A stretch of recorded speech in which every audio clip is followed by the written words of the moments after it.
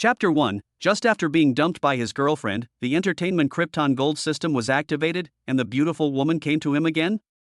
Tianhai City, Tianhai Conservatory of Music. In the park on campus. Jiang Xi was sitting on a bench in the park. In front of him was a woman with a delicate face and a good figure, who was also his current girlfriend, Xin Weiwei. From the moment he arrived at the park, he noticed that his girlfriend Xin Weiwei was in a strange mood. Jiang Xi was not in a hurry. He just looked at her quietly. The two stared at each other for about a minute before Xin Weiwei took a deep breath and said calmly, "Jiang Xi, let's break up." Jiang Xi scratched his head, his eyes a little confused. "Don't you understand? Let's break up. I don't want to live this kind of life with you anymore. I'm fed up with this kind of life where I can see the end at a glance." Xin Weiwei had a look of determination on her face. Jiang Xi was silent for a moment, then slowly said, "Okay." When Xin Weiwei heard Jiang Xi's agreement, she did not show a happy smile on her face. Instead, her expression became even uglier. "Jiang Xi, you actually agreed to break up so quickly when I asked you to?" Jiang Xi looked at her calmly. "Xin Weiwei, I've actually noticed a change in you lately. Since you feel your current life isn't what you want, maybe breaking up would be better for both of you." Xin Weiwei didn't expect Jiang Xi to be so rational, and was speechless for a moment. She had originally thought that Jiang Xi would try hard to keep her and try to cheer her up like before. "Jiang Xi, don't you feel reluctant at all?" Xin Weiwei's voice trembled slightly. Jiang Xi curled his lips and thought to himself, "You already want to break up, what's the point of me trying to keep you? Besides, I just came here and have no feelings for you." It turned out that just 2 days ago, Jiang Xi traveled to this parallel universe, the Blue Planet, and became the body of a person with the same name and surname as him. When he first came here, he discovered that this world called Blue Star was fundamentally different from the Earth in his previous life. In this world, entertainment is the most important thing, and composers are even more famous than singers. Every time a singer releases a song, the first thing netizens pay attention to is not the singer, but the composer. Coincidentally, Jiang Xi from Lanxing is a junior composition student at Tianhai Conservatory of Music, a key university. 20 years old this year. Seeing that Jiang Xi didn't say anything, Xin Weiwei bit her lip and her eyes turned slightly red. "Why don't you speak?" Jiang Xi shrugged. "Okay, we've broken up, so we should keep our distance." After Jiang Xi finished speaking, he resolutely passed by Xin Weiwei with a very calm expression. Just after Jiang Xi left, a BMW stopped next to the park, the door opened, and a man in an expensive suit got out. When Xin Weiwei saw him, her eyes lit up instantly. The man walked toward Xin Weiwei and said gently, "Come on, I'll take you to eat something delicious." Xin Weiwei looked in the direction that had already disappeared. Xin Weiwei bit her lip and got into the man's car. As soon as the BMW drove away, a beautiful woman got out of a sports car nearby. She looked calmly at the direction the BMW was leaving, and then her gaze fell on the direction Jiang Xi left. She murmured, "They broke up? That's perfect." After saying that, she turned and got into the car, took out her cell phone, and started dialing the number according to her memory. At the same time, Jiang Xi was walking aimlessly on campus when his cell phone suddenly rang. He took out his cell phone and saw that the caller ID showed an unfamiliar number, so he hung up without hesitation. This was also his habit in his previous life. Usually, these numbers were sales pitches or scams, and he was very experienced. At this moment, an extremely cold mechanical sound came from Jiang Xi's mind, ding. Jiang Xi was stunned, his heart beat violently. He was excited. It couldn't be what he thought. Ding. Congratulations to the host for severing their karmic bond and activating the entertainment Krypton Gold system. Jiang Xi frowned and asked doubtfully, "Krypton Gold?" That's right, Krypton Gold is what the host thinks of as Krypton Gold. As long as the host pays for Krypton Gold, the host can get the songs, novels, etc. that they want. Jiang Xi's face darkened. "Krypton Gold? I'm still a poor student, and you want me to spend money? But this system has arrived just in time. In this world where entertainment is paramount and composers are highly regarded, with this entertainment Krypton Gold system, he might be able to make a name for himself. This is the first time you activate the system. You will receive a gift pack for beginners. Do you want to activate it?" The mechanical voice sounded again. "Open it," Jiang Xi said impatiently. Congratulations to the host for winning the song later. After the system finished speaking, a USB flash drive fell into his hands. The system has registered the copyright, please feel free to use it. Jiang Xi was ecstatic and nodded continuously, keep going. Ding. Rewards have been distributed. Jiang Xi felt a little unsatisfied, but when he thought about having the song later in his hands, he felt that he had gained a lot. Just as Jiang Xi was daydreaming, his cell phone rang again. It was the same unfamiliar number. Jiang Xi hesitated for a moment, but still picked up the phone. A pleasant voice came from the other end of the phone. Jiang Xi, hello, are you free now? I have something I want to talk to you about. Jiang Xi frowned and asked in confusion, who are you? What do you want from me? And how did you know my phone number? Su Yao on the other end of the phone was confused by Jiang Xi's series of questions, but Su Yao seemed to hear the anger in Jiang Xi's words. Come to think of it, anyone who breaks up with their girlfriend will be a little angry, and Su Yao understands this. Su Yao spoke softly and slowly, could you please come to the coffee shop next to the school gate? How about we talk? Jiang Xi wanted to refuse, but curiosity got the better of him. He wanted to know what this strange woman was up to. So he said, okay, I'll go over and take a look. I have nothing to do anyway. After saying that, Jiang Xi hung up the phone. Jiang Xi quickly found the coffee shop at the school gate. After entering the coffee shop, Jiang Xi looked around and finally saw Su Yao in the corner. She was extremely beautiful and had an outstanding temperament. Jiang Xi couldn't help but take a second look at her. Su Yao saw Jiang Xi, stood up, smiled and asked him to sit down. Jiang Xi just sat down and asked, beautiful, what's up? Su Yao took a sip of coffee and said elegantly, let me introduce myself first.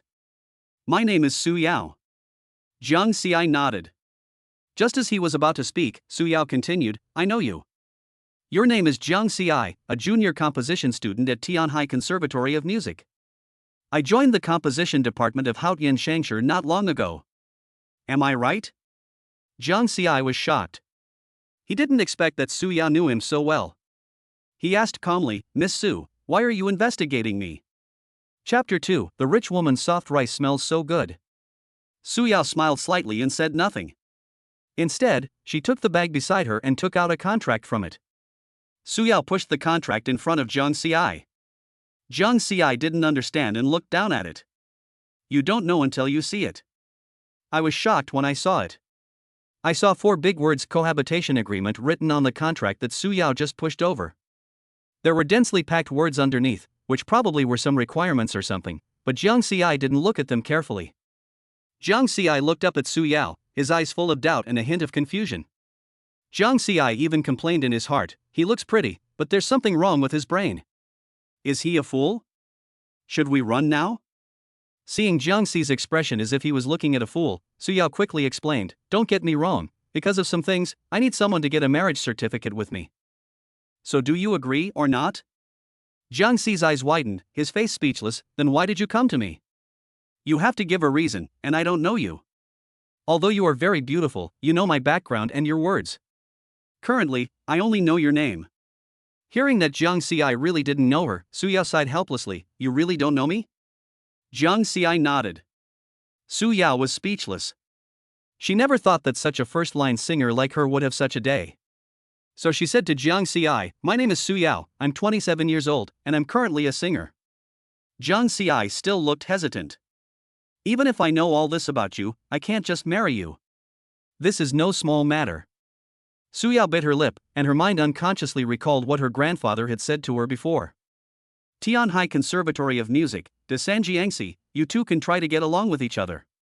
Su Yao said at the time that she would consider it, but her parents sometimes urged her to get married, so she decided to give them a big one this time.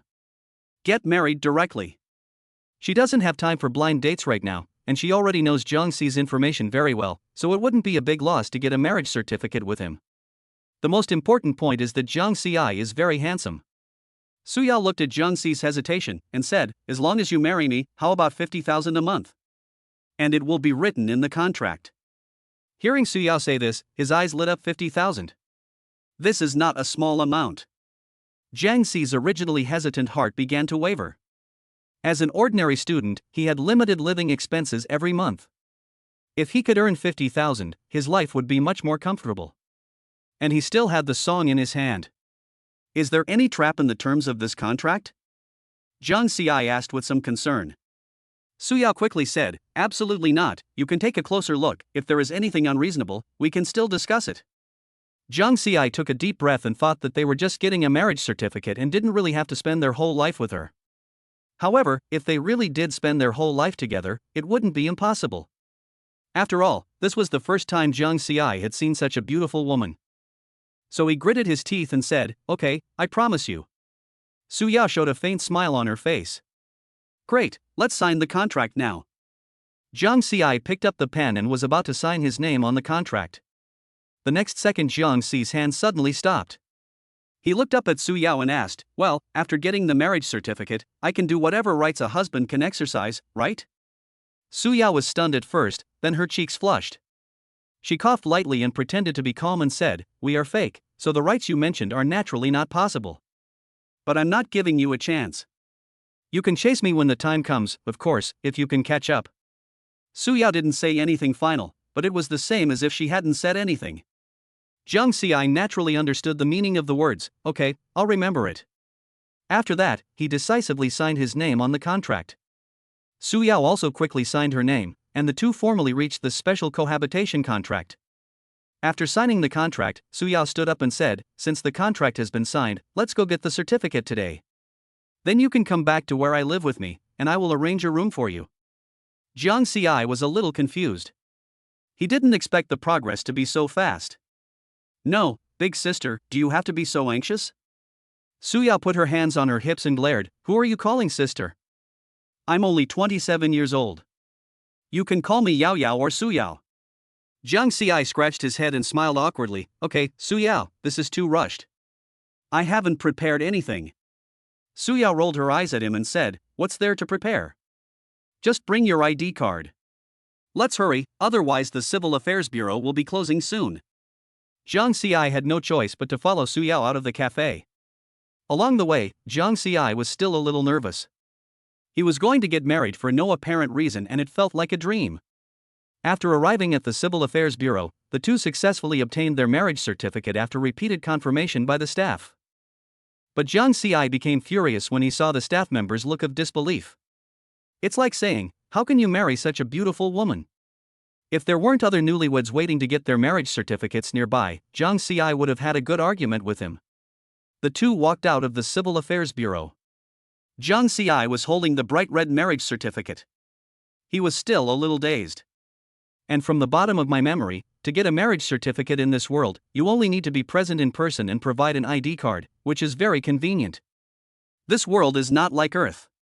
Sometimes, if parents don't agree, people have to steal their household registration books to get married. Suyao pulled Jiang Xi, who was still in a daze, and said, why are you standing there? Come home with me. Jiang Xi came to his senses and followed Suyao into the car.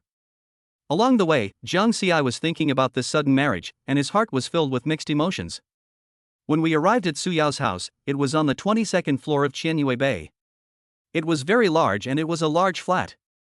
In the high-end Tianhai residential complex of Qianyue Bay, almost every square meter costs more than 100,000 yuan. Suyao's house is 230 square meters, so the house is worth more than 23 million yuan. Thinking of this, Jiang Xi was slightly shocked. But it was just a small shock.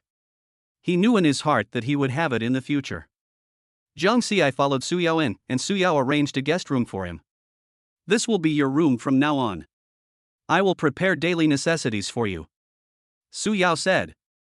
Jiang Xi waved his hand, it's okay, this place is not far from my dormitory, I can just take a taxi back and get it. Suyao nodded. Okay, then why don't you bring all the daily necessities from your dormitory over here? By the way, can you drive? Suyao handed the sports car keys to Jiang Xi. Jiang Xi took the key with some surprise, yes, I can, but can I drive this sports car? Suyao said nonchalantly, it's okay, you have to go back to school anyway, so just bring all the things over. It doesn't matter if they are scratched or bumped, you can fix them when the time comes. Seeing Suyao say this, Jiang Xi stopped refusing and said, okay, then I'll drive there. He thought to himself, I didn't expect to have a sports car to drive right after getting married. This is quite a good treatment. As expected, netizens were not lying to me, the rich woman's soft rice smells so good. Chapter 3 Packing. Jiang Xi took the elevator all the way to the underground garage. He pressed the key and quickly found Su Yao's red Ferrari. Zhang Xiai opened the car door and got in. The faint scent of Su Yao's perfume still lingered in the car. Zhang Xiai started the car, but to be on the safe side, he took out his mobile phone and searched the various functions of the Ferrari 488. After some understanding, he slowly drove away. He sat on a leather chair and sighed. I didn't expect that Zhang Xiai could still have a gigolo. Luckily I'm handsome, otherwise I wouldn't have any money to eat. Soon, Zhang Xiai drove back to school in his sports car, attracting the attention of many classmates along the way. After all, there are relatively few sports cars in universities, not many. Soon Zhang Xiai drove his sports car to the dormitory building. He confidently opened the door and got out, then quickly walked into the dormitory building. Zhang Xiai recalled for a while and then remembered which floor his dormitory was on. As soon as he stepped into the elevator, he heard a commotion outside the dormitory building. Wow, that's a Ferrari. Who's rich enough to drive one to school? Could it be that some rich second generation came to our school to pick up girls? Zhang Xi's mouth corners rose slightly, and he was secretly proud of himself. When Zhang Xiai came out of the elevator, he found his dormitory 403 with ease.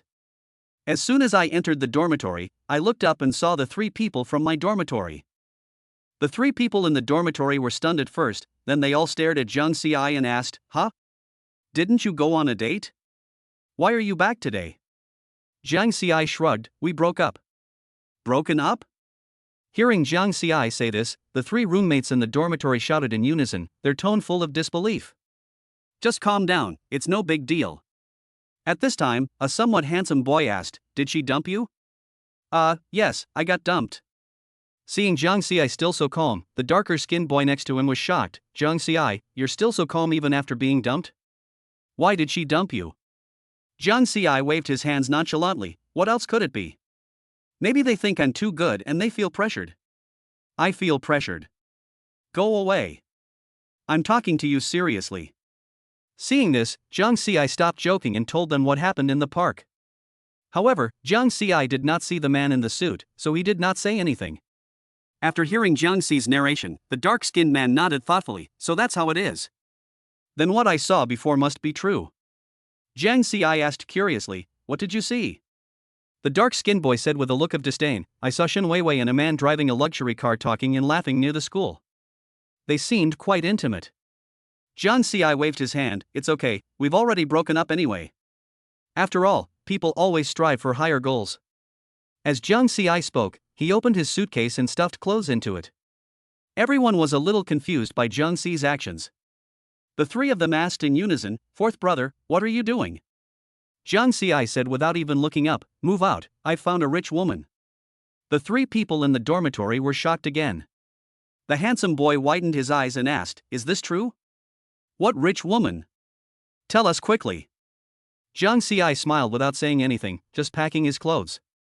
Moreover, Su Yao's identity cannot be discussed casually, let alone the matter of obtaining the marriage certificate. Zhang Xiai simply packed his luggage and was about to leave when he turned around and said with a smile, Big brother, second brother, third brother, see you later. Fuck you, I have classes tomorrow. You said we'd see each other later, so tomorrow is it? Come on, let's go. We'll take you there. After saying that, regardless of whether Zhang Xiai agreed or not, one person took the suitcase, one took the computer bag, and the other took Zhang Xi's guitar and left. It should be mentioned here that the eldest brother is named Mo Chen, the second brother is Zhang Yuxuan, and the third brother is Su Haotian. The 3 have their own characteristics. The eldest is relatively handsome, but of course not as good as Zhang Xiai. The second is fat and looks like Maitreya Buddha when he smiles. The third is from northeast China, has a carefree personality and slightly dark skin. They are all junior students in the composition department. As the 4 of them walked downstairs to the dormitory building, they saw a lot of people gathered around the red Ferrari. Zhang Xi's roommates put their things down, came to Zhang Xiai and asked, Old 4, were there so many people when you came up here? Zhang Xiai shook his head, No, but it's a headache to have so many people gathered here, and I'm in a hurry to leave. The 3 people beside him were stunned for a moment. Before they could ask, Zhang Xiai took out the Ferrari key from his pocket and pressed it. As the car key is pressed, the Ferrari makes a beep sound to indicate it is unlocking. The crowd instantly exploded, and everyone started looking for the owner of the car.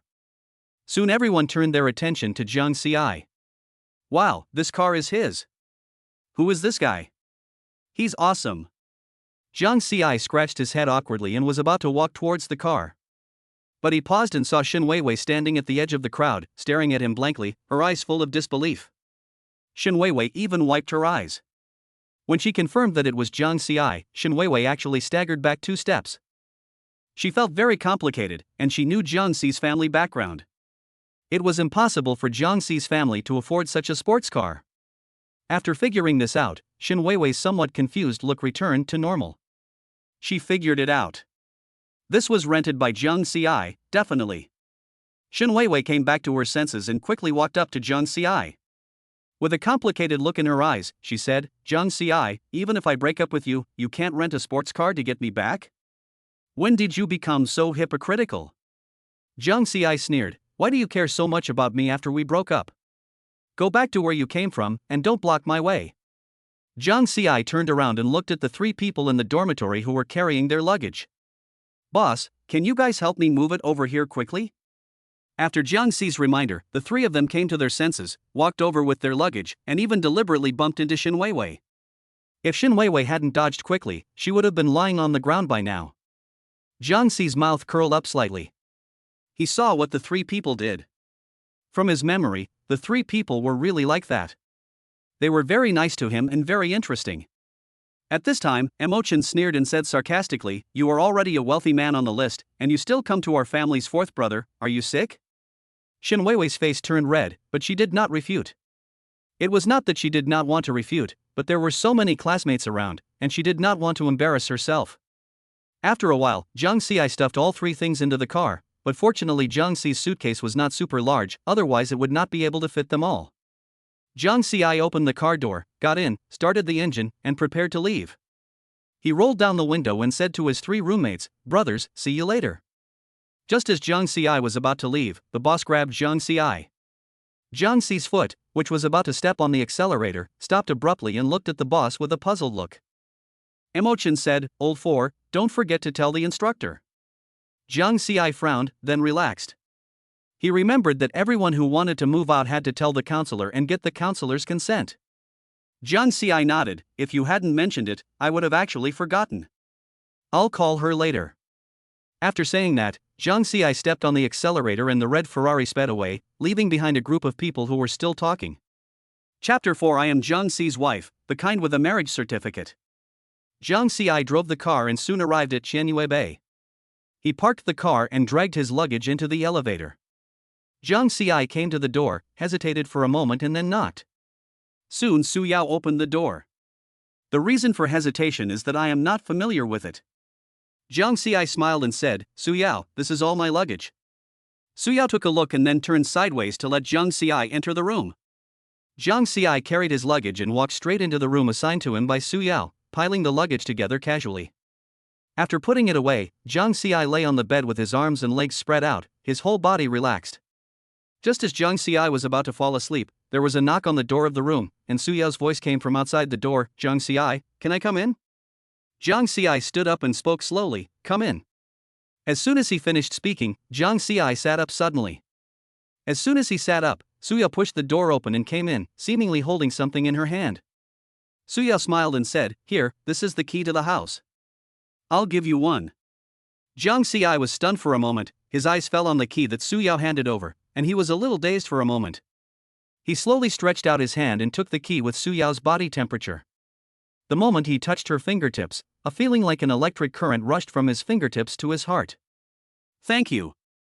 Jiang Xi said softly. It's okay. By the way, do you want to drive my car when you go out? You still have to go to school after all. Jiang Xi waved his hand, it's okay, no need to bother. Oh well. Then you clean up the house first. I'll be out first. After saying that, Su Yao walked out of Jiang Xi's room. As soon as he left, Jiang Xi breathed a sigh of relief. It's not because of nervousness, but it's hard to explain this feeling. Jiang Xi took a breath, then opened his phone and started searching. Soon Jiang Xi found a name in the address book that matched his memory. Gu Wanwan, 29 years old, is the instructor of Class 1 in the composition department. Jiang Xi knew from his memory that it was difficult to ask for leave from her, but as for moving out, Jiang Xi didn't know if it was possible.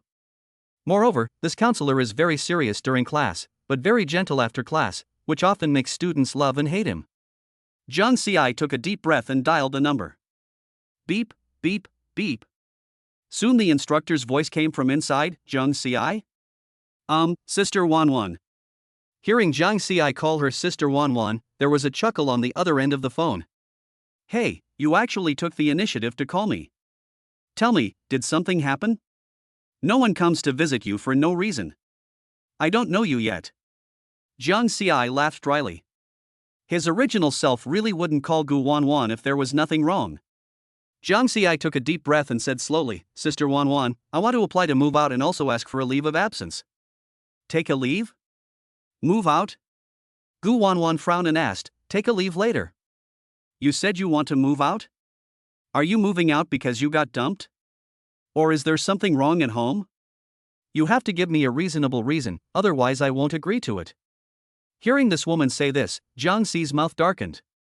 It was exactly what he thought, and it really fits Gu Wanwan's style. Jiang Ci considered his words and then began to explain, nothing happened at home. I must have moved out for a reason. Oh? What's the reason? Tell me quickly. No. I won't tell you. Gu Wanwan on the other end of the phone smiled and said, you won't tell me? Then forget about moving. I won't approve your application for a commuter school. Jiang Ci was so angry that his teeth were itching. He then asked, tell me, Sister Wanwan, is there any other way you can make me move out? It's very simple. Just ask your parents or elders to call and smear me. If they agree, I'll agree. If anything happens to you, I'll be the one who takes the biggest responsibility. Brother Jiang Ci, you don't want the teacher to lose his job, do you? Jiang Ci's mouth twitched.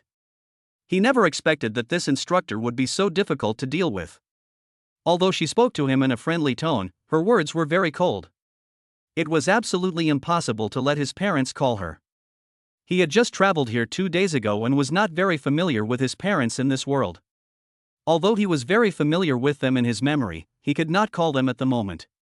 Jiang Ci was afraid. My own elders? I don't know if my newly married wife is capable of doing this. Jiang Ci thought to himself. However, the more Jiang Ci thought about it, the more feasible it seemed, and his eyes became brighter. At this time, an urging voice came from the phone, Brother Jiang Ci, if you can't find anyone, then you can move back. Actually, the school dormitory is pretty good. Jiang Ci curled his lips, wait a minute, I'm looking for someone now. Oh, and don't hang up. Jiang Ci picked up his phone, opened the door and walked out. After some searching, Jiang Ci finally found Su Yao on the sofa in the living room. At this moment, Su Yao was lying on the sofa watching TV, with a charming curve at the corner of her mouth. I was wondering why I couldn't find it. Turns out it was lying on the sofa. Jiang Ci muttered to himself. As he spoke, Jiang Ci came and sat down on the sofa next to Su Yao. Su Yao was stunned when she saw Jiang Ci sitting down. The next moment she sat up, no longer as casual as before. Jiang Ci put the phone aside and began to talk about the call he had just made. So you want me to explain it clearly to you, the instructor?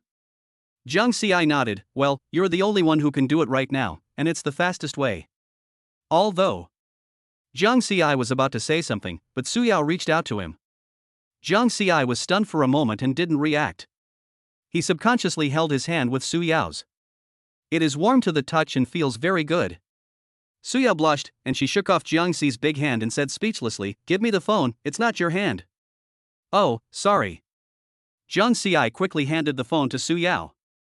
Su Yao took the phone, cleared her throat, and tried to make her tone sound steady and appropriate. Hello, is this Teacher Gu? Su Yao said in a clear and polite voice.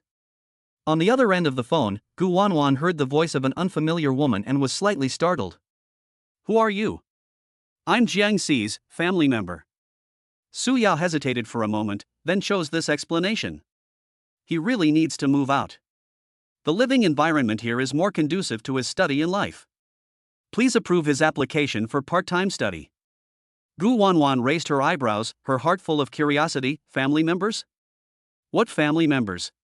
Why didn't Jiang Ci mention you before? I'm sorry, Teacher Gu, I forgot to tell you that I'm Jiang Ci's wife, and we're married. So he really needs to move out now. When Gu Wanwan on the other end of the phone heard this, she was completely stunned, her mouth opened so wide that it felt like an egg could fit in it. Seeing that Gu Wanwan hadn't replied yet, Suyao continued to ask, Teacher Gu, are you still there? I'm here. What about Jiang Xi's application for day school? Gu Wanwan cleared her throat and said, let Jiang Xi come to fill out the form tomorrow. Of course, it would be best if you come together as a couple, because we need both of your signatures. Okay, we'll come find you tomorrow. Okay, I'll hang up first then? At this time, Jiang Xi grabbed Suyao and said, Sister Su, please ask my instructor for leave for me. I need to go to the company tomorrow. Jiang Xi was thinking that while Gu Wanwan was still confused, he should just ask for leave at once, so as to avoid having to admit later that he absolutely couldn't get the leave. Chapter 5 I am a composer, not a wimp. Suyao nodded, and then continued, Teacher Gu, I wonder if I can ask you for leave. Jiang Xi can't go to class tomorrow, but we can still come to sign tomorrow. On the other side, Gu Wanwan hesitated for a moment before saying, no problem. Jiang Xi's grades are usually very good, so it's okay for him to ask for leave. Then Jiang Xi's wife, will see you tomorrow. See you tomorrow, Teacher Gu. As soon as the voice fell, Suyao hung up the phone directly. After hanging up, Suyao returned to her lazy attitude and threw the phone to Jiang Xi. Is this all right? Jiang Xi nodded, yeah, thank you Sister Su. And you even asked for leave for me. Don't you know that asking for leave from this woman is harder than climbing to heaven? Now I can go to the company tomorrow to record the songs I have. Suyao waved her hand. It's okay, but you have to remember to go to your school after get off work tomorrow and sign your application form. I'll go with you then. Okay, but isn't it a bother? You are a public figure after all. It's okay, I just need to keep it tightly closed. After all, I'm on vacation now, so I still have some free time. Suyao said with a smile. By the way, I just heard you say that you are going to the company to record a song tomorrow? You actually wrote a song? Suyao showed a look of surprise. Jiang Xi nodded helplessly, that's right, after all, I'm a composer, not a wimp. Pfft, who would insult themselves like that? But I'm curious about the songs you write. Jiang Xi shrugged. Then I can only wait until I find a suitable singer. But I don't know if there is a singer. No, a trainee will do. As long as a trainee sings my song, it will be a big hit. Suyao narrowed her eyes slightly. She had seen many composers like Jiang Xi, but they all ended up being unknown. It was right to be young and frivolous, but the humility that should be there was also essential. But looking at Jiang Xi's expression, it seemed that the song he wrote was really good, and Suyao was looking forward to it. After all, he is her nominal husband. If the songs he writes are good in the future, she can also ask Jiang Xi to sing for her. The two chatted occasionally, and soon it was 5 o'clock in the afternoon. Suyao picked up her phone, looked at Jiang Xi and asked, what do you want for dinner? Can I order some? Ordering takeout? Suyao nodded. That's right. I only order takeout. My agent usually does the cooking, provided she is diligent. So, I'll order whatever you want to eat. When she said this, Jiang Xi felt like she was just talking about an ordinary thing. Jiang Xi smiled bitterly and waved his hand, there should be some food in the refrigerator, right? Suyao nodded. Yes, there is a refrigerator. Although I can't cook, my agent sometimes comes to cook, so there is still enough. She didn't know what Jiang Xi was going to do, so she just answered whatever Jiang Xi asked. Since we have the ingredients, how about I cook for you? Jiang Xi asked tentatively. After all, it's not good to eat takeout every day. Suyao's eyes lit up instantly, and she said in surprise, sure, I didn't expect you to cook. I'm tired of takeout, and I'm worried that I'll have to make do with it tonight. Jiang Xi smiled and stood up, heading towards the kitchen. Home-cooked meals are still fine. As he spoke, he opened the refrigerator to check the ingredients. There was a complete combination of meat and vegetables, including fresh vegetables and various meats. Jiang Xi also saw a lot of drinks inside. After searching for a while, Jiang Xi finally took out the ingredients he needed and placed them on the chopping board. Suyao did not follow him. At this moment, he was using his mobile phone to transfer money to Jiang Xi's bank card. As early as when signing the contract, Jiang Xi gave his card number to Suyao. On the other side, Jiang Xi had already started cooking, and the flames in the kitchen were soaring into the sky. If Su Yao were here, she would definitely be surprised. Jiang Xi has learned cooking since he was a child. His parents run a fruit shop and he has a younger sister. Usually when his parents are too busy, Jiang Xi goes to deliver meals to them. It can be said that Jiang Xi raised his younger sister, too. After about 40 minutes, Jiang Xi finally finished. He took off his apron and was about to turn around to call Su Yao, but when he turned around, he was frightened and took a step back. Wow. Sister Su, are you here? Su Yao smiled slightly. I'm sorry. I scared you. Just now, seeing how powerful you were, I forgot to speak for a moment. No. It's okay. Jiang Xi waved his hand. By the way, I made 4 dishes and a pot of rice. Bring them over now. It's time to eat. As Jiang Xi spoke, he took a few minutes to bring the food to the table. Su Yao looked at the delicious dishes on the table and couldn't help swallowing. Wow! That smells so good. Jiang Xi put a bowl of rice in front of Su Yao and said with a smile, "You can eat it." Su Yao couldn't wait to pick up the chopsticks, picked up a piece of stir-fried pork and put it into her mouth. Although her expression was not exaggerated, the movement of her hands showed that Su Yao was very satisfied at the moment. The two of them didn't say anything, just ate. Soon the two of them cleaned up the 4 plates of food, because Jiang Xi took into consideration that there were only 2 of them and the amount of food was not that much. Jiang Xi took the last bite of rice and was about to get up to clean up the dishes, but was stopped by Su Yao. "Jiang Xi, you cooked all the dishes, so I'll wash these dishes." Hearing this, Jiang Xi was stunned for a moment and subconsciously said, "Can you wash dishes?" Su Yao curled her lips, grabbed the bowl from Jiang Xi's hand and snorted coldly, "Humph, I just can't cook, not wash dishes." "Don't worry, I can wash it." "Well, okay." After saying that, Jiang Xi didn't care about Su Yao anymore and went back to the room. As soon as Jiang Xi returned to the room, he turned on his mobile phone and was attracted by a striking message. "Your bank card with the last number 8899 has 50,000 yuan credited to it, and the current account balance is 50,721 yuan. Jiang Xi smiled. This money should be called a monthly salary. 50,000 a month isn't bad, but it's not enough. Looks like I have to record that song later tomorrow, otherwise I might become a complete loser." I don't know how long it took, but when Jiang Xi woke up again, it was already 6 o'clock in the morning. Jiang Xi's body instantly straightened up, and his forehead was covered with sweat. "It seems like I accidentally fell asleep yesterday." Jiang Xi got up and went to the bathroom to take a shower. Not long after, Jiang Xi walked out refreshed. There was no sound in the room at this time. It seems that Sister Su hasn't woken up yet. As he spoke, Jiang Xi returned to his room, then he picked up his phone and keys and walked out. He wanted to find out if there was a breakfast shop nearby and buy some. It's not easy to live off a gigolo these days. Which gigolo can get up so early? Only me, Jiang Xi. After strolling for about 10 minutes, Jiang Xi finally found a breakfast shop. The shop was very clean. Jiang Xi bought breakfast for 2 and left. Then he walked for another 10 minutes before returning home. Chapter 6: The Great Prosperity. Jiang Xi opened the door and found Su Yao already sitting on the sofa in the living room, rubbing her eyes. It seemed that she had just gotten up. "Su Yao, I bought breakfast." Jiang Xi raised the bag in his hand. Su Yao looked up and said, "You also bought breakfast, thank you for your hard work." The two of them were sitting at the dining table eating breakfast when Su Yao suddenly asked, "Jiang Xi, you are going to the company today, right?" "That's right.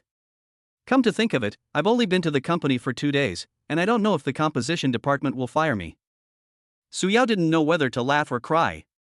"Don't worry, Haotian Shangshi, one of the 4 major entertainment companies in Blue Star, won't do that. By the way, what time do you want to go to the company? Do you want me to take you there?" Jiang Xi thought for a moment and said, "I just need to be at the company before 8 o'clock. It's still early now. You don't need to send me off. I can take the subway by myself." Su Yao shook her head. "It's so troublesome to take the subway. It's crowded. I'll drive you." Jiang Xi couldn't persuade her and had to agree. After they finished their breakfast and packed up, they went downstairs. Su Yao drove her red Ferrari and took Jiang Xi all the way to Haotian Shangshi. On the way, Jiang Xi looked at the street scene outside the window. Arriving downstairs of the company, Jiang Xi slowly said, "Thank you, Su Yao." Then he got out of the car and walked towards the company building. Suya looked at his back, with the corners of her mouth slightly raised. As soon as Jiang Xi got off the car, he saw a building standing in front of him. The whole building had 40 floors in total and could be said to be very luxurious. It has all kinds of artists, directors, composers, and is one of the 4 major entertainment companies on Blue Star. Haotian Shangshi is well deserved of its reputation. Jiang Xi took a deep breath and walked into the building. The front desk staff saw him and smiled professionally. "Mr. Jiang, you're here. The composition department is on the 20th floor." Jiang Xi nodded and walked towards the elevator. As for why the front desk clerk knew Jiang Xi, it was naturally because Jiang Xi's handsome appearance made her unforgettable. When he reached the 20th floor, Jiang Xi walked out of the elevator and followed his memory to find Composition Group 3. As soon as he entered the composition department and found his workstation, a familiar voice came into Jiang Xi's ears. "Ha!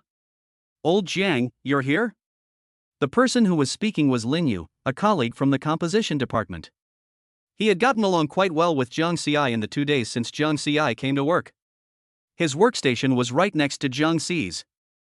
Lao Zhang came over with a smile and patted him on the shoulder.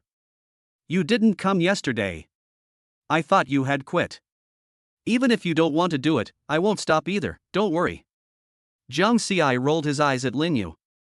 At this time, Lin Yu also sat down at his workstation and asked with a smile, "How are your inspirations lately?" "It's okay. I managed to write a song." Lin Yu's eyes lit up. "Wow, so amazing. Tell me what song it is." Jiang Xi was about to speak when he heard the sound of high heels stepping on the ground.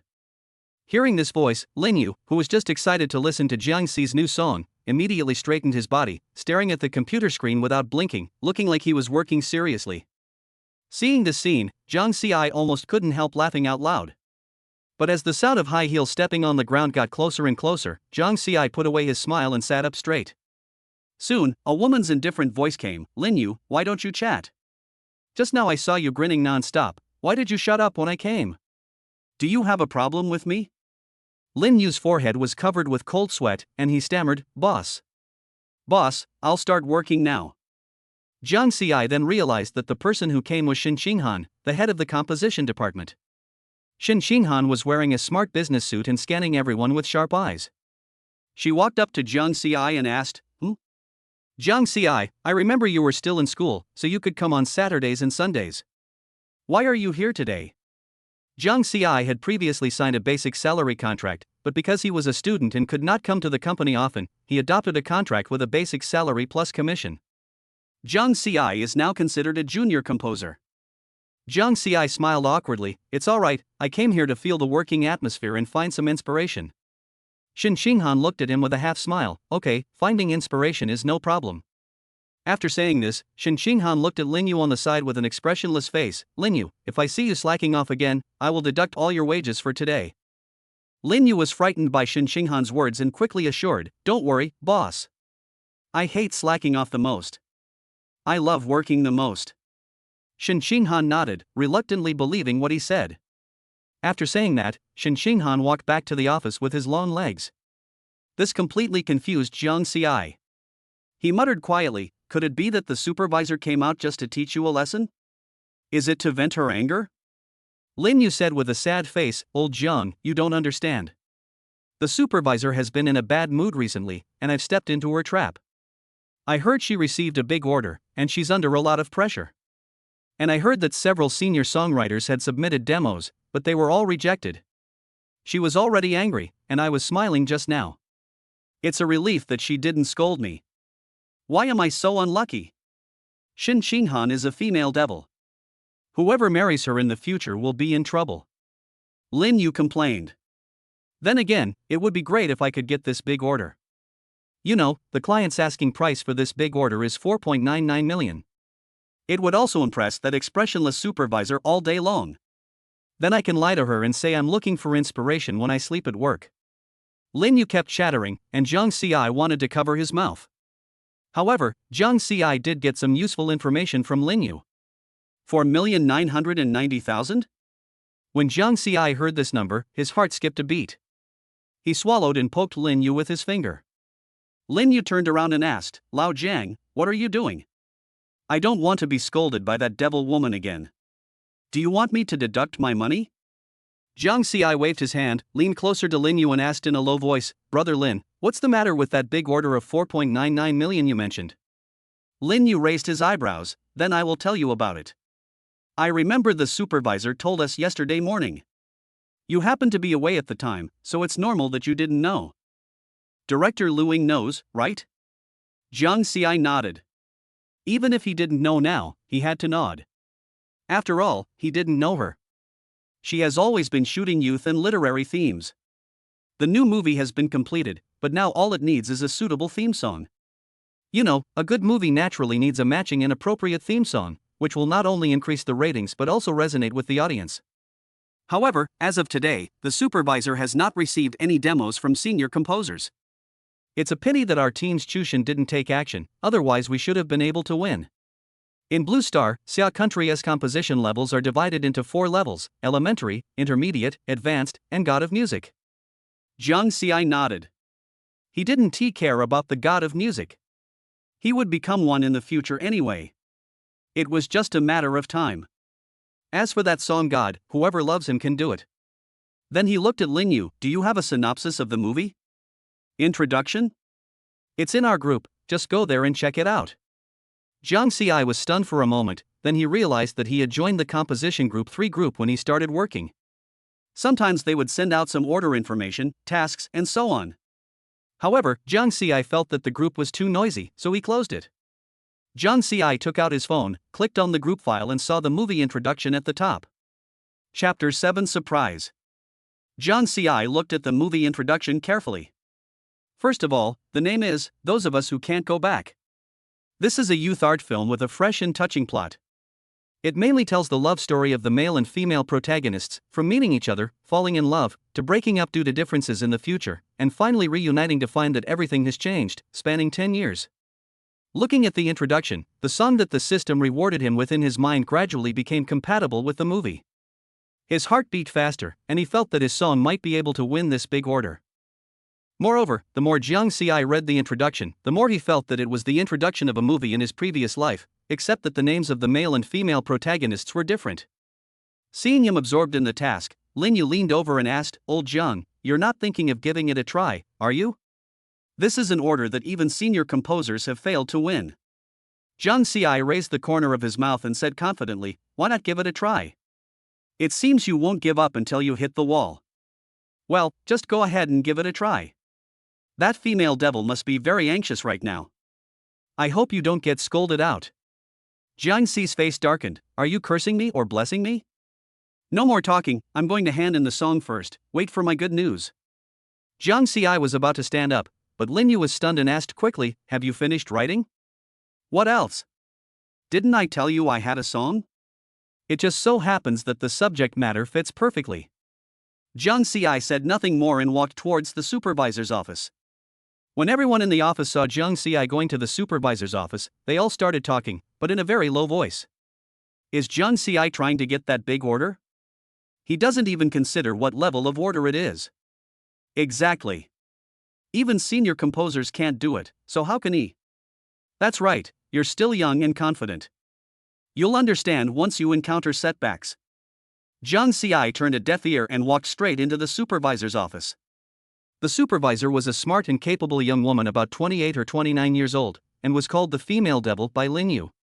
She was busy fiddling with her phone. The screen showed her address book, and it seemed she wanted to make a call or something. When Shen Qinghan heard the knock on the door, he said without even looking up, "Can't you see I'm busy? Let's talk later if you have anything to say." Jiang Ci was stunned for a moment, then cleared his throat and said, "Boss, I have something to talk to you about." Shen Qinghan frowned. Although he didn't know why Jiang Ci wanted to see him, he still let Jiang Ci in.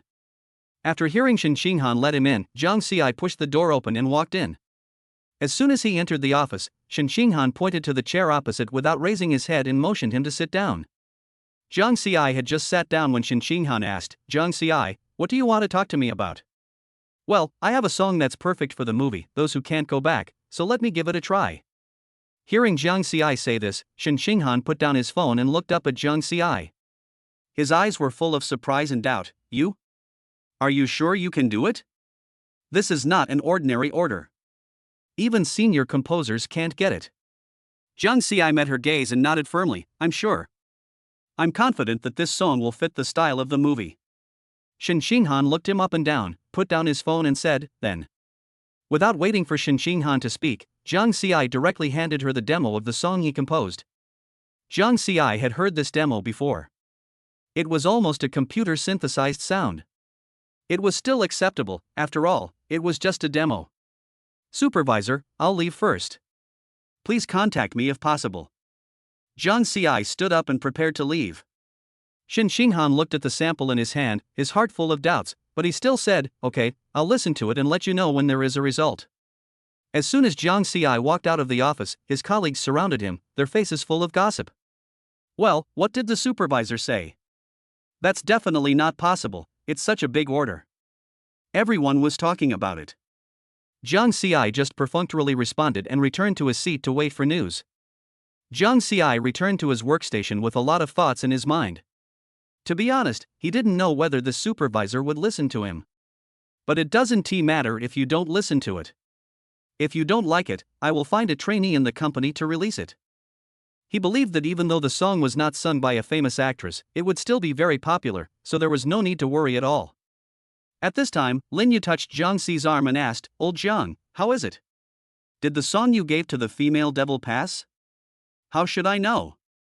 You haven't told me yet. Jiang Xi shrugged, looking as if he didn't care at all. If that woman can't even appreciate a song of this level, she's definitely a fool. Jiang Xi thought. The office was quiet for a while, and Jiang Xi fell asleep in this quiet atmosphere, and Lin Yu beside him didn't even notice. On the other side, in Shen Xinghan's office, she stared at the phone screen with a distressed look on her face. During this period, she had asked several senior composers if they had any songs that would be suitable for the theme song of the movie Us, but they all replied in unison that there were none. She even wanted to send a message to Chu Shin from her third group, but Chu Shin probably wouldn't reply to such a message. What should I do? The film company has been asking me for the final version several times. Shen Xinghan rubbed his temples and suddenly remembered the demo that Jiang Xi had submitted. Let's give it a try. She turned on the demo and the music started. The youthful and slightly sad melody instantly captured her heart. As the song deepened, Shen Xinghan seemed to see every detail of the hero and heroine's youth, from their sweet love to their helpless breakup. After the song ended, Shen Xinghan couldn't come back to his senses for a long time. About a few minutes later, Shen Xinghan's office door suddenly opened, and she rushed out in a hurry, holding Jiang Xi's sample in her hand. The tapping sound of her high heels echoed in the office. Lin Yu was startled when he heard the voice. He immediately sat up straight and pretended to write, but there was actually not a single word on the notebook. Hearing the sound of high heels getting closer, Lin Yu swallowed his saliva. Just an unintentional glance almost scared him to death. Jiang Xi, who was next to him, was lying on the table with his head facing away from him. He must be sleeping. Just as he was about to wake Jiang Xi up, a cold voice rang out, Lin Yu, what are you doing? Lin Yu turned his head stiffly and squeezed out a smile that was uglier than crying. Boss, I. Shen Xinghan snorted coldly, work hard and don't mess around, or I'll deduct your salary. As Shen Xinghan said this, she patted Jiang Xi. She also realized that Jiang Xi was asleep, otherwise he would not be lying there with such a loud commotion.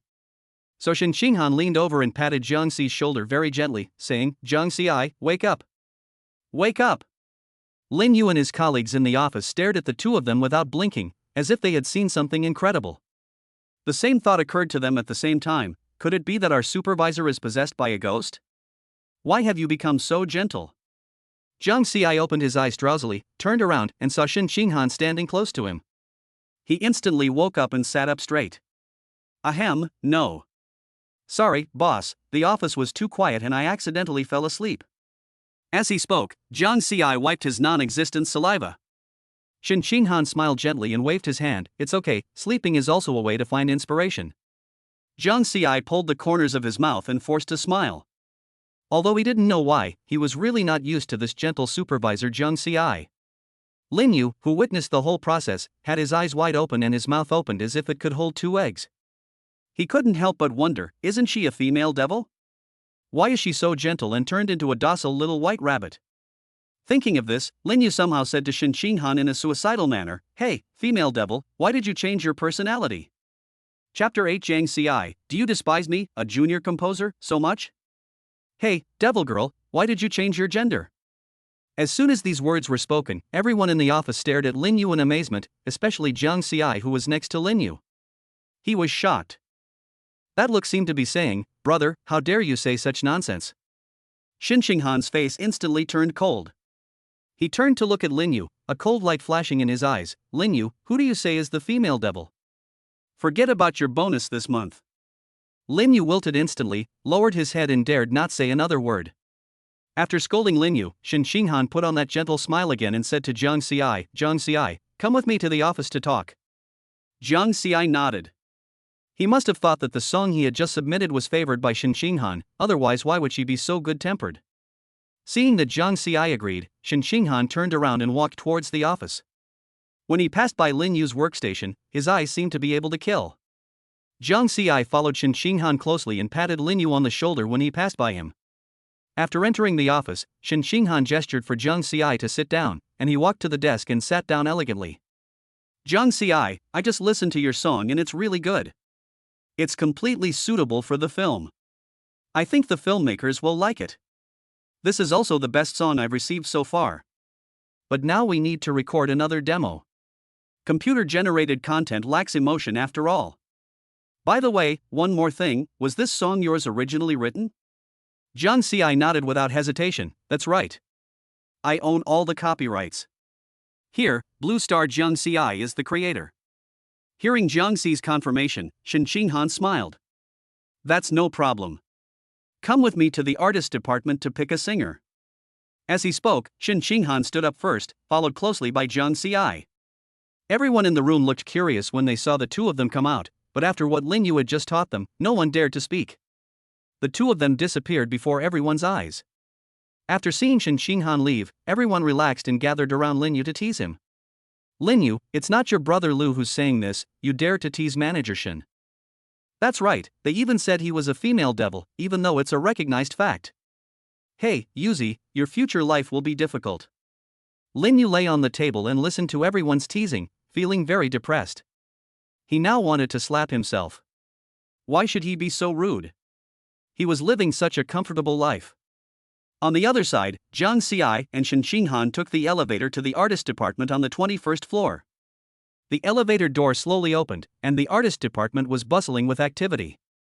At this time, Xin Xinghan turned to look at Jiang Xiai and asked, "Jiang Xiai, what kind of singer do you need?" "I'll find one for you now. I don't think I need to worry about this, right? I'm sure the supervisor can find the right person for me." Xin Xinghan smiled confidently. "Okay, then follow me." She brought Jiang Xiai to a bench, and Xin Xinghan pointed at it. "Jiang Xiai, sit down for a while. I'll make a phone call." Jiang Xiai sat down obediently and watched Xin Xinghan walk aside to make a phone call. After a while, Xin Xinghan hung up the phone and returned to Jiang Xiai. "I have contacted Minister Zhai, and he will bring the singers for audition soon," Xin Xinghan said. Not long after, a man in a suit with an elegant face came into Jiang Xi's sight. He saw Xin Xinghan, greeted him, and then looked at Jiang Xiai curiously. Xin Xinghan and Jiang Xiai stood up, and Xin Xinghan introduced, "Minister Zhai, this is Jiang Xiai, who later composed the song. By the way, here are the lyrics." Xin Xinghan handed the lyrics he had just printed in the office to Minister Zhai. Minister Zhai took the lyrics and his eyes lit up immediately. He praised, "These lyrics are very poetic. Xiao Jiang is truly talented. After all, he is the director of the artist department and has been dealing with composers for a long time. He can tell a good song from a bad one at a glance. Wait a moment, I'll go call someone." Minister Zhai said this and hurried back to the office without waiting for the two to speak. Jiang Xiai glanced at Xin Xinghan and had already made up his mind that this woman was a fool. "It's a waste of time to bring yourself here without making contact first. You might as well get some more sleep in the office." At the same time, Minister Zhai returned to his office and asked his assistant to notify everyone. "Gather in studio number 1 within 10 minutes. Minister Zhai doesn't know how many people can come." At this time, the assistant came to Minister Zhai and asked, "Minister, everyone is asking which senior composer wrote this song." Minister Zhai was stunned for a moment before replying, "What senior composer? Xiao Jiang is just a junior composer. You can tell them to come or not. If you don't come, you'll regret it." After saying this, Minister Zhai strode out of the office. Time passed minute by minute, and 10 minutes went by in a flash. Xinxinghan, who was sitting on a bench, looked at Minister Zhai in confusion and asked, "Minister, where is the singer?" Wait a minute, I'll ask again. Minister Zhai was about to take action when the assistant who had just notified the singers to come for audition came running over. The assistant gasped and said, "Minister, the singers heard that this song was written by a junior composer, and many of them are unwilling to come." In an instant, Minister Zai's face turned very ugly, and Xinxinghan also frowned. Jiang Xi remained silent. "I'm sorry, I didn't expect these people to be so blind that no one came," Minister Zhai said helplessly. However, there are really no other singers in the company besides the trainees. How about trying these trainees? Xinxinghan was a little hesitant. The trainees were inexperienced and worried that they wouldn't be able to record the desired effect. Jiang Xi said, "Okay, I can try being a trainee." Xinxinghan glanced at him and said nothing more. Minister Zhai quickly arranged for someone to call the trainees. After a while, a group of young trainees came to Jiang Xi and his friends. Although they were young, their eyes showed a desire for opportunity. Jiang Xi looked at them and seemed to see himself striding to pursue his dreams in his previous life. Jiang Xi smiled slightly and came in front of the trainees. All the trainees looked at him with puzzled eyes. The next moment, Jiang Xi said, "Hello, I'm Jiang Xi, a junior composer. I have a song in hand. Who would like to help me record a demo?" As soon as the words fell, the trainees looked at each other and the scene fell into a brief silence. They originally thought that a senior composer needed someone to record a song, but they never expected that it was a junior composer who wanted them to help record a demo. Naturally, they were unwilling to do so. What if other composers come to pick someone while they're auditioning? This is their chance, and they can't miss out on other composers just to record a junior composer's song. Everyone's eyes avoided Jiang Xi. Jiang Xi looked around but couldn't find anyone willing to help her. She couldn't help but smile bitterly, thinking to herself, "Is this how a junior composer is treated? Even the trainees look down on me."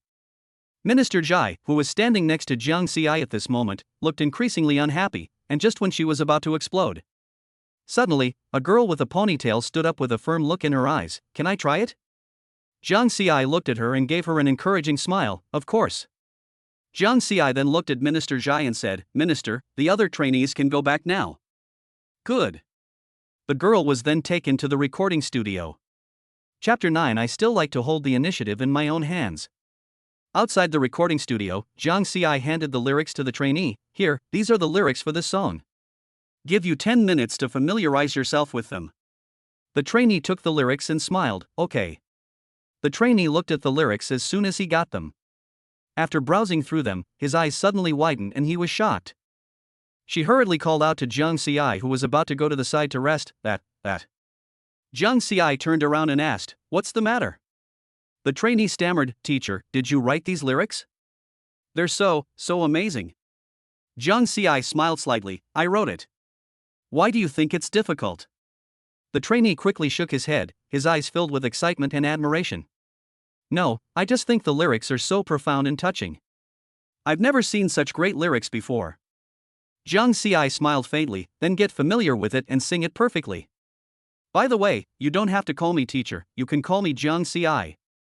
The trainee nodded vigorously. "Okay, Teacher Jiang." After that, she lowered her head again and looked at the lyrics carefully, humming the melody softly.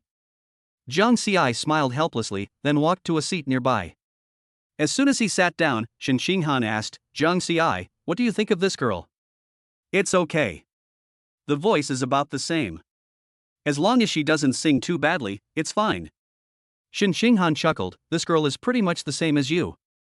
"What do you mean?" Jiang Xi was puzzled. Xinxinghan pointed at the girl who was familiarizing herself with the lyrics and introduced her. "This girl's name is Jiang Zhao, a senior student at Tianhai Conservatory of Music, majoring in vocal music. Her singing skills are pretty good, and this girl joined Houghton and Shangshi on the same day as you." Jiang Xi looked at Jiang Zhao again with interest. He didn't expect such a coincidence. At this moment, Jiang Zhao happened to look up and found Jiang Xi looking at her. She immediately smiled brightly and waved. Jiang Xi also smiled politely. 10 minutes passed quickly, and Jiang Zhao came to Jiang Xi confidently, "Teacher Jiang, I'm ready, let's start." Jiang Xi nodded, "Then let's go into the recording studio." When Zhang Zhao entered the recording studio, Zhang Ci turned to look at Shen Xinghan and said, "Boss, play the accompaniment." Shen Xinghan nodded, then took out the USB flash drive that Zhang Ci had given her from her pocket. Soon, the prelude that belonged to the later part slowly began. In the recording studio, Zhang Zhao clutched the lyrics booklet tightly in both hands and began to speak slowly. "Later, I finally learned." Stop. Zhang Ci couldn't help but stop Zhang Zhao before he finished singing the first sentence. Soon the accompaniment was stopped. Zhang Zhao in the recording studio looked at Zhang Ci at a loss, and his knuckles turned white from the force. Zhang Ci spread his hands helplessly and said, "Didn't you hear it was half a beat late?" After hearing Zhang Ci's explanation, everyone thought about it carefully and it seemed that it was indeed the case. At this time, Zhang Ci entered the recording studio and smiled gently. "Student Zhang Zhao, you don't have to be so nervous. In fact, your voice is very suitable for my song. As long as you relax, I think you can sing this song perfectly." Zhang Zhao was stunned for a moment and then asked doubtfully, "Teacher Jiang, do you know my name?" Zhang Ci nodded. "What a coincidence. I go to the same school as you. I'm a junior. Our supervisor just told me." "Okay, let's try again and try to pass it this time." After saying that, Zhang Ci left the recording studio directly. Zhang Zhao in the recording studio let out a long breath. Soon, the familiar accompaniment sounded in Zhang Zhao's headphones, and her singing followed closely behind. "Later, I finally learned how to love. It's a pity that you have already gone away and disappeared in the crowd." This time, Zhang Zhao's singing and accompaniment blended perfectly. She was immersed in the emotions of the song, her voice trembling slightly, and she sang out the complex emotions of regret and remorse. Zhang Ci and Shen Xinghan were outside the recording studio, listening quietly, both with satisfied looks on their faces. After the song was finished, the recording studio fell into a brief silence. At this time, Zhang Zhao also walked out of the recording studio. Her face was slightly red, and it was unclear whether she was shy or embarrassed. Zhang Zhao looked at Zhang Ci and asked, "Teacher Jiang, did you think my singing just now was okay?" Zhang Ci thought for a moment and nodded slowly. "Although there are some flaws, they are not very big." After saying that, Zhang Ci turned to look at his supervisor, Shen Xinghan, and said, "This demo is good enough. There's no need to record it again." Shen Xinghan also nodded and echoed, "The singing is indeed good, and the singing skills are very good. It's worthy of being from Tianhai Conservatory of Music." "Are all students at Tianhai Conservatory of Music of the same level as you two?" Shen Xinghan teased with a smile on his face. Zhang Ci waved his hands repeatedly. "No way, at Tianhai Conservatory of Music, people like me are rare." Zhang Zhao was amused by Zhang Ci's humorous answer, and the slight nervousness in his heart disappeared. When Shen Xinghan heard Zhang Ci say this, he rolled his eyes at him and scolded him with a smile. "You're the only one who knows how to brag. But you're quite right. Your song is indeed good." As Shen Xinghan spoke, he transferred the demo of Zhang Zhao's song to his USB drive. Soon Shen Xinghan finished everything. She shook the USB drive in her hand and said, "Let's go, Zhang Ci, we should go back." Zhang Ci nodded and was about to leave with Shen Xinghan when a female voice reached his ears, "Teacher Jiang." Zhang Ci paused, then turned to look at Zhang Zhao in confusion. "Teacher Jiang, this song." Zhang Ci smiled at Zhang Zhao without saying anything, then turned and entered the elevator. The elevator door slowly closed. Zhang Zhao looked at Zhang Ci's disappearing back and felt a sense of loss in his heart. She murmured to herself, "That's right, why would such a good song be sung by a trainee like me? But being able to sing a demo once is, okay." On the other side, in the elevator, Shen Xinghan looked at Zhang Ci and asked, "Do you want me to find a third-tier singer to sing this song for you?" With this, coupled with the singer's fame and the quality of the song, it will definitely be a hit. Zhang Ci curled his lips and asked, "As a third-tier singer, you're asking for a lot of commission, right?" Shen Xinghan shrugged and said helplessly, "Of course, after all, he's quite famous. But considering the quality of this song, even if the share is higher, the subsequent profits will definitely be considerable, and maybe even help you make a name for yourself." However, Zhang Ci shook his head. "I still like to hold the initiative in my own hands, so if this song is approved, Zhang Zhao will be chosen. After all, the trainee's share should be very cheap, right?" Zhang Ci thought secretly. Chapter 10 theme song passed. Shen Xinghan was a little surprised. "Are you sure you want to choose Zhang Zhao? She's just a trainee and not well known enough. The popularity of this song might be affected." Jiang Xi shrugged, she's the one, and she sings this song with great emotion. Seeing Jiang Xi's insistence, Shen Xinghan said, okay, I respect your decision. The two returned to the office one after the other. Shen Xinghan sat down at his seat and looked at Jiang Xi across from him and said, then I'll send the demo I just recorded to the film company. Okay, so everything should be fine now, right? It's okay, but you need to think of a stage name now, because I need to let them know the name of the composer of the song I sent to the movie company. Jiang Xi frowned and thought about it, then his eyes suddenly lit up. Let's call him Jiang Xi. Shen Xinghan was startled, then asked doubtfully, use your original name? Jiang Xi shook his head, and the next second he casually picked up the paper and pen on the table and started writing. Soon the words Jiang Xi appeared in front of Shen Xinghan. Shen Xinghan looked at the two words and raised his eyebrows slightly. That's a good name. Jiang Xi stretched and stood up. Since there's nothing else, I'll go back first. Jiang Xi was about to stand up, but he paused and turned to ask, by the way, I heard from Lin Yu that the bonus for this order is 4.99 million? Yes, there are indeed 990,000. Jiang Xi's lips curled slightly, his heart leaping with joy. His eyes gleamed with excitement, and he rubbed his hands and said, such a huge bonus. Shen Xinghan looked at him like this and couldn't help but laugh. Don't be too happy too soon. Although I really don't want to discourage you, I still have to say something. What? It's simple. The prize money is 4.99 million. As the composer, you'll only get 1/5, which is 1 million. Of course, the company is very humane, so this 1 million is after tax. But this also has to wait for the approval of the film company. Jiang Xi's mouth twitched. He originally thought that the 4.99 million were all his.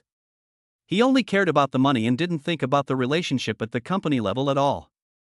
Jiang Xi smiled awkwardly, ahem, well, I'll go back first. With that, Jiang Xi walked out of the office quickly. After coming out of the office, Jiang Xi's expression returned to normal. Jiang Xi returned to his workstation and just sat down when Lin Yu came over and asked curiously, how's everything going? Did you and that woman, manager Shen, go to record a song just now? Jiang Xi gave him a funny look, where's that tough attitude you had before? Now you're director Shen again? Lin Yu scratched his head and chuckled, that's not important. Tell me about the recording. Did your song get approved? Jiang Xi rolled his eyes at him. I just finished recording the demo and sent it to the film company.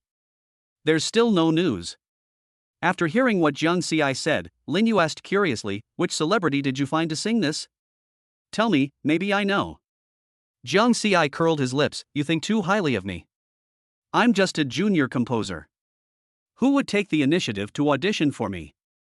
That woman Shen Xinghan did find Minister Zhai, but no one came to audition. I found a female trainee to record it, and overall it's pretty good. Lin Yu was surprised. Trainee? You're really brave. If the film company isn't satisfied, then the deal will be ruined. Jiang Xi smiled confidently, don't worry, when I heard her sing, I felt she could do it. She has a good grasp of the emotions and her voice is very suitable. Lin Yu was skeptical. I hope so. But then again, if this deal goes through, you'll make a fortune. That's 1 million. You've already made 1 million within a week of joining the company. I don't think there's any other composer in the company who's made more money than you, right? After hearing Lin Yu's words, Jiang Xi suddenly realized, so you already knew that the reward for this order was 1 million. Huh? Don't you know? The composer gets 1/5, which is 1 million. Jiang Xi curled his lips and muttered, I thought all 4.99 million was mine. My excitement was a bit in vain. Lin Yu chuckled and whispered, you wish. The company can't give you the lion's share. But 1 million is not a small amount. Jiang Xi continued to chat with Lin Yu, and the atmosphere was very lively. A few hours later in a large conference room at Star Pictures. Chief Director Lu Ying sat in the main seat, and around her were leaders from various departments of the film. At this moment, they had no expression on their faces and exuded an invisible pressure. After an unknown amount of time, Lu Ying knocked on the table and slowly said, let's talk about it. What should we do with the theme song for our movie? Almost all the songs Haotian Shengshi has submitted to us are unusable. The movie is about to be released, and we can't have a theme song that hasn't been decided yet. At this time, an assistant sitting in the corner stood up, looked at Director Lu and said, Director Lu, Haotian Shengshi just sent a new demo. Do you want to listen to it? Director Lu curled his lips, a hint of disdain flashing in his eyes. He stared at the assistant sharply. Haotian Shangshur has released 4 songs, and none of them are good. Do you still expect them to write a song that I like? The assistant shuddered and whispered, the one they sent is different. Director Lu frowned. Why is it different? A junior songwriter wrote this song. Director Lu was a little surprised. Junior composer? Could it be that Haotian Shangshur is humiliating us? Humph, he's just a newcomer, what good songs can he write? At this time, the assistant asked cautiously, then Director Lu, should I reject this song now? Director Lu shook his head and said, since it's all out, let's play it. After you listen to this song, I'll terminate my contract with Haotian Shangshur. Hearing Lu Ying say this, the assistant quickly operated the equipment, a melodious melody sounded, and Zhang Zhao's emotional singing followed. Later, I finally learned how to love. It's a pity that you have already gone away and disappeared in the crowd. Listening to the sound from the equipment, Director Lu, who originally had a look of disdain on his face, gradually put away his contemptuous expression, and a hint of surprise appeared in his eyes. As the song progressed, everyone else in the conference room quieted down and immersed themselves in the singing. Soon, the song ended. Director Lu was silent for a moment, then slammed the table and said, okay. This is it. This song has flavor and it captures the soul of our movie. This junior composer has some talent. Everyone nodded in agreement. What's the name of this composer? This song seems to be tailor-made for our movie. When saying this, everyone present could feel Lu Ying's excitement. The assistant quickly said, Director Lu, the composer is Zhang Ci. Director Lu nodded with satisfaction. Zhang Ci? What a good name, not bad. Contact Haotian Shangshur immediately and tell them we want this theme song. Have them arrange for the composer and singer to record the song as soon as possible. As for who will perform, they have full authority to decide. Okay, Director Lu, I'll arrange it right away. Chapter 11 Zhang Ci, I made $1 million today. The assistant quickly contacted Haotian Shangshur, and Shen Xinghan was surprised and happy when he received the news. About a few hours later, Zhang Ci, who was sleeping on the table, was woken up and a gentle female voice came to his ears. Zhang Ci looked up dazedly and looked around. When he saw Shen Xinghan's face, Zhang Ci subconsciously asked, are you off work? Shen Xinghan was left in a state of confusion by Zhang Ci's words, and said softly, there are still 10 minutes until the end of the get-off workday. Shen Xinghan continued, the film company has approved the demo we just sent over, and they're urging us to record the song as soon as possible. Zhang Ci nodded blankly, you can record the song, but not today because I'm almost off work. Let's talk about it tomorrow. Shen Xinghan nodded, then come to the company tomorrow and record the song. Okay, I'm going to get busy now. I'll be off work soon. Go home and sleep. Zhang Ci didn't say anything, but picked up the Coke he bought on the table and started drinking it. Lin Yu, standing by, was stunned. He approached Zhang Ci and said in shock, old Zhang, your song got approved. This is a project that even senior composers can't get. How can you be so calm? Zhang Ci rolled his eyes at him, being calm is an attitude. Besides, it's almost time to get off work. Nothing is more important than me getting off work. As he was speaking, Zhang Ci stood up, stretched, and prepared to go home. Lin Yu, it's time to get off work, do you want to go? Lin Yu nodded and said, let's go. If I don't leave after get off work, I'd be a fool. As they spoke, Lin Yu and Zhang Ci walked out of Composition Group 3 together. Zhang Ci stretched and walked out of the company slowly with Lin Yu. As soon as he left the company, Lin Yu said with a sad face, hey, I suddenly slipped up today and got my bonus deducted this month. This female devil is really cruel and ruthless. Zhang Ci patted Lin Yu's shoulder and said, my condolences. Just be more careful next time. As the two were talking, a luxury car suddenly stopped in front of them. The car window slowly lowered, revealing a familiar face. It was Shen Xinghan. She glared at Lin Yu and said slowly, Lin Yu, who did you just say was the female devil? Lin Yu's face turned pale instantly, and he stammered, Shen, Sister Shen, I didn't mean it. I'm just a mean person. Please be magnanimous and don't bother with me. Zhang Ci was trying to hold back his laughter, and he found Lin Yu's cowardly look extremely funny. Shen Xinghan snorted lightly, it's okay as long as you know you're wrong. The bonus deduction is not unfair. Then she turned her gaze to Zhang Ci, her tone becoming gentle, get in the car, I'll take you home. Zhang Ci was a little surprised, but he didn't refuse. He opened the passenger door and got in. Lin Yu stared at the vehicles going away. Lin Yu could only squeeze into the bus dejectedly. In the car, Jiang Xi felt a little uncomfortable. After all, it was the first time he was alone with Shen Xinghan. Shen Xinghan said while driving, "Are you going back to school?" Jiang Xi shook his head. "Boss, take me to Qianyue Bay, my home is there." Shen Xinghan was slightly stunned. Qianyue Bay is a famous high-end residential area. He didn't expect Jiang Xi to live there. "You're an intern, and you live in such a nice place." Jiang Xi smiled slightly without explaining. "After all, I can't say that I'm a gigolo now, right?" The atmosphere in the car was a little quiet, and Shen Xinghan suddenly spoke. "Jiang Xi, I didn't expect you to have such a good talent for songwriting. Today really opened my eyes." Jiang Xi was stunned. It was just luck. Soon, the car arrived at Qianyue Bay.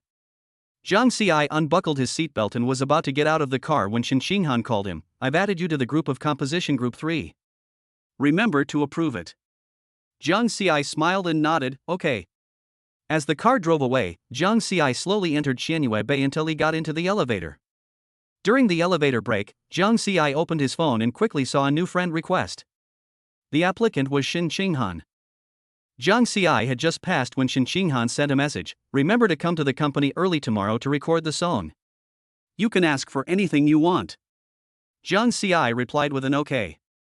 At this moment, the elevator dinged and arrived at Jiang Xi's floor. He walked out of the elevator and opened the door with his key. As soon as he opened the door, he saw Su Yao at a glance. She was sitting on the sofa, watching TV with a smile on her face. At this time, Su Yao also saw Jiang Xi. She smiled at him and said, "Are you off work?" "Yeah, just got off."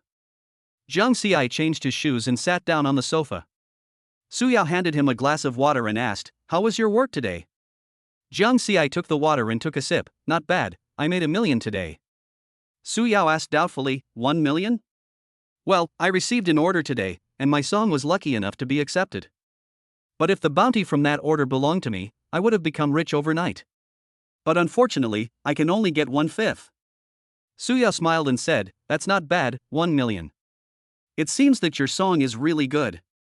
Jiang Xi scratched his head and smiled, "Not bad." As soon as they finished speaking, the atmosphere between them became awkward again. At this time, Jiang Xi looked at Su Yao and said, "Well, I'm going to school to see Teacher Gu today, you." Jiang Xi hesitated to speak, wanting to say something but not knowing how to start. Moreover, during the break in the elevator, Jiang Xi even went to search for Su Yao, which scared him. Su Yao, a top singer in Xia country, has multiple endorsements and has been free of any scandals since her debut. As for the rest, Jiang Xi didn't have time to read it.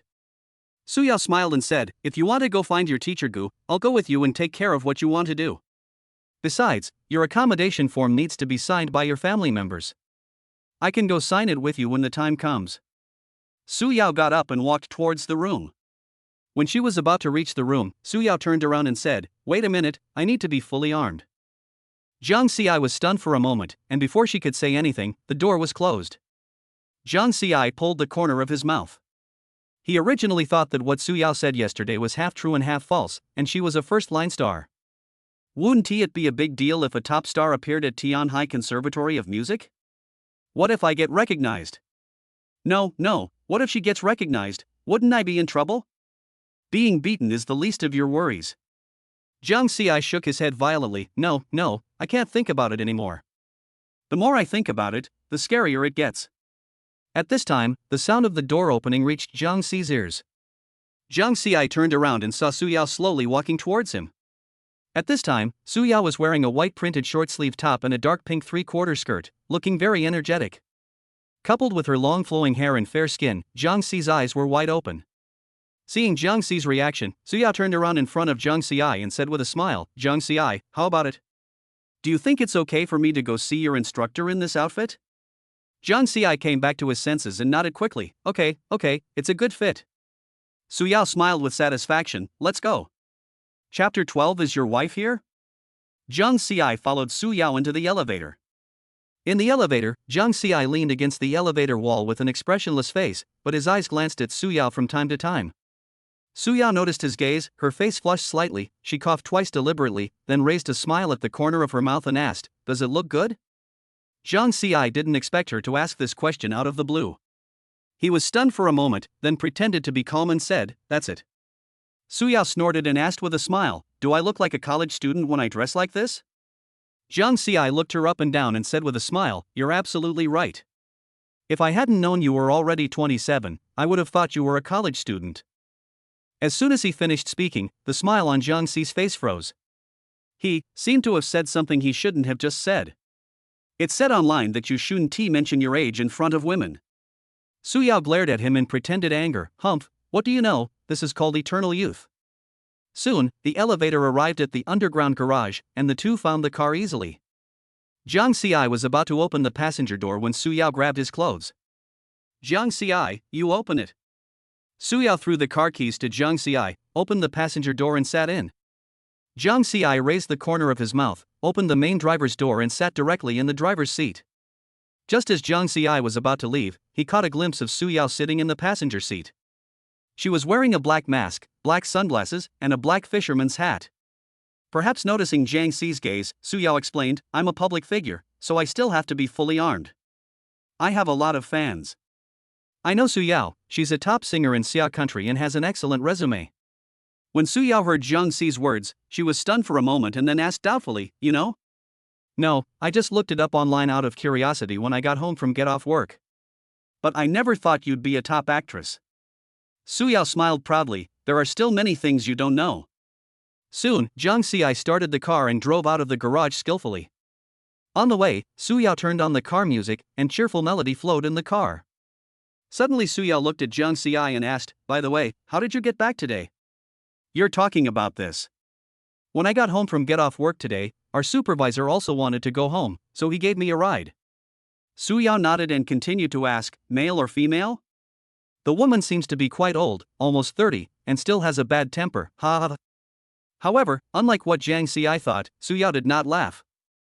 Suddenly Jiang Ci seemed to remember that the woman next to him seemed to be almost 30 years old. The corners of Jiang Ci's mouth twitched, but she had no intention of explaining. The more she explained, the more trouble she would cause. Jiang Ci knew this. It's better to ignore it, and she will forget it. After a while, Jiang Ci drove into the school. He did not park his car downstairs of the boys' dormitory like last time, but instead drove to the parking lot downstairs of the faculty and staff dormitory. According to Jiang Ci's experience, if Gu Wanwan was not in the dormitory at this moment, she should be in the cafeteria, so it was a good opportunity for him to stop here. And according to his memory, Jiang Ci came to the faculty building several times to help Gu Wanwan move things and almost exhausted him to death. But that time, Gu Wanwan didn't even give him a drink of water. He was definitely an injustice. Jiang Ci turned around and said, "Let's go, get out of the car first, and remember to cover your face." "I see. Even if I'm recognized, what can I do?" Jiang Ci rolled his eyes at Su Yao and said speechlessly, "Don't you know your own identity? If I knew it was me next to you, I'd probably be torn to pieces." Su Yao stuck out her tongue, knowing she was in the wrong, and quickly pushed her sunglasses down again, then got out of the car with Jiang Ci. As soon as he got off the car, Jiang Ci said, "Wait a moment, I'll ask where Teacher Gu is." Jiang Ci turned on his cell phone and started making a call. After 2 beeps, the call was finally connected, and Gu Wanwan's voice came from the other end. "Hello? Is this Jiang Ci?" "It's me, Gu, Sister Gu, where are you?" "I'm already at school." "Oh, you're here already. By the way, is your wife here?" Jiang Ci raised an eyebrow. "Why are you so curious?" "Nonsense, if I'm not curious, why would I ask you?" "Oh, she's right next to me, so where are you now?" "I'm in the office." "You should know where it is, right?" Jiang Ci paused for a few seconds before nodding in response. "Okay, I understand. Just wait." After saying that, Jiang Ci hung up the phone. He turned to Su Yao and said, "Gu Wanwan is in the office, about 200 to 300 meters away from here. Do you want to drive there?" Su Yao raised her hand to look at her watch, and after a little thought, she said, "No need to drive. There are many students walking around, so you still have to pay attention to safety. Besides, it's only 200 or 300 meters, so it's pretty fast to walk there." Jiang Ci felt that what she said made sense, so he nodded in agreement. The two smiled at each other and then walked on the campus, about half a meter apart, one with his hands behind his back and the other with one hand in his pocket. If Gu Wanwan saw this, she would never think that these two people were a newlywed couple. Instead, they looked like strangers who were not very familiar with each other. The two of them walked on the campus playground. They were so handsome and beautiful that the students passing by turned their heads frequently. Especially the boys, when Su Yao passed by, their eyes almost grew on her and they stared at Su Yao intently. Jiang Xi was very upset to see so many people looking at Su Yao. Su Yao had obviously noticed it, but she didn't think it was a big deal and even teased Jiang Xi deliberately. "What's the matter? Are you jealous?" Jiang Xi coughed lightly and turned his head away. "Who's jealous? I just think these people are too rude and keep staring at me." Just when Su Yao was about to say something, a smiling boy came in front of the two of them, or to be more precise, in front of Su Yao. The boy came to Su Yao and said with a smile, "Hello, little sister, can I get to know you?" While speaking, the boy deliberately showed off the Rolex on his arm, appearing very pretentious. Su Yao smiled and shook her head, refusing. "No need, my husband will be angry." As she spoke, she moved closer to Jiang Xi and put her arms around his arms. In an instant, Jiang Xi felt something soft against his arm. "Married? Miss, are you married?" Su Yao nodded expressionlessly. "Well, this is my husband. Besides, we have something else to do. Can you please move aside? Don't disturb us." Seeing this, the boy felt very embarrassed and quickly stepped aside. It's really embarrassing to flirt with someone else's wife in front of her husband. And the people who had just gathered around also laughed secretly. The boy's face turned pale and red as he listened to the bursts of giggles. He felt embarrassed and glared at Jiang Xi fiercely, muttering, "What's the big deal? It's just a marriage. You never know when we'll get divorced." After saying that, he squeezed out of the crowd in shame. However, Jiang Xi and the others were unaware of what the boy was mumbling. Instead, the two of them were walking arm in arm towards the office building. Chapter 13 excited Gu Wanwan. After the boy left, the crowd gradually dispersed. At this moment, Jiang Xi had already entered the building. As soon as Jiang Xi entered the building, he suddenly stopped and began to look around. Su Yao asked doubtfully, "What's wrong?" Nothing. I was wondering where Teacher Gu's office is." Just as Su Yao was about to complain, Jiang Xi slapped his forehead and said, "I remember now. Come with me." Jiang Xi said as he walked straight towards the stairs. Seeing Jiang Xi so confused, Su Yao couldn't help but complain, "I really doubt whether you are a student of Tianhai Conservatory of Music. You can even forget your teacher's office." Jiang Xi's face flushed, feeling embarrassed. "I've had too many inspirations in my head recently, so it's inevitable that I'll forget some things." The two walked up the stairs, and Jiang Xi was still muttering that Teacher Gu's office was on the third floor. But when he reached the third floor, Jiang Xi stopped again, his eyes full of confusion. Although Jiang Xi had been to Gu Wanwan's office, he hadn't been there for a long time, so it was normal for him to forget. It doesn't seem to be this way." Su Yao rolled her eyes. "Are you reliable or not?" Jiang Xi smiled and said, "I think it's at the end of the corridor. Let's go check it out first." After saying that, Jiang Xi took the lead and walked in front. At this time, most of the teachers and students in the building had already left, so the building was very quiet. Soon, Jiang Xi arrived at the door of a room at the end of the corridor. Jiang Xi pushed the door open in an instant. As soon as he opened it, he was startled by a scream. He looked up and saw Teacher Gu inside the door. Gu Wanwan saw that it was Jiang Xi outside the door, and immediately glared at Jiang Xi. "Jiang Xi, why didn't you knock on the door?" Jiang Xi scratched his head awkwardly and said naively, "Sorry, Sister Gu, I forgot where your office is. I was thinking of trying them one by one, but I didn't expect the first room I tried to try was your office." Gu Wanwan was furious and was about to scold Jiang Xi again, but she stopped herself because she thought of something. She then asked, "Didn't you say you were married? Where's your wife? Or are you not married at all? Think carefully before answering. It's not good to deceive the instructor. Be careful or I'll punish you." Jiang Xi glanced at Gu Wanwan, who was rubbing her hands together, and curled her lips and said, "Who lied to you? I was hoping to move out of the dormitory, so how could I lie to you? The person is right behind me, can't you see for yourself?" Gu Wanwan followed Jiang Xi's instructions and looked behind him, but there was no one behind him. "Where's the person behind you? Are you trying to trick the instructor?" Gu Wanwan pointed at the wall not far away and said, "Go stand under the wall." The corners of Jiang Xi's mouth twitched. This was really the Gu Wanwan in his impression. However, Jiang Xi did not intend to stand there. Instead, he turned around and walked to the door. At this time, Su Yao was leaning against the wall outside the door, covering her mouth and laughing, her shoulders shrugging. "Sister, I've been scolded like this, and you're still laughing." As soon as Jiang Xi finished speaking, Su Yao restrained her smile, with a faint smile on her lips, and followed Jiang Xi into the office. Jiang Xi also closed the door. Gu Wanwan, who was sitting in the office, was stunned when she saw a girl coming in with Jiang Xi. Then she looked Su Yao up and down with admiration in her eyes. Although she couldn't see her face clearly, Gu Wanwan felt that this girl must be very pretty. People with good figures always give people a feeling, that is, this girl is definitely pretty. Gu Wanwan smiled slightly and stood up. "Are you Jiang Xi's wife?" Su Yao nodded generously and said with a smile, "Hello, Teacher Gu, I am Su Yao." As she spoke, Su Yao took off her sunglasses, mask, and hat and placed them in Jiang Xi's hands. However, when Gu Wanwan saw Su Yao's face, her eyes widened instantly, and she was shocked. You are the popular star Su Yao." Jiang Xi was also a little surprised. He didn't expect that Gu Wanwan actually knew Su Yao. Su Yao smiled politely. "Teacher Gu, I have heard of your name for a long time." Gu Wanwan recovered, took Su Yao's hand, and said excitedly, "Oh, it's such an honor, I'm your fan.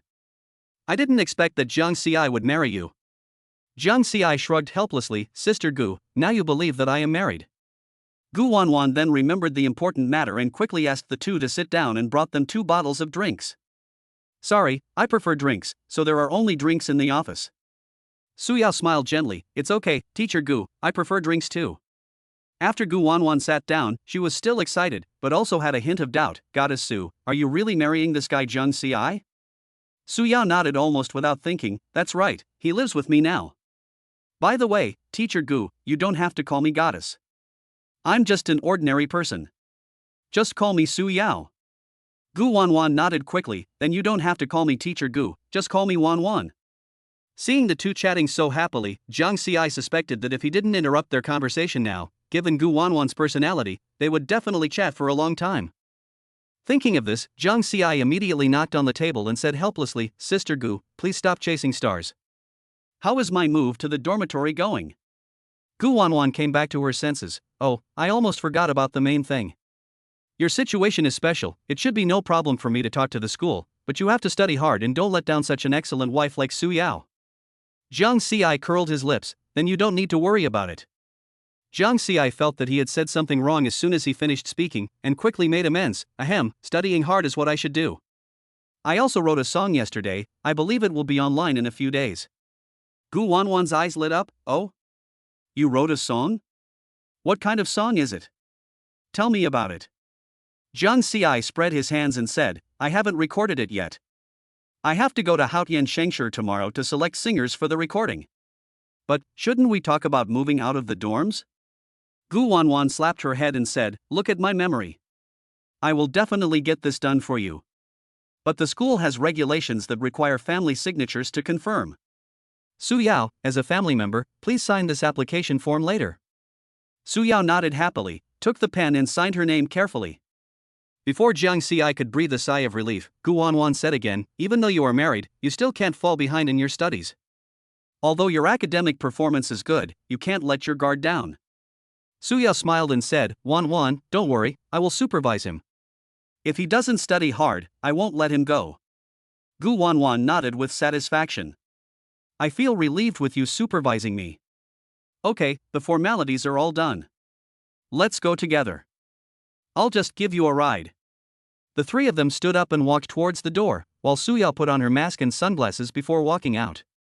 Chapter 14. It seems a thief has entered the house. The three of them walked all the way to the bottom of the classroom apartment building before stopping. At this time, Jiang Xi looked at Gu Wanwan somewhat embarrassedly. Noticing Jiang Xi's gaze, Gu Wanwan immediately became alert. "Jiang Xi, what do you want to do?" "I'm fine, I just don't know if I can skip school tomorrow." Gu Wanwan frowned and said unhappily, "Stinky boy, why?" "As long as the reason is reasonable, I agree." Jiang Xi scratched his head, his eyes flickering. "I have to go to the company to select singers tomorrow." "Oh? Is that the song you just said you wrote?" Jiang Xi nodded. "Yes, because this song was chosen as the theme song for a movie, so I have to record it as soon as possible." Gu Wanwan crossed her arms and looked Jiang Xi up and down. So that's how it is.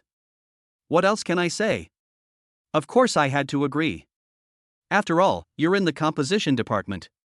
Having good work practice opportunities is much better than wasting time in school. Of course, the systematic learning you can get in school is not a waste of time. Jiang Xi originally thought that teacher Gu would refuse, but what he never expected was that Gu Wanwan actually agreed. In Jiang Xi's impression, Gu Wanwan is not very serious, but sometimes very reliable. She has a carefree personality, but is very good to students. After getting along with her for a few years, the original body has a good impression of her. Thank you so much, Sister Gu. I'll pay for the download of the song when it's released. Gu Wanwan rolled her eyes at Jiang Xi and scolded him with a smile. Go to hell, it's only 3 yuan to download a song, it's the same as if you didn't say anything. On Blue Star, downloading a song costs 3 yuan. Su Yao, who was standing aside, saw the two of them fighting, and the corners of her mouth curled up slightly. Okay, it's getting late, you guys should go home. The two nodded, and then Jiang Xi took out the key and unlocked the Ferrari beside him. Su Yao came to Gu Wanwan and shook the phone in her hand. Wanwan, let's add each other's contact information? Gu Wanwan was stunned at first, then said excitedly, okay. Soon the two added their contact information, and Su Yao also entered the Ferrari. Jiang Xi rolled down the car window and grinned. Then Teacher Gu, see you the day after tomorrow. After saying that, Jiang Xi ignored Gu Wanwan and rushed out with his foot on the accelerator. Gu Wanwan looked at the Ferrari disappearing from her sight and muttered to herself, Ferrari? Is this guy a gigolo? Forget it. Who would have thought that Su Yao, a popular singer, would marry her student Jiang Xi? This is really a dream. Gu Wanwan's lips curled slightly. Today really surprised her, but she also knew the entertainment industry, so she would not tell anyone what happened today. At the same time, in the car, Jiang Xi was driving slowly, and a slightly soothing song was playing in the car, giving people a very comfortable feeling. At this time, Su Yao opened her red lips and said, actually, you can talk to your teacher. What? Jiang Xi was confused. If you have good grades, you don't have to go to class for the entire semester and just take the final exam. I think it's called applying for independent study. You can't run both ways this way. But if your song becomes popular, it will be easier to apply for it. Jiang Xi's eyes lit up after hearing what Su Yao said. Is there really such a thing? Yes, I applied for independent study because of work. Jiang Xi nodded. For money? No, for a good job. I'll apply for it when my song becomes popular. Su Yao looked at Jiang Xi's eager look and couldn't help but chuckle. Then I wish your new song will be a big hit and you can leave school soon. Hey, don't worry, I'm absolutely confident in this song. The conversation in the car continued. About 10 minutes later, Su Yao, holding her phone in her hand, dangled back and forth. She suddenly asked, don't we have WeChat yet? Jiang Xi nodded awkwardly. Indeed, we haven't texted yet. After hearing Jiang Xi's exact answer, Su Yao covered her mouth and laughed. Her laughter was very pleasant. After laughing, Su Yao's eyebrows curved, and she moved closer to Jiang Xi with her phone. Then add me when you get home, so that we can keep in touch. Okay. As time passed, Jiang Xi and his companion finally arrived at Qianyue Bay. The two got out of the car and went straight into the elevator, which soon stopped on the 22nd floor. Jiang Xi opened the door skillfully. As soon as the door opened, Jiang Xi felt a different atmosphere. He was the first to step into the room and saw that the sofa, which had been very messy, was now neatly arranged. Some clothes were also neatly folded. Jiang Xi turned around and said, Su Yao, it seems like a thief has entered the house. But before Su Yao could reply, the door of a guest room suddenly opened and a woman walked out. The woman looked to be in her 30s, but she looked very beautiful, though still inferior to Su Yao. The woman walked up to Jiang Xi with a menacing look, and Jiang Xi subconsciously raised his hands in a defensive posture. The woman stopped half a meter away from Jiang Xi. She glared at him and said, You little bastard, who are you calling a thief? I heard everything you just said. Fortunately, I left the door open. Otherwise, someone would have cursed me behind my back and I wouldn't have known about it. Just as Jiang Xi was about to retort, Su Yao spoke first. Jiang Xi, this is my agent, Mu Hongwan. You can call her Sister Hong. Jiang Xi was stunned for a moment, then lowered his defensive hands. A hint of embarrassment flashed across his face, and then he smiled politely. Sister Hong, I'm sorry, I thought you were a thief. Mu Hongwan crossed her arms and glared at Jiang Xi. Humph, you're the thief, you little brat. After talking about Zhang Xi, Mu Hongwan looked at Su Yao with a half smile in her eyes. Who is this handsome guy? Su Yao blushed slightly, then looked at Zhang Xi and said, Zhang Xi, why don't you go back to your room first? Sister Hong and I have some work to discuss. I won't go back to the room. I'll go to the kitchen. It's time for dinner. I'll go make dinner. Su Yao nodded. Okay, go cook first. Sorry for bothering you. It's okay, you guys chat first. After Zhang Xi finished speaking, he walked around Sister Hong and went straight into the kitchen. Sister Hong looked at Su Yao with a half smile the whole time, which made Su Yao feel a little embarrassed. As for what happened between her and Zhang Xi, Sister Hong knew nothing about it. Su Yao felt a little overwhelmed when she thought about what was going to happen next.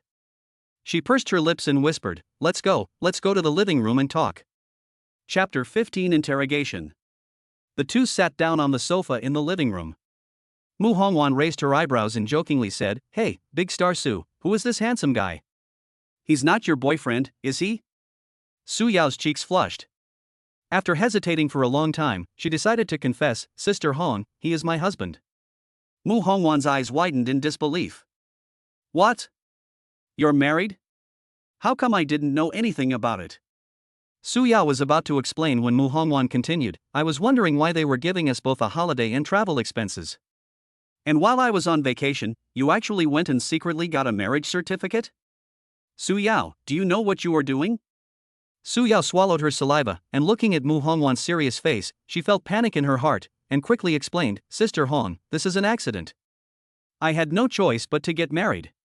Mu Hongwan crossed her arms and snorted coldly, accident? Do you think I'm a 3-year-old child? How can something as big as marriage be an accident? Su Yao had no choice but to continue explaining, this is the arrangement of the family. Anyway, we've both already gotten our marriage certificate, what can you do?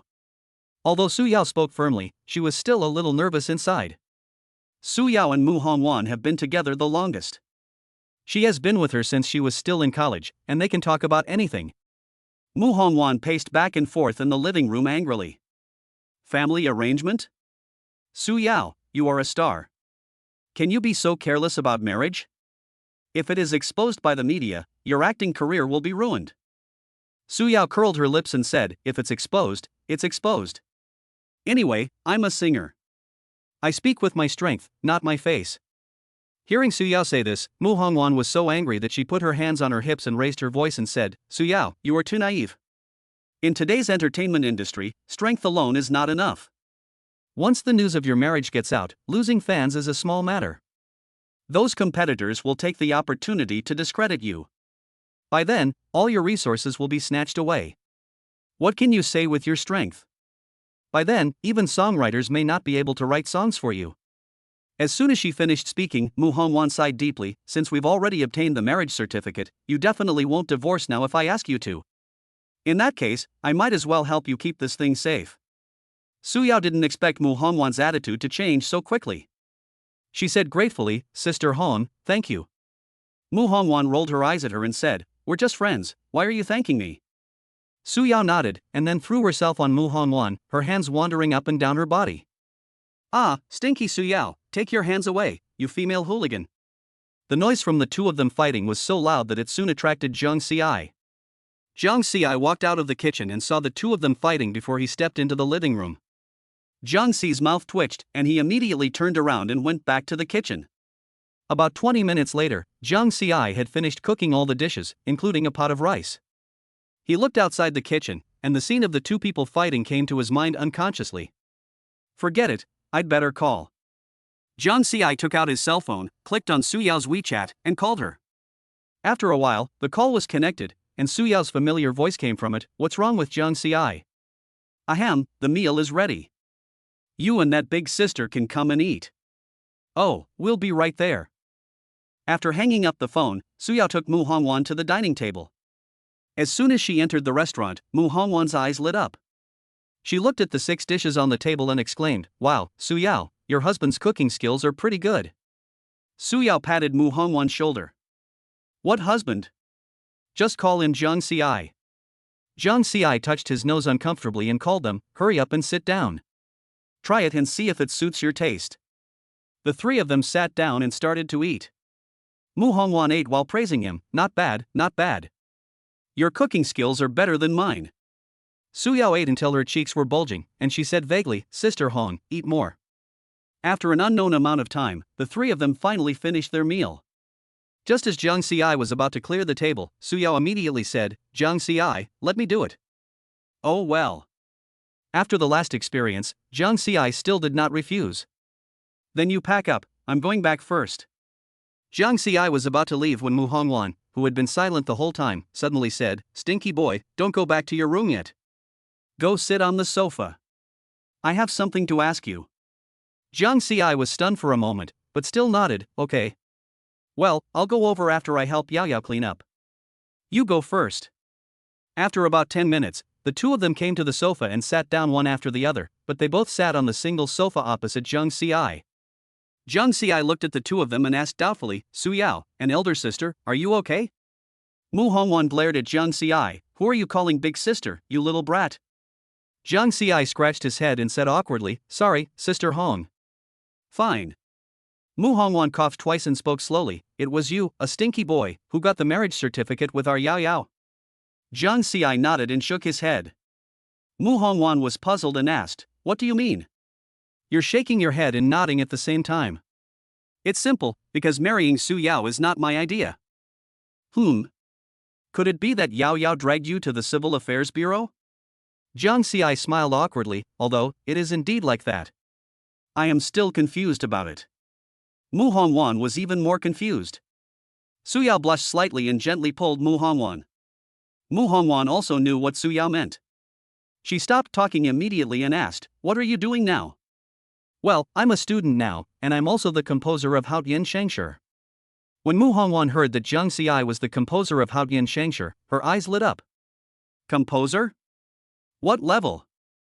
Jiang Xi glanced at the two people across from him, speechless. Is this an interrogation?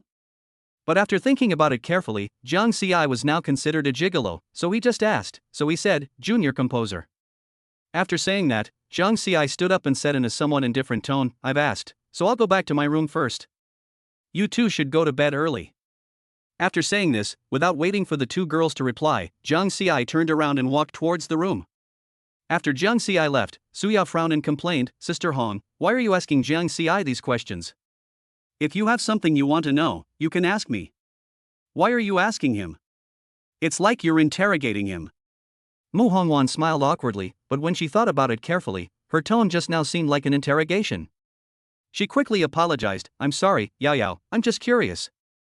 Snort. Su Yao snorted, stood up, turned and walked towards the room, if you want to know something, come with me. Chapter 16. After all, older women tend to be more talkative, aren't they? The next morning, Jiang Xi slowly got up from the bed, washed up, touched the car keys in his hand and walked out of the house. Although Jiang Xi was unhappy about being interrogated yesterday, he still had to buy breakfast. As soon as Jiang Xi walked out of the room, the sound of two people talking came from Su Yao's room. Mu Hongwan was lying on the bed and poked Su Yao, who was playing with her phone, and asked, Yao Yao, is that brat going to work so early? How can an entertainment company start work so early? Especially in the composition department. Su Yao rolled her eyes at Mu Hongwan. Then why is he going? It's simple. Jiang Xi went to buy breakfast. That's what happened yesterday. Oh, you're quite diligent. You bought breakfast and came back to give it to us. You didn't find a husband, you found a little puppy. So handsome and talented. Mu Hongwan raised the corners of her mouth and said with a hint of sarcasm. Su Yao snorted lightly, stop talking nonsense, be careful not to give you breakfast. Through last night's chat, Mu Hongwan already knew about Jiang Xi and that the song he wrote was selected for the movie. This made Mu Hongwan feel that this junior composer had great potential. It even made Mu Hongwan think that she might be able to write a song for Su Yao in the future. At this time, Jiang Xi had already driven to the breakfast stall where he had eaten yesterday. He skillfully ordered a few breakfast items from the owner, paid, and drove towards Qianyue Bay. After about 10 minutes, Jiang Xi finally returned home. As soon as he arrived home, he saw Mu Hongwan and Su Yao sitting on the sofa.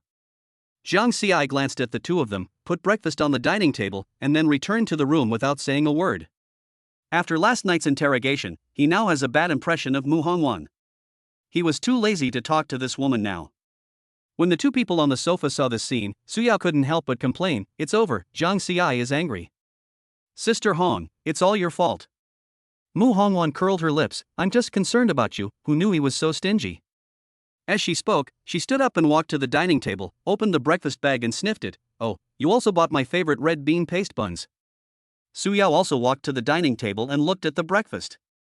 Forget it, he may just be angry for a while. At this moment, the door of Zhang Xi's room suddenly opened, and he walked out with a dark face. "I'm not that stingy, I just didn't get enough rest last night, and I want to sleep a little longer." After saying that, he took another bun and went back to the room. Mu Hongwan stuck out her tongue and said, "It seems I misunderstood him." Suyao smiled helplessly. "Okay, let's have breakfast. I'll go talk to him later. And Sister Hong, please don't interrogate him like you did last night." Mu Hongwan stuck out her tongue. "Okay, I get it." At about 8 o'clock, Zhang Xi walked out of the room. She walked straight towards Suyao, then rummaged through her pocket and quickly took out the Ferrari key. "Suyao, this is for you." Suyao was stunned for a moment and then said, "It's okay, just take it and drive it. I have a few more cars on hand. Also, Sister Hong didn't deliberately interrogate you last night." "No, she wasn't interrogating you." Suyao became more and more confused as she spoke, and in the end she herself was confused. Zhang Xi glanced at Sister Hong beside him, then put the car keys directly on the coffee table. "It's okay. I don't mind." Zhang Xi walked towards the door, saying, "Then I'll go to work first. By the way, I really don't care about what happened last night. After all, older women tend to be more talkative, right?" Zhang Xi said this and ran away. Zhang Xi didn't stop until he got in the elevator. In the room, Mu Hongwan was stunned. She came to Suyao, pointed at her nose and asked angrily, "Is this brat saying that I'm old?" "No way." Zhang Xi was just saying you're being long-winded, Sister Hong. Before Suyao finished speaking, Mu Hongwan put her hands on her hips and said angrily, "You stinky boy actually said that to me. I've lived for more than 30 years and this is the first time someone has said that to me. When does that guy get off work?" Suyao covered her mouth and laughed. "Sister Hong, Zhang Xi doesn't get off work until the evening, and he just has a childish temper. There's no need to argue with him." "Humph, this brat, wait until he comes back and see how I deal with him. Besides, you're still speaking up for him. I'm doing this all for you." Suyao smiled and sat next to Mu Hongwan, holding her arm. "I know you are good to me, Sister Hong, but Zhang Xi is really a good person. Don't make things difficult for him." Mu Hongwan curled her lips and said speechlessly, "You two really are a couple, one causing trouble and the other filling it up." "Sister Hong, please don't talk nonsense. Where am I?" While the two were playing around here, Zhang Xi had already arrived at the company on the other side. At this time, Zhang Xi was sitting at his workstation eating the potato chips brought by Lin Yu. Just as he was about to stand up, the sound of high heels stepping on the ground reached Zhang Xi's ears. Lin Yu next to him sat up straight in an instant, busying himself with his hands as if looking for something to do. Not long after, Shen Xinghan came to Zhang Xi and said with a smile, "Zhang Xi, let's go." Zhang Xi swallowed the potato chips and nodded, "Okay." Then Shen Xinghan and Zhang Xi walked out of the office. The two of them walked all the way to the artist department, and Zhang Xi found the same bench from yesterday and sat down. Zhang Xi looked at Shen Xinghan and said, "Manager, tell Zhang to come early." "You really want her to sing?" Zhang Xi nodded, "Yes, his voice and emotions are very suitable, so she is the one." "Okay, then wait for me to go find her first." Shen Xinghan turned and left, but Zhang Xi started to think about it. "I wonder when my 1 million will arrive in my account." After a while, the sound of high heels was heard. Zhang Xi turned around and saw Shen Xinghan coming towards him with someone. That person was Zhang Zhao. "Zhang Xi, people are coming," Shen Xinghan said. Zhang Xi stood up and said straight to the point, "Zhang Zhao, do you want to sing the song, later, from yesterday?" Zhang Zhao was stunned for a moment and said subconsciously, "Of course I did. Who wouldn't want to sing such a good song?" Zhang Xi smiled and said, "That's good.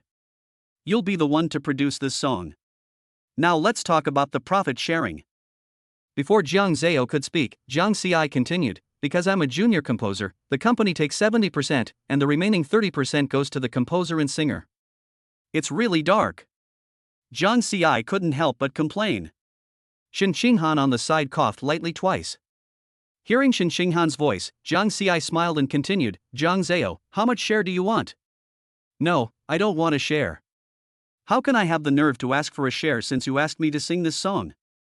Zhang Zhao said excitedly. Zhang Xiai frowned slightly and looked at Zhang Zhao seriously, that won't do. I still have to give you my share. I'll give you 0.5%. I'm not a stingy person. Shen Xinghan, who was standing beside him, had a strange expression on his face. Zhang Zhao was stunned for a moment, then smiled and said, Thank you, Teacher Zhang.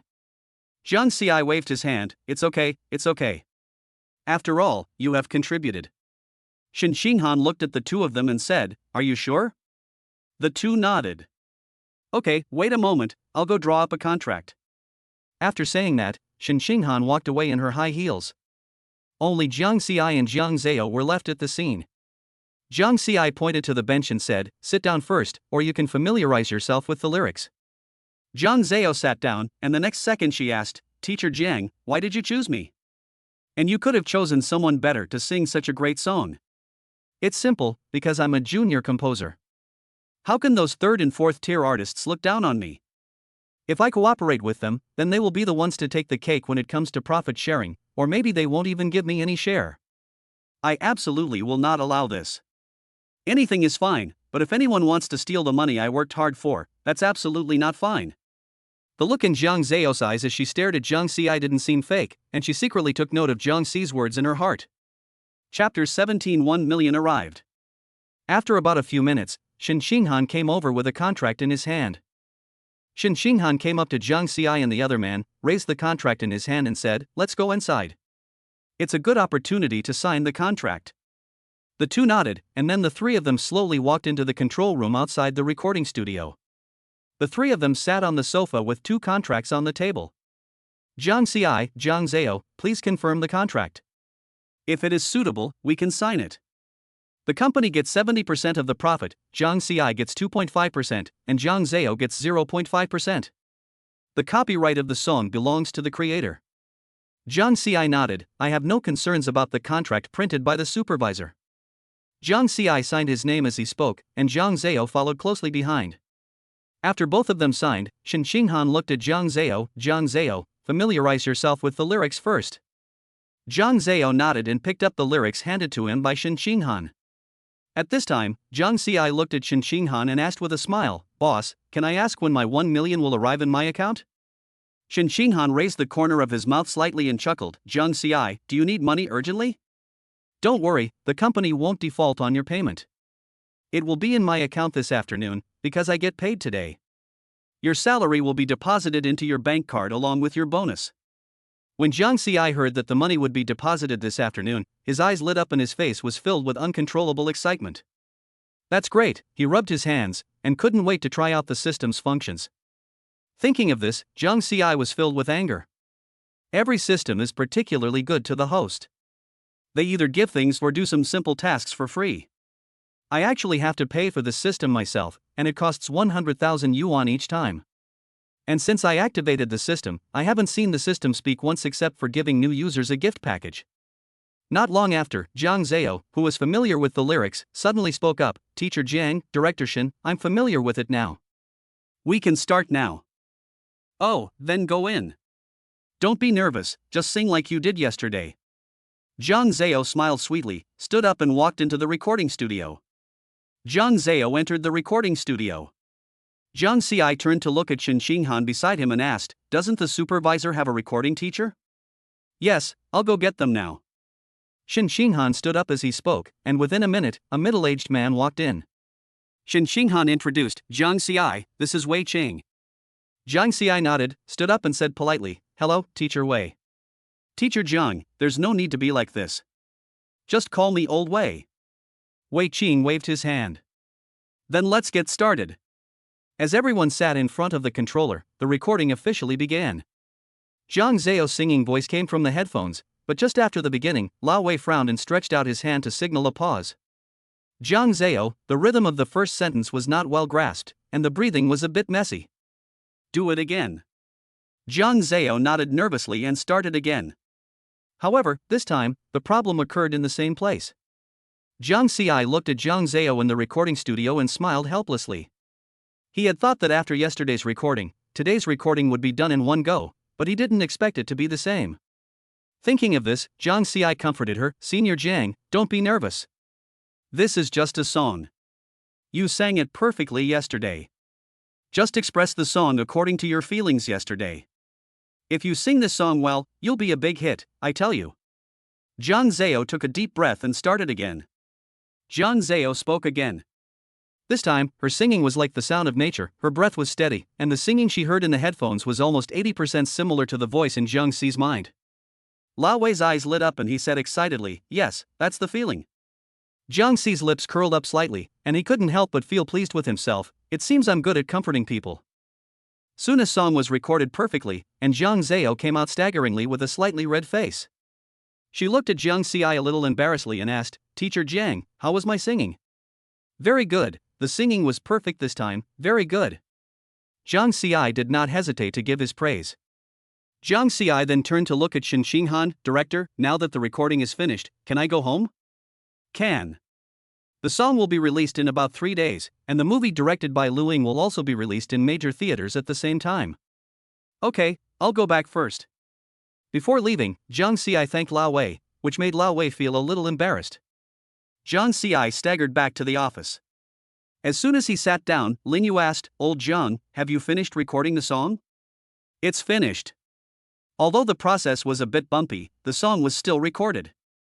Lin Yu came over with a gossipy look on his face. "Tell me quickly, how was the process so bumpy?" Jiang Ci then recounted how Zhang Zhao hadn't sung well at the beginning, and how he was able to complete the recording successfully only after comforting her. After hearing this, Lin Yu gave a thumbs up and said, "Not bad, Lao Jiang. You are good at comforting people. Maybe you can become a gold medal agent in the future." Jiang Ci rolled his eyes at him. "Stop teasing me.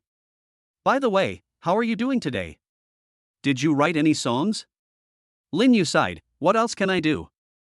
Although there are some clues, it will still take a few days. Then work hard and try to write a smash hit song." Jiang Ci was chatting with Lin Yu when his phone suddenly vibrated. He picked it up and saw that it was a bank deposit notification, indicating that the 1 million bonus was securely in his pocket. Jiang Ci's eyes lit up instantly and he was extremely excited. Seeing his expression, Lin Yu asked curiously, "Old Jiang, what's wrong with you? Why are you so happy? Don't you know that I've been paid?" "Of course I know. I just checked and it was indeed sent." "By the way, how much did you send?" Lin Yu asked. Jiang Ci raised the corner of his mouth slightly and raised a finger towards Lin Yu. Lin Yu looked at Jiang Ci's fingers, and suddenly he seemed to think of something and exclaimed, "Wow! You got 1 million? For a moment, everyone in the office looked at Jiang Ci with envy. Jiang Ci nodded proudly, "Yes, the bonus from the company, plus the salary, is over 1 million. Lin Yu was full of envy. "Old Jiang, you are so awesome. When will I ever be able to enjoy such treatment?" Jiang Ci patted his shoulder and said, "Work hard on your songwriting. Maybe it will be your turn next time." Just as Jiang Ci was feeling proud of himself, the system's voice rang out in his mind. "It has been detected that the host's account balance is sufficient. Do you want to spend 100,000 to activate the lucky draw function?" Chapter 18, Blue and White Porcelain. It is detected that the host account balance is sufficient. Do you want to spend 100,000 to start the lottery? Jiang Ci was delighted. He was just thinking about when to talk to the system, but he didn't expect the system to be so proactive. Now the opportunity had arrived. He silently said in his heart, "Open. Deduct 100,000 for one lucky draw." As soon as the system finished speaking, an ice blue roulette wheel suddenly appeared in front of Jiang Ci. There are all kinds of songs on the roulette wheel, including Blue and White Porcelain, East Wind Breaks, and Under the Sea, all of which are songs that Jiang Ci was familiar with in his previous life. Jiang Ci's eyes were shining and he felt like he was floating. She thought to herself, "If I were to draw these songs, I wouldn't even take them seriously, even if they were the god of music." At this time, the system sound in the mind continues to sound, asking the host to silently say the word lottery in his heart. Jiang Ci did as he was told and immediately recited silently. In an instant, the roulette wheel that had been motionless started to spin. And the speed was so fast that Jiang Ci couldn't help but twitch his mouth as he looked at the roulette wheel in front of him. "You're spinning so fast, aren't you planning on stopping?" However, the system did not respond to him. Jiang Xi smiled helplessly and simply lay down on the table. About 5 minutes later, Jiang Xi suddenly heard a familiar mechanical sound in his mind, ding. Congratulations to the host for winning the song The Wind Rises. The corresponding song has been distributed to the host's pocket. In just a moment, the lyrics of The Wind Rises appeared in Jiang Xi's mind, and he understood. At the same time, a USB flash drive appeared in his pocket. Jiang Xi thought, that should be the arrangement of this song. The corners of Jiang Xi's mouth curled up slightly, and his joy was self-evident. He rubbed his hands and shouted in his heart, "System, draw again." It is detected that the host account has sufficient balance, deduct 100,000 for one lucky draw. The ice blue roulette wheel reappeared and began to spin rapidly. This time, Jiang Xi sat up straight, staring intently at the wheel, his eyes filled with anticipation. Time ticked by, his heart pounding. Finally, the roulette wheel slowly stopped, and, ding! Congratulations, host. Thank you for your patronage. After hearing the system's answer, Jiang Xi felt terrible. Why the hell is there a thank you for your patronage? 100,000. This is 100,000. Even though Jiang Xi was very upset, the system ignored him. Jiang Xi clenched his fists and continued in his heart, "One more time, system." In an instant, the wheel started spinning again, but this time the spinning time was significantly reduced, and soon the wheel stopped. Ding! Congratulations to the host for winning the Chinese traditional music piece, Blue and White Porcelain. Hearing the system's voice, Jiang Xi scratched his ears in disbelief. His eyes widened, and he confirmed again and again that he had heard correctly. He was so excited that he almost jumped out of his chair. Fortunately, he still remembered that this was an office. I really got blue and white porcelain. Jiang Xi clenched his fists excitedly, his face filled with irrepressible joy. He couldn't wait to reach into his pocket and pull out a new USB drive. Jiang Xi knew that this small USB flash drive was very valuable now. Jiang Xi looked at the USB flash drive in his hand with a dazed expression. Although he couldn't believe it, it was indeed real. Thinking of this, Jiang Xi couldn't help but ask in his heart, "System, is this considered the novice protection period?" However, Jiang Xi waited for a while, but the system did not respond. Jiang Xi took a deep breath and tried to calm himself down. At this moment, Jiang Xi felt someone poking him. He turned around and saw that it was Lin Yu poking his arm with the tip of a pen. Jiang Xi glared at Lin Yu and angrily slapped the pen out of his hand. "Old Lin, why are you poking me with the tip of your pen?" Lin Yu curled his lips and said, "You guy, you've been grinning like an idiot for a long time. I called you and you didn't respond. I thought you were crazy." Jiang Xi finally came back to his senses, and thinking of the joy he felt when he drew blue and white porcelain just now, the corners of his mouth couldn't help but rise. Jiang Xi waved his hand, "You're the one who's crazy. I just had an inspiration, so I couldn't help but smile. Go away, stop trying to fool me. Do you think inspiration is easy to come by? I don't believe it." Seeing Lin Yu like this, Jiang Xi didn't say much. Anyway, he would know when he took out another song. Time passed quickly, and Jiang Xi thought that the entire afternoon had just passed like this. It was not until the end of the get-off workday that Jiang Xi received a WeChat message from Shen Xinghan. "Jiang Xi, come to my office." Jiang Xi glanced at him but didn't respond. Instead, he left his workstation and walked towards the office. Jiang Xi came to the office door and knocked lightly. When he heard Shen Xinghan calling him in, Jiang Xi went in. As Jiang Xi entered the office, Shen Xinghan pointed to the seat opposite and said, "Sit down first." As soon as he sat down, he asked, "Boss, what do you want to talk to me about?" "Indeed, there is something wrong. The song you wrote was sent to director Lu Ying, and she was very satisfied with it. Tomorrow is the movie press conference. She wants to ask if you would like to attend the press conference. She is looking forward to meeting you." Shen Xinghan's eyes were filled with anticipation. Jiang Xi was stunned for a moment. He didn't expect that the director would invite him to write a song, especially a junior composer like himself. He thought for a while, then finally shook his head. "Forget it, I'm just a songwriter. As long as they like my songs, that's fine." "Supervisor, please turn them down for me." "Don't be in a hurry to refuse." She also said that if you show up, she can give you a 100,000 yuan appearance fee. The appearance fee of 100,000 yuan made Jiang Xi's heart move. He had already spent 300,000 yuan on the lottery. After a brief pause, Jiang Xi nodded, I'm not going. Huh? Not going? Then why did you nod? Shin Qinghan was a little confused. She didn't expect Jiang Xi to refuse. Jiang Xi shrugged and smiled slyly, there's no rule that nodding means agreement, right? Okay, then I'll help you reject her.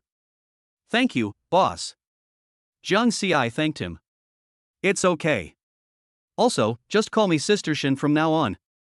I'm not much older than you. Jiang Xi smiled and replied, okay, Sister Shin. By the way, I should have completed my mission for this month, right? Shin Qinghan was stunned for a moment, then nodded, yes, you have completed your task as a junior composer this month. But if you have songs, feel free to submit them. If they're of the same quality as the ones I wrote later, I can help you get a senior songwriter contract from the higher-ups. You should know the benefits of being a senior composer, right? Shin Qinghan raised his eyebrows. Jiang Xi nodded, I know, I'll try my best. Okay, then, supervisor, I'm leaving. I won't be here tomorrow because I have to go to class. Shin Qinghan nodded, okay, let's go home right away. Jiang Xi walked out of the office, feeling particularly relaxed. Although Jiang Xi is very attracted to senior composers, he still needs to proceed step by step and can submit one song every other week. However, Jiang Xi of Blue and White Porcelain has not yet decided whether to submit it, after all, this song is too good. Chapter 19 Back to the dormitory skip. Jiang Xi hummed a little tune and returned to his workstation to pack up and get ready to go home.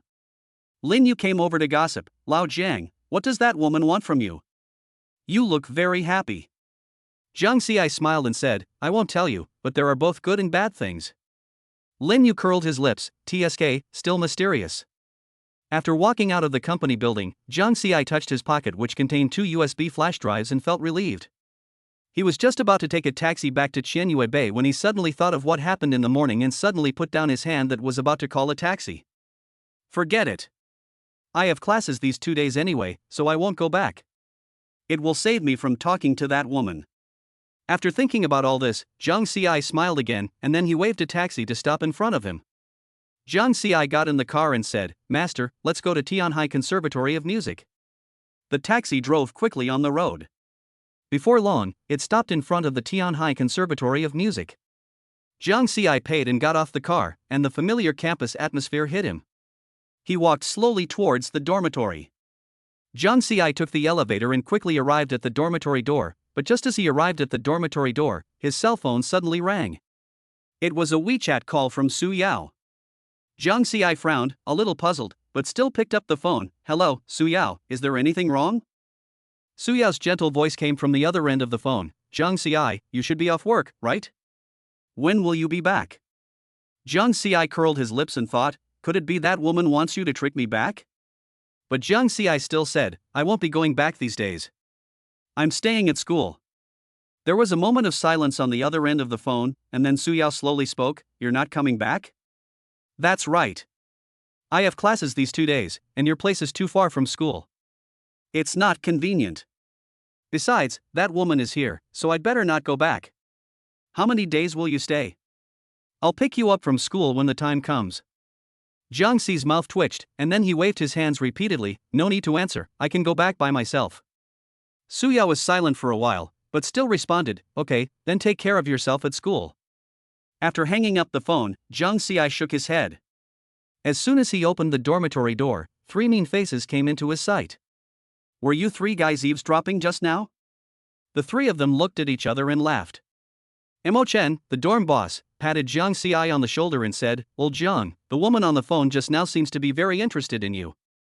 She even said she'd come pick you up. The second brother also joined in the fun, that's right, Old Jiang, your peach blossoms are blooming beautifully. Tell me, what's going on? The third one came over with a gossipy look on his face, although I don't know who Su Yao is, but I still know the national goddess Su Yao. Could it be the national goddess Su Yao?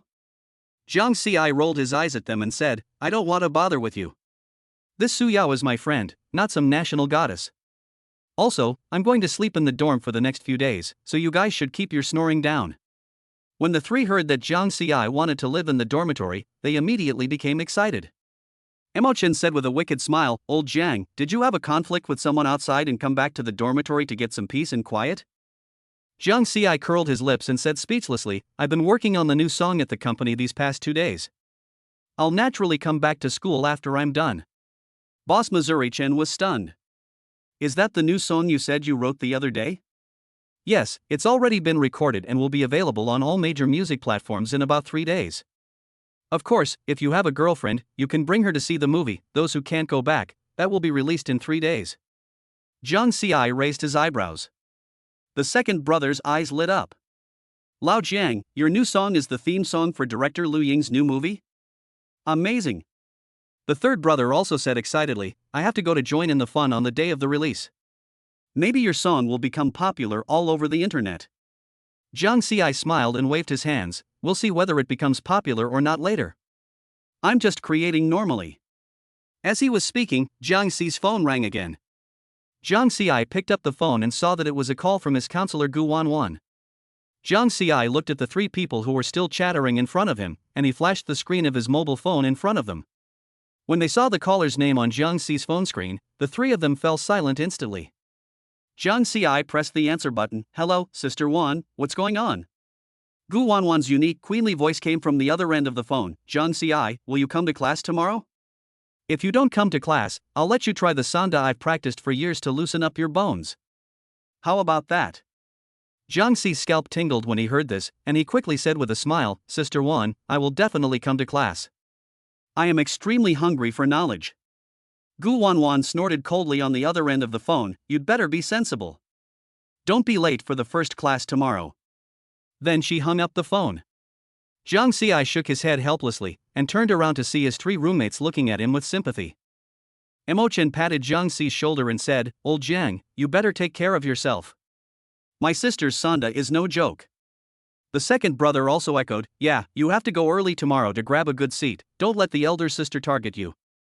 The third brother gloated, ha, Lao Jiang, you're being given special attention by your elder sister. Jiang Ci rolled his eyes at them unhappily, alright, stop gloating over other people's misfortunes. As he spoke, Jiang Ci also began to make the bed. As for the other things, Jiang Ci had taken them all to Qianyue Bay, so he had to go back tomorrow to at least change his clothes. After Jiang Ci finished tidying up, it was time for dinner. After having a few bites with his roommate, Jiang Ci lay on the bed, playing with 2 songs he had just obtained from the system. Suddenly Jiang Ci thought, why not give it a listen and see? Jiang Ci did what he said and glanced at the 3 people who were playing on the computer. He said, Boss, what are you doing? Without even looking up, Mo Chen said, playing games. What's wrong, old 4? Jiang Ci continued, I have a new song and I want to hear how it sounds. Can I borrow your computer? The 3 of them became interested when they heard it and stopped what they were doing. Mo Chen looked incredulous, Old Jiang, do you have a new song? Well, it's a finished product. I used a computer to synthesize it at the company before. The second brother's eyes lit up, let's play it and have a look first. Jiang Ci smiled, went to the second child's seat, inserted the USB drive into the computer, and clicked play. A melodious melody instantly rang out in the dormitory, and the 3 of them fell silent. The prelude to The Wind Rises was quite long, and the 3 of them stared at the computer screen intently. As the prelude ended, the clear singing voice synthesized by the computer sounded. The song is melodious and ethereal, and the lyrics seem to bring everyone back to memories. As the song progressed, the expressions of the 3 people gradually changed from curiosity to amazement. When the song ended, there was silence in the dormitory at first, and then burst into warm applause. Mo Chen stood up excitedly, Old Jiang, this song is amazing. It's bound to be a huge hit. The second child nodded vigorously. It's so beautiful. The melody and lyrics match perfectly. And hearing this song reminds me of my high school graduation year. The third brother was even more excited, yeah, that's right, it's such an amazing song that I can only praise it with the word awesome. Jiang Ci smiled and said, it seems that this song is really good, otherwise I wouldn't have you praising it so much. Jiang Ci played with the USB drive in his hand, looked at everyone and smiled, then I'm relieved. I can hand it in 2 days. Chapter 18 This woman is terrible. The next morning, Jiang Ci slowly opened his eyes. He looked around and found that the boss and the others were still sleeping. Jiang Ci got out of bed quietly, for fear of waking up others. About 10 minutes later, Jiang Ci finished washing up and found that they were still sleeping, so he immediately walked to the window and opened the curtains. The originally dim room suddenly became bright. At the same time, the three of them couldn't help but complain. Old Jiang, what are you doing? Quickly draw the curtains. It's too bright. That's right, we still need to sleep. Jiang Xi ignored the three people's complaints. Instead, he checked the time on his phone and said, "It's almost 8 o'clock. I remember Sister Wan's class was at 8:30. If you don't act carefully, she'll tear your bones apart." Hearing Jiang Xi's voice, they woke up instantly, and the three who were about to cover their eyes immediately sat up. Oh my god. The third child somersaulted out of bed, his slippers on wrong side out. Last time, I was late and my sister made me do 20 frog jumps as punishment. My thighs were still sore the next day. The second child was frantically pulling at his clothes, not even noticing that the buttons on his shirt were out of place. He wiped his face in front of the mirror and started looking for his textbook. Jiang Xi leaned against the doorframe and couldn't help laughing. Suddenly, he saw the boss still wrapped in the quilt and motionless. He couldn't help but raise an eyebrow. "I say, Master Mo, are you planning to use your mind to teach in bed?" Before he finished speaking, the quilt wrapped in a cocoon suddenly moved, revealing half of his sleepy face. "Hand over my Bluetooth headset. I'm going to listen to the class remotely in bed." Did your sister's shoulder throw that night seem simple? Jiang Xi picked up a pillow and threw it on the bed. In Jiang Xi's memory, Gu Wanwan's shoulder throw was real. It was because of that shoulder throw that Gu Wanwan got angry in her class. From then on, almost no one dared to be late for her class. These words were like pressing the start button. The eldest brother let out an AO and threw off the quilt, then crawled to the bathroom, his hair standing up like a rooster with its feathers standing on end. By the time the four of them staggered into the classroom, the bell had just rung. At this moment, Gu Wanwan happened to be holding a lesson plan in her left hand and a ruler in her right hand, with a meaningful smile on her face. "Looks like someone hasn't woken up yet?" Except for Jiang Xi, the remaining three people all looked at Gu Wanwan's right hand. Gu Wanwan raised an eyebrow, waved the ruler and said with a smile, "What? It's been too long since I last hit you. Do you want a few more hits?" The three of them swallowed their saliva and immediately ran back to their seats. Jiang Xi glanced at him lightly and turned to walk into the classroom. When Jiang Xi saw the classroom was full of people, he was a little surprised. He knew that Gu Wanwan had a great deterrent power, but he didn't expect so many people to succumb to her power.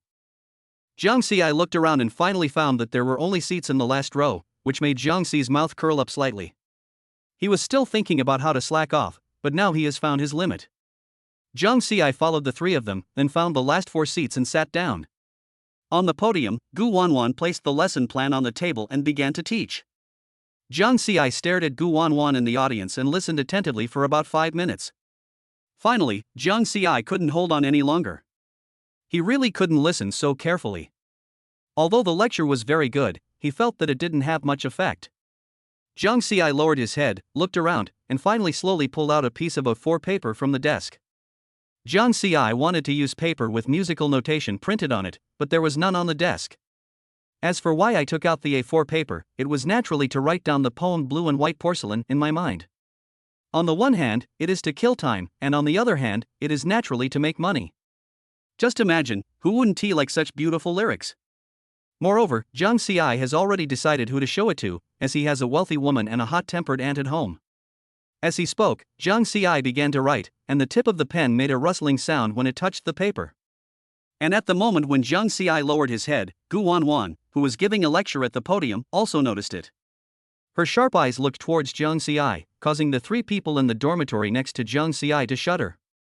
Just as Chen was about to pat Jiang Xi, he felt someone staring at him.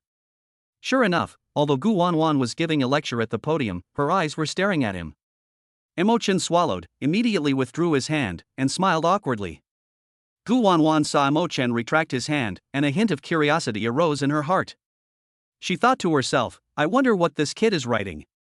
I'll go take a look later. If what she wrote is related to the class, I will forgive her. If what she wrote is some nonsense, then Yao Yao's face will not be saved." While thinking, Gu Wanwan had already started moving. Because she was wearing flat shoes today, she made almost no noise, so Jiang Xi didn't notice anything. Instead, he worked even harder to write the lyrics of Blue and White Porcelain. Jiang Xi had no idea that someone was approaching him. Almost everyone in the class looked at Jiang Xi, as if they were enjoying a good show. Emo-chen beside him was extremely anxious, but he still didn't dare to disturb Zhang Xiai, because at this moment Gu Wanwan was staring at Emo-chen intently. Soon Gu Wanwan got behind him. Just as she was about to speak, her eyes fell on what Zhang Xiai wrote on the paper. She couldn't help but recite it aloud. The sky is blue and waiting for the rain, and I am waiting for you. She saw these two sentences almost at first glance. However, Zhang Xiai suddenly heard someone talking behind him, and his body trembled. Zhang Xiai turned around abruptly, and the pen in his hand drew a long ink mark on the paper. Gu Wanwan propped herself up on his desk with one hand, and with the other, she had already pulled the A4 paper away. Her eyes quickly scanned the lyrics, and her tone ended with a hint of amusement. Mr. Jiang, how dare you slack off in class? The whole classroom fell silent in an instant. The third child's eraser slipped from his fingers, and the second child's pen hung above the notebook. Emo-chen wanted to bury his head in his textbook, praying frantically in his heart, it's over, Lao Jiang is dead this time.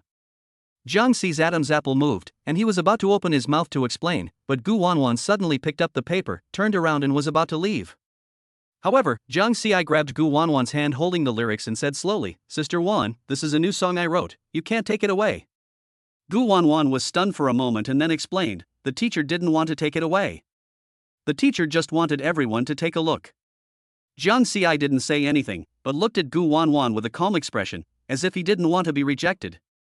In the moment when the air was stagnant, Gu Wanwan raised her eyebrows and chuckled, turned her wrist and raised the paper high, and there was a bit more inquiry in her eyes when she looked at Zhang Xiai. What's wrong? Are you afraid of plagiarism? Her voice was neither light nor heavy, but it was enough to make the students in the front row turn their heads. Emo-chen's forehead was covered with cold sweat, and he secretly tugged at the corner of Zhang Xi's clothes. The third brother stamped his feet anxiously and shouted in a low voice, Old Zhang, let go. Wanxia's hand speed is so fast that she can slap you 3 times before throwing you over the shoulder. Zhang Xiai curled his lips and said speechlessly, the copyright is in my hands, I'm not afraid of being plagiarized. Besides, who would dare to do that? It's just that I haven't finished writing it yet. Can I show it to you after class? Hearing this, Gu Wanwan rubbed the edge of the A4 paper with her fingers, and the curve of her lips became deeper and deeper. Well, since it's not finished yet, let's wait until after class. I hope you can give me a surprise. Zhang Xiai said nothing and just took the A4 paper back from Gu Wanwan's hand. At the same time, she became more determined to apply for independent study. This woman is so scary. Chapter 19 The Paper Ball Amazes Gu Wanwan. After the short interlude, Gu Wanwan continued to lecture on the stage, while Zhang Xiai continued to write lyrics. Time flies and soon it is time to end the get out of class. Okay, today's class ends here. Everyone else can leave get out of class. Zhang Xiai can come to my office. Zhang Xiai packed up his things and followed Gu Wanwan to the office. As soon as she entered the office, Gu Wanwan closed the door and turned to look at Zhang Xiai. Zhang Xiai, can you show the teacher the song you wrote during class now? When saying this, Gu Wanwan couldn't help but think of the 2 sentences she saw at that time, the sky is blue and waiting for the rain, and I am waiting for you. Zhang Xiai looked at Gu Wanwan's curious eyes, and finally reached into his trouser pocket, took out a ball of paper and threw it to Gu Wanwan. Gu Wanwan looked at the paper ball that Zhang Xiai threw to her and for a moment she didn't know what it was. Zhang Xiai, I want to see the lyrics you wrote in class, not the paper ball. Sister, these are the lyrics I wrote during class. Because it was too troublesome to carry, I just rolled it into a paper ball and brought it out. Zhang Xiai said with a smile. After saying that, he sat directly opposite Gu Wanwan. Gu Wanwan was speechless. She didn't expect Zhang Xiai to save the lyrics in this way. Reluctantly, she unfolded the paper. The handwriting on it was a little sloppy. Gu Wanwan looked up and couldn't help but read aloud, Is the wind blowing? The song title is quite strange. Hearing Gu Wanwan say the song title, Zhang Xiai swallowed. He seems to have given the wrong one. Gu Wanwan's eyes wandered across the page, and she suddenly paused. The style of these lyrics is completely different from what I saw in class. So what's going on? Zhang Xi's Adam's apple moved slightly, and he suddenly reached out to grab the paper ball. Maybe it was given to the wrong person. It's not this song. Hearing Zhang Xiai say this, Gu Wanwan suddenly became interested and asked, You wrote 2 poems in this class? No, they were all written before. I just wrote the lyrics during class. Gu Wanwan raised an eyebrow. Wrote it before? It seems you have quite a talent for writing. In that case, I must take a look at the song you wrote in class. As she spoke, she stretched out her jade white hand towards Jiang Ci. Where's the other one? Take it out and let me see it. This. What? I'm just taking a look. I'm not plagiarizing. And you don't have the copyright, right? And I'm really curious about the song I saw in class. Seeing Gu Wanwan say this, Jiang Ci had no choice but to take out a ball of paper from his other pocket and hand it to Gu Wanwan. She carefully unwrapped the paper ball, and inside were the lyrics of Blue and White Porcelain. Gu Wanwan unfolded the paper, and all the lyrics appeared before her. Her eyes were fixed on the lyrics on the page without blinking. The brushstrokes on the blank are thick and thin, and the peony painted on the bottle is just like your first makeup. After reading just 2 lines, Gu Wanwan was shocked. These lyrics are so well written. At this moment, she felt that the person standing in front of her was not a student. I don't know how long it was, just when Jiang Ci was about to doze off, Gu Wanwan suddenly slammed the table, and the sound made Jiang Ci tremble instantly. He stared at Gu Wanwan blankly and asked, Wanjie, what's wrong with you? Gu Wanwan looked a little excited. You wrote this song really well, didn't you? This lyrics describes. Gu Wanwan tapped her fingertips heavily on the paper. She smoothed out the wrinkles around the sentence. The glaze color renders the charm of the lady's painting, which is secretly hidden. You can actually write the craftsmanship of blue and white porcelain into a rhyme? This sky blue waiting for misty rain is even more brilliant. She suddenly realized that her voice was too high, cleared her throat, and said calmly, by the way, what style is your song? I've listened to a lot of songs, but compared to most of them, I still don't know what style this song is. Jiang Ci was a little confused and couldn't help but speculate. Could it be that there are no Chinese-style songs on Blue Star? Thinking of this, Jiang Ci said, it can be considered. Chinese style. Guofang? Gu Wanwan repeated the word, and circled the sky is blue and waiting for the mist and rain with her fingertips. It's quite appropriate. But this is the first time I've heard this kind of writing style. There aren't any songs on the market with a similar style to Blue and White Porcelain. You can be said to have created a new style. I have to say it's amazing. No wonder you don't even listen to my class anymore. Gu Wanwan gave Jiang Ci a thumbs up without hesitation.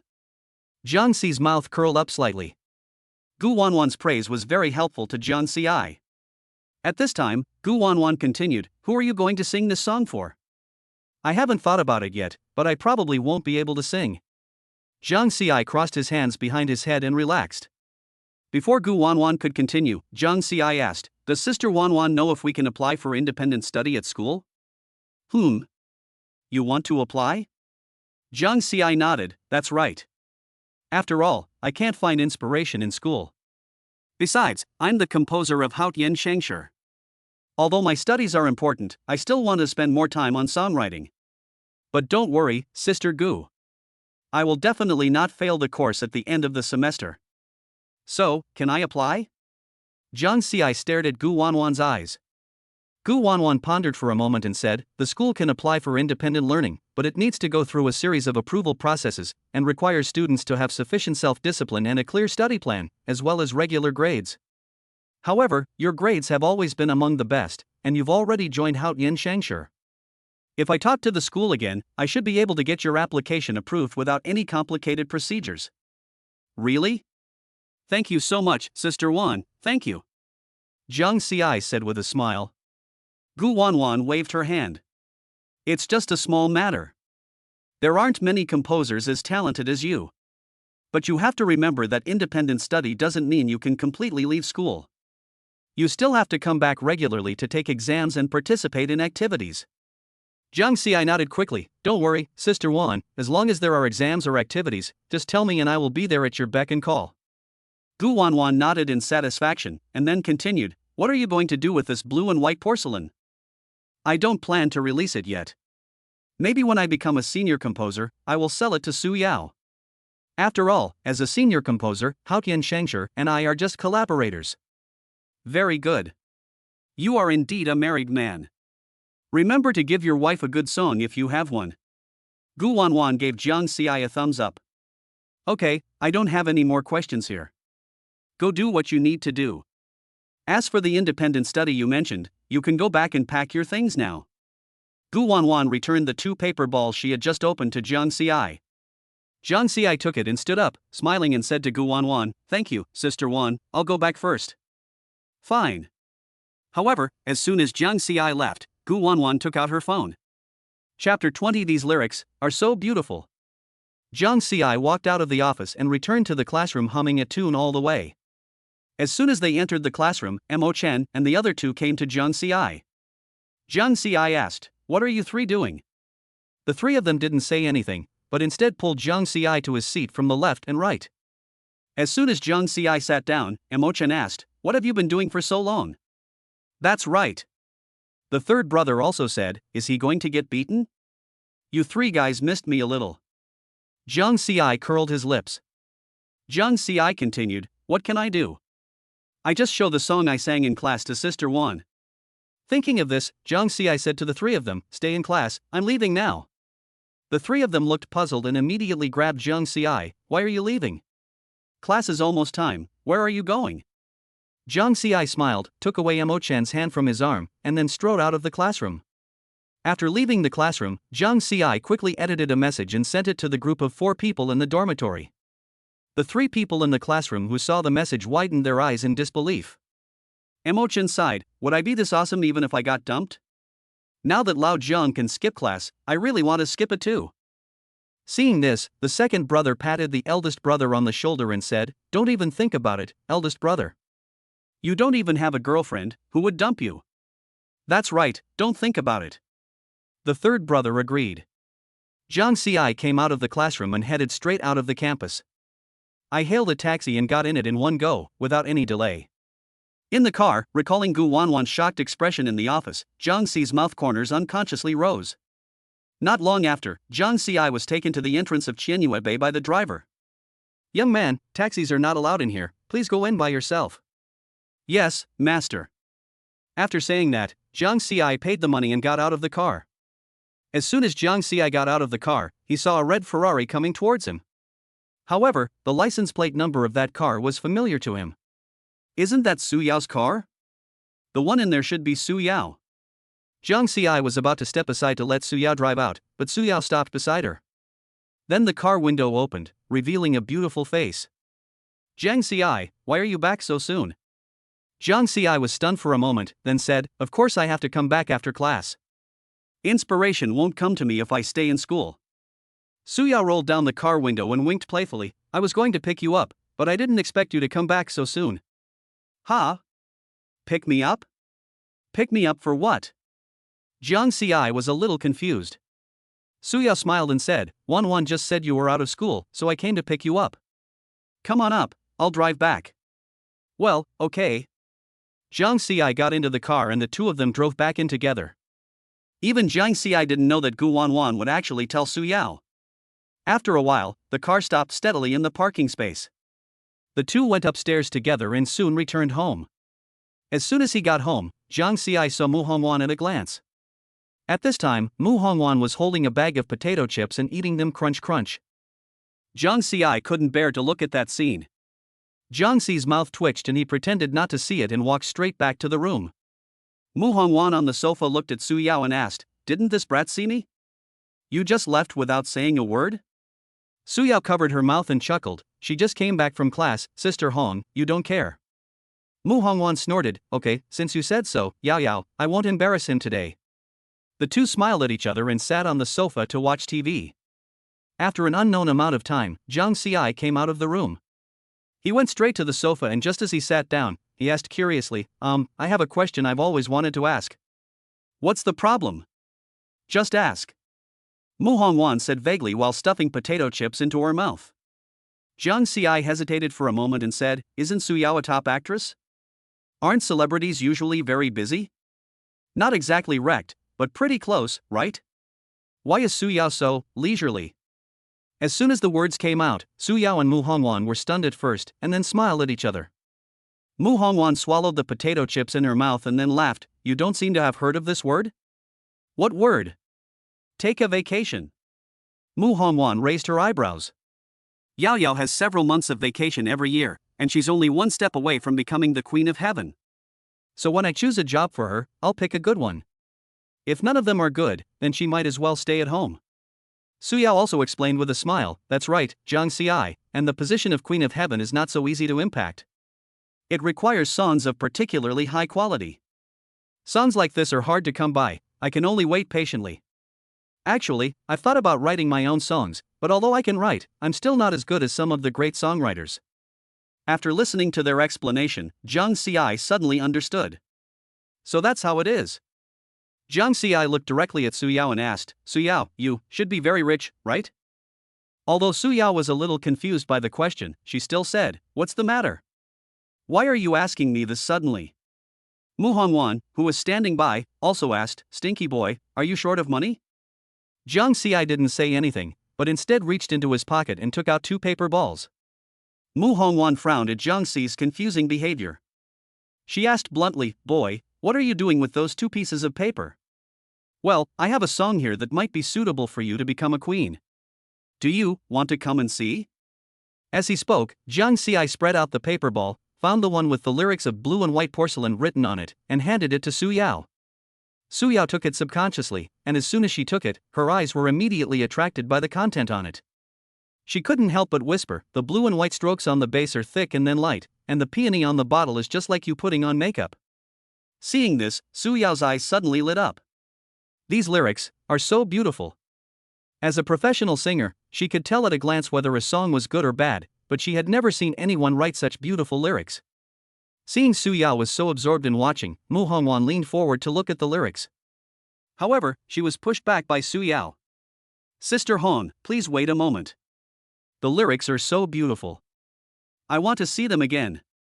Su Yao's fingertips gently stroked the folds of the paper, and when she read the sky is blue and waiting for the rain, her voice unconsciously took on a rhythmic feel.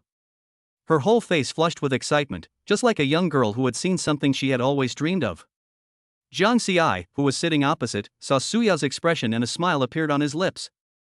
It seems no one can resist the temptation of this song. Chapter 23. It's okay, Zhang Xi, but it's a problem for the couple. After an unknown amount of time, Su Yao finished reading the lyrics and suddenly raised her head, her eyes full of excitement and anticipation. Zhang Xi, did you really write this? It's amazing. This song is simply great. Zhang Xi smiled and nodded, what do you think? Su Yao's face flushed, and she said excitedly, this song is great. Every word of the lyrics is so beautiful, like a work of art. The melody has already taken shape in my mind. Mu Hongwan, who was sitting on the sofa, was confused at the moment. She didn't see the lyrics, and Su Yao was not usually as excited as she was now. She couldn't help but move closer to Su Yao and asked, Yao, the song written by Zhang Xi is so good. You look so excited, your face is flushed. As she spoke, she took the wrinkled lyrics from Su Yao's hand and started reading. But Mu Hongwan looked at the lyrics in her hand, and her eyes widened and she was shocked beyond words. She swallowed and looked at Zhang Xi, but Zhang Xi smiled evilly and looked very proud. Zhang Xi, it's finally my turn to pretend. As Su Yao's agent, she usually deals with composers or music. She is best at evaluating the quality of a song. But this song, Blue and White Porcelain, truly captivated her. The lyrics were beautiful and elegant, like a delicate Jiangnan ink painting, each line imbued with poetry and deep affection. She took a deep breath, trying to calm herself, and then said in a slightly trembling voice, Zhang. Teacher Jiang, this song is simply a masterpiece. Its lyrics and artistic conception have reached an extremely high level. I'm sure that once this song is released, it will definitely cause a sensation. Su Yao nodded vigorously, her eyes full of approval. Zhang Xi was secretly delighted, but on the surface he pretended to be calm and nodded, thank you for the compliment. I just got inspired and wrote it down. What Zhang Xi didn't notice was that Mu Hongwan, who had interrogated him before, had even changed her address. Mu Hongwan continued, Teacher Zhang, this song is enough to make Yao Yao a queen. I wonder how much you can sell it to us for. When saying this, Mu Hongwan and Su Yao stared at Zhang Xi. The living room was quiet. Zhang Xi looked at the lyrics of the song held in Su Yao's arms, coughed lightly and said, although it seems that you want it very much, this song is not for sale for the time being. When Su Yao and Mu Hongwan heard this, the expectation on their faces instantly turned into disappointment. Su Yao couldn't help but say, Zhang Xi, why? Such a good song, I really want to sing it. Actually, you can ask for anything you want. I won't refuse. She pouted and couldn't help but said, besides, we are now legally married. I am your wife. If you don't sell me, who do you want to sell me to? Jiang Xi's mouth twitched, and he didn't know whether to laugh or cry. Good guy, even the couple is made up, and it has to be you, Su Yao. It's okay, Jiang Xi, it's just a matter of husband and wife. Jiang Xi ignored Su Yao's expression and instead reached out his hand to Su Yao. Su Yao was stunned for a moment, then stretched out her small hand that was as white as jade. Jiang Xi held Su Yao's hand, then shook it off.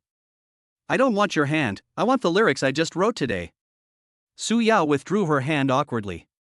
Although Jiang Xi wanted the lyrics in her arms, she would not give up such a good song. She bit her lip and whispered, "No.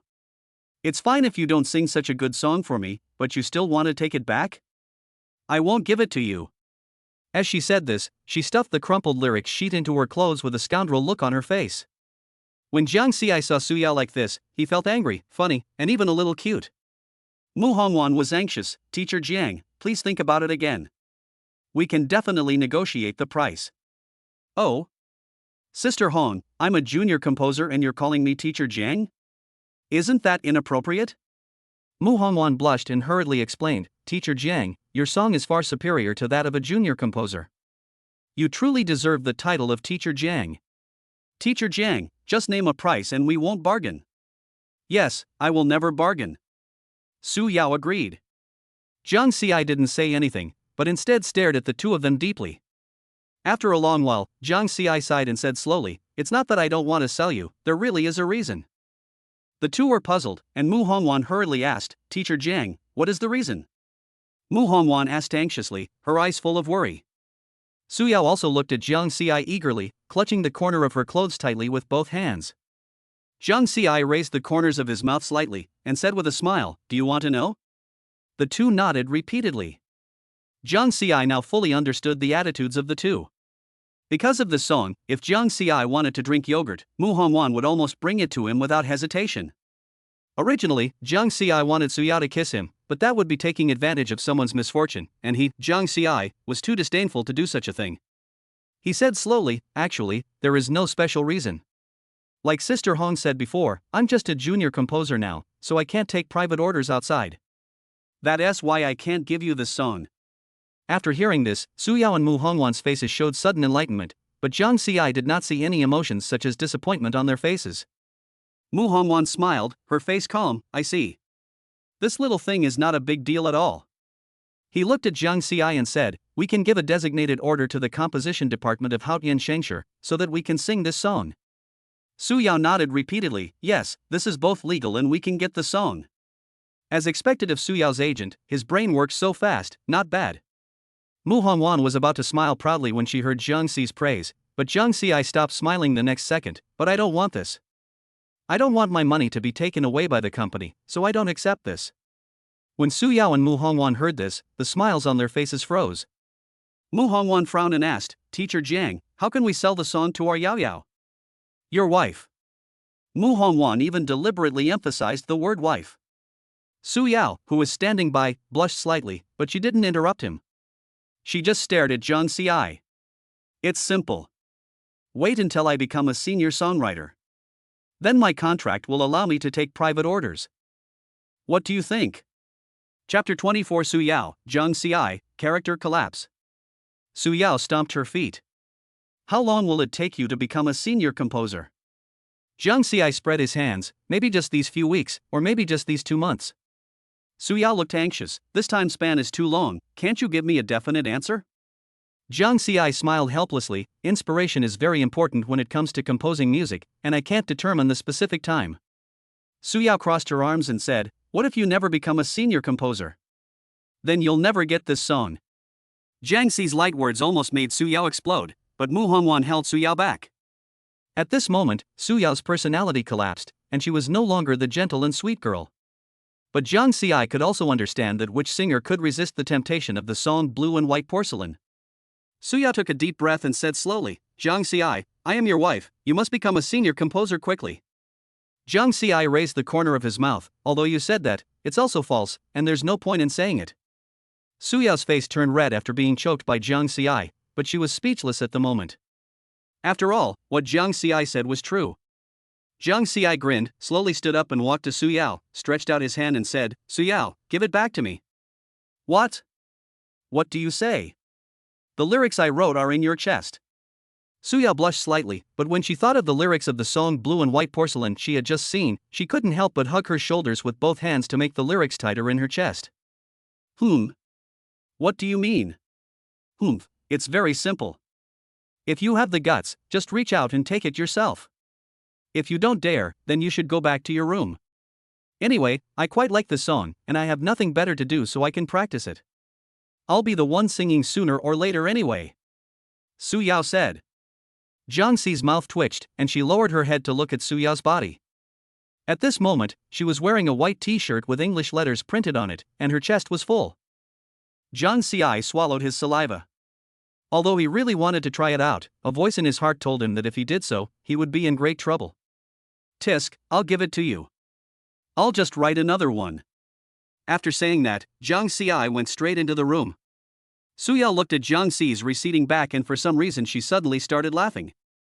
Yao, what are you laughing at? Suyao shook her head.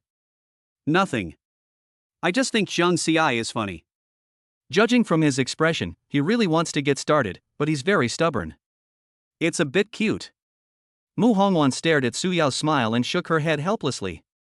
She couldn't help but sighed. Do you know, Yao? What? Being interested in someone is the beginning of liking them. You're about to fall in love. Be careful. Suyao poked Mu Hongwan's waist with her fingertips. What nonsense are you talking about? I'm just interested in blue and white porcelain. No, you're interested in both people and songs, right? But I have to say, Yao, you have a really good eye. You picked the best winner in our first contract marriage.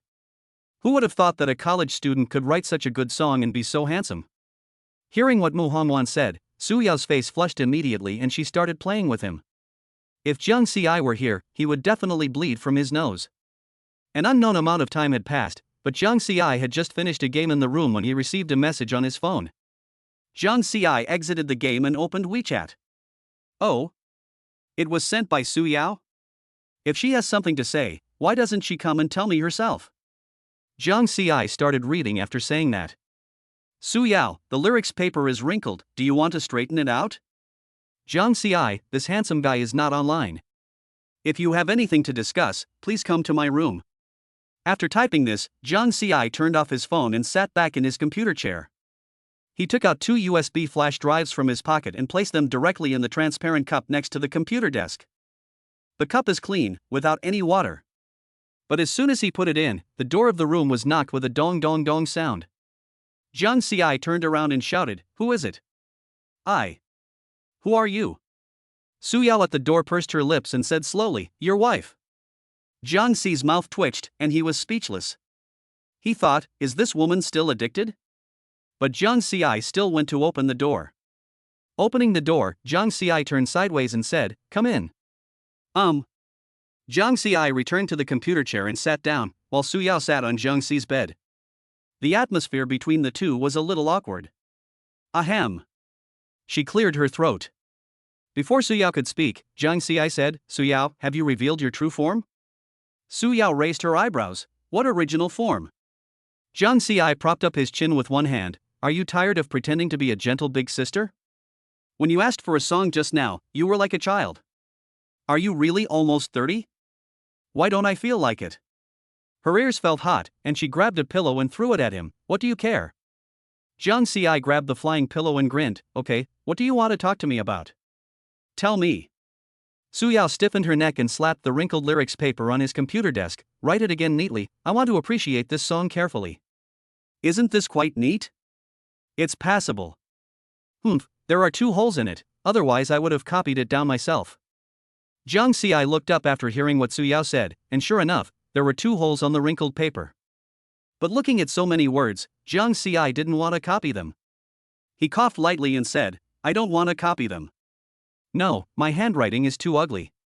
You should copy them. Wait until you finish copying, and I'll tell you these 2 words. Looking at Jiang Xi's face, Suyao wanted to take a bite of him. Suyao picked up the pen on the table and pretended to smash it. Jiang Xi. Did you do this on purpose? He smiled and leaned back, raising his hands in surrender. God, my handwriting is really ugly. Also, you are no longer the gentle big sister you once were. Can you change back? Suya glared at Zhang Ci. Humph, you are not the shy little brother you used to be. Forget it, I'll write it now. Remember to tell me those 2 words later. Zhang Ci nodded. Write it, I'll tell you later. Suya didn't say anything nonsense, picked up the pen beside her and started writing. While writing the lyrics, Suya suddenly asked, Zhang Ci, your song Blue and White Porcelain is so good, where did your inspiration come from? Zhang Ci was stunned for a moment. He didn't expect Su Yao to ask him this, but he had already thought about it. Do you want to hear the truth or a lie? Is there a difference between truth and lies? Zhang Ci nodded. This really does require distinguishing between truth and lies. So you want to hear the truth or a lie? Tell a lie first. Su Yao said. The lie is, it was inspired by the thing you wear on your wrist. Chapter 25. Did you copy this from somewhere? The lie is, it was inspired by the thing you wear on your wrist. Is it on my wrist? Su Yao subconsciously looked at her wrist. It was a dark green bracelet. Judging from the depth of the color, it must be worth a lot of money. Zhang Ci smiled mysteriously. Your bracelet looks very valuable, just like the ancient blue and white porcelain of our Xia country. That's when I got the inspiration. Su Yao curled her lips. This lie is quite plausible. I think you are interested in my bracelet, right? What about the truth? Zhang Ci smiled and said, to be honest, I don't know where the inspiration came from. I just suddenly had the melody and lyrics in my mind. Su Yao rolled her eyes at him and said, I knew you were not serious. While speaking, Su Yao had finished copying the lyrics and put down the pen. Okay, tell me, what are those 2 words?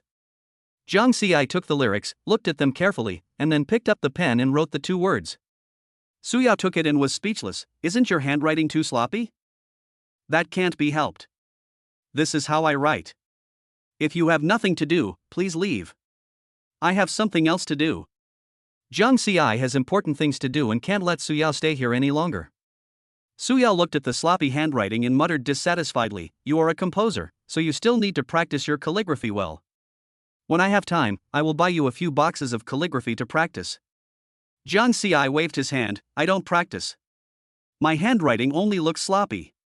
As he spoke, Zhang Ci pulled Su Yao up and pulled her out of the door, then locked the door from the inside. Since they all knew each other's personalities, Zhang Ci didn't plan to act anymore. In fact, this was not bad, at least Zhang Ci felt comfortable. Outside the door, Su Yao stomped her feet in anger. This was the first time in her life that she was dragged out of the room like this. However, when he saw the lyrics in his hand, the anger that had risen up subsided. She murmured to herself, I'll deal with you properly when I get this song. However, Mu Hongwan, who was sitting on the sofa and watching all this, asked, Yao Yao, why were you pushed out? And what were you mumbling about there alone? Su Yao turned her head and saw Mu Hongwan in the living room not far away looking at her with a smile. At this time, in Zhang Ci's room, Zhang Ci was sitting on the bed, staring at a blue turntable in front of him with serious eyes. He swallowed hard, 100,000 at a time. I don't want to thank you for your patronage. Just as I was thinking about it, the system's voice came as expected. Ding. Detected that there is sufficient balance in the host account. Please ask if you would like to proceed with the lottery. Zhang Ci silently said in his heart, drawl. As Zhang Ci silently recited, a message soon came from his phone. Your bank card with the last number 3575 has been deducted 100,000 yuan. The current account balance is 610,000 yuan. Before Zhang Ci finished reading, a mechanical sound echoed in his mind again, ding. Congratulations to the host for winning the song, mumbling. Does the host want to continue the lottery? Zhang Ci was stunned for a moment. He didn't expect that today's lottery would be so lucky. He felt pleasantly surprised. However, he still felt a little distressed when he saw the 100,000 yuan deducted from his account. I only have 600,000 left. Just as Zhang Ci was lost in thought, the system asked again, Host, do you want to continue the lottery? Zhang Ci hesitated. Although he had won the lottery this time, 100,000 yuan was still a lot of money. If all the other rewards were a thank you for patronage, he would be at a huge loss. But if he didn't draw, he was afraid of missing out on a better reward. Just as he was struggling, he suddenly heard the voices of Su Yao and Mu Hongwan outside the door getting closer and closer, as if they were coming towards his room. Zhang Ci stood up instantly, and the original turntable disappeared in front of him. Soon, the voices of Su Yao and Mu Hongwan were heard at the door. Zhang Xiai, come out for dinner, come out quickly. Got it, come out right away. Zhang Xiai didn't rush out of the room. Instead, he took out the new USB drive from his pants, then stood up and walked out. As soon as Zhang Xiai arrived in the living room, he found that Su Yao and Mu Hongwan were opening takeout bags. Seeing this scene, Su Yao smiled awkwardly. Because I wanted to eat something different today, I ordered takeout. It's okay, what's the difference between eating and eating? Did you order hamburgers? Su Yao nodded. This one is pretty good, so I ordered it. Don't you like it? No, I can eat anything that's edible. Zhang Xiai started eating. Just as he took a bite, Su Yao, who was sitting next to him, asked, "What do you have to do this afternoon?" Zhang Xiai took a sip of Coke and said, "I'll sort out the song I wrote and hand it in tomorrow." Hand it in tomorrow? You want to hand in the blue and white porcelain? Su Yao immediately grabbed Zhang Xi's arm. I didn't say that, wasn't that song for you?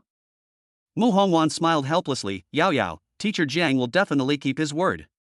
Don't worry, you are his wife. Sister Hong, you don't have to call me Teacher Jiang, just call me Zhang Xiai. Oh, okay. Mu Hongwan replied. Besides, organizing songs isn't just about organizing the blue and white porcelain song. I have other songs too. Don't look down on me. Su Yao curled her lips and said, "Okay, I'll believe you for now. But if you dare to regret it, you'll be in trouble." Zhang Xiai rolled his eyes. I know. The mealtime passed quickly and Zhang Xiai was full after eating a hamburger and a cup of Coke. Zhang Xiai didn't say anything and walked straight into the room. But not long after, Su Yao also stood up. As soon as Zhang Xiai sat down in the room, Su Yao opened the door. Zhang Xiai turned around and saw Su Yao. She couldn't help but ask, Su Yao, what are you doing here? Nothing, I just want to listen to the song you wrote. I think you've synthesized it on a computer, right? In this world, written songs are usually synthesized into audio using computers. It has been synthesized. Is this why you came here? Su Yao nodded repeatedly. Yeah. Anyway, I have nothing to do in the afternoon, so I can just listen to the song you wrote. Zhang Xiai felt a little helpless, but it was difficult to refuse. After all, he had said before that he had other songs. He glanced at Su Yao, who was sitting on the bed, and said, "Are you here to intercept me? I'm telling you, forget about these two songs. Although the quality is good, they're still a little bit inferior to blue and white porcelain." He picked up the USB drive in the water cup beside him, turned on the computer, and found the synthesized audio file. Su Yao came over, her eyes full of anticipation. Zhang Xiai clicked play, and a melodious melody sounded. It was the whispers that he won in the lottery. Su Yao was curious at first, but as she listened, her expression became more and more surprised. Zhang Xiai, although the melody of this song is simple, it gives people a warm feeling. It's just that the electronic synthesized sound is not so comfortable to listen to. And when did you write this song? She looked at Zhang Xiai suspiciously. Zhang Xiai felt a little uneasy, but he still pretended to be calm and said, "It's just recently." When inspiration comes, it's unstoppable. She continued to ask, "Did you really write this yourself? Did you copy it from somewhere?" Chapter 26. 2 days later. Zhang Xiai curled his lips and said speechlessly, "Have you ever seen anyone copy a song like this? Why don't you try it? Be careful what you say, or I won't sell you the blue and white porcelain." The other party was choked by Zhang Xiai, and at the same time she thought of what Zhang Xiai had written before. Ahem, no. Sorry, I forgot for a moment. But you're also right. You're so good at this, why would you need to copy? Seeing Su Yao like this, Zhang Xi's anger subsided a lot. Since you've said that, I'll be magnanimous and forgive you. Zhang Xiai waved his hand. "I'm going to sleep now, you go out first." This okay?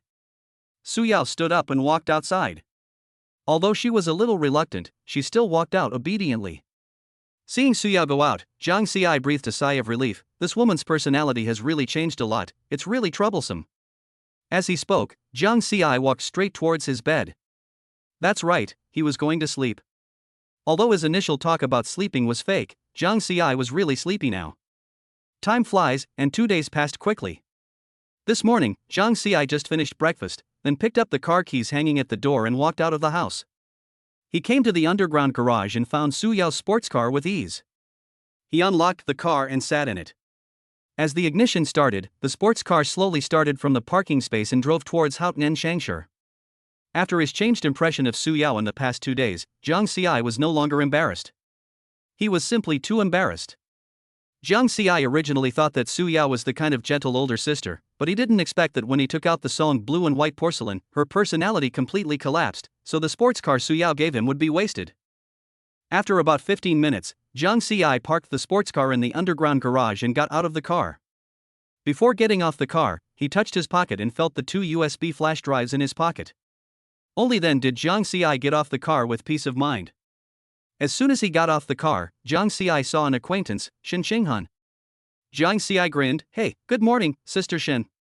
When Shen Xinghan saw Jiang Xi, a hint of surprise flashed in his eyes, and then he responded with a smile, "Good morning, Jiang Xi, you actually drove here today?" Jiang Xi scratched his head and said with a smile, "It's from a friend. I borrowed it for 2 days. I don't have the money to buy such an expensive car." Shen Xinghan nodded gently, "Then let's go up together, I just have something to tell you." Jiang Xi nodded and agreed happily. Jiang Xi could almost guess what it was about. What else could it be except this song later? Calculating the time, it seems that today is the day when the movie We Can't Go Back will be released. The two walked side by side in the company's underground garage and quickly found the elevator. As soon as they got on the elevator, Shen Xinghan said, "Jiang Xi, you know that today is the premiere day of the movie, and it is also the day when this song will be released on major music platforms." "I know, boss." Shen Xinghan nodded, then said, "Do you have a Weibo?" Not yet, not yet." Jiang Xi didn't expect Shen Xinghan to ask this. He really didn't expect it. Shen Xinghan seemed to understand what Jiang Xi meant by his expression and explained, "Don't be surprised, that's what I'm asking. Because our Xia country values composers, everyone must have a scarf. If you don't have one, register for one during work hours. And I have a feeling this song will do really well in the future, and those netizens won't let off the composer later. By the way, remember to use your pen name when registering." Jiang Xi nodded helplessly, "I understand. I'll register when I get to my workstation." As they were talking, the two of them had already arrived at Group 3 of the composition department. As soon as the two entered the third group of the composition department, they attracted many people's attention. Jiang Xi didn't care, but Shen Xinghan glared at those people. Those people immediately looked away, but the fire of gossip in their eyes was still burning fiercely.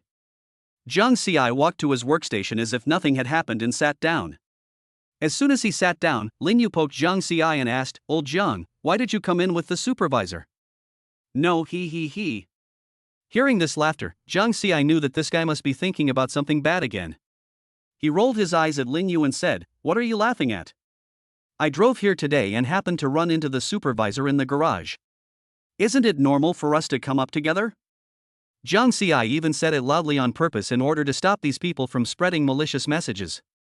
Jiang Xi didn't know what would happen in his past life. If he let these people continue to make malicious speculations, who knows what kind of rumors would spread in the future.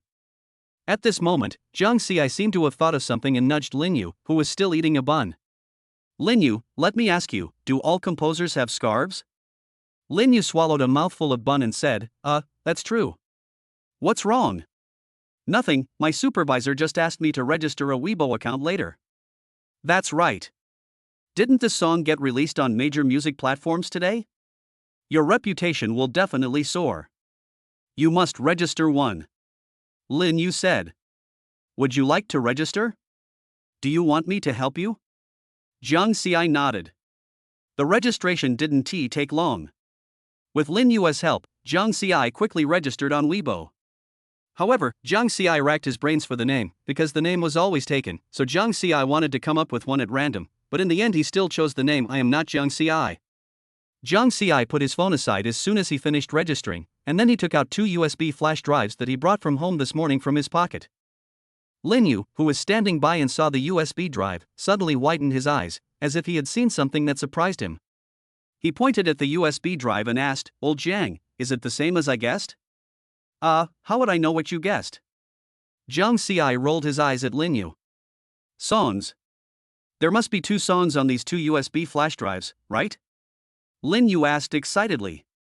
Jiang Xi raised his eyebrows, "Not bad, La Lin, your guess is quite accurate." Hearing Jiang Xi's exact answer, Lin Yu couldn't help but open his mouth wide. Wow. You're too aggressive, aren't you? Jiang Xi patted Lin Yu's shoulder and said, don't be too surprised. What if the supervisor is not satisfied and gets rejected? But I still have some confidence in these two songs. I'm hoping to get a senior songwriter contract for them. Lin Yu almost choked on the bun and pounded his chest in panic. Senior composer? Old Jiang, I'm not even a senior composer yet. You're so bold to say that. Chapter 27, later, exploded. Jiang Xi slid down his chair, hooked his arm around Lin Yu's neck, raised his eyebrows, and said, want to make a bet? What's the bet? Let's bet on whether I can get a senior songwriter contract today? If I can't get it, I'll bring you breakfast for a month. If I get it, you'll bring me breakfast for a month. How about that? Lin Yu raised the corners of his mouth, revealing a confident smile. Okay, I bet you can't get it. I'm really looking forward to eating the breakfast you brought. Jiang Xi let go of his hand and patted Lin Yu on the shoulder. Then wait and see. Jiang Xi returned to his workstation and thought to himself. To be honest, he didn't even know if he could get it. Isn't it said that leaders like to paint a rosy picture for their employees? I don't know whether Shen Xinghan likes to make big promises or not. Time passed quietly, and soon it was 1 o'clock in the afternoon. Jiang Xi estimated the time, then picked up the 2 USB flash drives on the table and stood up. Lin Yu asked at the right moment, where are you going, Lao Jiang? Jiang Xi shook the USB drive in his hand. What else can I do? Wait for my good news. Get the money ready. Jiang Xi said and walked directly towards Shen Xinghan's office. Jiang Xi came to the office door and knocked on it first. When he heard Shen Xinghan's voice coming from inside, he went in. As soon as he entered the office, Shen Xinghan said, Jiang Xi, if you didn't come, I would have gone looking for you. Why did Sister Shen look for me? It's your song that performed so well. Shen Xinghan continued. Later, it was launched on major music platforms at 8 o'clock today, and the number of downloads exceeded 100,000 in just 5 hours. It ranked 13th on the new songs chart, so your song became a complete hit. The data is still rising steadily. I believe your song will be ranked first on the new song chart in 2 days. Jiang Xi sat in his seat listening to Shen Xinghan spitting everywhere, and his heart was calm. Suddenly Shen Xinghan said, Jiang Xi, why don't you seem excited at all? Jiang Xi's lips curled up slightly, and he said calmly, Sister Shen, I have confidence in this song. It's expected to be a big hit. A hint of admiration flashed in Shen Xinghan's eyes. Jiang Xi, you have a calm mind. By the way, what's the matter with you coming to see me? Tell me. Jiang Xi nodded, then took out the 2 USB flash drives from his trouser pocket and placed them on the table. Shen Xinghan's eyes narrowed. What is this? These are 2 songs I wrote in the past 2 days. A hint of surprise flashed across Shen Xinghan's eyes, but it was just surprise. He had previously said that if Jiang Xi could produce 2 more songs, he would be able to secure him a contract as a senior composer. But she didn't expect Jiang Xi to finish writing it so quickly. Composer Shen Xinghan has a lot to say about this. Although it doesn't take a month to write a song, it should take at least half a month, right? However, Jiang Xi actually took it out in just 2 days, which made her wonder if he was just making up the numbers. She hesitated and said, Jiang Xi, is this the song you wrote these 2 days? That's right, Sister Shen can take a look. Shen Xinghan nodded. Okay, I'll listen to it for a while, you go out first. Jiang Xi walked out of the office and returned to his workstation. Lin Yu came up to Jiang Xi as soon as he saw him, staring at his expression and asking, how's it going? Did Sister Shen slam the table and say genius? She asked me to go out first. Jiang Xi curled his lips. Suddenly he remembered the way Shen Xinghan stared at the USB drive just now. It was very similar to the antique dealer he met in the flea market when he was a child, with critical scrutiny and a bit of secret expectation. Lao Lin, stop talking nonsense. I won't necessarily lose today. Lin Yu raised his eyebrows and smiled. Actually, I really hope you win, because our Xia country doesn't have such a young senior composer. If you become a senior composer, it will be the first time in the world. Jiang Xi paused on the keyboard when he heard that, and the blue light from the screen made his pupils light up slightly. Lin Yu was right. The youngest senior composer displayed in the company's archives obtained his qualification at the age of 30, while he was only in his early 20s. At this moment, a voice reached Jiang Xi's ears. Jiang Xi, someone is looking for you. Jiang Xi looked in the direction of the voice and saw a man talking to him with a girl next to him. The girl was none other than Jiang Zhao. Jiang Ci stood up and walked in front of Jiang Zhao, then asked, "Huh? Senior Jiang, why are you here?" Jiang Zhao had a sweet smile on her face. She handed the coffee in her hands to Jiang Ci with both hands. "This is for you."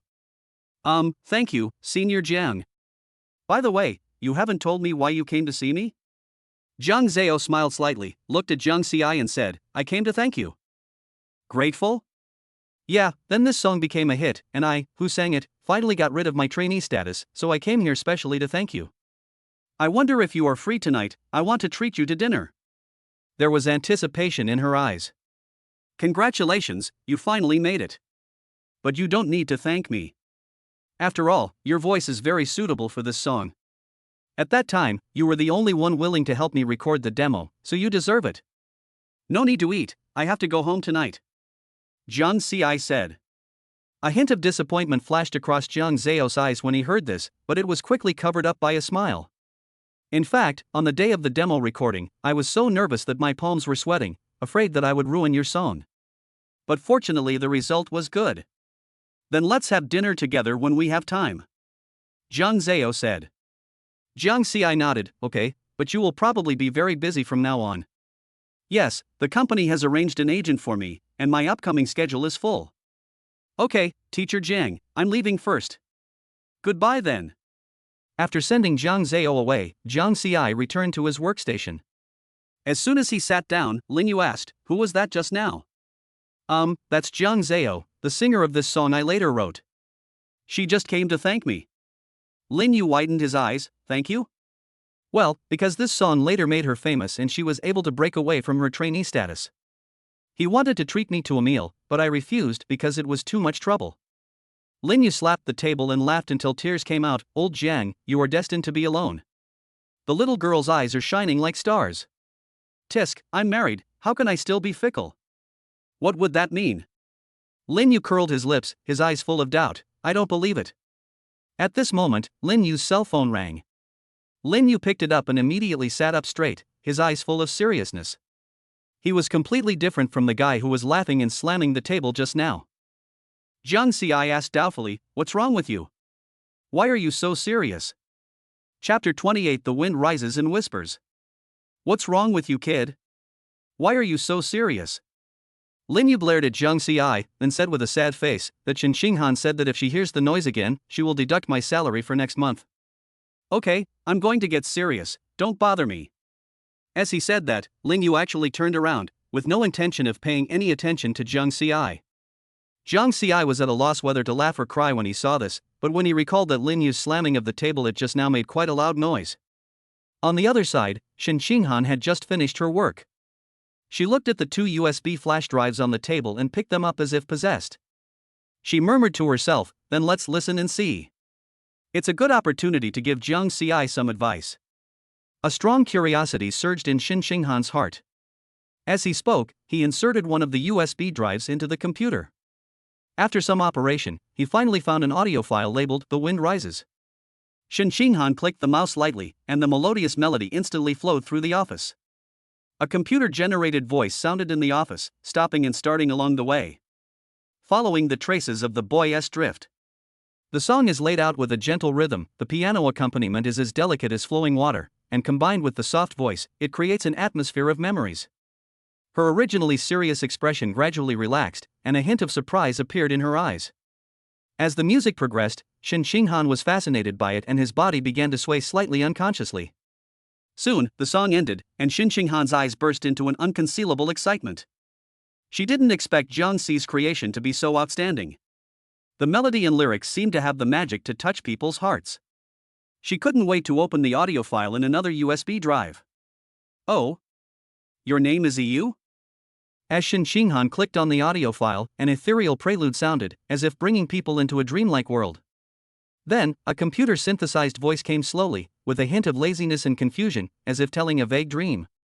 Her eyes became more focused, her breathing became slower, and she was completely immersed in the music.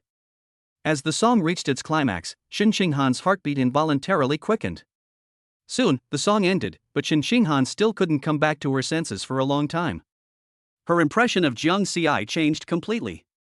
She realized that this seemingly ordinary young man actually had such outstanding musical talent. How can this person still be a student who hasn't even graduated from college? This is a genius, a monster. The corners of her lips curled up as she murmured, two songs that are no less impressive than the ones that came later.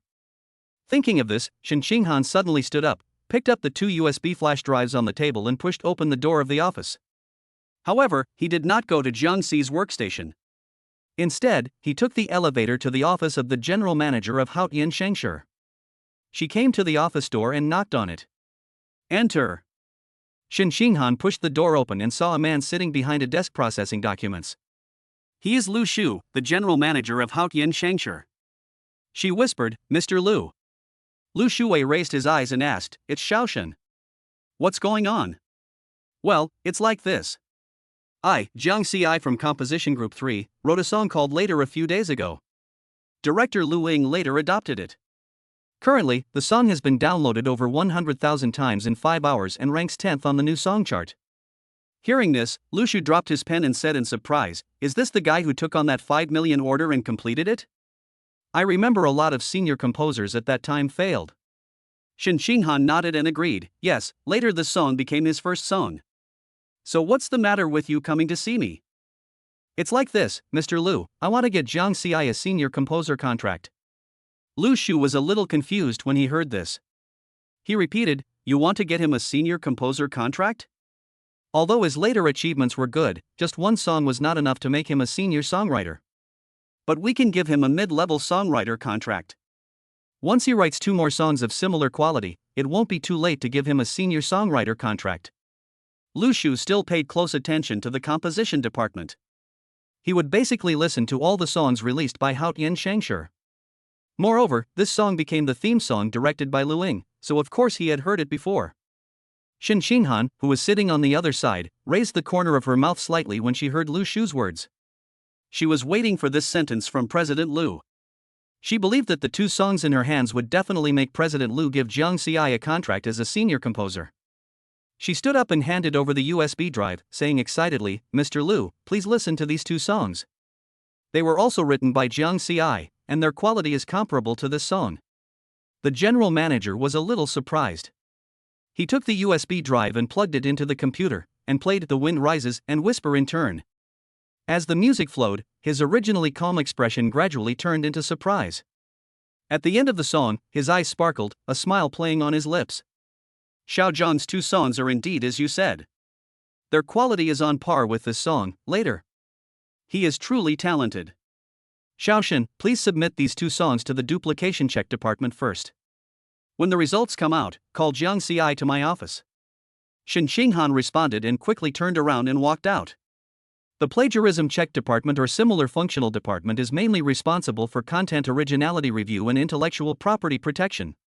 The core goal is to avoid the risk of plagiarism and infringement involving the company's works, artist behavior, or commercial activities, while maintaining the uniqueness of the company's content. As for why Shen Xinghan didn't hand it over later, it was because she forgot. After all, she was focused on that big order at the time and had no time to think about plagiarism or not. Shen Xinghan handed The Wind Rises in EU to the plagiarism checking department and returned to the office area. She walked straight to Jiang Xi's workstation. Jiang Xi was talking to Lin Yu in a low voice and was completely unaware of Shen Xinghan's arrival not far away. Just as the 2 of them were chatting enthusiastically, Shen Xinghan's voice reached their ears. What are you 2 talking about? As soon as the words fell, the 2 of them shuddered almost at the same time as if they had been electrocuted. Jiang Xi and Lin Yu quickly stood up. Lin Yu stammered, Manager Shen, we didn't talk about anything important. Jiang Xi looked nervous, not knowing why Shen Xinghan suddenly came over. Shen Xinghan looked at Jiang Xi with admiration in his eyes and said, Jiang Xi, come with me. Then Shen Xinghan looked at Lin Yu and said, Go away and stop getting in the way. Okay. When Jiang Xi saw the change in Shen Xinghan's attitude, he felt relieved. He thought to himself, she must have seen the 2 songs I just wrote, otherwise she wouldn't have come to see me. Jiang Xi followed Shen Xinghan out of Composition Group 3, but he didn't know where he was going. Chapter 29 Becoming a Senior Composer. Jiang Xi followed Shen Xinghan into the elevator and soon arrived at the door of Mr. Lu's office. Shen Xinghan knocked on the door and then took Jiang Xi into the office. As soon as he entered the office, Jiang Xi saw the man sitting behind the desk. The man looked at him with a gentle smile on his face. Seeing this, Jiang Xi immediately turned his head away. It was not that he was impolite, but he felt it was a bit weird to be looked at by this man, so he simply turned his head away. Shen Xinghan closed the door, came to Jiang Xi and motioned him to sit down, with a gentle smile on her face. Jiang Xi, let me introduce you, this is Mr. Liu. Boss Liu, this is Jiang Xi. Mr. Liu stood up and walked around the desk to the opposite side of Jiang Xi. He extended his hand and said with a smile, Xiao Jiang, right? What you wrote is very nice. I admire you very much. Jiang Xi hesitated for a moment, but still reached out and shook hands with Mr. Liu. Hello, Mr. Liu, I'm Jiang Xi. As soon as he finished speaking, the office fell silent. The scene was a little awkward. Jiang Xi swallowed his saliva and then asked, Mr. Liu, Manager Shen, is there anything you can do? Shen Xinghan patted his forehead and said, by the way, Mr. Liu and I have listened to your compositions, The Wind Rises and Whispering. They are excellent. The quality is no less than the later song. Mr. Liu continued, yes, these are two excellent songs, so I prepared a contract for you. Take a look. As he spoke, Mr. Liu came to the desk, picked up the contract he had just printed, and then returned to the sofa. He pushed the contract in front of Jiang Xi and said with a smile, take a look, if you think it's suitable, sign it. Okay. Jiang Xi took it subconsciously. But as soon as he saw the bold and enlarged fonts on the contract, he was stunned. Because the words Senior Composer Contract are written at the top of the contract. Senior Songwriter Contract? Although Jiang Xi had known for a long time that he would become a senior composer, how could it happen so quickly? According to his understanding, how could an ordinary entertainment company be so careless in giving such a contract to a newcomer? Even though Jiang Xi made a bet with Ling Yu, he didn't think he would get it today. Although the quality of his songs is beyond reproach, they still need to be verified by the market. The look in his eyes when he looked at Mr. Liu couldn't help but look a little strange. I thought to myself, this Mr. Liu seems quite gentle, and he seems easy to fool. As if noticing Jiang Xi's strange look, Mr. Liu smiled and said, Xiao Jiang, you deserve this contract since you can write such high-quality songs in the past few days. At the same time, I hope you can write better songs in the days to come. Shen Xinghan also smiled and explained, Jiang Xi, the quality of your songs is obvious to all. Although the two songs given to me today have not been verified by the market, the company is very optimistic about your potential, so we will directly give you the treatment of a senior composer. Mr. Liu also nodded and said, Xiao Jiang, don't worry.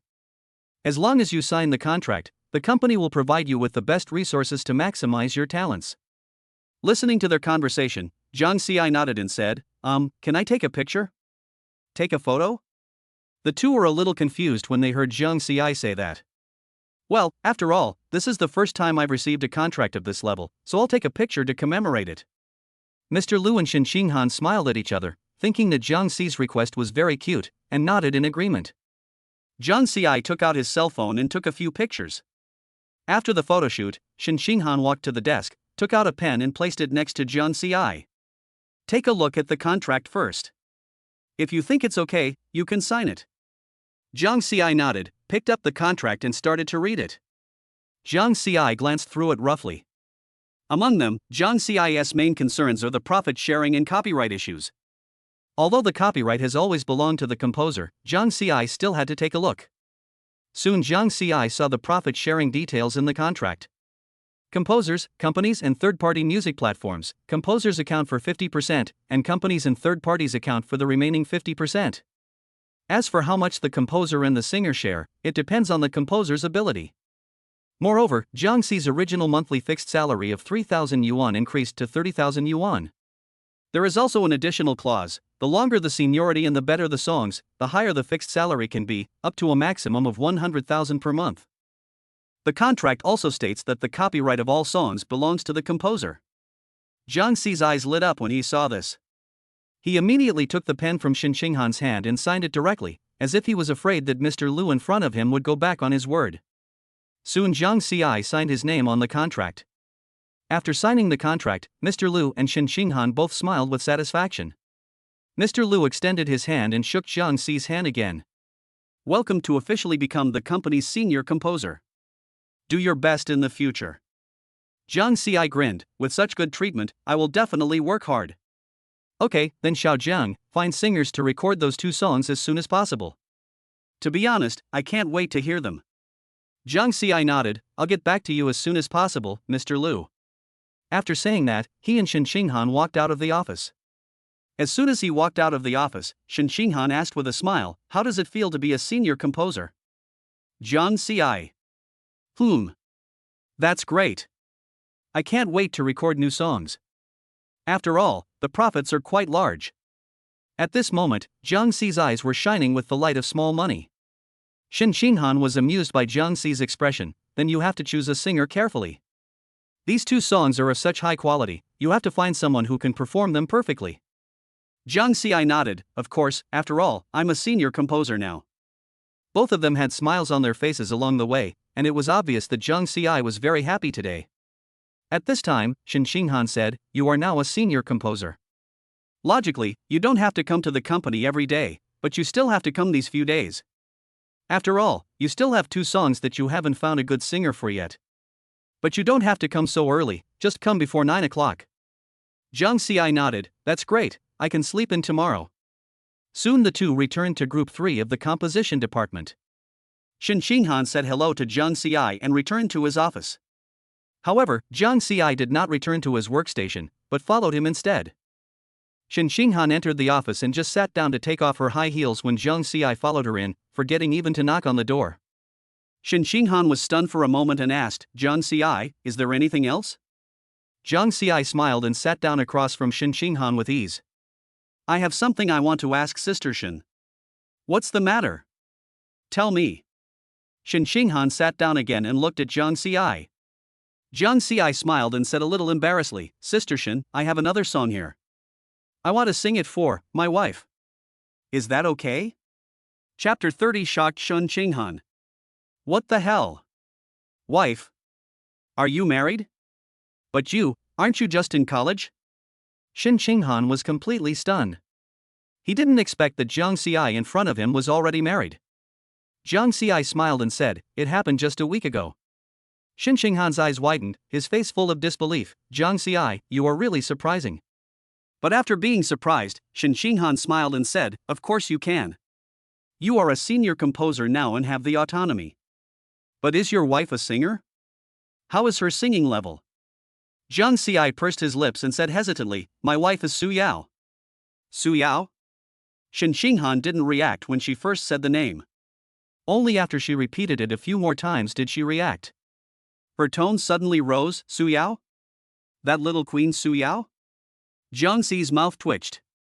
She didn't expect Shen Xinghan knew Su Yao, but when she thought about it, it made sense. For someone who was only one step away from becoming a queen, it wasn't wrong to be called a little queen. That's right, if you're talking about Su Yao, who's only one step away from being the queen of heaven, then that's her. Shen Xinghan was so shocked that he almost jumped up. "Oh my god, Jiang Xi, what kind of shit luck do you have? Su Yao is the goddess in the hearts of countless people. She is ridiculously popular and very talented. Her singing skills are simply top-notch. Her high notes are clear and transparent, and her low notes are gentle and affectionate. Every song she sings can touch the hearts of the audience. You actually married her, this is too surprising." Shen Xinghan's face was filled with envy. He circled around Jiang Xi twice and then said, "So what's the quality of the song you mentioned earlier?" Jiang Xi pursed his lips and said nothing. Seeing that Jiang Xi didn't say anything, Shen Xinghan didn't ask any more questions. She continued, "Since you wrote the song for your wife and you're a senior songwriter, you can let anyone sing your song. But the company also has professional recording equipment and a post-production team. You can ask her to come to the company to record, the effect will be better." Jiang Xi nodded and smiled. "I'll go back and ask her. If she wants to come to Haotian Shangshi to record a song, then she'll have to trouble Sister Shen. It's okay. I'll be able to appreciate the song you wrote for Goddess Su then. By the way, I'm a little curious, do you get paid for writing songs for Goddess Su?" Shen Xinghan was really curious. If the share of a person who hired a trainee to sing was so small, would he not charge his wife if she sang her song? You have to know that usually if they are not from the same company, the composer will usually charge money, and the profits will be divided between the composer and the singer. Jiang Xi was stunned by Shen Xinghan's question, and only understood it after he thought about it again. He immediately said, "Of course I will. Even if the King of Heaven wants to sing my song, he has to pay. Shin Xinghan was stunned at first, then burst into laughter. Okay, Jiang Xi, you are quite principled. Even the King of Heaven has to pay. Su Yao knows what you are thinking. I am afraid she will be in a dilemma again. Jiang Xi shrugged. This is my job. I can't break the rules just because she's my wife. Shin Xinghan smiled and nodded. That's true. It's a good thing to have principles. Maybe she will take the initiative to offer you a high share. Jiang Xi raised the corner of his mouth slightly. Let's talk about it later. I'll go back to my workstation first. Jiang Xi seemed to have suddenly thought of something when he left, and turned around and said, by the way, Sister Shin, don't talk nonsense about Su Yao being my wife. He asked me to keep it a secret. Shin Xinghan patted his chest and assured, don't worry, I'm tight-lipped. I won't spread such big gossip everywhere. Jiang Xi smiled and nodded, then turned around and returned to his workstation. As soon as he returned to his workstation, Lin Yu came over and asked, how is it? What did that woman ask you to do just now? Jiang Xi smiled and said nothing. Instead, he took out the photo he had just taken in Mr. Lu's office and placed it in front of him. Lin Yu frowned and didn't look at it at first, but when he took a subconscious glance, he was shocked. He said in shock, wow. Senior composer? Lin Yu's voice was a little loud, and Jiang Xi subconsciously wanted to cover his mouth, but at this time, the eyes of the entire composition group 3 were cast over. This made Jiang Xi not know what to do. Just when he was embarrassed, a voice suddenly came to his rescue. Everyone, tell me something. Just now, Jiang Xi officially became a new senior composer in my composition group 3. Everyone applauded. Everyone was stunned at first, and then warm applause broke out in the office. Soon the applause faded away.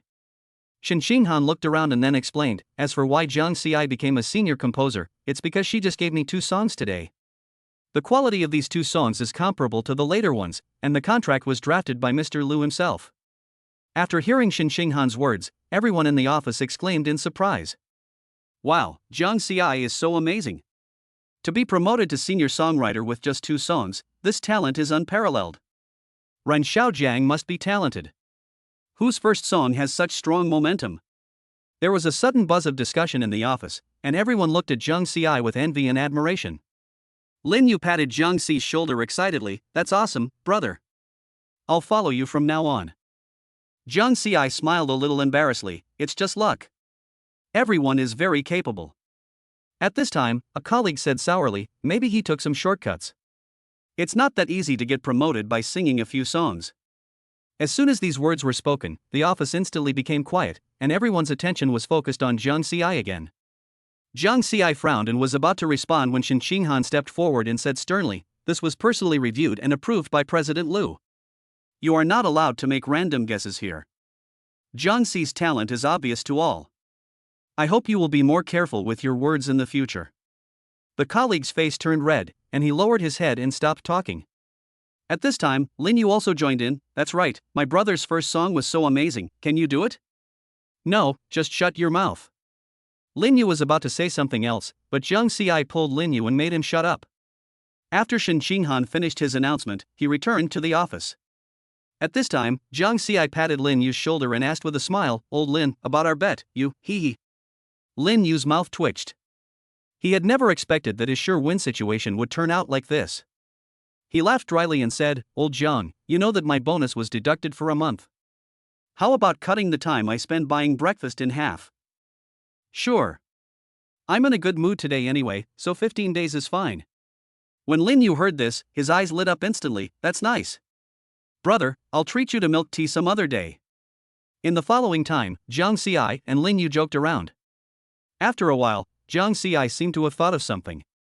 He immediately opened his mobile phone and sent his senior composer contract to Su Yao. Jiang Xi, picture. Su Yao. Chapter 31. Su Yao is extremely happy. After Su Yao's series of exclamation marks, the message came like a cannonball. Su Yao, Jiang Xi, you're amazing. You've become a top composer so quickly. Su Yao, I knew you were super talented. Jiang Xi raised the corner of his mouth and replied quickly, of course. Su Yao, hey, by the way, Jiang Xi, when will you get off work? Let's discuss that song. Jiang Xi, it will take a while, okay, please leave. Su Yao, okay, I'll wait for you to come back.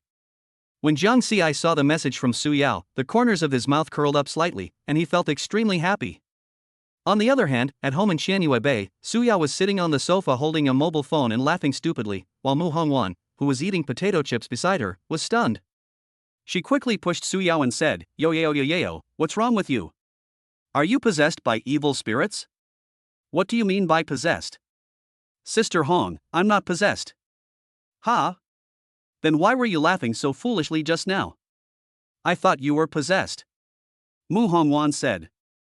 Su Yao curled her lips, but seemed to have thought of something. She shook her phone and said excitedly, Sister Hong, Jiang Xi has become a senior composer. I can finally buy that piece of blue and white porcelain from him. I was just happy just now. Yo, that kid really became a senior composer? It's quite fast. I thought I would have to wait a month or two, but it's so fast. Su Yao also nodded. Yes, to be honest, it's a bit fast, and he is only in his 20s. He is really the youngest senior composer. When he said this, she herself didn't even realize that there was some hard-to-conceal pride in his tone. Mu Hongwan looked at her and jokingly said, Oh, look at how proud you are. You're happier that someone else has become a senior composer than you are that you've become one yourself. I remember you two had a contract marriage, right? I'm afraid you've fallen in love with Jiang Xi. Su Yao blushed and said stubbornly, I'm just happy for him. After all, I'm still waiting to buy his blue and white porcelain. Also, who would fall in love with that guy? Seeing that Su Yao really blushed, Mu Hongwan stopped teasing Su Yao. Okay, I won't tease you anymore. I advise you to prepare the money. Su Yao nodded. That's right, but I still have tens of millions in my card, which is enough. This guy can't ask for too much, right? Su Yao was thinking about it when Mu Hongwan's cell phone rang. However, it was not a call, but a song. Su Yao immediately recognized whose song it was. Sister Hong, why are you playing that guy's song? Nothing. Just now, because you mentioned that guy, I happened to know that his song was online today, so I went to check it out. This song is truly amazing. It's now ranked second on the new song chart. It's gaining momentum, and I feel like it'll surpass the top spot in a few hours. When Su Yao heard this, she became interested and hurried over to take a look. At this time, later, the ranking was indeed second. Singer Jiang Zhao, lyrics, music and arrangement by Jiang Xi. The stage name Jiang Xi is quite interesting. Su Yao listened to the song and became more and more fascinated. This song is really nice. Jiang Xi is quite talented. As she spoke, she unconsciously hummed along.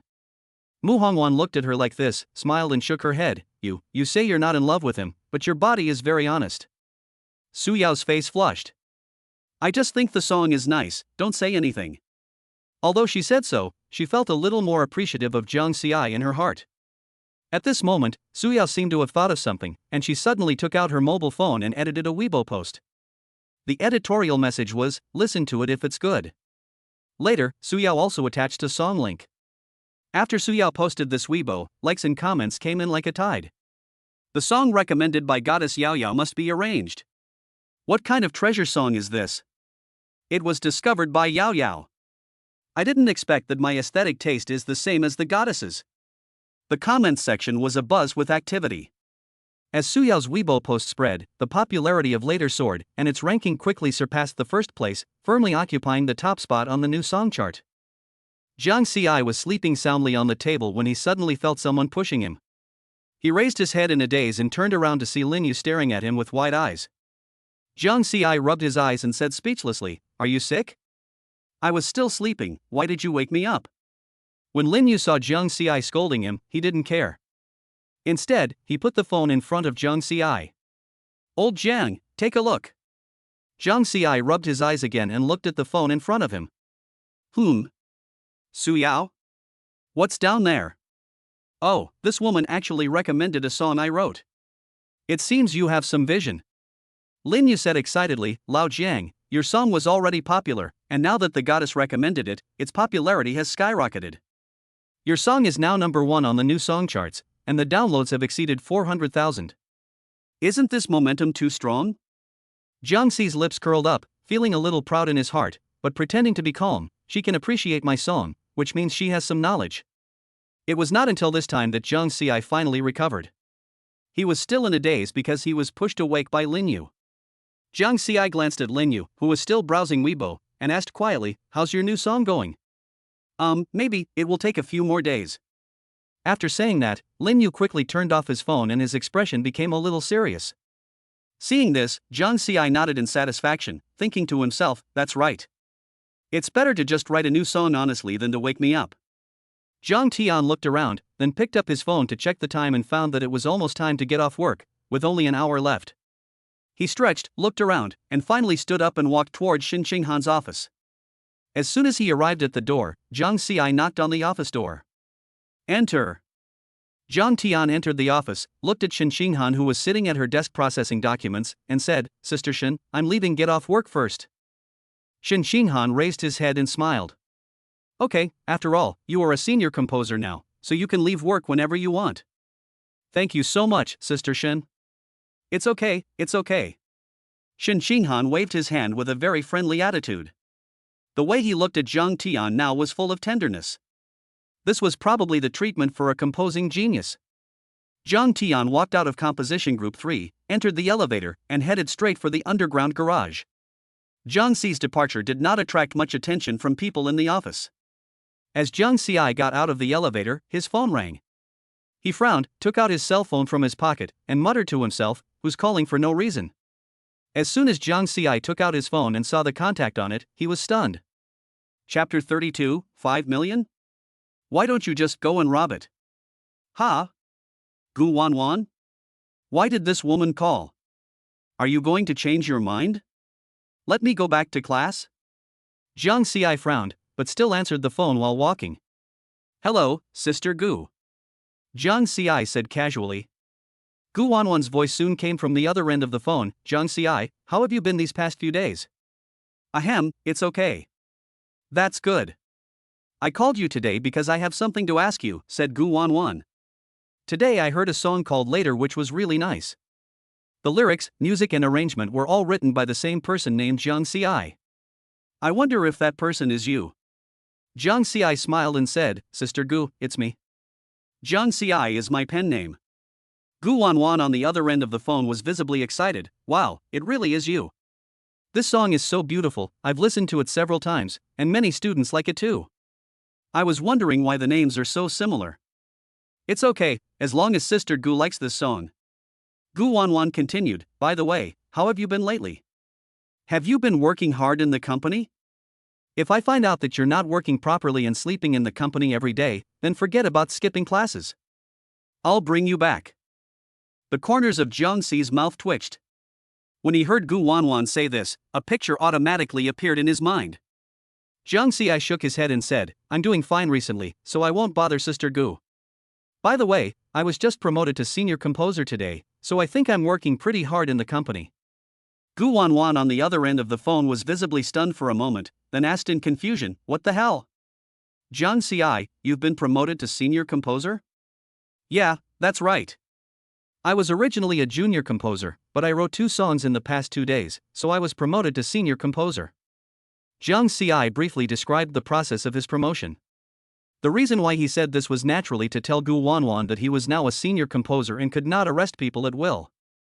If it happened to any other teacher, Jiang Xi might think it was a joke, but if it happened to Gu Wanwan, she would really take you back to school. After chatting for a while, Jiang Xi finally hung up the phone. Jiang Xi let out a long sigh after hanging up the phone. Phew. What a hassle. At this time, Jiang Xi had already gotten into the car. He fastened his seatbelt and quickly started the car and drove towards Chenyue Bay. After about dozens of minutes, Jiang Xi finally drove to his own underground garage. After a while, Jiang Xi took the elevator to the 22nd floor. Jiang Xi took out the key and unlocked the door. As soon as he entered the house, a somewhat pretentious voice came into Jiang Xi's ears. "Hey, brother, Jiang Xi is back." Hearing this voice, Jiang Xi was like being struck by lightning, and he stood there motionless. Su Yao, who was sitting on the sofa, blushed. She poked Mu Hongwan's waist and asked, "Sister Hong, why isn't Jiang Xi moving? Isn't it because of you? Because of me?" Su Yao pointed at her nose, her expression making her look a little silly and cute. "That's right, don't you listen to the sound you made just now?" Mu Hongwan rolled her eyes at Su Yao. Just after he finished speaking, Jiang Xi came back to his senses and walked into his room with a calm expression. After returning to the room, Jiang Xi first put the car keys in his hand back on the bed, then changed into comfortable clothes before leaving the room. Jiang Xi walked out of the room and sat directly on the sofa.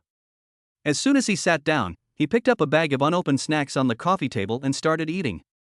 At this time, Su Yao's eyes turned and she asked, Jiang Xi, have you really become a senior composer? Yes, that's right, the contract signed today. What? You don't believe this pretentious Ms. Su Yao? Jiang Xi raised his eyebrows. Su Yao immediately sat up straight, with her hair loose and a hint of charm between her eyebrows. Of course I believe it. But brother Jiang Xi, she deliberately dragged out the tail tone. Since they are all high-level composers, can we sell blue and white porcelain to them? After these words were spoken, not only Jiang Xi didn't dare to move, even Mu Qingwan was a little bit amused and helpless. She was really surprised today. She had never seen Su Yao like this before. Although the voice was a bit artificial, it was still very nice to hear.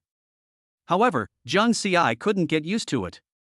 He glanced at Su Yao and said, Su Yao, get back to normal, or don't sell it. Su Yao immediately dropped her shoulders. TSK, I should have stopped pretending. I thought you guys all liked this kind of pretentious girls. She grabbed a cushion from the sofa and threw it at Jiang Xi. Honestly, I've read the lyrics of Blue and White Porcelain so many times. Are you going to sell it to me or not? Jiang Xi blocked the cushion thrown by Su Yao and said, 5 million. 5 million?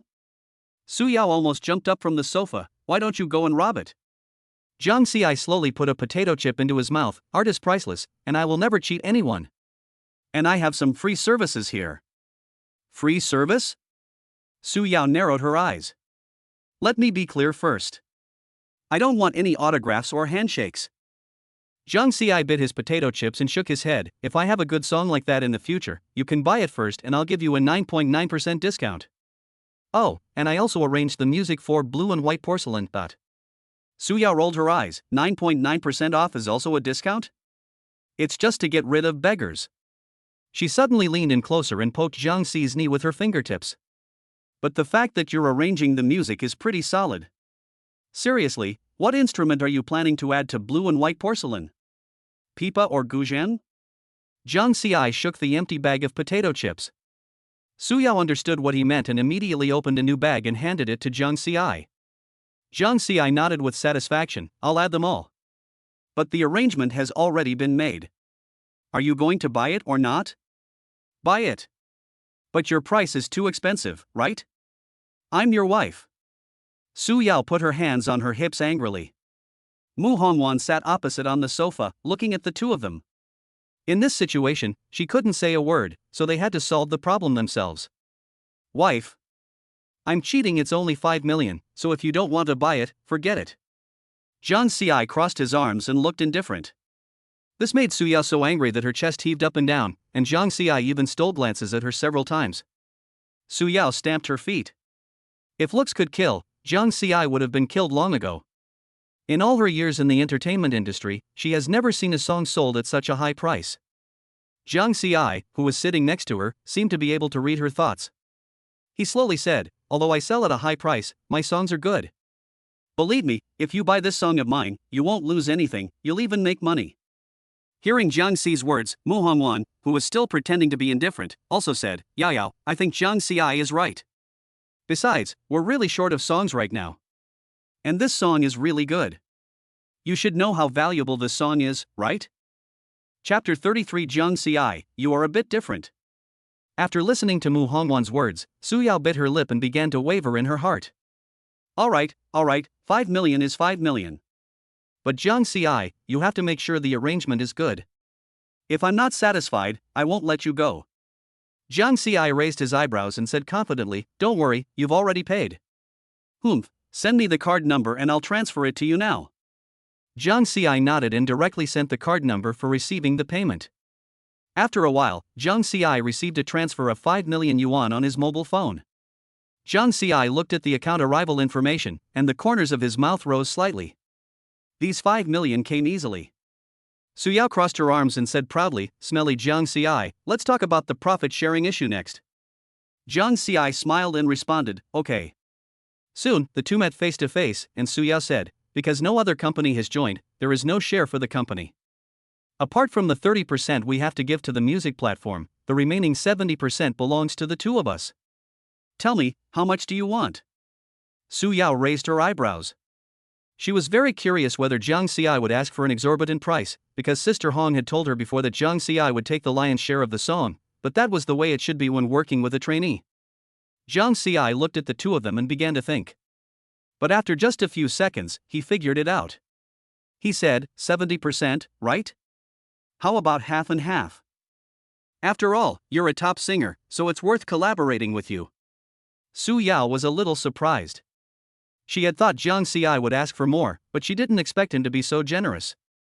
Jiang Xi noticed Su Yao's eyes, and he curled his lips and said, "Don't look at me like that. I love money, but I only ask for more when my status is unequal. Just like the trainees in my company, they lack an opportunity, and I give them one. As a result, they will naturally want more. But we are working together. You have traffic, I have talent, and we are equal in status, so we should share the money fairly," Jiang Xi said seriously. Hearing this, Su Yao raised the corners of her mouth slightly and smiled. "Okay, I didn't expect you to be so principled." "Then it's settled, half and half." Mu Hongwan watched from the side and also laughed. That's good, that's good. I hope you two can work together happily. Now that the split has been agreed upon, let's plan the promotion of this song. Su Yao, you can use your connections and fanbase to warm up the market. Jiang Xi, you can also promote it online. By the way, let Su Yao pay attention to your Weibo. What's your Weibo name? I'm not called Jiang Xi. That Jiang Xi is that Jiang Xi. You should know me, right? Jiang Xi said. Mu Hongwan nodded. I know. I'll ask Yao Yao to keep an eye on you later. At this time, Jiang Xi glanced at the two of them and then said quietly, "Hey, are you planning to release a song soon? Wouldn't that be a bad idea? What's wrong with this? This is my chance to become a queen of pop." Su Yao said with some surprise. "However, we won't be sending it out anytime soon. We'll have to wait until next month at least." Hearing this, Jiang Xi felt relieved instantly. If this woman released a song, the two songs he hadn't recorded yet would not be able to compete with it, which would make him lose a lot of money. Seeing that the discussion was almost over, Mu Hongwan stood up and said, "Now that everything is settled, I'll go and draw up a contract." Wait a moment. Mu Hongwan said this and walked straight downstairs without waiting for the two to speak. Mu Hongwan was going to find a printing shop outside. He already had the basic contract templates, and he just needed to add the conditions that had just been negotiated. As the door closed, the living room fell into silence. After an unknown amount of time, Su Yao suddenly approached Jiang Xi and looked at him with interest. Jiang Xi, I find you quite interesting. Jiang Xi felt a little uncomfortable with her actions and stepped back. Don't get so close. It's not appropriate for men and women to be intimate with each other. Su Yao burst into laughter. Oh, you're still shy. Don't forget, we are a legally registered couple. Is it okay to take a look? Jiang Xi's mouth twitched and he said speechlessly, "Correction, contract couple. But I did search for you recently, and I didn't realize that there is such a contrast between you online and in real life." Jiang Xi raised his eyebrows. What's the contrast? Tell me about it. Su Yao crossed her arms and said with her head tilted. Online, you seem quite aloof and distant. But in real life, you're actually quite nice. Su Yao smiled and said, "It's natural to be a little cool to people you don't know. As for being cool, that's what netizens think. No one who knows me would think so." Su Yao suddenly came closer, her eyes sparkling. "Then tell me, can we, as contract couples, have some real feelings?" Jiang Xi was startled by her words, but this time he didn't back down. Instead, he said, "Su Yao, as long as you pay me enough, I can do anything." Su Yao curled her lips and said, "Tisk, look at how greedy you are." At this moment, the door opened and Mu Hongwan walked in with a printed contract. The contract is ready. Take a look. If you have no problem, sign it. Jiang Xi and Su Yao took the contract, read it carefully, and after confirming that it was correct, they both signed their names.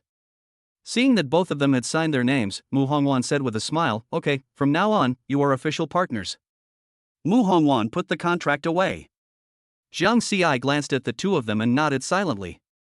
At this time, Jiang Xi seemed to have thought of something. He stood up, walked around Su Yao and entered the room.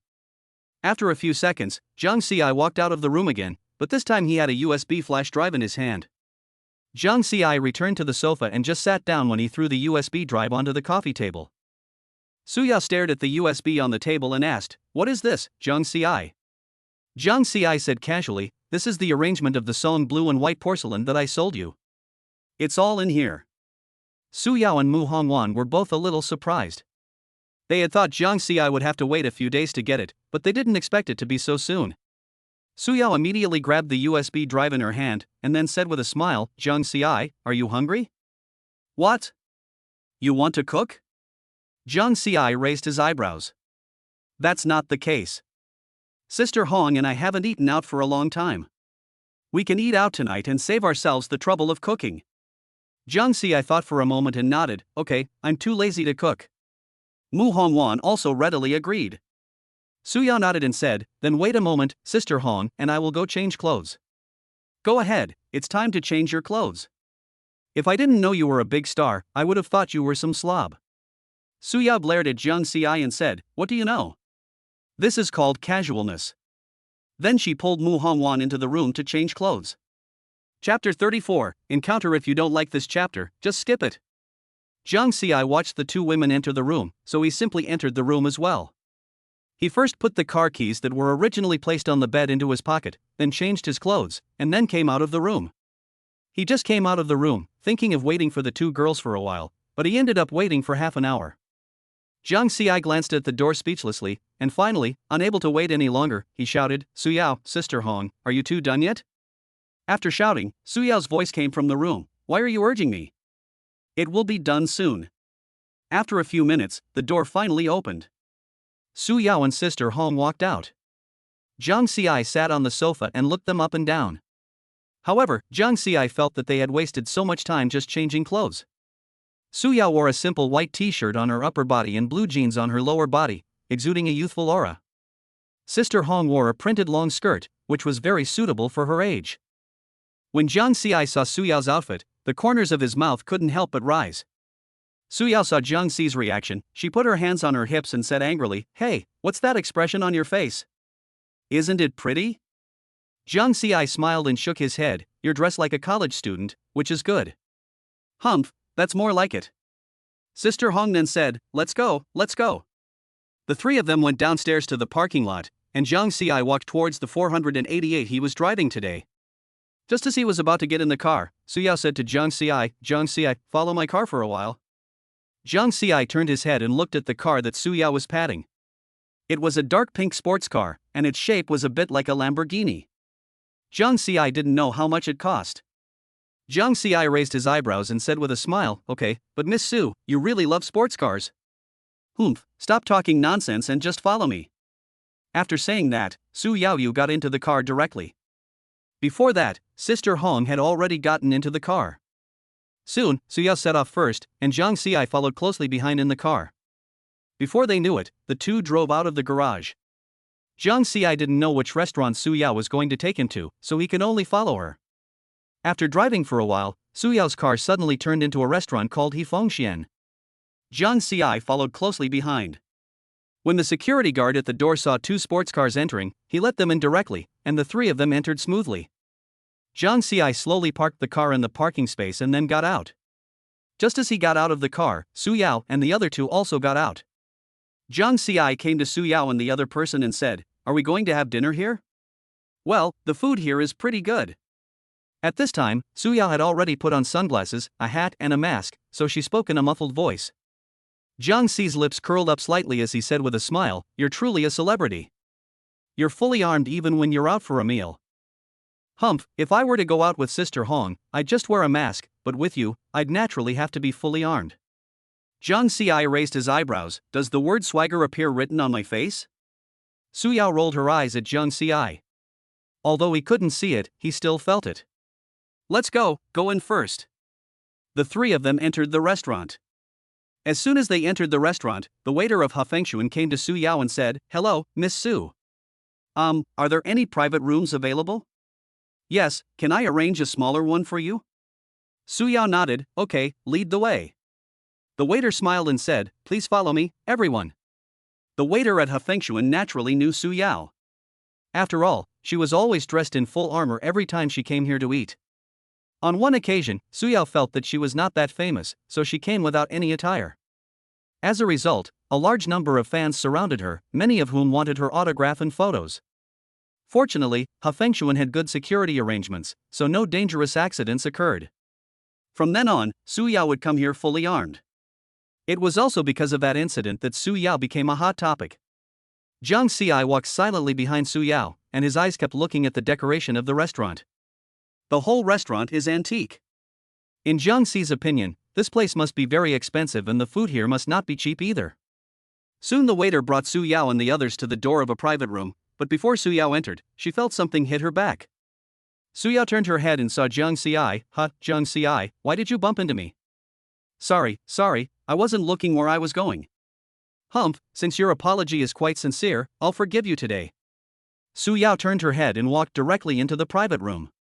As the two entered the private room, Jiang Xi was about to enter, but he seemed to hear a familiar voice in his ears.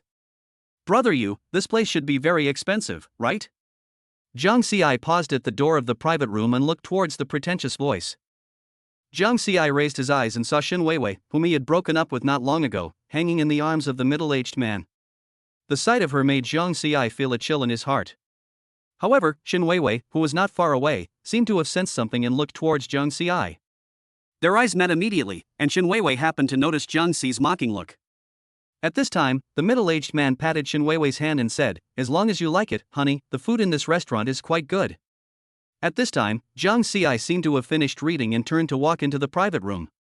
Shin Weiwei never thought that she would see Jiang Xi here. How could Jiang Xi possibly have the money to come to a place like this? This guy has accomplished nothing. Oh, and she must have been brought here by that rich woman on her list. I don't know how old she is. That should be enough to be his mother, right? Shin Weiwei thought to herself. She quickly glanced at the private room Jiang Xi had just entered, secretly wrote down the name, and thought that she must go in later to see how ugly the rich woman Jiang Xi was with was. Of course, this is the case with the female villain in this book. She doesn't want Jiang Xi to have a better life even after they broke up. As long as she lives well, she will feel unhappy. On the other side, as soon as Jiang Xi entered the private room, Su Yao asked, "Why did you come in so late?" "I saw some woman who dumped me being intimate with a guy who could be her father." When he said this, Jiang Xi's face was full of smiles. Su Yao raised her eyebrows, took off her sunglasses and threw them on the table. Oh? It should be the one called Shin Weiwei, right? That's right. Maybe he'll come looking for trouble soon. After Jiang Xi finished speaking, Su Yao's mind automatically recalled the scene where Jiang Xi was dumped before. According to her speculation, Shin Weiwei should come to cause trouble. But he still asked, why? Chapter 35 Su Yao in full force. Why? It's simple. The way that woman looked at me just now was a little strange. Besides, this woman has always treated me as a gigolo. She might break in soon. Su Yao raised her eyebrows and smiled. You, aren't you? If you say so, then so be it. After all, you've already given me this month's salary. Mu Hongwan smiled helplessly. Alright, we're here to eat, let's order first, they're still waiting. At this moment, the waiter standing next to him looked at Jiang Xi with a changed look. Jiang Xi didn't notice the waiter's look. Jiang Xi raised his hand and picked up the menu in front of him. He glanced at it and suddenly seemed to think of something and said, "This meal shouldn't be my treat, right?" "Don't worry, I'll treat you, just order yours." Su Yao rolled her eyes at Jiang Xi. Jiang Xi then started to order dishes with confidence, but he didn't specifically order expensive ones. He just ordered a fruit plate and a bottle of Coke. Su Yao and Mu Hongwan ordered some of the restaurant's signature dishes. As soon as they finished ordering, the waiter left. After the waiter left, Su Yao took off the mask and hat on her face. Jiang Xi watched her remove her disguise layer by layer, revealing her exquisite and beautiful face. It's so troublesome for a big star to go out, tsk. Su Yao rolled her eyes. Humph, I'm too lazy to care about you. She started chatting with Mu Hongwan directly, while Jiang Xi went straight to the sofa in the private room and lay down. Although their private room is small, it has everything you need. Jiang Xi just lay down and said, "Remember to call me when the food is served." The two did not respond, but Jiang Xi felt that they should have heard it, so he simply picked up a magazine beside him and put it on his face. Just when Jiang Xi was about to fall asleep, the door of the restaurant was suddenly pushed open. The person who came in was Xin Weiwei, who had seen Jiang Xi at the door of the private room before. After she came in, she walked straight towards Su Yao and the others' table. Su Yao and Mu Hongwan at the table stopped talking when they saw someone coming in. Su Yao quickly lowered the brim of her hat and stared at the aggressive Xin Weiwei with a puzzled look. Xin Weiwei crossed her arms and glanced at Su Yao and Mu Hongwan with contempt. "Oh, you really know how to enjoy yourself. You find two women to have dinner with you." She thought Jiang Xi was a gigolo, and she became more certain after seeing this scene. Su Yao frowned and said coldly, "You are Jiang Xi's ex-girlfriend, right? Who allowed you to break in?" Xin Weiwei curled her lips and said, "I just can't stand some men who live off their wives and pretend to be so." "And how do you know my name? By the way, where is Jiang Xi, the one you guys are supporting?" Jiang Xi heard the voice, threw the magazine on his face and sat up. "Hey, woman, what are you doing in here?" When Xin Weiwei saw Jiang Xi, her eyes became even more disdainful. "Humph, damn Jiang Xi, don't you know my name?" "I just knew you were here, fooling around with two women." Jiang Xi curled his lips and sneered, "It's none of your business who I eat with. Besides, I'm not the gigolo you think I am. Besides, we've already broken up." Xin Weiwei put her hands on her hips and said, "Oh, you still don't admit it, then tell me what you are capable of." Before Jiang Xi could speak, Su Yao slammed the table and stood up.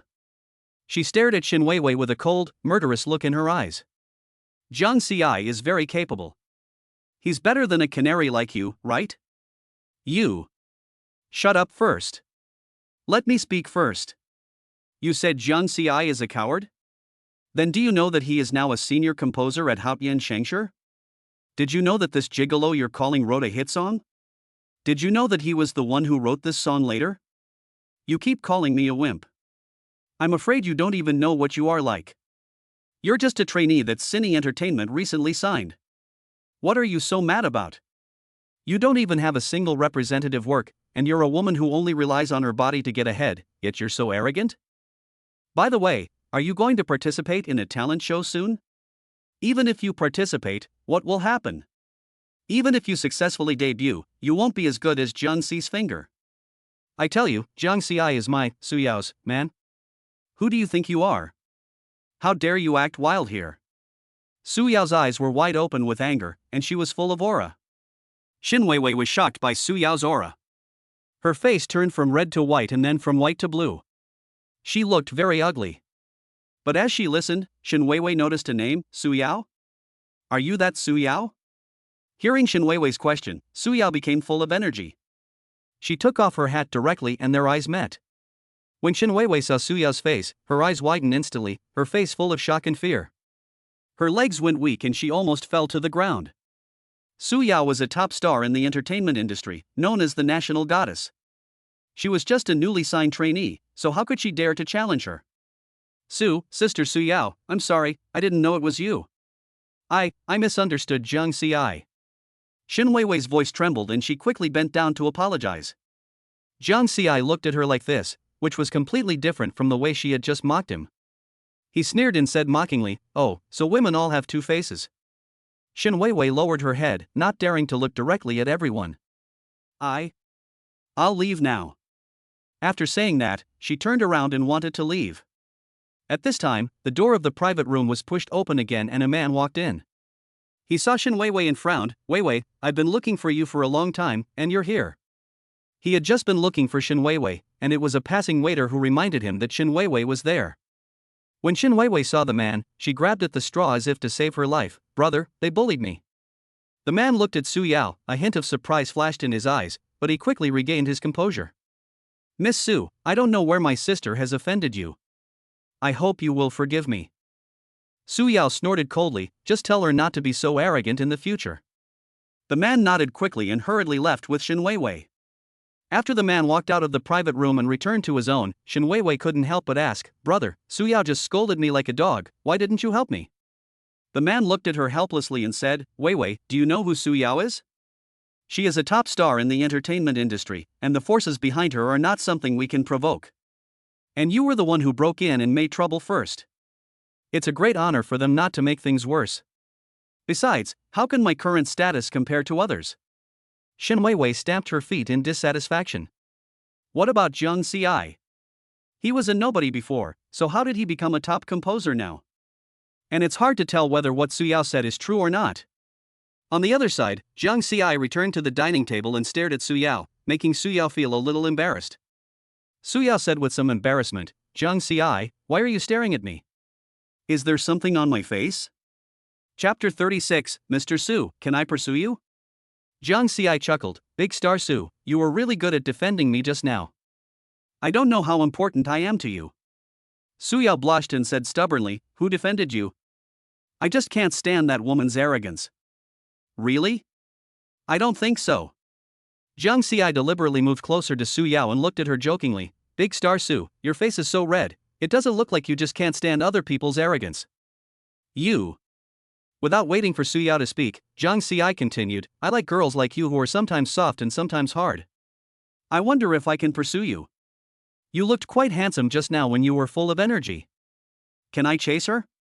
All of a sudden, Su Yao's heart began to beat bang bang bang.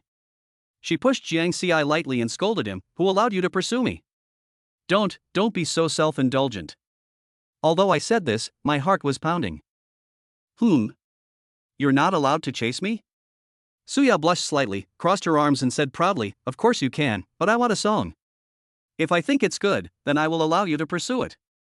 Mu Hongwan, who was sitting opposite them, looked at the two of them and covered her mouth and laughed secretly, but she had no intention of disturbing them at all. And in her opinion, Su Yao was indeed charming just now. If she were a man, she would be like Jiang Xi. Compared to the first time they met Jiang Xi, Mu Hongwan is more satisfied with Jiang Xi now. Do I need a song to chase you? That's right. If you write a good song next time, maybe I'll agree to it. Jiang Xi repeated what Su Yao said in his heart, "Maybe I will agree to you?" Forget it then. I rely on fate to write songs, and maybe our fate hasn't arrived yet. Besides, you're just trying to trick me. You don't have any accurate information. Jiang Xi, won't do this losing business. I won't pursue you anymore. Su Yao didn't expect Jiang Xi to suddenly back out. She was stunned for a moment, then became angry and said, "How can you be like this? You just said you liked me and wanted to pursue me, but now you say you don't want to pursue me anymore?" Jiang Xi shrugged, looking nonchalant, "I can't help it, your conditions are too harsh, it feels like you're just painting a pie in the sky for me. What if you've already written 4 or 5 songs and you still say you'll think about it again?" No. Su Yao stamped her feet, feeling anxious and angry, but she couldn't bring herself to ask him to stay. Mu Hongwan watched the farce of the two and smiled to smooth things over. "Jiang Xi, stop teasing Su Yao, she is just stubborn." "Su Yao, don't be so arrogant." After hearing what Mu Hongwan said, Su Yao's expression eased a little, but she still said stubbornly, "Who cares if he writes songs? If he doesn't want to chase her, then he won't. I'm not happy with it." At this moment, the door of the box was suddenly pushed open, and it turned out that the dishes ordered by Jiang Xi and the others were served. "Sir, madam, this is what you ordered."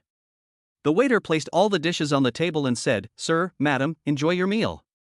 As the waiter left, Jiang Xi started eating. This meat is delicious.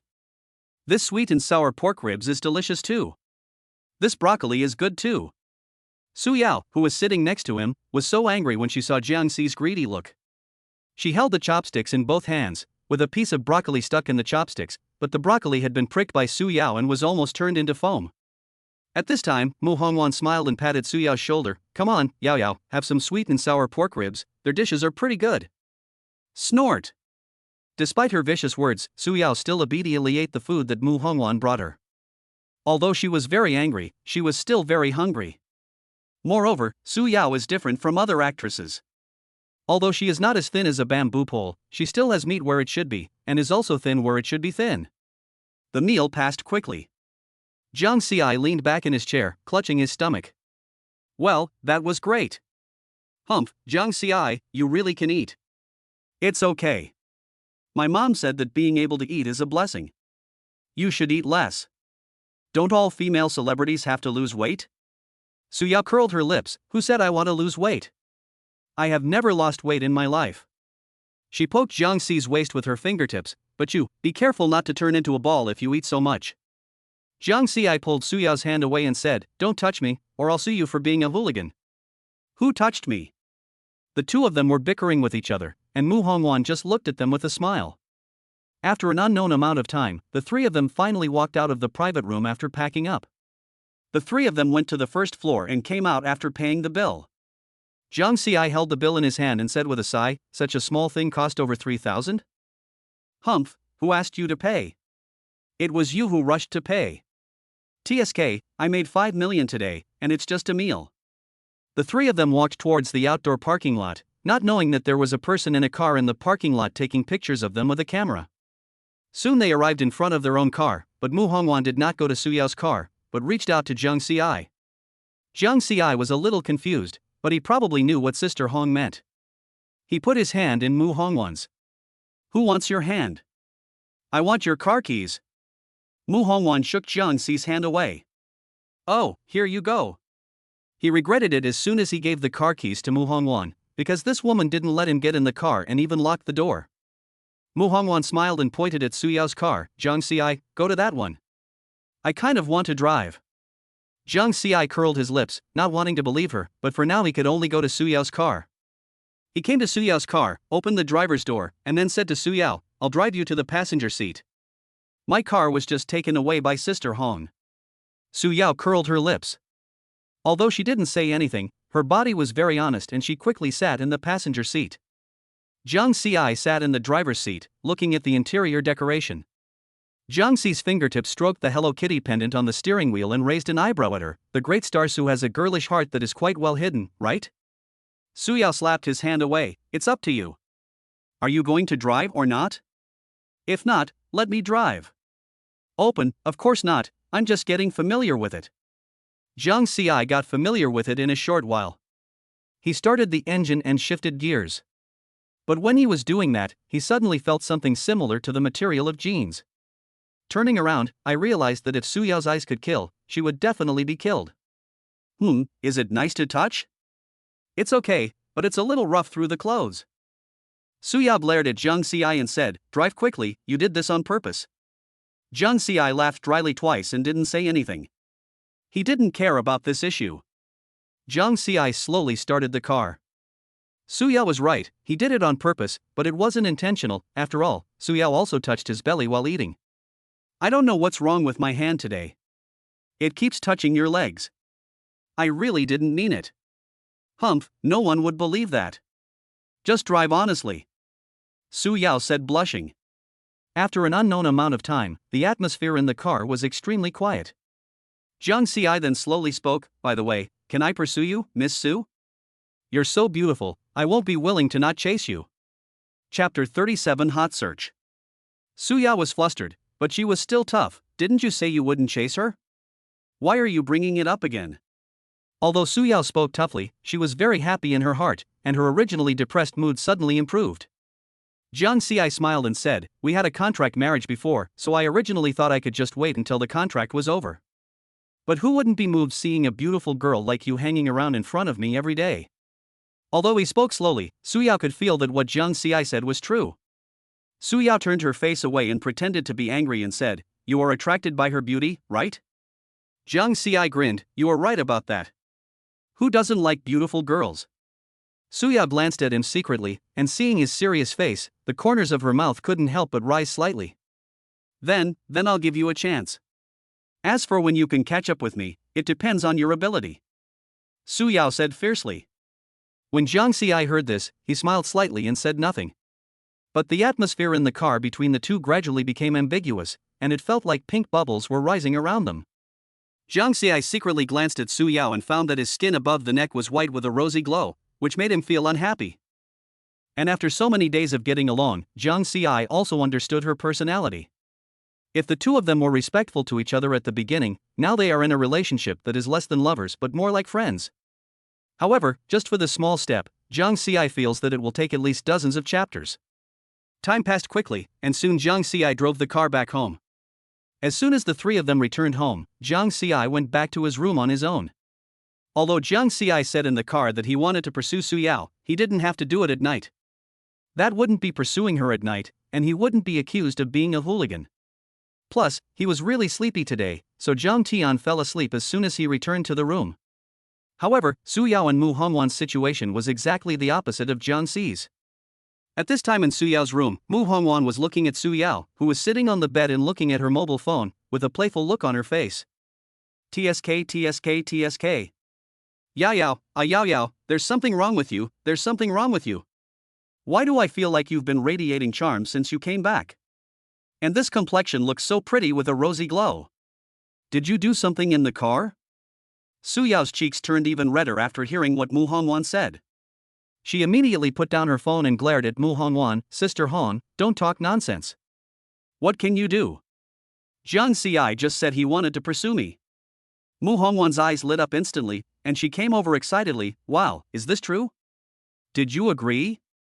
Su Yao pretended to be calm and said, I just gave him a chance. It's not certain whether he can catch up with me. Mu Hongwan crossed her arms and made a tut-tut-tut sound. You must be so happy, right? But you two are indeed quite a good match. Putting aside your family issues, you as a singer and Jiang Ci as a composer are a perfect match. What's more, Jiang Ci is a composer with such great potential. Time passed quickly and before I knew it, it was the next day. The next morning, Jiang Ci got up on time at 7 o'clock. He first washed up, and then bought breakfast as before. But this time, he noticed that the atmosphere was wrong as soon as he entered the door. He came to the sofa with breakfast and just sat down and asked, Sister Hong, Su Yao, why are you two so serious? What happened? Why do you look a little serious? Mu Hongwan curled her lips, anger rising in her eyes. I don't know which bastard paparazzi actually posted the photos of us having dinner at Hewechuan last night on the internet. And they even put up a photo of you and Yao Yao together. So much so that now both of you have topped the trending searches, and the popularity is still growing. Jiang Ci frowned and quickly took out his phone to check. He saw that the hot searches were all about him and Su Yao. Topics such as Su Yao's new relationship exposed and mysterious man dated Su Yao late at night were very popular. Fans' comments were also in an uproar. Some were well wishes, but more were questioning and opposing. Some extreme fans even started personal attacks. At this time, Su Yao was also sitting on the bed and looking at her mobile phone.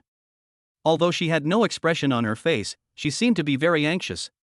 After an unknown amount of time, Su Yao put down her phone and smiled. Sister Hong, there's no need to worry too much about this. It's a problem that can be easily resolved, but Jiang Ci has been wronged. Hearing Su Yao say this, Jiang Ci also looked at Su Yao curiously. Actually, I just need to explain that Su Yao and Jiang Ci were just talking about singing yesterday. Then I can just release the hit song Blue and White Porcelain in a couple of days. If the popularity doesn't die down, then I'll have to record the song today. This song will definitely go viral as it takes advantage of this wave of popularity. Although Blue and White Porcelain itself is very good, this popularity should not be wasted, as it can also increase Jiang Ci's popularity. I don't want my husband, who is married to me, to be accused of being a fake high-end composer. After some explanation, Jiang Ci and Mu Hongwan also understood what Su Yao meant. Mu Hongwan also agreed with this, and even gave Su Yao a thumbs up after she finished speaking. Not bad, Yao Yao, your solution is really good, we can adopt it. Su Yao smiled and nodded, then looked at Jiang Ci who was sitting on the sofa and said proudly, because you haven't caught me yet, I can't admit that you are my boyfriend, even though we have already obtained the certificate. Jiang Ci smiled helplessly, okay, I'll do as you say. But he was thinking in his heart that he must speed up to catch up with Su Yao. After the three of them finished their meal, Mu Hongwan started calling to arrange for the public relations team to issue a clarification statement, and even Su Yao issued a clarification statement. I thought the heat would cool down, but it got even hotter. However, this time the reason was not Jiang Ci and Su Yao, but the Weibo post posted by Su Yao. In order to make it more credible, Su Yao directly posted the lyrics of The Sky is Blue and Waiting for the Rain, and I Am Waiting for You from the song Blue and White Porcelain on her Weibo. Su Yao said this naturally to increase her credibility. But what she didn't expect was that as soon as the Weibo post was published, it received 100,000 likes, 50,000 comments, and 30,000 reposts in 1 minute. As time passed, the total number of views for this Weibo post actually reached over 1 million.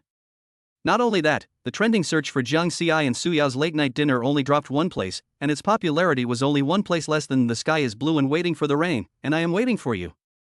Su Yao sat on the sofa, holding her phone expressionlessly, looking helpless. She sighed and said to Jiang Ci and Mu Hongwan, Sister Hong, Jiang Ci, it looks like we can only record Blue and White Porcelain today. I didn't expect the lyrics written by Jiang Ci to be so powerful that they could directly become a trending topic.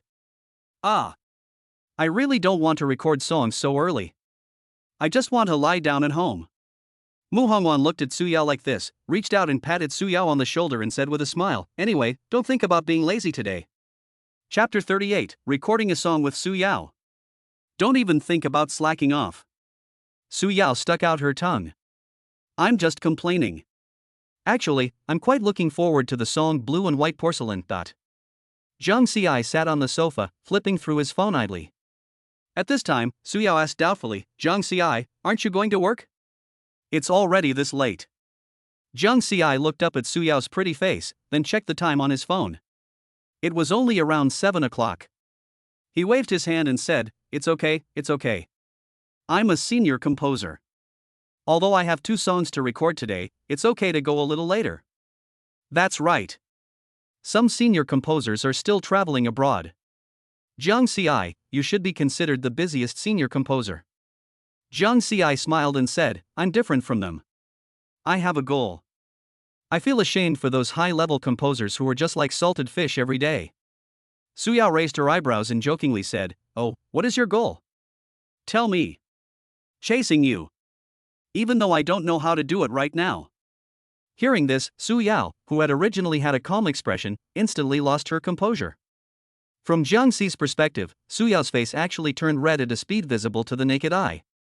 But it's not the kind that is particularly red, it's the kind that is slightly pink. Zhang Xi's eyes lit up, as if he had discovered something extraordinary. But Zhang Xi did not continue to stimulate Su Yao, but just played with his phone quietly. About an hour and a half later, Zhang Xi stood up, twisted his neck and stretched it a little, then said to Su Yao and the others, "Su Yao, Sister Hong, I'm leaving first." "Wait a minute." Zhang Xi was about to leave when Sister Hong grabbed Zhang Xi and almost made him stumble and fall on Mu Hongwan. "Sister Hong, what are you doing? Are you being a hooligan?" Sister Hong smiled a little embarrassedly, then glared at Zhang Xi, who's being a hooligan. "I just wanted to talk to you about something, and I accidentally used too much force." "What's the matter, Sister Hong?" "I'm in a hurry," Zhang Xi said helplessly. Sister Hong smiled and said, "Didn't you say in the private room yesterday that we could use your company's recording studio? I wonder if today is okay?" Zhang Xi thought for a moment and said, "Of course it's no problem. There aren't many people in the recording studio normally. But I have to go to the company now. You guys come with me and I'll help you arrange it." Su Yao and Sister Hong looked at each other, then stood up and followed Zhang Xi. When they arrived at the underground garage, Zhang Xi was still driving his 488, while Su Yao and the others were driving another sports car. The 3 of them quickly arrived at the company's underground garage. Zhang Xi got out of the car, glanced at Su Yao, and asked, "Have you brought the arrangement I made?" "Well, I always keep it in my pocket." At this time, Su Yao's coverage was the same as yesterday, but she was wearing something different from yesterday. She was wearing a hat, mask, and sunglasses on her face. "Then, you still remember the lyrics, right?" Zhang Xi asked hesitantly. Su Yao looked directly at Zhang Xi under her sunglasses. I sing it every day, how could I not remember it? Besides, I have the lyrics written down on my phone." Zhang Xi nodded with satisfaction. "That's fine, then follow me." With that, Zhang Xi led the 2 of them directly into the elevator. At this time, most of the people in the company had already started working, and no one stopped to get on the elevator. After a while, the elevator stopped at the composition department. As Zhang Xi and his friends got out of the elevator, people passing by stared at Zhang Xi with strange eyes. Although Zhang Xi didn't pay much attention, Su Yao did notice it, but she was not far away from Zhang Xi. The 3 of them chatted as they walked towards Group 3 of the composition department, and soon they entered Group 3 of the composition department. As Zhang Xi stepped into Group 3 of the composition department, almost everyone in the office looked towards the door. This made Zhang Xi pause. He looked puzzled and thought to himself, in the past, these people wouldn't pay so much attention to the door. Why are they looking at me as soon as I arrived? Zhang Xi didn't say anything, but went straight to Shin Xinghan's door. Su Yao and Mu Hongwan were waiting on the sofa in the office. This sofa is still very new. It was replaced not long ago. As soon as Zhang Xi entered the office, Shin Xinghan raised his eyebrows and said, "Here he comes. The rumored male protagonist." "What? Sister Shin, you really know how to joke. I've seen all the latest and hottest news online. However, before Shin Xinghan finished speaking, Jiang Xi interrupted and said, Sister Shin, Su Yao is outside. Huh? Who are you talking about? Shin Xinghan was puzzled. Su Yao. I'll take her to record the song I wrote. I happen to be at work so I can help her record it. She's sitting outside now. Shin Xinghan's eyes widened suddenly. Su Yao? Is that your wife? Is she out there? Jiang Xi smiled awkwardly and then nodded. Shin Xinghan quickly straightened his clothes and said, let her in. Jiang Xi went out and invited Su Yao and Sister Hong into the office. Shin Xinghan greeted enthusiastically, his eyes full of excitement. Su Yao responded with a polite smile, thank you, Director Shin, for this time. It's okay. I mentioned it to Jiang Xi yesterday. He could come to our company to record the song.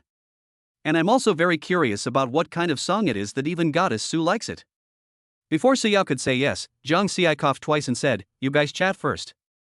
I'm going back to my workstation and I'll come in after we're done chatting.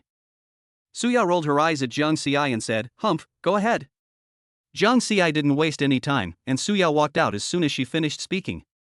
Jiang Xi staggered back to his workstation. At this time, Lin Yu was shaking his head and looking around. Jiang Xi grinned and patted Lin Yu on the shoulder, which scared him. When he saw it was Jiang Xi, he patted his chest and complained, you scared me, kid. I thought it was Manager Shin. Jiang Xi sat down and said with a smile, look at you shaking your head. If the supervisor sees you, he will definitely punish you severely. Lin Yu waved his hand and said, let's not talk about this anymore. Let's talk about our scandalous protagonist. Hearing this, Jiang Xi's mouth twitched and he said speechlessly, damn. How come even you know about this? Oh. Your face is captured perfectly in the photo. Even though it's only half a picture, I can tell at a glance how familiar we are. But I have a question, please answer it. Lin Yu raised his fist to Jiang Xi's mouth. Jiang Xi raised an eyebrow and asked, what's the problem? Who are those two people you just brought in? Why does that heavily armed man look like Goddess Su? You guessed it right. It's that woman Su Yao. I brought her here to record a song I wrote today. As for what Su Yao said on the internet, it's basically true. However, before Jiang Xi could finish his words, Su Yao had already come to Jiang Xi with graceful steps. She said expressionlessly, Jiang Xi, let's go to the recording studio. Jiang Xi stood up, paused for a moment and said, are you done? Well, that's about it. You still have 2 songs to record, right? I can't let it interfere with your work. So I want to see how you choose your singers, so, let's go. Chapter 39 Jiang Xi, this year's trainees are too bad. Jiang Xi followed the 3 women to the artist department without hesitation. However, as soon as they arrived at the artist department, Jiang Xi's eyes widened. At this time, there were about 20 people in the hall of the artist department. These 20 or so people stared at Jiang Xi eagerly, as if they had seen some rare treasure. Jiang Xi was just wondering when a man walked out from the crowd. He smiled and walked in front of Jiang Xi and the others. Xinghan, Jiang Xi, you're here. Shin Xinghan smiled and nodded. Although Shin Xinghan knew everything, Jiang Xi, who was walking at the back, didn't know. Jiang Xi scratched his head and asked in confusion, Minister Zhai, what are these people doing? There are still so many people? Minister Zhai laughed and said, Jiang Xi, these are the company's trainees. Manager Shin told me yesterday that you have 2 songs to record and only need trainees, so these people are here for auditions. Jiang Xi suddenly realized that this was the case. However, with so many trainees, it is not easy to choose the right one. Minister Zhai continued, Jiang Xi, just choose according to your criteria and pick the person you think can sing these 2 songs well. Before Jiang Xi could speak, Minister Zhai looked at Su Yao, who was standing next to Jiang Xi, and asked, who is this? Because Mu Hongwan and Su Yao were both wearing sunglasses, even if Minister Zhai had seen them before, he couldn't recognize who they were. But he had an answer in his heart. Jiang Xi raised his eyebrows, then took out his cell phone and tapped it again, his eyes moving very smartly. That's it, Minister Zhai, you should know this, right? Minister Zhai was stunned for a moment, but he finally understood what Jiang Xi meant. Although he is a bit old, he still reads the trending searches. Minister Zhai smiled and said, in that case, let's go and give these trainees a try first. The group came to a special audition room. Jiang Xi walked straight to the chair in the front and sat down. Shin Xinghan and others also found stools and sat down. Jiang Xi looked at the trainees and then at Shen Xinghan beside him and asked, Sister Shen, where are the lyrics? Give them to them? Shen Xinghan slapped his head and said, Oh, I forgot to make a copy again. Wait a moment, I'll ask someone to make a few copies. After saying that, he walked straight outside, talking on the phone as he walked. Jiang Xi's face turned dark as he watched from the side. He was speechless in his heart. This woman is more or less a little forgetful. Jiang Xi looked helplessly at Su Yao, who was sitting elegantly beside him. He gently touched Su Yao and said, Big Star Su, you are not in a hurry, are you? Su Yao smiled softly, It's okay. I just want to see how you usually work. This isn't my normal job. I usually sleep at my workstation. Maybe inspiration will come to me while I'm asleep. Then your job is really leisurely. Su Yao whispered. About 5 minutes later, the door was gently pushed open and Shen Xinghan walked in, followed by Lin Yu, holding a stack of photocopied lyrics in his hand. Jiang Xi looked at Lin Yu, who looked reluctant and couldn't help laughing. Hearing the laughter, Lin Yu looked up at Jiang Xi. Seeing Jiang Xi laughing at him, Lin Yu glared at Jiang Xi and muttered, What are you laughing at? You'll see what happens when you're done. Shen Xinghan distributed the lyrics to the trainees and said, Everyone, familiarize yourself with the lyrics first, and then take turns auditioning later. The trainees took the lyrics and began to read them carefully. Jiang Xi stood up, walked to the middle of the trainees, and said, I'll give you 15 minutes to familiarize yourself with the lyrics. The sound check will start at 15 minutes. After saying that, Jiang Xi went straight back to his seat. At this time, Lin Yu also placed the remaining lyrics list on the table beside him. He came to Jiang Xi and said, What were you laughing at just now? Jiang Xi had a wicked smile on his face, I'm just laughing at your reluctance. It looks like you were captured by Sister Shen to do hard labor. Lin Yu curled his lips and said, I'm just cooperating with you. After the audition is over, you have to treat me to a nice meal to make amends. Jiang Xi waved his hand, Okay, no problem. Once I've chosen the right person, I'll treat you to takeout. 15 minutes passed in the blink of an eye. Jiang Xi supported his chin with one hand and glanced at the trainees whose faces were full of confidence. Shen Xinghan stood up and clapped his hands. Time's up, start the sound check. Line up and come one by one. Remember to tell me the title of the song you want to audition. As soon as he finished speaking, more than 20 trainees began to move and lined up one by one. After a while, the trainee ranked first stood in front of Jiang Xi. Jiang Xi said expressionlessly, Let's get started. The trainee swallowed and said nervously, Teacher Jiang, I'm auditioning for The Wind Rises. After saying that, the trainee took a deep breath and began to sing. However, as soon as he opened his mouth, he sang so out of tune that people almost wondered if he was singing another song. Jiang Xi's brows instantly wrinkled into the shape of the Chinese character. Su Yao couldn't help but cover her mouth, trying hard to hold back her smile. The other trainees looked at each other, their confidence diminishing a bit. After the song was finished, the trainee looked at Jiang Xi expectantly. Jiang Xi waved his hand with a dark expression, Next. At the same time, Jiang Xi was secretly cursing in his heart, Who the hell is Minister Jai looking for? Is he the son of some company director? He's singing out of tune? Or is he tone deaf? But judging from his handsome looks, it is really possible. It wasn't just Jiang Xi who had a dark face, but also Minister Jai who was standing beside him. The moment the first trainee opened his mouth, it was as if an invisible slap hit him in the face. Soon the second person came forward and said, Teacher Jiang, I chose The Wind Rises. Jiang Xi nodded and signaled them to start. With the experience of the first place winner singing out of tune, Jiang Xi didn't expect the second place winner to sing very well. Soon, his singing began. Now I walk through this world, with all my heart and soul. Turning over the years with different profiles, I unexpectedly burst into your smile. I was once obsessed with the vastness of the world and also indulged in the dream talk within it. As the trainee started to speak, Jiang Xi didn't frown so much, but his voice was not suitable. Although his pitch was fine, he didn't sing out the ethereal and distant feeling that the song required. But this trainee was very smart. He only chose a chorus to sing, unlike the first trainee who came up to sing. From this, Jiang Xi definitely suspected that the first trainee who came up to sing must have some background. He didn't even know the rules and yet dared to come for the audition. Jiang Xi shook his head, Next. Although Jiang Xi gave them a pass, he also explained why they were eliminated, which silenced some trainees who were originally a little dissatisfied. As time passed, the auditions were almost coming to an end. Except for one trainee who was selected to sing whisper, the remaining trainees either had voices that did not match the song or had very poor singing skills. Jing Jiangxi even heard one of the trainees panting while singing. This is obviously due to lack of exercise.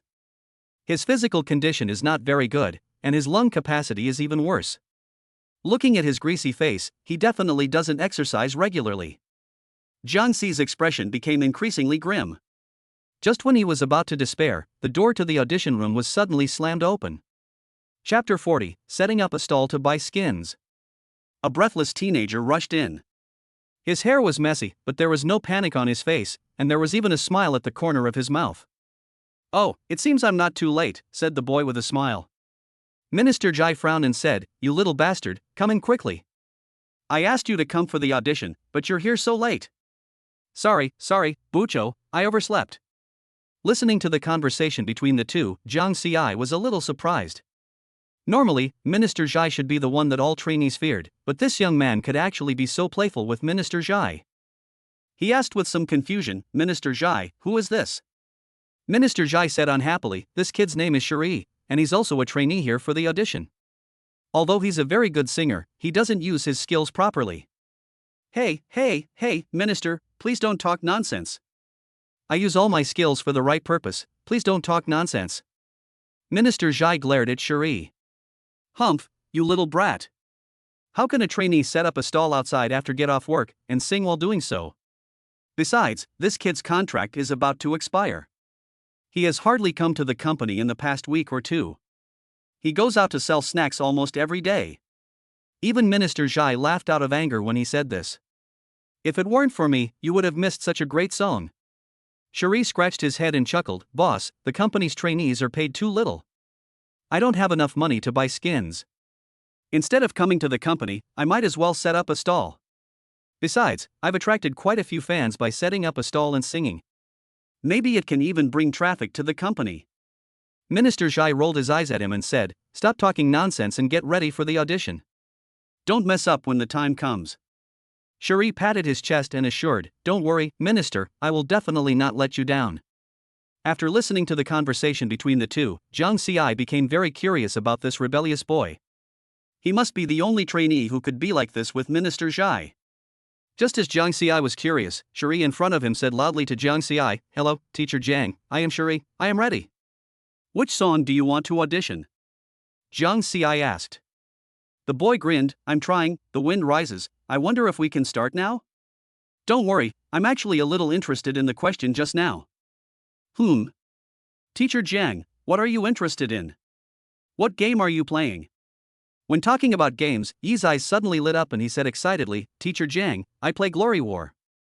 It's so fun. There are so many heroes in it, and the skill effects are super cool. I like playing the mage hero the most. The operation is so amazing.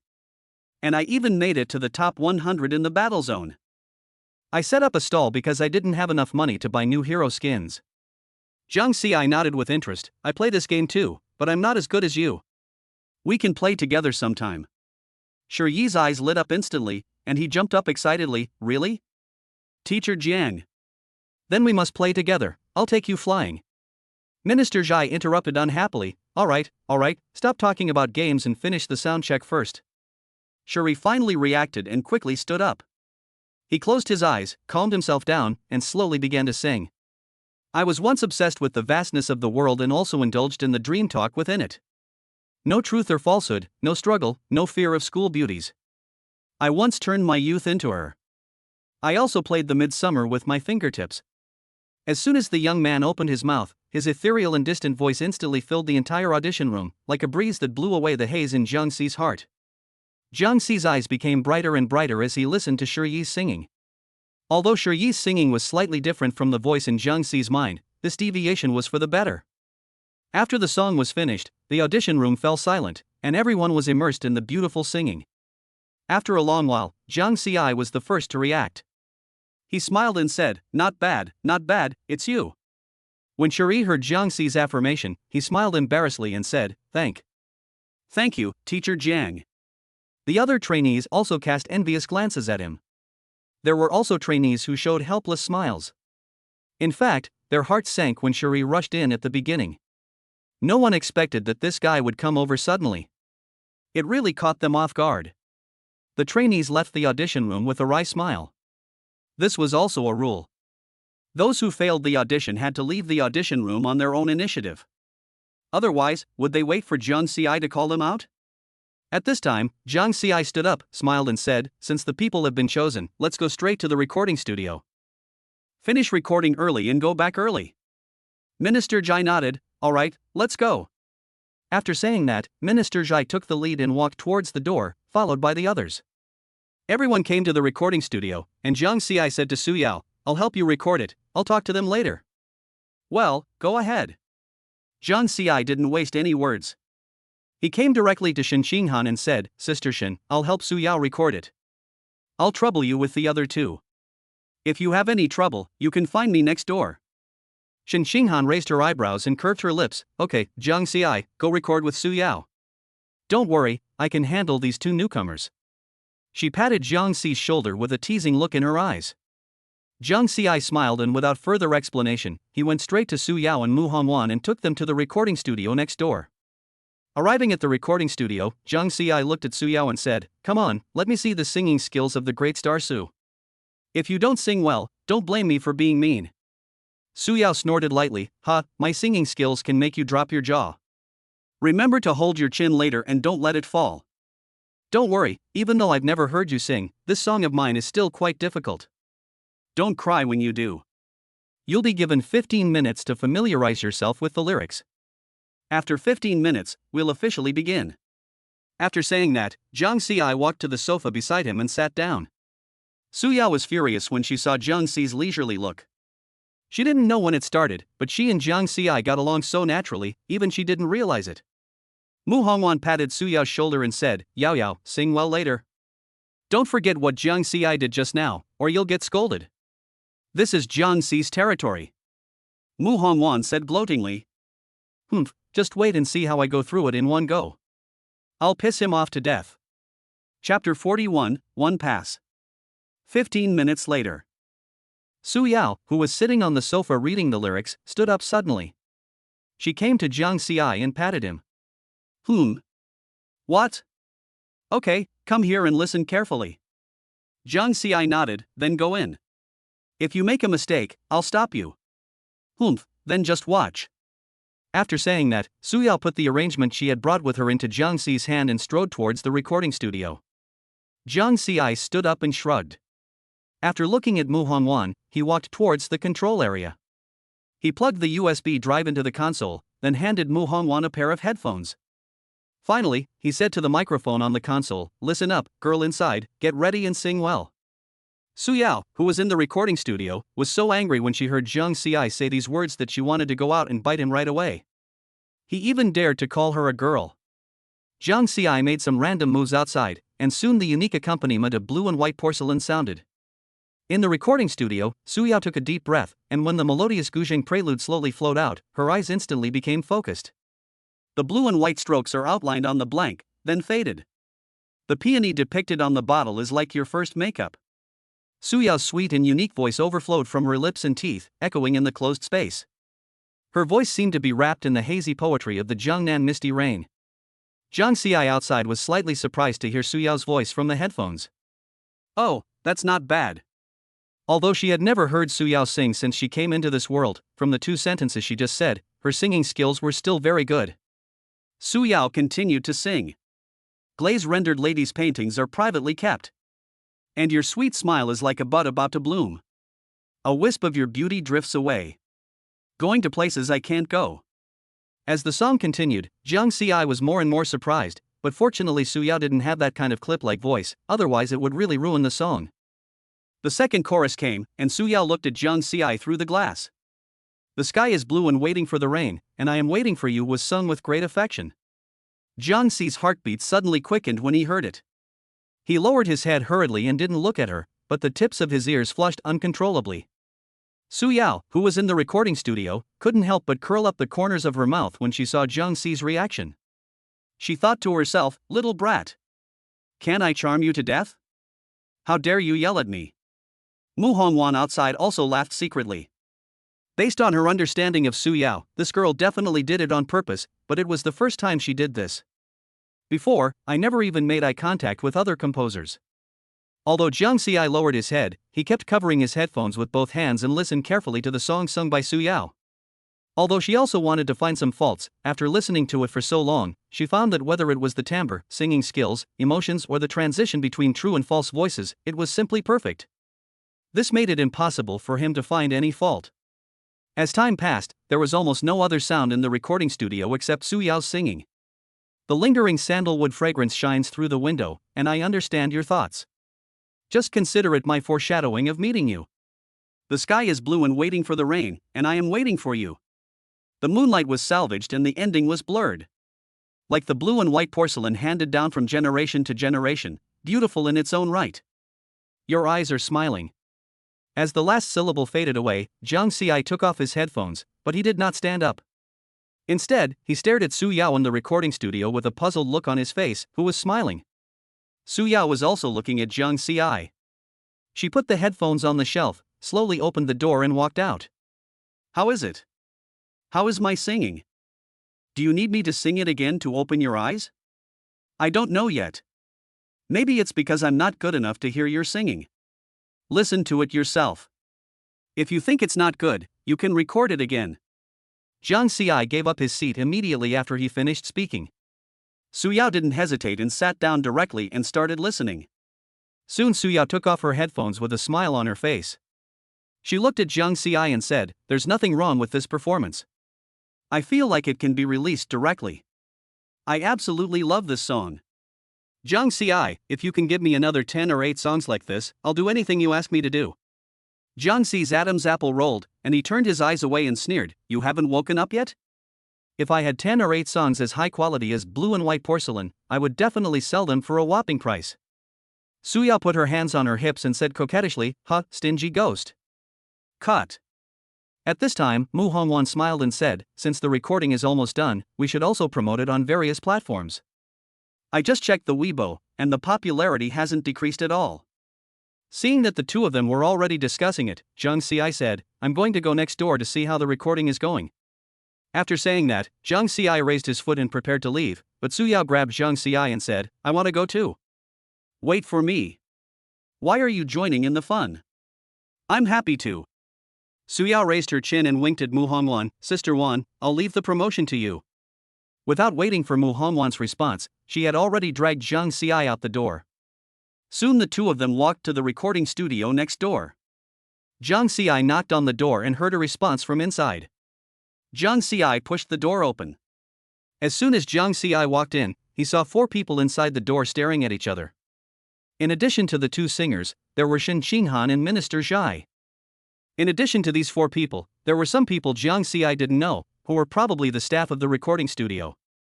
Shen Xinghan saw the 2 of them enter one after the other. Shen Xinghan smiled and asked, "Jiang Xi, are you done recording?" "Well, Teacher Su is lucky. I didn't expect to pass it on the first try." Hearing this, Su Yao glanced at Jiang Xi and said, "Well, it's almost the same as Teacher Jiang. I passed it in one try." At this time, Shen Xinghan asked again, "By the way, Jiang Xi, what kind of song is that? Can I listen to it?" As soon as the words fell, the 3 people in the recording studio all looked at the 2 of them. Jiang Xi shook his head. "Not yet, because there are some details that haven't been finalized yet, and the song will be released on the music platform soon. You can pay to listen to it later. It's called Blue and White Porcelain. You can search for it later."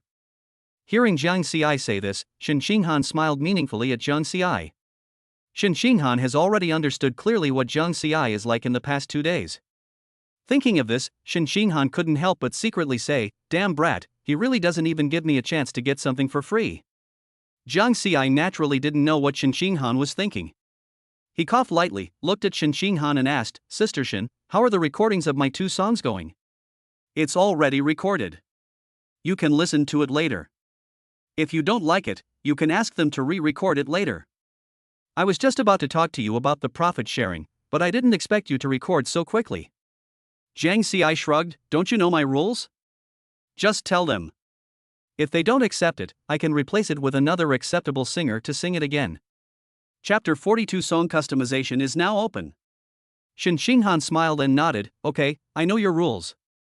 After saying this, she looked at the two singers standing to the side and said, Jiang Xi's rule is that if you sing his songs, the profit share is only 0.5%. I wonder if you two can accept this. Shin Xinghan felt a little embarrassed when she said this. She should not say it next time and let someone else say it. The two singers' expressions remained unchanged when they heard this. Shuri then smiled and said, 0.5% is not bad, and teacher Zhang's song is very good, I can accept it.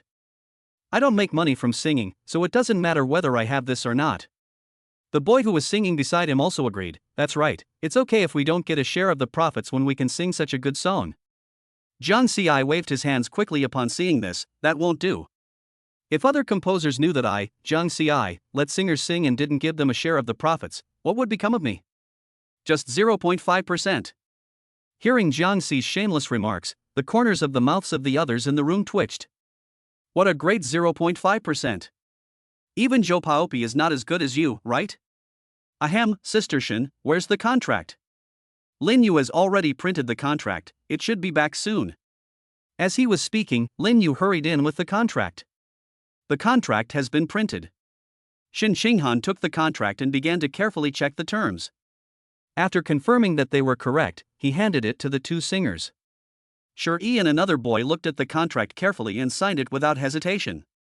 Jiang Xi also signed his name on the contract, then patted the two on the shoulders and said, from now on, we will be partners, help me make money. Now that the contract has been signed, let me listen to their songs. Shin Xinghan nodded and went straight to the console to play the song, The Wind Rises. Because the staff in the recording studio had almost perfected the song and removed some noises, the song was just about to be released on the music platform. Jiang Xi listened to Shuri singing The Wind Rises. Shuri's ethereal, storytelling voice flowed through the recording studio. Jiang Xi stared intently at the audio file on the computer in front of him. As time passed, his eyes lit up more and more. Although it is slightly different from the song in the previous life, it is sung very well and there is no need to re-record it. Jiang Xi nodded and praised, not bad, not bad. We don't need to re-record it. Shuri smiled when he heard Jiang Xi's compliment, his face calm and composed, as if this was not very important to him. Minister Zhai stared at Shuri, his fists clenched tightly. Shuri shook his head and looked around, but his eyes suddenly caught sight of Minister Zhai's clenched fist. He swallowed and immediately turned his head to the side, as if he was afraid that Minister Zhai would make eye contact with him and hit him. At this time, Jiang Xi also finished listening to the other singer's song, mumbling. Jiang Xi took off his headphones and said slowly, the atmosphere of whispering is well rendered, but the breathy sound in the chorus could be toned down a bit, otherwise it would be a bit out of sync with the rhythm of the electronic drums. He pulled out a pencil from the side and quickly marked the side of the music score, the tip of the pencil making a slight rustling sound as it slid across the paper. The boy who sang Whisper immediately came over, his eyes shining as he stared at the annotations. Teacher Jiang, is this what you're talking about? I've always felt like my voice was a little off when I sang, but I still don't know how to turn. Yes, that's it. Although there are some flaws here, it's not a big problem. I can just re-record it later. Besides, I'm just a composer after all. If what I say is wrong, you just don't have to listen. The boy quickly waved his hands, his face full of admiration. Teacher Jiang, what are you talking about? The problem you pointed out is very sharp. I am so happy. I'll go in and re-record this in a moment. Jiang Xi said softly and said nothing more. Just when the atmosphere was somewhat quiet, Minister Zhai, who was sitting on the side of the sofa, said to Shuri in a calm tone, Shuri. What's wrong, Minister? Is something wrong? Come with me. What? Why should I follow you? What? Of course I'm going to sign the new contract. I just asked Mr. Liu for instructions. It just so happens that your contract is about to expire. Hearing this, Shuri smiled awkwardly. Well, how about signing it in 2 days? I'm planning to open a stall soon, and I'm thinking. Before Shuri could finish his words, Minister Zhai grabbed Shuri's arm and dragged him towards the door. Hey, I'm fine with you signing it, Minister, but I don't want to sign a trainee contract. Don't worry, what I'll give you this time is much better than the trainee contract. Just as the two were about to disappear from everyone's sight, Minister Zhai suddenly seemed to have thought of something and hurried back. By the way, Mao Xian, you come too. Me? Mao Xian pointed at his nose. Yes, sign the same contract as this kid, let's go. Oh, here it comes. Soon the three figures disappeared from everyone's sight. At this time, Shen Xinghan said with a smile, Zhang Ci, I found something interesting, do you want to hear it? What's so interesting? Why don't I know about it? It seems like every trainee who sings your song will get a new contract. The girl who sang the song later has already signed a B-level contract. I think the two boys who were just taken away won't be too bad either. Zhang Ci raised his eyebrows upon hearing this, a meaningful smile playing on his lips. So, the song I wrote has become their promotion sign? Shen Xinghan nodded, your analogy is correct. By the way, do you have any songs recently? Zhang Ci raised his head, frowned, and asked doubtfully, Sister Shen, what do you want to do? I haven't thought about anything, it's just a recent project at the company. I can't tell you the specific project yet because it hasn't been finalized yet. But this project requires cooperation between singers and composers, so I wanted to ask if you, a talented composer, have any stock on hand. Shen Xinghan said with a smile. Zhang Ci frowned and was about to speak, but a mechanical sound came from his mind, ding. Triggering new function, song customization enabled. Seeing that Zhang Ci hadn't spoken yet, Shen Xinghan pressed on, Zhang Ci, do you have any stock? Zhang Ci yawned. Do we have inventory? That depends on whether we have money. If we have money, we have inventory. If we don't have money, we don't have inventory. Shen Xinghan nodded subconsciously, with the corners of his mouth slightly raised, as if he had thought of something. But she might have misunderstood. What Zhang Ci said was the truth. His system was indeed like that.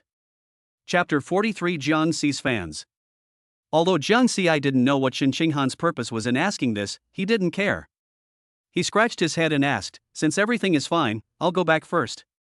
I'm a little sleepy. Shen Xinghan nodded, then seemed to have thought of something and said, by the way, you are now a senior composer, so you don't need to go back to your previous workstation. Each senior songwriter has their own office. Now that your room has been cleaned, I'll take you there now. Zhang Ci was stunned. He had no idea that senior composers had independent offices. Thinking of this, he grinned and said, okay, thank you, Sister Shen. Zhang Ci stood up and followed Shen Xinghan towards the elevator. He looked at Su Yao and Mu Hongwan who were following beside him and said, aren't you two leaving yet? We have nothing to do, so we just happened to go to your office. Besides, I have something else to tell you, so I can't leave now. What? You want me to leave so much? After saying that, Su Yao crossed her arms and looked at Zhang Ci. Shen Xinghan brought Zhang Ci and his group to an office next to Shen Xinghan. The office is not big, but it is simply decorated. There is a large desk in the middle and a bookshelf filled with various music books next to it. The whole office is in dark tones. What excites Zhang Ci the most is that there is a sofa in the office, and it seems that the sofa can be turned into a bed. He walked to the sofa and tried to turn it into a bed, and to his surprise, he actually succeeded. Zhang Ci grinned. What he was thinking was that he would finally not have to sleep on the table anymore. At least he would not have to be woken up every day with marks on his head. Shen Xinghan stood at the door and said with a smile, because this was just cleaned, I hope you like it, and I hope you can create more excellent works. Zhang Ci scratched his head and looked at Shen Xinghan gratefully, saying, Sister Shen, don't worry. Okay, that's okay. I just heard that you and Su Yao have something to talk about. Then you can talk first. If you have anything, you can come find me next door. After saying that, Shen Xinghan walked out. Zhang Ci sat down on the sofa and looked at the two people at the door. Su Yao, Sister Hong, come in. The two nodded and sat directly on the sofa. As soon as they sat down, Zhang Ci said, I don't have any drinks here, so if you are thirsty, there is nothing I can do. Mu Hongwan waved her hand and said, I'm not thirsty. Let me talk about business first. As she spoke, she took out a laptop from her computer bag. I will upload the song that Yao Yao just recorded to the music platform later. At present, our studio has done enough promotion for this song. Once it is released on the music platform, you singers and composers will be required to promote it. Zhang Ci frowned and asked, I'm just a composer, how can I help you promote it? Sister Hong, you must be kidding me, and I don't have many fans. Do you feel guilty when you say this? You have nearly 300,000 fans on Weibo now, and they are all active fans. How can you say that you don't have many fans? Mu Hongwan rolled her eyes at Zhang Ci. But her words made Zhang Ci even more confused. He asked, Sister Hong, I'm afraid you remembered my Weibo name wrong. Humph, you'd better see it for yourself. Open your phone and see how many fans you have now. Su Yao reminded. Seeing that both of them said so, Zhang Xi stopped hesitating. He wanted to see whether these two people were deceiving him. Zhang. He took out his cell phone and opened the Weibo directly. After opening the Weibo, the phone was stuck for a while, but fortunately it got in. But the bright red 99 plus on the phone screen made him confused. He clicked on the homepage and quickly saw the number of his followers, 501,500. Zhang Xi widened his eyes, rubbed them in disbelief, and looked carefully again to confirm that it was indeed 50.15W. And the number of fans is still increasing slowly. How is this possible? When did I have so many fans? There was also a red V under Zhang Xi's avatar. The information even states that the song was written and composed by the person who, later, is a senior composer of Haotian Shengshi. Su Yao rolled her eyes at Zhang Xi. It seems that you really don't usually go on Weibo. In general, there are several reasons. Your song became a hit, so naturally, these fans came and searched for your Weibo account. Also, you and I were both trending on the search list, and another thing is that I followed you, but you didn't follow me. Su Yao was originally speaking normally, but her voice became quieter and quieter. After hearing Su Yao's words, Zhang Xi understood. Oh.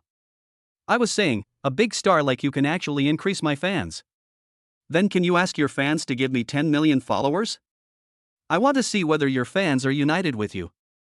Zhang Xi said with a smile. Su Yao rolled her eyes. You wish? Who can do such a thing? Zhang Xi chuckled. That's right, big stars like you don't seem to have many active fans. Humph, I'm too lazy to care about you. At this time, Mu Hongwan finished uploading the song and said, okay, the song has been uploaded. Now it's up to you. Su Yao nodded, then clicked on Weibo and posted the Weibo post she had edited in advance. As soon as she finished posting, she nudged Zhang Xi with her elbow and said, Zhang Xi, hurry up and post too. What? Zhang Xi was puzzled. Su Yao didn't say anything this time. Instead, she took Zhang Xi's phone.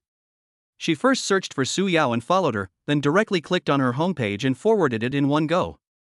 After doing all this, Su Yao threw the phone into Zhang Xi's hand again. Here, I just posted a Weibo promotion, blue and white porcelain, and I just forwarded it with your phone. You are the lyricist and composer, after all. But I have to say, you've been using this phone for many years, right? It's so slow, I should get a new phone sometime. Zhang Xi curled his lips. I don't have any money, change it for me. Besides, I don't like to move. Su Yao nodded. Okay, I'll get one for you when I get home. I happen to be an endorsement for a mobile phone. When I participated in the organizer's event before, they gave me several. I'll give you one then. Zhang Xi looked at Su Yao in surprise. She thought Su Yao would refuse, but unexpectedly she agreed. Since she agreed, it would be a waste to refuse it. Then, thank you. Zhang Xi said embarrassedly. Fine. At this moment, Zhang Xi's cell phone suddenly vibrated, and it was the kind that kept vibrating. He quickly picked up his phone and saw that the little red dots that he had originally clicked on were increasing at a speed visible to the naked eye. He quickly clicked on the Weibo post that Su Yao forwarded on his behalf, and the comments below were increasing at a visible rate. From a few hundred at the beginning, to thousands and tens of thousands later. Zhang Xi looked at the comments below and couldn't help but swallow his saliva, thinking, these fans are so scary. Chapter 44 Lu Shu arrives. Your popularity makes even me jealous. Su Yao came over and glanced at the screen, with a hint of ridicule in her tone. Mu Hong smiled and said, it seems Yao Yao's new song, Blue and White Porcelain, is going to be a hit. It's been downloaded 50,000 times in less than 10 minutes. It seems Yao Yao's promotion to the Queen of Pop is a sure thing. It feels almost the same, thanks to Zhang Xi, and of course thanks to my singing skills. Su Yao said proudly. At this moment, she was in a better mood than ever. Zhang Xi didn't respond. Instead, he scrolled through the comments on his phone and suddenly caught sight of a trending comment. The composer is actually a newcomer? His level is far superior to many veteran musicians. Zhang Xi looked at this popular comment, the corners of his mouth slightly raised, but he felt a little emotional in his heart. And there are many people commenting on this comment below. Zhang Xi even saw some people commenting on some of his things, such as how many weeks it would take for him to be promoted to senior composer. Seeing this, Zhang Xi directly closed the comment section, but he was tired of reading it. The comments under this one were almost all praises, praising Blue and White Porcelain, praising the composer, and praising the singer. Jiang Xi just turned off his phone, but his eyes turned to Su Yao beside him and asked, "Su Yao, do you have anything else to do?" Su Yao was stunned by the question. "Why? Do you dislike my sister Hong being in the way here? You know and you're asking?" Su Yao curled her lips. Although she was not very willing, she had already finished her work for the day and there was no reason for her to stay here any longer. "Okay, let's go first. We can go back and arrange the work later." Mu Hongwan also nodded. "Well, we'll go back first. See you at Jiang Xi's house this afternoon. See you at home this afternoon." After saying hello, Jiang Xi's face lit up with joy. He took off his shoes and lay down on the sofa. Jiang Xi tried it. Although it was not as big as the bed, it felt like there was still room for another person to lie down. Time passed minute by minute, and it was 3 o'clock in the afternoon. Somehow, Jiang Xi suddenly opened his eyes in a daze, but just as he opened his eyes, he saw 3 blurry figures standing in front of him, and one of them was patting his shoulder. Jiang Xi, wake up. Wake up! The speaker was Shen Qinghan. Jiang Xi suddenly woke up and looked at Shen Qinghan, Minister Zhai, and General Manager Lu in front of him, still a little unresponsive. Mr. Lu, Minister Zhai, Sister Shen, why are you here?" he asked, rubbing his eyes. Shen Qinghan said helplessly, "You slept so soundly that you didn't hear us knocking on the door, so we had to come in and wake you up." Jiang Xi felt a little embarrassed and sat up. "So what's the matter with you guys coming to see me?" Shen Qinghan didn't say anything. Instead, she asked General Manager Lu and Minister Zhai to sit down before she said to Jiang Xi, "The downloads of The Wind Rises and Whispering that we recorded this morning have exceeded 100,000, and they are soaring on all major music charts. Afterwards, these 3 songs ranked 2nd, 3rd, and 4th respectively, and of course they were 1st, 2nd, and 3rd on the new songs chart." Speaking of this, Shen Qinghan actually felt a little regretful, because the song Blue and White Porcelain written by Jiang Xi is now occupying the major music charts. The look in Jiang Xi's eyes had changed, and she even wanted to crack Jiang Xi's head open to see what kind of brain could write a song like Blue and White Porcelain. After hearing what Shen Qinghan said, Jiang Xi nodded, his face still showing that sleepy expression, as if he was not surprised at all. "The results are pretty good. It seems that my 2 songs are very popular among netizens." After Jiang Xi finished speaking, he rubbed his eyes and looked at Minister Zhai and General Manager Lu. However, when he saw General Manager Lu, Jiang Xi's body suddenly trembled and he immediately put on his shoes. "Ahem, Mr. Lu, why are you here?" Mr. Lu smiled and waved his hand. "Don't be nervous, Xiao Jiang. Young people naturally need to get a good sleep when they are tired. The 3 of us came to see you for something." Jiang Xi didn't say anything, but looked at the 3 people calmly. Mr. Lu continued, "Jiang Xi, the achievements of your songs are obvious to all. But today I did hear the best song I've ever heard. Both the arrangement and the lyrics are comparable to those of the god of music. Perhaps even the god of music couldn't have written this song." Jiang Xi seemed to be lost in thought. "Ahem, Mr. Lu, is this the poem Blue and White Porcelain that I wrote?" Although it may sound a bit boastful to say this song is indeed far superior to all the songs Jiang Xi has written. Mr. Lu nodded. "Indeed, at first I was still working in the office, and Minister Zhai told me about it. This song really amazed me. The melody is beautiful and the lyrics are classical and elegant. It is simply a treasure in the music world. But I do have a question I'd like you to answer for me." Jiang Xi was a little surprised, but still said, "Okay, Mr. Lu, just tell me." "Well, this song is so good. We actually have some singing kings and queens in our company.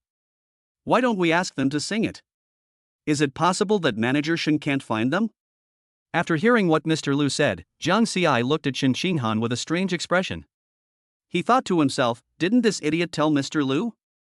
Shen Qinghan, who was standing by, felt a little uncomfortable being looked at by Jiang Xi, and quickly explained, "Boss Lu, it was Jiang Xi who specifically asked Su Yao to sing." Mr. Lu turned his gaze to Jiang Xi, his eyes full of inquiry. "Xiao Jiang, can you tell me why you have to let Su Yao sing?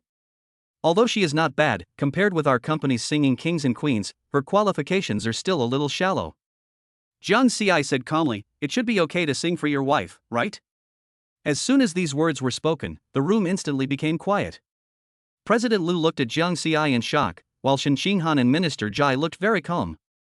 Mr. Lu was the first to react and said with a smile, "So Su Yao is your wife? I didn't expect that." The national goddess of the entertainment industry is actually your wife. Jiang Xi nodded. Yes, I wrote it by chance. She happened to be trying to become the queen of heaven, so I took it out. Mr. Liu, who knew the reason, showed an expression of sudden enlightenment. Then he gave a thumbs up and said, Xiao Jiang, you are not only talented, but also love your wife so much. It's really rare. Minister Zhai also nodded and said, yes, with such a good song, Su Yao's road to becoming a queen will definitely be much smoother. Jiang Xi, if there are such excellent works in the future, don't forget our company. I have a lot of singers who want to sing your songs, and they all asked me for their contact information. Jiang Xi quickly waved his hands. Minister, please don't give it to me. I don't have any in stock right now, and I can't get it out even if you come. Mr. Liu laughed heartily. Jiang Xi, you're afraid of being exploited by us. But don't worry, as long as you have work, the company will definitely not treat you unfairly.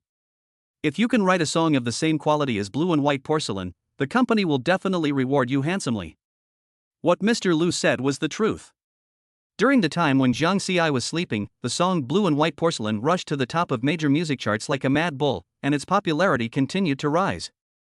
What is even more shocking is that CCTV personally recommended it using its official account. How could Lu Shu not be jealous? That's why he asked Shen Xinghan and Minister Zhai to come and find Jiang Xi together. Jiang Xi scratched his head and said with a smile, Don't worry, Mr. Liu, if there are good works, I will definitely consider the company first. Mr. Liu nodded with satisfaction. Okay, I've been waiting for you to say that. Okay, you guys should pack up for a while, it's time to get off work, go back and have a good rest. Jiang Xi nodded, then sent the three of them out of the office before returning to the sofa. Jiang Xi was a little emotional when he just sat down. It turns out that sleeping in bed at work is not a dream. Chapter 45 Jiang Wanwan.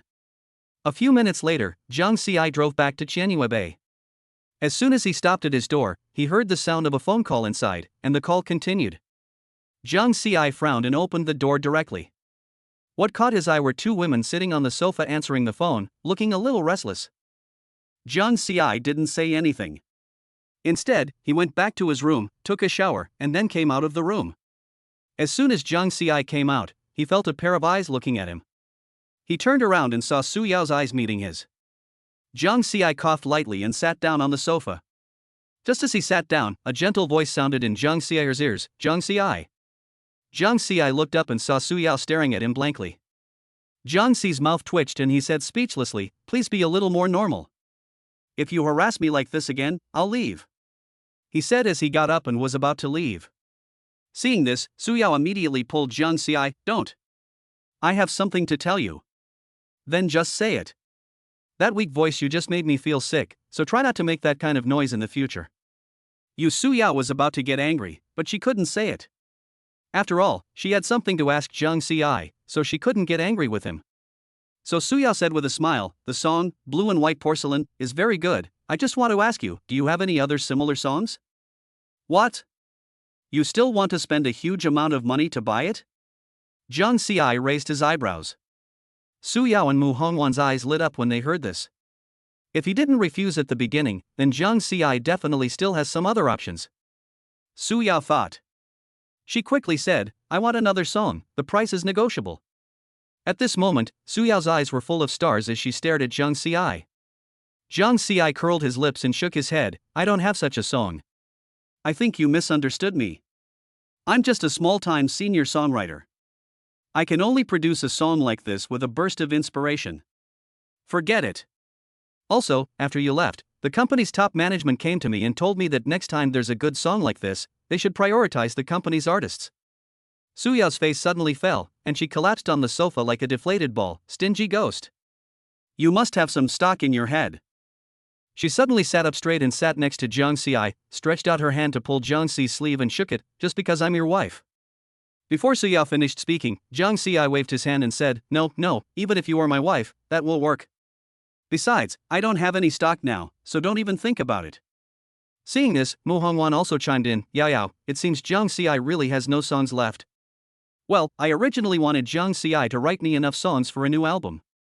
Jiang Xi rolled his eyes and thought, what a wild idea. An album has more than a dozen songs. I don't have that much money to customize songs.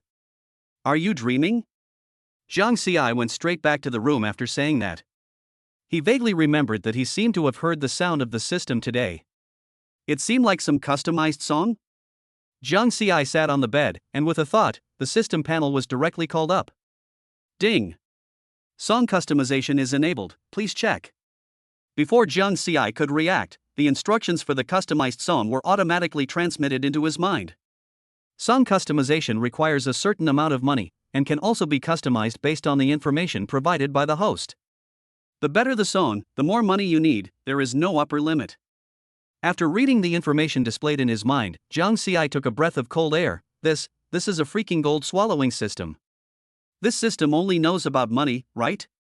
Jiang Ci talked to himself, but no one asked you to answer him. Before Jiang Ci could make any move, there was a knock on the door. Bang, bang, bang. The door is not locked, just come in. Suya pushed the door open and entered, holding a small black packaging bag in her hand. Here, this is the phone I promised you this morning. Jiang Ci raised an eyebrow and looked at the packaging bag. Do you still remember this? He reached out to take it, and after unpacking it, he found that it was the latest flagship mobile phone. Just from the logo on the box, he knew that it must be expensive, but Jiang Ci remembered that this phone was given to him by the brand she endorsed, so Jiang Ci took it without hesitation. Suya crossed her arms and raised her chin slightly. This lady keeps her word. But she suddenly leaned in, and the end of her hair brushed across Jiang Ci's cheek. If you can use this phone to write me a song like Blue and White Porcelain, I'll let you kiss me next time. When she said this, Suya's face flushed red, and it was obvious that she had really tried her best for the song. TSK, this is a punishment, not a reward. Suya immediately jumped up, grabbed the pillow on the bed and threw it at Jiang Ci. You don't know what's good for you. See if I refuse you when you chase me. After saying that, Suya turned around and left. Jiang Ci looked at Suya's back as she left angrily, her ponytail swinging behind her, inexplicably carrying a bit of cute stubbornness. As the door closed, Jiang Ci lowered his head to study his new phone, and soon all the information on the old phone was transferred to the new one. Just after transferring the data, the phone suddenly vibrated. There was a phone number on it. Jiang Ci frowned and hung up. But not long after, the phone rang again. Jiang Ci answered the phone helplessly. Hello, who is this? Oomph, you stinky Jiang Ci. You actually hung up on me, what do you want to do? A sweet girl's voice came from the phone. Jiang Ci's hand holding the phone paused, and his mind quickly searched for the owner of the voice. Soon he knew who the person on the other end was. It seemed to be his younger sister Jiang Wanwan, who was in her senior year of high school and was 17 years old this year. Well, you stinky Jiang Ci. You even dared to hang up on me. Do you not want your younger sister anymore now that you have a beautiful older sister out there? Jiang Wanwan asked angrily on the other end of the phone, with a coquettish tone in her voice. Jiang Ci's face was suddenly filled with black lines. He quickly said, Stinky girl, who allowed you to call me by my name? I'm your brother. By the way, why are you calling me, girl? It's all because of you. Jiang Wanwan snorted on the other end of the phone, then continued, Brother, you are the popular high-level composer Jiang Ci, right? I remember you are also from the composition department, absolutely. Jiang Wanwan's tone sounded very firm. Jiang Ci was very surprised. If Jiang Wanwan hadn't called him today, he wouldn't have known how to tell his current parents. However, he never expected that his own sister would see through his tricks in this way. Before he could say anything, Jiang Wanwan's excited voice came over again. Brother, you're amazing. I've played Blue and White Porcelain so many times, it gives me goosebumps every time I listen to it. It turns out my brother is the genius composer. I'm bragging to my classmates. And the songs later, The Wind Rises, and Whispering are all so good. Bro, you're amazing. Hearing Jiang Wanwan's excited tone, Jiang Ci quickly interrupted. Okay, I haven't told you the answer yet, but you got excited first. Girls should be more ladylike. Chapter 46 Transferring Money. Please listen to me first. Yes, I am the Jiang Ci you are talking about. Jiang Ci said helplessly. Jiang Wanwan on the other end of the phone screamed instantly. Wow. It's really you. Brother, you are my idol. Jiang Ci held his forehead with his hand. All right, stop yelling. Mind your image. You're in your third year of high school now, so you should focus on your studies. Brother, can you write a song for me? I want to sing it at the graduation party. Jiang Wanwan said expectantly. Jiang Xi curled his lips. You really are my biological sister, how dare you speak so boldly? Humph, just tell me whether you want to write it or not. Jiang Xi thought for a moment and said, of course you can. But first, would you mind asking Jiang Wanwan to pay? What money? Jiang Wanwan was stunned. Hey, your brother's song is worth 5 million now, so please ask Jiang Wanwan to pay it. Jiang Wanwan was so anxious when she heard this. Brother, this is too expensive. I don't have 5 million. Jiang Xi chuckled. If you don't have 5 million, what can you give me in exchange for this song? You should know that I paid 5 million for the blue and white porcelain. Jiang Wanwan rolled her eyes and said, brother, I will study hard and I will definitely be admitted to Tianhai Conservatory of Music. How about this exchange? Jiang Xi frowned and asked, do you want to take the exam to me? Jiang Wanwan on the other end of the phone nodded vigorously. That's right, and I want to be a singer. Brother, you write songs for me. Mom and Dad don't know about this, right? Of course I know. They agreed. Otherwise, I wouldn't have told them. Jiang Xi nodded. Okay, if you want to take the exam, then take it. I can take care of you when you get here. It's late May now, so you still have more than a month. I'll go back after you finish your exams. As for the song, I'll think about it. Inspiration doesn't just come out of nowhere. Also, I have money now. I'll transfer some to you, but don't spend it recklessly. Just buy whatever you like. That's it for now, I have something else to do here. Jiang Xi hung up the phone without waiting for Jiang Wanwan to speak. He was really shocked by Jiang Wanwan's voice, and he still has tinnitus in his ears. Although Jiang Wanwan's voice is very nice, it is too loud. As soon as he hung up the phone, Jiang Xi logged into WeChat and looked for Jiang Wanwan's friends. Jiang Xi found them quickly and transferred 50,000 yuan to them with a wave of his hand. From memory, I checked that although my family is not poor, they are not rich either. My sister usually respects me, so it's no big deal to transfer 50,000 yuan. Just after the transfer, his phone rang again. Jiang Xi smiled helplessly and hung up. He then made a text message, don't call me anymore. I just transferred 50,000 yuan to you. Spend it sparingly. Let's talk about the song after you finish the college entrance examination. I'm busy lately. Study hard and try to get good grades so you can get into Tianhai Conservatory of Music. If you perform exceptionally well, I might even be so happy I'll write a song for you in advance. Also, stop getting so excited. If you keep shaking my ears, who will write songs for you in the future? Study hard for the exam first. I'll be back after you finish. Also, I'm already married. If you do well in the exam, I might bring your sister-in-law home to see you. Oh, and don't tell my parents about my marriage yet. After sending the message, Jiang Xi threw his phone aside and continued to lie on the bed. However, after a while, the phone kept ringing. Jiang Xi just glanced at it without listening. She probably knew what the girl was going to say.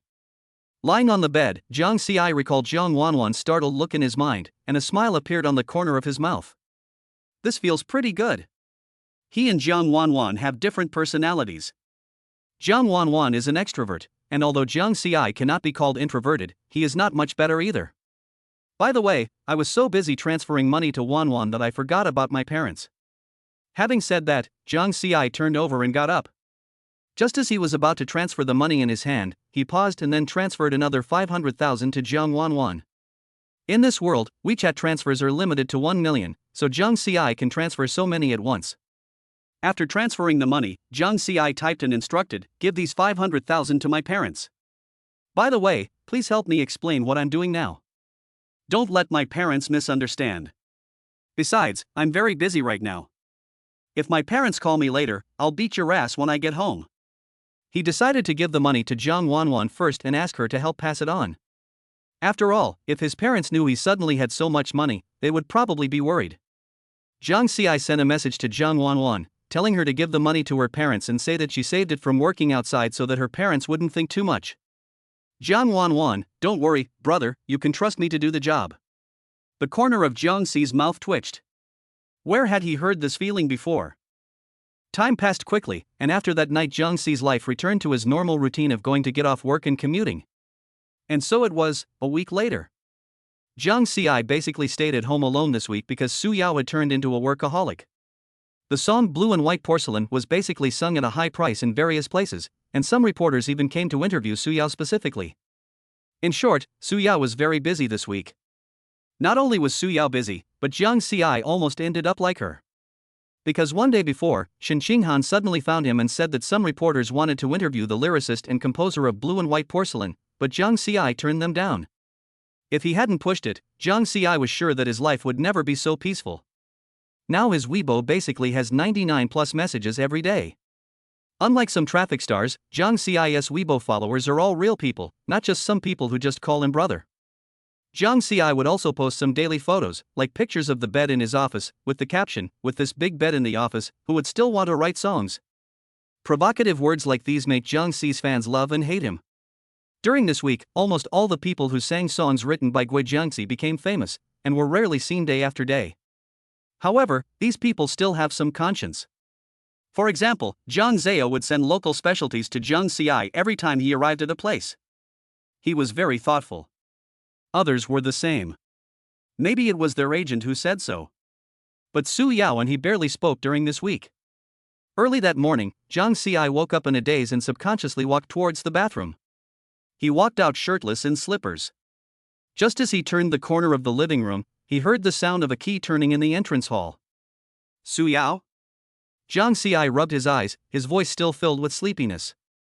When he saw who was coming, he froze in place instantly. Besides the dusty Su Yao, there was Mu Hongwan standing next to her with a smile on her face, holding an exquisite gift box in her hand, looking at him with a smile. The air seemed to freeze for 3 seconds. Verification on the 4th day. Let us post a chapter first. Chapter 47 Porcelain Capital Blue and White Small Bowl. Su Yao raised her eyebrows, her eyes swept from Jiang Xi's bare chest to his messy pajamas, and a meaningful smile appeared on the corner of her mouth. Oh, is Jiang the talented man planning to have a pajama party at home while I'm away these few days? I just woke up. Jiang Xi suddenly took half a step back, and his whole body slammed into the white wall behind him with a bang. Feeling the coolness from his body touching the wall, Jiang Xi's brain also recovered from the short circuit. He laughed dryly twice and ran back to the room. As soon as the door closed, Su Yao and Mu Hongwan looked at each other and then both smiled with gloating smiles. On the other side, Jiang Xi ran straight back to the room. Although he felt a little embarrassed about the two girls gloating, it was okay. Everyone looked miserable in the morning. After a while, Jiang Xi washed up, put on his clothes for today and came out. After tidying up, he opened the door and walked out pretending to be calm. Seeing that Su Yao and Mu Hongwan were still laughing, he deliberately put on a stern face and said seriously, "What are you laughing at? What's so funny? It's just that you just woke up and didn't pay attention to your image." Su Yao sat on the sofa, her eyes shining. "Jiang Xi, you actually have abdominal muscles. I didn't realize you have such a good figure." Jiang Xi curled his lips and ignored Su Yao's teasing, sitting on the sofa by himself. He glanced at the two of them and asked, "You two just got back? Have you eaten yet?" Su Yao waved her hand and said, "Eat it on the plane." Jiang Xi nodded, "Is that so? That's great, I don't have to buy it." Jiang Xi has been like this week.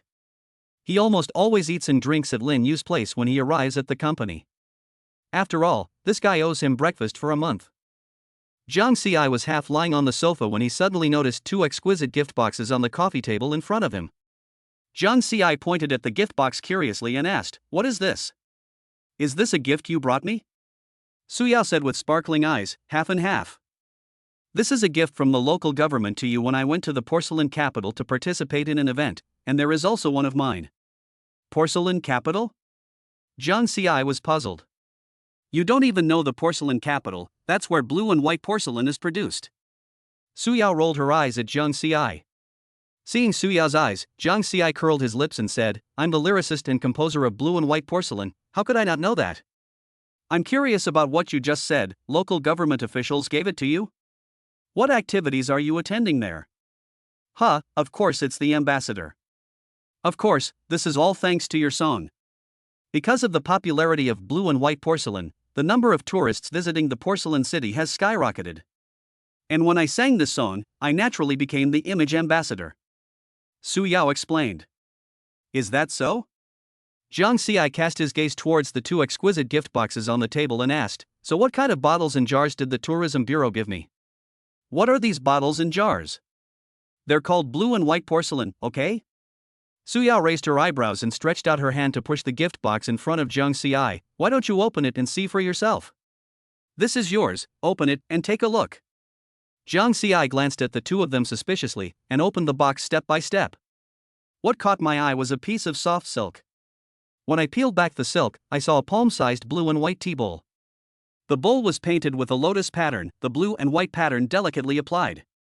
Not only that, the piece of silk you saw at the beginning was also embroidered with thanks to Mr. Zhang Xiai in small regular script. Looking at the workmanship, Zhang Xiai even suspected that it was embroidered by hand. Suyao smiled slightly. How is it? Do you think it's beautiful? Zhang Xiai paused, turned around and asked, is such a beautiful tea bowl worth a lot of money? Go away, Zhang Xiai, this is a gift from someone else, and you're still thinking about the money. Suyao rolled her eyes at Zhang Xiai. Hee, I'm just asking, isn't this the first thing that comes to your mind when it's so beautiful? Zhang Xiai laughed dryly. Hearing Zhang Xi's words, the two girls rolled their eyes at him.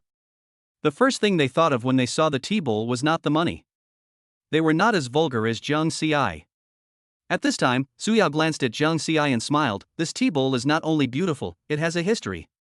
It is the masterpiece of a master in the porcelain capital and is worth a lot of money. Moreover, this is also a recognition of the song Blue and White Porcelain you wrote. Oh? Is it true? Zhang Xiai asked in confusion. Of course it's true.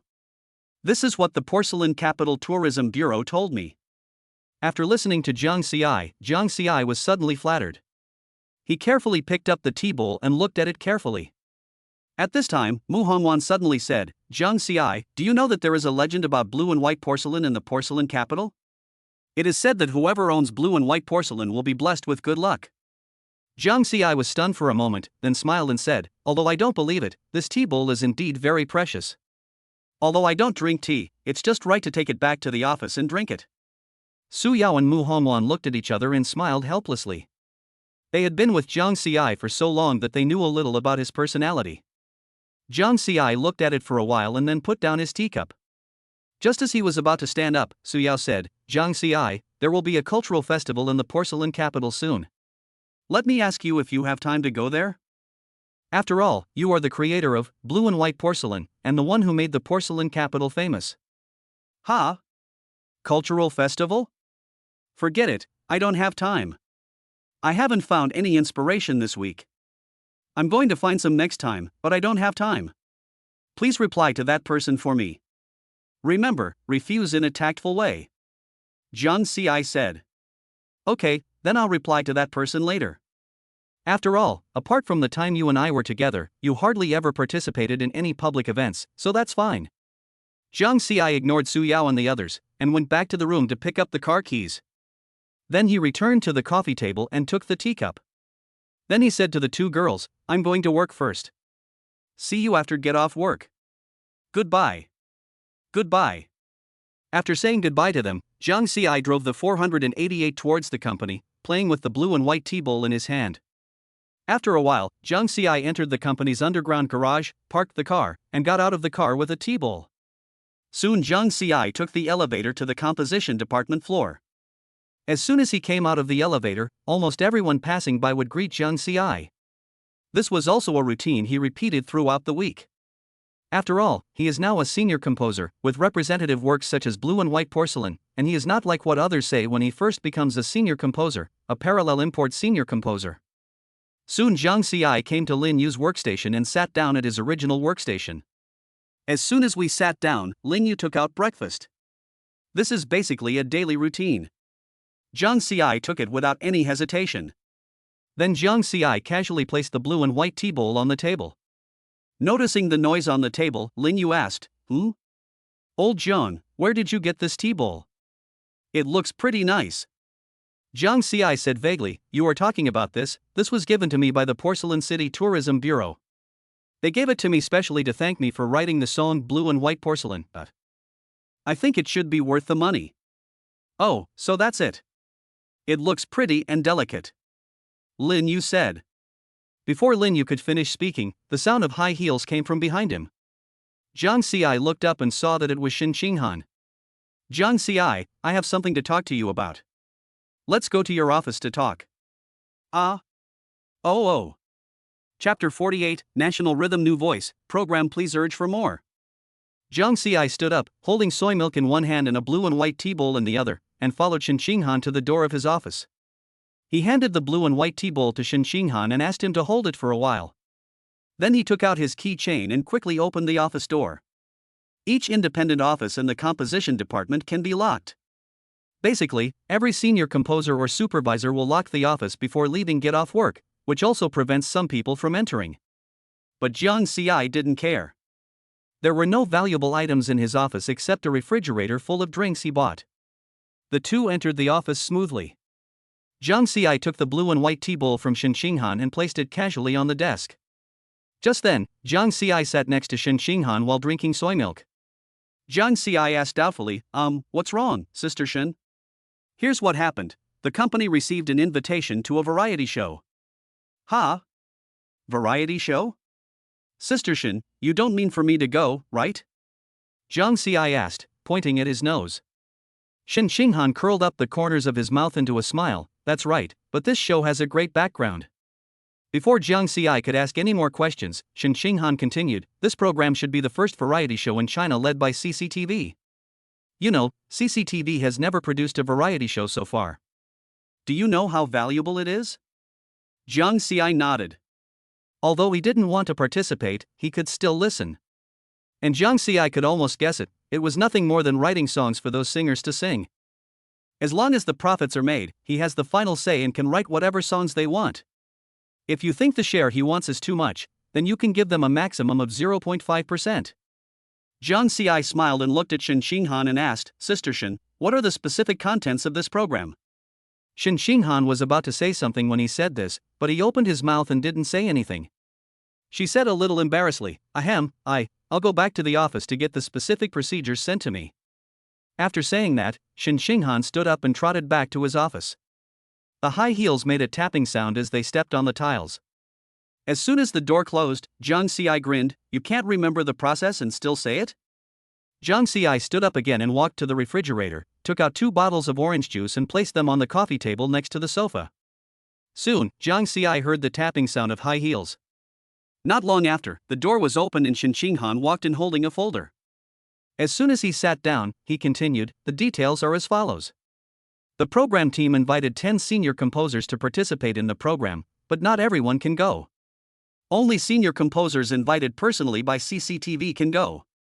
Of course, none of these invited senior composers are unknown, some are even close to becoming music gods. In addition to the composers, CCTV will also invite top singers, divas, kings, and other singers, a total of 10 singers to participate in the program. Jiang Xi frowned, and before Shen Xinghan could continue, he asked again, are the composer and singer participating in the show together? Sister Shen, what does this mean? The composer can't sing, so this isn't a singing show, is it? Shen Xinghan explained with a smile, it's not a singing show, but it randomly pairs composers and singers.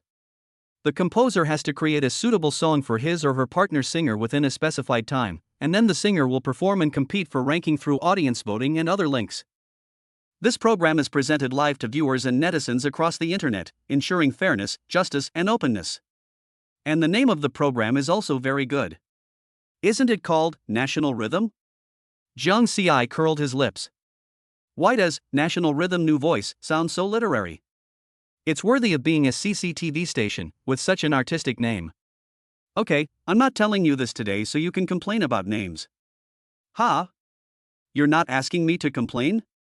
Then what are you asking me to do? Jiang Xi was very confused about this. Ahem, Shen Xinghan said after a light cough. The company received a call from CCTV. They want to invite you to participate in this program. They will inform you on Weibo when the time comes. Remember to watch it then. After hearing Shen Xinghan's words, Jiang Xi was stunned for 2 seconds. Wait, Sister Shen, CCTV wants to invite me to participate in that program? But I've only been a composer for less than a month. I'm not one of those people who has one foot in the god of music, nor am I one of those senior composers. I'm just a small fry. Before he finished speaking, Shen Xinghan had already opened the folder, pulled out a piece of printed paper and pushed it in front of him. It was densely packed with the playback data, download volume, cultural influence analysis of blue and white porcelain, and even the interpretation of the traditional Chinese elements of the song by experts and scholars. Which senior composer today can write the song Blue and White Porcelain that you wrote?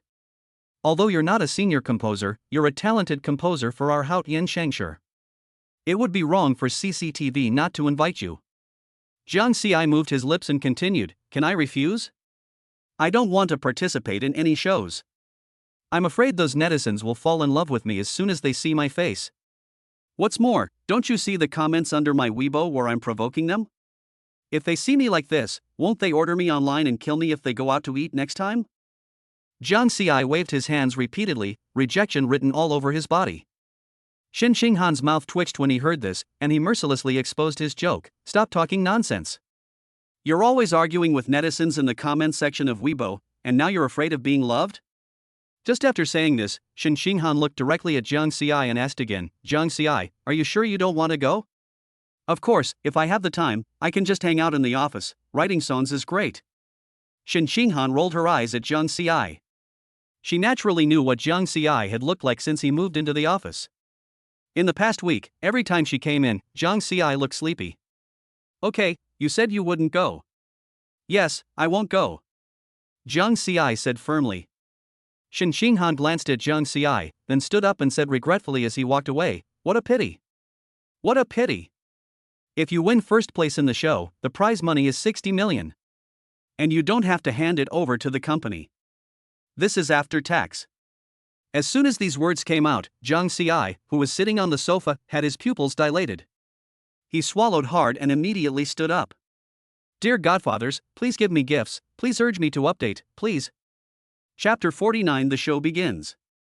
Jiang Ci immediately stood up and rushed to Shen Xinghan with a smile on his face. Sister Shen, I suddenly feel that this program is very meaningful. I will go. I must go. Such a good program is produced by CCTV, so it must be very good.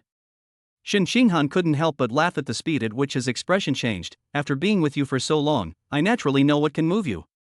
Hey, who would have thought there would be such a generous bonus? Shen Xinghan rolled his eyes at Jiang Ci, flipped open the folder and took a look. The recording will officially start in a week, I'll let you know then. However, there are some hidden rules in this program that have not yet been revealed. I don't know what they are. However, we cannot use our original scripts for this program. We can only create within the time specified by the production team. Okay, you go ahead and do your thing. I'm leaving now. Jiang Ci nodded, and just as the office door closed, he returned to his chair. He held his chin with one hand and his consciousness directly entered the system. System, I guess you heard it too? Jiang Ci finished speaking, but the system did not respond. Forget it, I don't care if you heard it or not. Just convert the arrangement you sent me into a memory format for me. This is what Jiang Ci just thought of.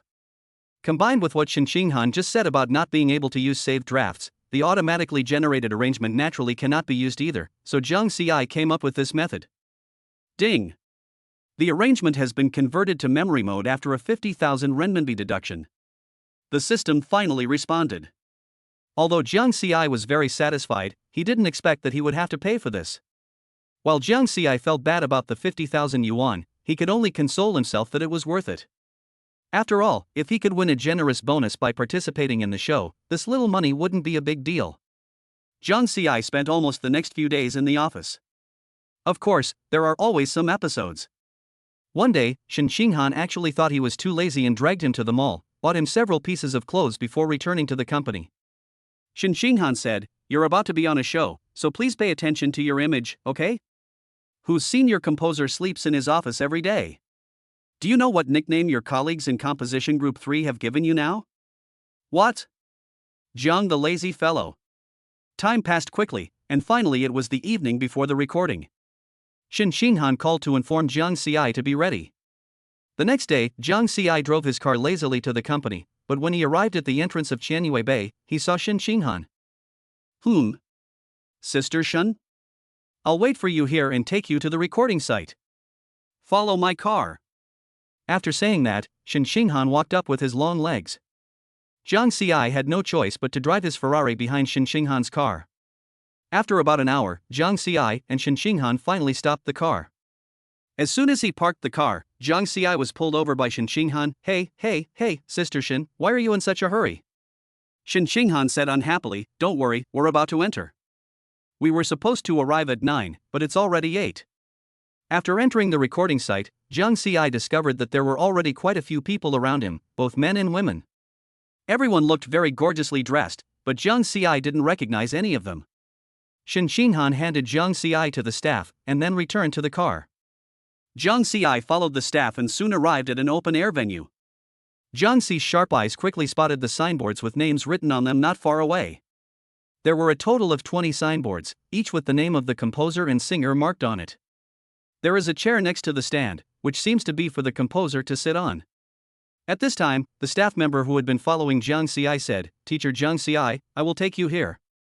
You can find your own name on your own. Oh, thank you. It's okay, Teacher Jiang. As soon as he finished speaking, the staff member walked away. Jiang Xi searched carefully among the signboards and finally saw his name. Just as he was about to walk towards the chair, Jiang Xi seemed to see a familiar figure. He murmured, why does that woman look a bit like Su Yao? However, Jiang Xi didn't intend to delve into it. He went straight to the seat with the sign marked Jiang Xi and sat down. He had just sat down for a while when someone patted his shoulder. He turned around and saw the figure that Jiang Xi had just thought looked like Su Yao. Jiang Xi looked closely and saw that it was indeed Su Yao. Su Yao was wearing a dress and had delicate makeup on. When she saw that it was really Jiang Xi, she was a little shocked. Jiang Xi? I thought I was seeing things, but it was really you. Jiang Xi curled his lips. I'm the only senior composer in the entire Xia kingdom with the pen name Jiang Xi. It's strange that you don't know me. Su Yao's face flashed with embarrassment, but she soon regained her smile. What a coincidence.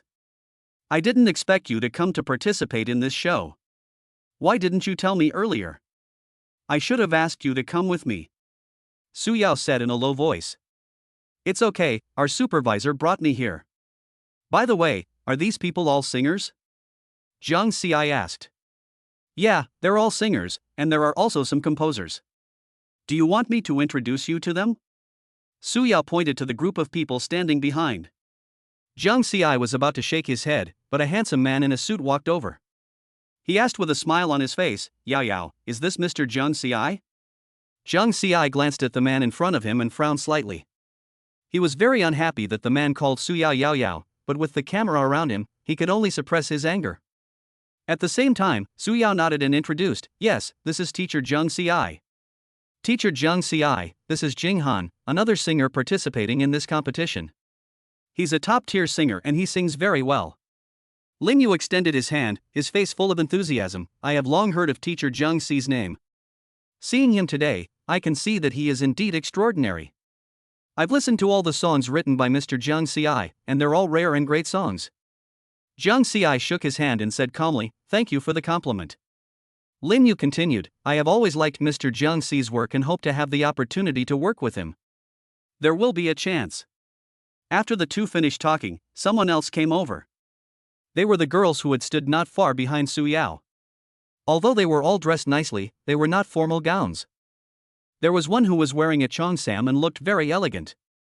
There was another one wearing a green halter dress, and her whole body was fair and rosy. Yao, this is Mr. Jiang Xi, the teacher who wrote the song Blue and White Porcelain, right? Jiang Xi looked up and saw the person who was speaking.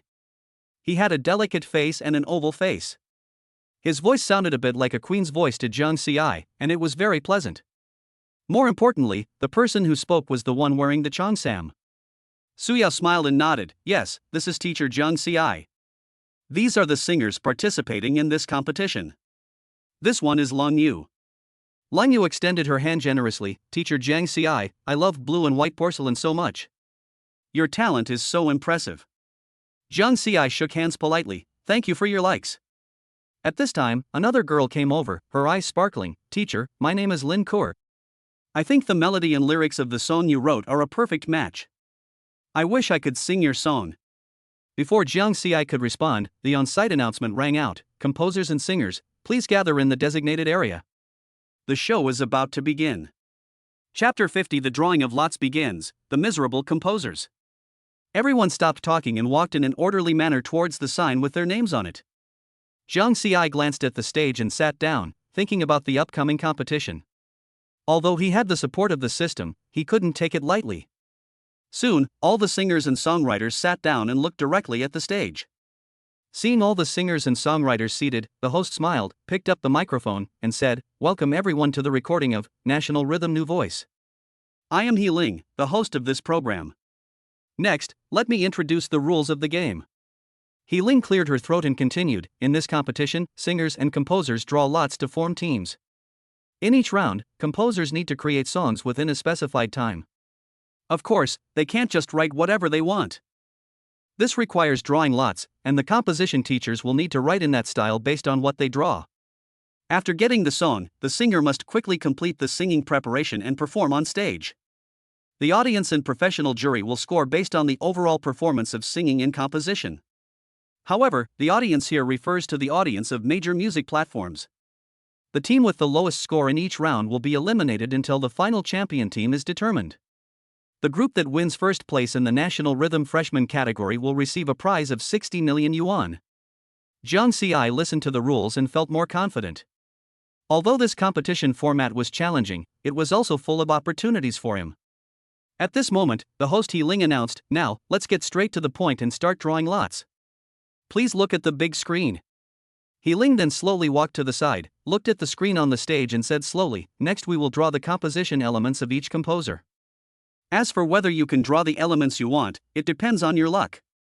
As soon as these words were spoken, almost all the composers twitched their lips, and several of them even had constipated expressions on their faces. Among these 10 composers, Zhang Xi is the calmest one. Moreover, among these 10 composers, they have only written songs of the same style since their debut, so this is very disadvantageous to them. However, there is nothing they can do about it, as this is a CCTV program, not their company. Soon, a person's name appeared on the screen, and then countless fonts began to scroll. The atmosphere on the scene became tense, and everyone stared at the screen. After a while, the screen froze, showing the composition elements of the first place composer. Yang Wanli, sweet style. The masculine-looking man next to Zhang Xi frowned. He was Yang Wanli. He usually composed songs with grandeur, so a sweet style was a huge challenge for him. Yang Wanli widened his eyes and shouted subconsciously, "How can I write this?" As soon as these words were spoken, some composers could not help but laugh out loud, and some of them expressed sympathy. Of course, these people were not really sympathetic, but perhaps they could not help but sympathize with Yang Wanli when they thought that they would be in the same situation in a while. The composers here basically used their real names, not pen names. After all, except Zhang Xi, all of them have appeared in the public eye. Then, the screen began to scroll again, and soon the second composer's style was revealed. Luo Ning, rock style. But before Zhang Xi could look at it, another screen came out. Rock style? How am I supposed to write this? Luo Ning usually composes sweet songs, and she is also very sweet looking, but rock style is simply a fantasy for her. The people around them chuckled again, and the atmosphere was filled with tension and anxiety. At the same time, the director who was watching these people not far away was extremely happy. This was exactly the show effect he wanted. However, he did not tamper with these style extractions, they were all randomly selected by computer. If he dared to tamper with them, netizens would definitely not let him go. The screen continued to scroll, names and elements flashing and freezing. Some composers secretly rejoiced when they drew an element they were good at, while others, as if facing a formidable enemy, looked worried. Finally, it was Zhang Xi's turn. He stared at the screen intently, but he was calm and collected. No matter what genre or style, he could sing it. After all, he had a cheat, and he was sure to get the 60 million. Soon, the screen froze, showing Zhang Xi, Chinese style. Zhang Xi was stunned for a moment, rubbed his eyes, and looked over again.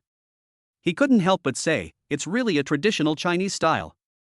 It seems that I'm lucky." Before the Xia dynasty, there was no such category as national style. It was not until the appearance of Zhang Xi's blue and white porcelain that the category of national style came into being. Many singers and songwriters at the scene cast curious glances. Zhang Xi's lips curled up, and he already had an idea in mind. The power granted to him by the system made him fearless of any challenge. He had already decided on a song to use, but he still had to see if the person was a man or a woman. If it was the guy named Su Yao Yao before, he wouldn't he be able to come up with such a good song? Yes, Zhang Xiai holds a grudge. At this time, almost all the singers stared at Zhang Xiai intently.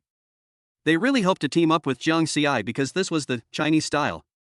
Moreover, Zhang Xi's first Chinese-style song Blue and White Porcelain can be described as setting the internet on fire, so these singers believe that Zhang Xi's second Chinese-style song will definitely be the same.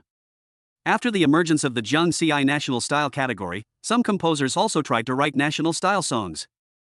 However, although the songs written by those composers had some shadows of national style, the results were not good, so now these composers dare not write national style songs easily. Zhang Xiai didn't know that these singers were staring at him, otherwise he would have been scared. Time passed quickly, and soon all 10 composers drew their own styles. Among them, some drew extremely unpopular elements, and their faces became very ugly, as if they had suffered a major blow. Others looked surprised, obviously drawing elements they were good at. There were also those like Zhang Xiai who drew the style they were good at and performed very calmly. The host, He Ling, said with a smile, "It seems everyone has different luck. First, the first phase is over, and we begin the second phase, forming teams. This time it's not a big screen draw." As soon as He Ling finished speaking, a hostess in Cheongsam walked up to He Ling with a smile on her face, holding a square lottery box in both hands. He Ling took it with a smile and placed it on a table specially placed on the stage. "Then, let's start drawing lots." Chapter 51 Team Formation completed. Then the drawing of lots will begin. Composition teachers, please come forward one by one, starting from my left, to draw lots. Whichever singer the composing teachers draw, the two of you will automatically form a pair. Now please invite teacher Yang Wanli to come to the stage to draw lots. He Ling said in a loud voice. Yang Wanli, who was sitting in the audience, swallowed his saliva and pretended to be calm as he walked towards the stage. As he walked, he prayed in his heart, a girl, no boy, no boy. After all, the style he drew was sweet. If he drew a man again, he would not be competing with these 9 people. That would be a complete embarrassment. Yang Wanli has lived to such an old age, and he doesn't want to be embarrassed in middle age and known to everyone on the internet. Soon Yang Wanli came to He Ling's side. He Ling held out her hand and gestured, "Teacher Yang, please draw the lot." Yang Wanli's hands trembled slightly as he slowly reached into the lottery box. After groping around in it for a while, he finally drew out a ball the size of a lychee. He Ling took the ball and opened it, and soon a note inside fell out. He Ling looked at the name on the slip and then picked up the microphone and said to everyone, "Congratulations, teacher Su Yao has successfully become a partner with teacher Yang." When Yang Wanli heard this, he felt relieved and his heart was at ease. His heart finally settled down. On the other side, Su Yao in the audience was stunned for a moment, then she smiled sweetly, stood up and waved towards the stage. When Zhang Xiai heard that the first one was Su Yao, he was stunned. He thought that the drawing of lots had some script, but he didn't expect that there was no script and it was really a random team formation. It would be great if teacher Yang could draw a male singer. Then maybe I'll update this is not a script. Zhang Xiai thought to himself. Thinking of this, Zhang Xiai couldn't help but laugh out loud. This smile attracted the singers and composers around, and they all looked towards Zhang Xiai. Zhang Xiai immediately covered his mouth. His behavior made Su Yao, who was standing behind Zhang Xiai, very angry. She glared at Zhang Xi's back hatefully, but Zhang Xiai had his back to her, so how could she pay attention? Teacher Yang had just returned to his seat when the second-place winner, Luo Ning, also walked onto the stage. She drew the rock style, and she was not at all worried. The rock style can be carried out by both men and women, so she was not panicked at all. Soon, his partner was also announced by He Ling. It turned out to be Wang Jun, a first-line singer with a voice that is particularly penetrating. He once shattered a high-heeled glass with his voice on a variety show, so it was relatively lucky that Luo Ning chose him. As time passed, other composition teachers drew lots one by one, and the atmosphere was tense and heated. When some teachers drew their favorite singers, their faces showed no expression, but they were actually very happy in their hearts. Some teachers drew less than ideal combinations, and their brows were furrowed and their faces were full of worry. Soon, it was Zhang Xi's turn. Zhang Xiai looked around, walked onto the stage and came to the lottery box. He Ling reminded, "Teacher Jiang, please draw the lot." Zhang Xiai smiled and reached into the lottery box. He held the lottery box with his hand and stirred it several times before handing a small ball to He Ling. He Ling took the ball, opened it, glanced at the note, and showed a look of surprise on his face. Zhang Xi's heart skipped a beat, and he had a bad feeling. Congratulations, Teacher Jiang Ci, your partner is Teacher Lang. He Ling announced. Long Yu? Jiang Ci repeated. Lang Yu, who was wearing a cheongsam next to Su Yao in the audience, also looked shocked. But after the surprise, she was excited and immediately shouted, "Ah! Teacher Jiang, I'm teaming up with you. I will definitely sing the song you gave me well." As Lang Yu spoke, she waved her arms vigorously, as if she was afraid that Jiang Ci couldn't see. Jiang Ci's mouth twitched. He never expected that it would be this woman. From the moment they met, Jiang Ci felt that she was an extroverted girl, but he didn't expect her to be so bold. How can I be embarrassed by your behavior as a woman? Should I respond to her? She looks tired as she's waving her arms. Forget it, I don't want to embarrass myself in front of the whole internet. Jiang Ci was very excited. However, Jiang Ci did not have a blank expression. He nodded politely in the direction of Lang Yu and gave a faint smile. Although only Lang Yu's voice was heard at the scene, there were a lot of comments in the live broadcast room. No way? My Yaya is actually in the same group with Jiang Ci? Do these two people's styles match? Jiang Ci is a composing genius, maybe he can help Lang Yu break through. And don't forget, Jiang Ci was the founder of the Guofeng style. Jiang Ci is the best and no one can say he's second. The barrage of comments keeps scrolling, but these singers and songwriters can't see it. Soon after Jiang Ci stepped down from the stage, the remaining composers had finished drawing their lots, and everyone had decided on their groups. Some people are satisfied, some are disappointed. Of course, the only one who was disappointed is the composer, because the singer has no right to choose the composer. Although they were disappointed inside, they would not show it here. At the same time, there were also those who were satisfied, like Lang Yu. Her eyes were almost full of Jiang Ci now, and her gaze was only fixed on Jiang Ci without even blinking. This made Su Yao very angry, but there was no point in being angry because no one was looking at her. He Ling picked up the microphone again and said, "The teacher's combinations have been determined. Now it depends on how you can create excellent works. In the next 3 days, each partner must work closely together to complete a song that fits the given style.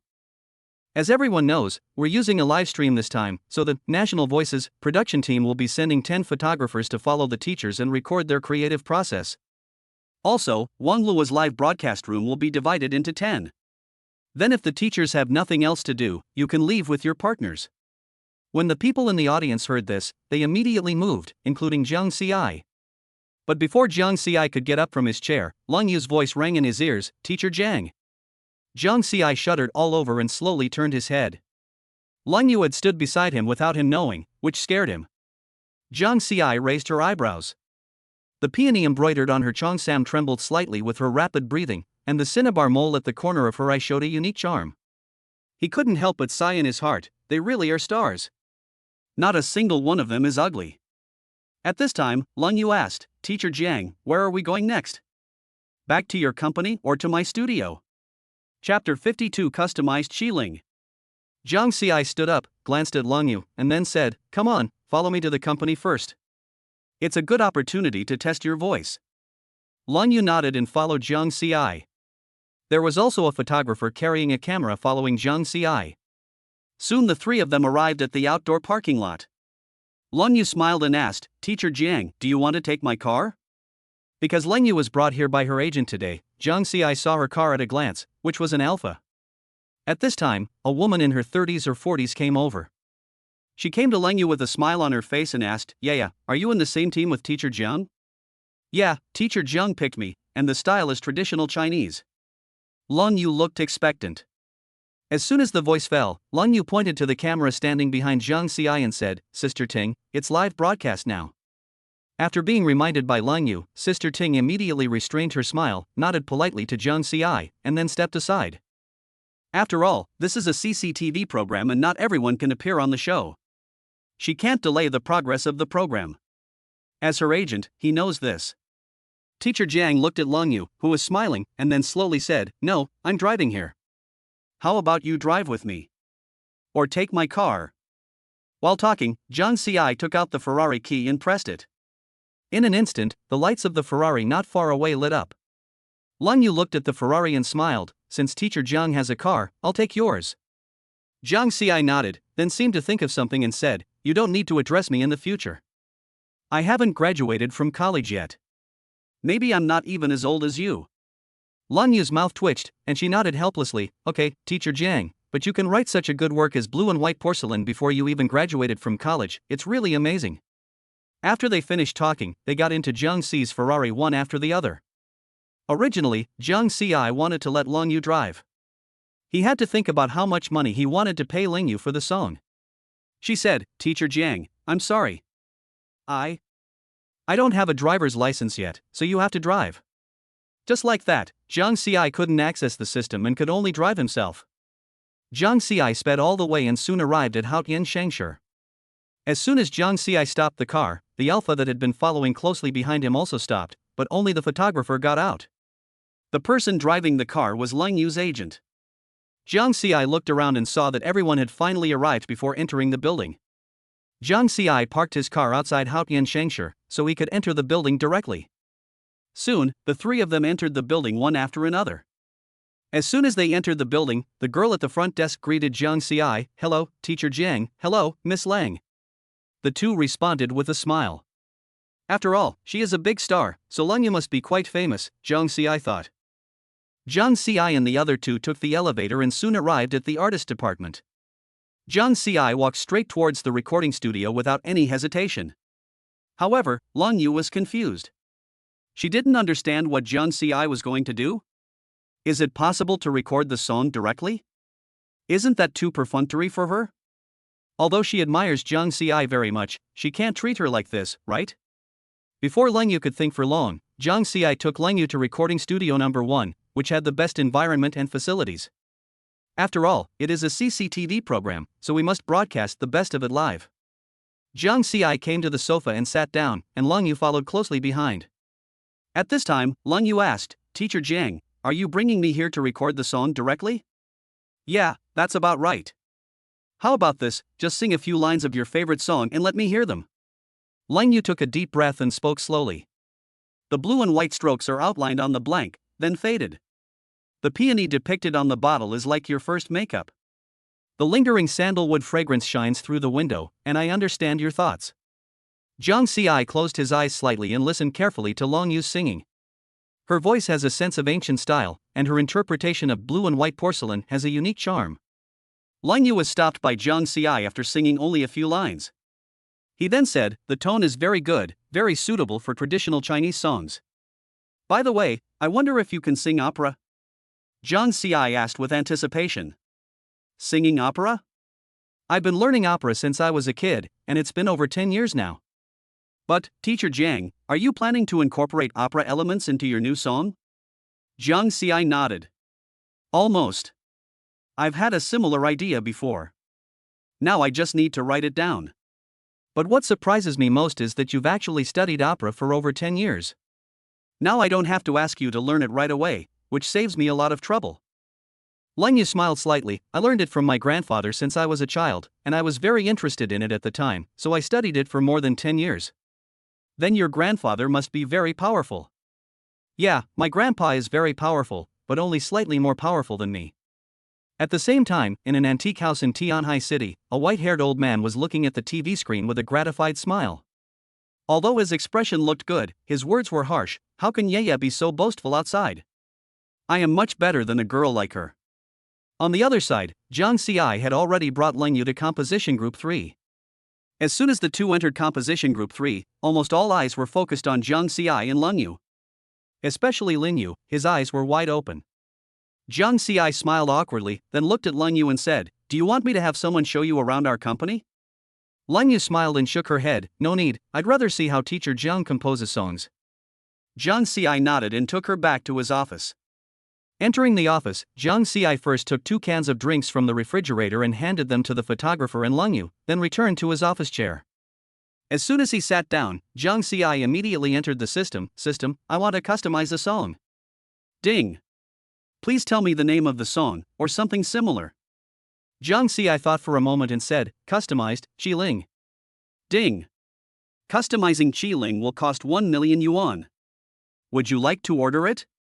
Even though Jiang Si had been mentally prepared, he still felt a pang of heartache when he heard this number. This is 1 million. Although it hurts, Jiang Si still grits his teeth and says, Customized. Ding. 1 million yuan deducted, red link customization successful. Specific memories have been transferred into your brain. Chapter 53 U1T collapse, right? As the system finished speaking, it was as if an extra memory appeared in Jiang Xi's mind. Not only the lyrics and emotions, but even the arrangement of the entire song was now under Jiang Xi's control. Soon, Jiang Xi logged out of the system and breathed a sigh of relief. Lan Yu asked curiously, "Teacher Jiang, how is it? Have you got any inspiration?" Jiang Xi didn't say anything, just glanced at Lan Yu lightly, then took out a piece of paper from his desk, then quickly picked up a pen and began to write. The lyrics of Qiling kept appearing in his mind. Because the lyrics were written a little sloppily by Jiang Xi, but still understandable. Lan Yu, who was sitting on the sofa, saw Jiang Xi's scene. He sat quietly beside her without blinking, and she stared at Jiang Xi closely. The photographer also recorded all of this diligently. But he didn't get close to take the picture of Jiang Xi. He just sat not far away and took pictures, almost able to capture Jiang Xi's upper body. Not long after, Jiang Xi put down his pen and breathed a sigh of relief. Seeing Jiang Xi put down his pen, Lan Yu smiled and asked, "Teacher Jiang, have you finished writing?" Almost. I've already written the lyrics. If you want to see it, I can show it to you. Jiang Xi said. Lan Yu was a little shocked but nodded and slowly walked over to take the paper. Although Jiang Xi wrote the lyrics in a short time, Lan Yu is not the kind of person who looks down on others. What if it is very good? And people outside are also saying that Jiang Xi is very productive. She was surprised that he could write a song so quickly. She took the paper and read it carefully. At this time Jiang Xi said, "Take a look at it slowly first, and if you think it's not good, then we can talk about it later." Lan Yu just nodded, but at this moment her eyes were fixed on the lyrics on the paper. Even without the melody, she was shocked. She murmured, Is this a traditional Chinese song fused with opera?" "That's right, otherwise why did I ask you if you could sing opera?" Jiang Xi said.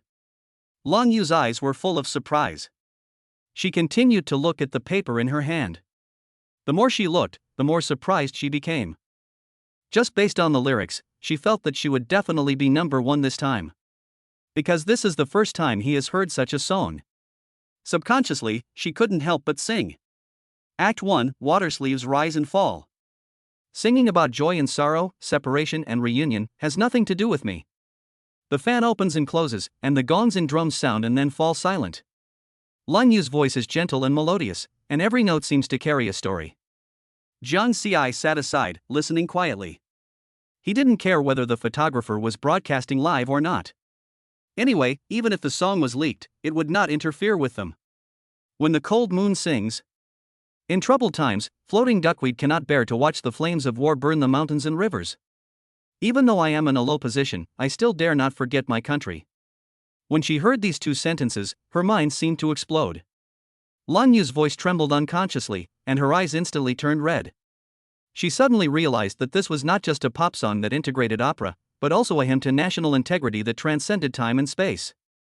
Those words seemed to have turned into the blood and tears of actors in troubled times, and every word told the thousand-year-old misunderstanding of the merchant woman does not know the sorrow of losing her country. "Teacher Jiang, this lyric is so grand." Lan Yu's voice choked with sobs, her fingers tightly gripping the paper, her knuckles turning white from the strain. "How did you come up with the idea of combining opera with patriotism?"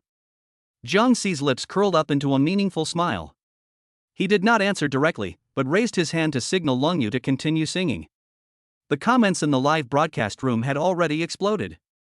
The audience who were originally there to watch the fun were now shocked by the shocking lyrics, and the screen was filled with exclamations such as "I got goosebumps" and "This is cultural output." Moreover, the number of people in Jiang Xi and Lan Yu's live broadcast rooms also increased rapidly, eventually reaching over 100,000. Of course, Jiang Xi didn't know about these things. After Lan Yu finished singing the song, her eyes were already red. Although Jiang Xi wanted to comfort Lan Yu, he didn't know how to do it. What's more, he had never even comforted Su Yao, so how could he comfort Lan Yu in front of the camera? Seeing this, Jiang Xi could only pretend to be calm and said, "Okay, don't get excited. I know my lyrics are good, but if you keep going like this, I can't guarantee that I won't give you the song back." Hearing this, Lan Yu immediately wiped her tears with paper and sat up straight. "Teacher Jiang, I'm your partner. This song is so good, please let me sing it." Jiang Xi waved his hand, "Don't worry. But I have something I want to ask you. Lang Yu was a little confused but still asked, what does teacher Jian want to ask me? I came across such a rule when I was watching videos before. That is, if a singer fails, all the songs he sang before will be removed from the shelves and banned. Is this true? Jiang Ci asked. Lang Yu frowned slightly, thought for a moment, and said, Teacher Jiang, this situation usually happens. If a singer or other public figure has serious moral problems or violates laws and regulations, their songs will usually be removed from the shelves and banned. We usually call this kind of thing a collapsed house. Jiang Ci's mouth twitched. Seeing Lang Yu was about to continue, he quickly stopped her. Then he looked at the photographer holding the camera and asked, Ahem, is it okay for us to talk about this live now? Although Jiang Ci asked this, the photographer had no idea and could only shake the camera to indicate that he didn't know. Moreover, in all the years he has been a photographer, no celebrity has openly discussed the housing collapse issue. Jiang Ci originally wanted to ask the photographer if he knew, but seeing that he didn't know either, he simply turned around and continued talking to Lang Yu. But the next second, what Jiang Ci said sounded like nonsense. Jiang Ci glanced at Lang Yu and said, Teacher Lang, you can't let this happen, right? Lang Yu's mouth twitched, and then she said firmly, Teacher Jiang, don't worry, I will be strict with myself. And with such an excellent partner like you, I will also follow your example and work hard. What's more, I haven't even had any scandals in all these years since my debut. Teacher Jiang, do you want to spread some gossip about me? If it's Teacher Jiang, then it's not impossible. Lang Yu showed a shy expression after she finished speaking, and this expression was captured clearly by the camera. Even Jiang Ci's expression was given a close-up by the camera. Ahem, Mr. Lang, this is a live broadcast, please stop talking nonsense. Do you still want to sing? Lang Yu covered her mouth and chuckled softly, her eyes full of cunning. Okay, I won't say anything more. By the way, when do we start practicing Teacher Zheng's song Qiling? And the arrangement? If you want to practice, you can start today. As for the arrangement, I'll just do the arrangement for my own songs. I was planning on doing it tomorrow, so why don't I start soon? Lang Yu's eyes lit up. That's great, Teacher Jiang, you are so efficient. It's so fast, then I can practice in a while. Chapter 54, you said, if I wake her up, she won't scratch me, right? Jiang Ci nodded and continued, then let's go to the recording studio. Although the computer here can be used, it's just a decoration. After Jiang Ci finished speaking, he walked out from the desk, and the photographer and Lang Yu immediately followed him in small steps. The three of them came all the way to the recording studio. Jiang Ci ignored them and went straight to the computer to operate. Relying on the arrangement memory given by the system in his mind, his fingers danced quickly between the keyboard and mouse. It took about 20 minutes before Jiang Ci finally stopped moving his hands. Jiang Ci stretched, slid the mouse, clicked on the arrangement he had just made and started listening. The melody sounded, the sound of the guzheng rang out. Jiang Ci closed his eyes slightly, and gradually the accompaniment in his mind gradually overlapped with the arrangement he made. The photographer and Lang Yu were also attracted by the arrangement and stood aside quietly listening. When the song ended, Jiang Ci slowly opened his eyes and a confident smile appeared on the corner of his mouth. How is it? Not bad, right? He looked at Lang Yu and asked. Lang Yu also nodded repeatedly, her eyes full of amazement. Although she knew that Jiang Ci arranged all the music himself, seeing it with her own eyes and hearing about it were two completely different things. He didn't expect Jiang Ci to come up with such an arrangement so quickly. Isn't this too omnipotent? Lang Yu's cheeks turned red when she thought of this. Just as she was lost in thought, the sound of Jiang Ci clapping his hands brought her back to her senses. Why is Mr. Lang blushing? What are you thinking about? It's time to practice singing, stop thinking about other things. Jiang Ci's barrage of words made Lang Yu feel a little embarrassed. She coughed lightly to cover up her embarrassment, then cleared her throat and said, I didn't say anything. Teacher Jiang, please don't say anything nonsense. Okay, I'm ready to start practicing the song. Jiang Ci nodded and pointed to the recording studio, saying, then. Teacher Lang, please go in first. Yeah, then I'll go in first. Lang Yu went straight in after saying that, holding in her hand a sheet of lyrics that Jiang Ci had written before. Jiang Ci stared at Lang Yu through the glass with a calm expression.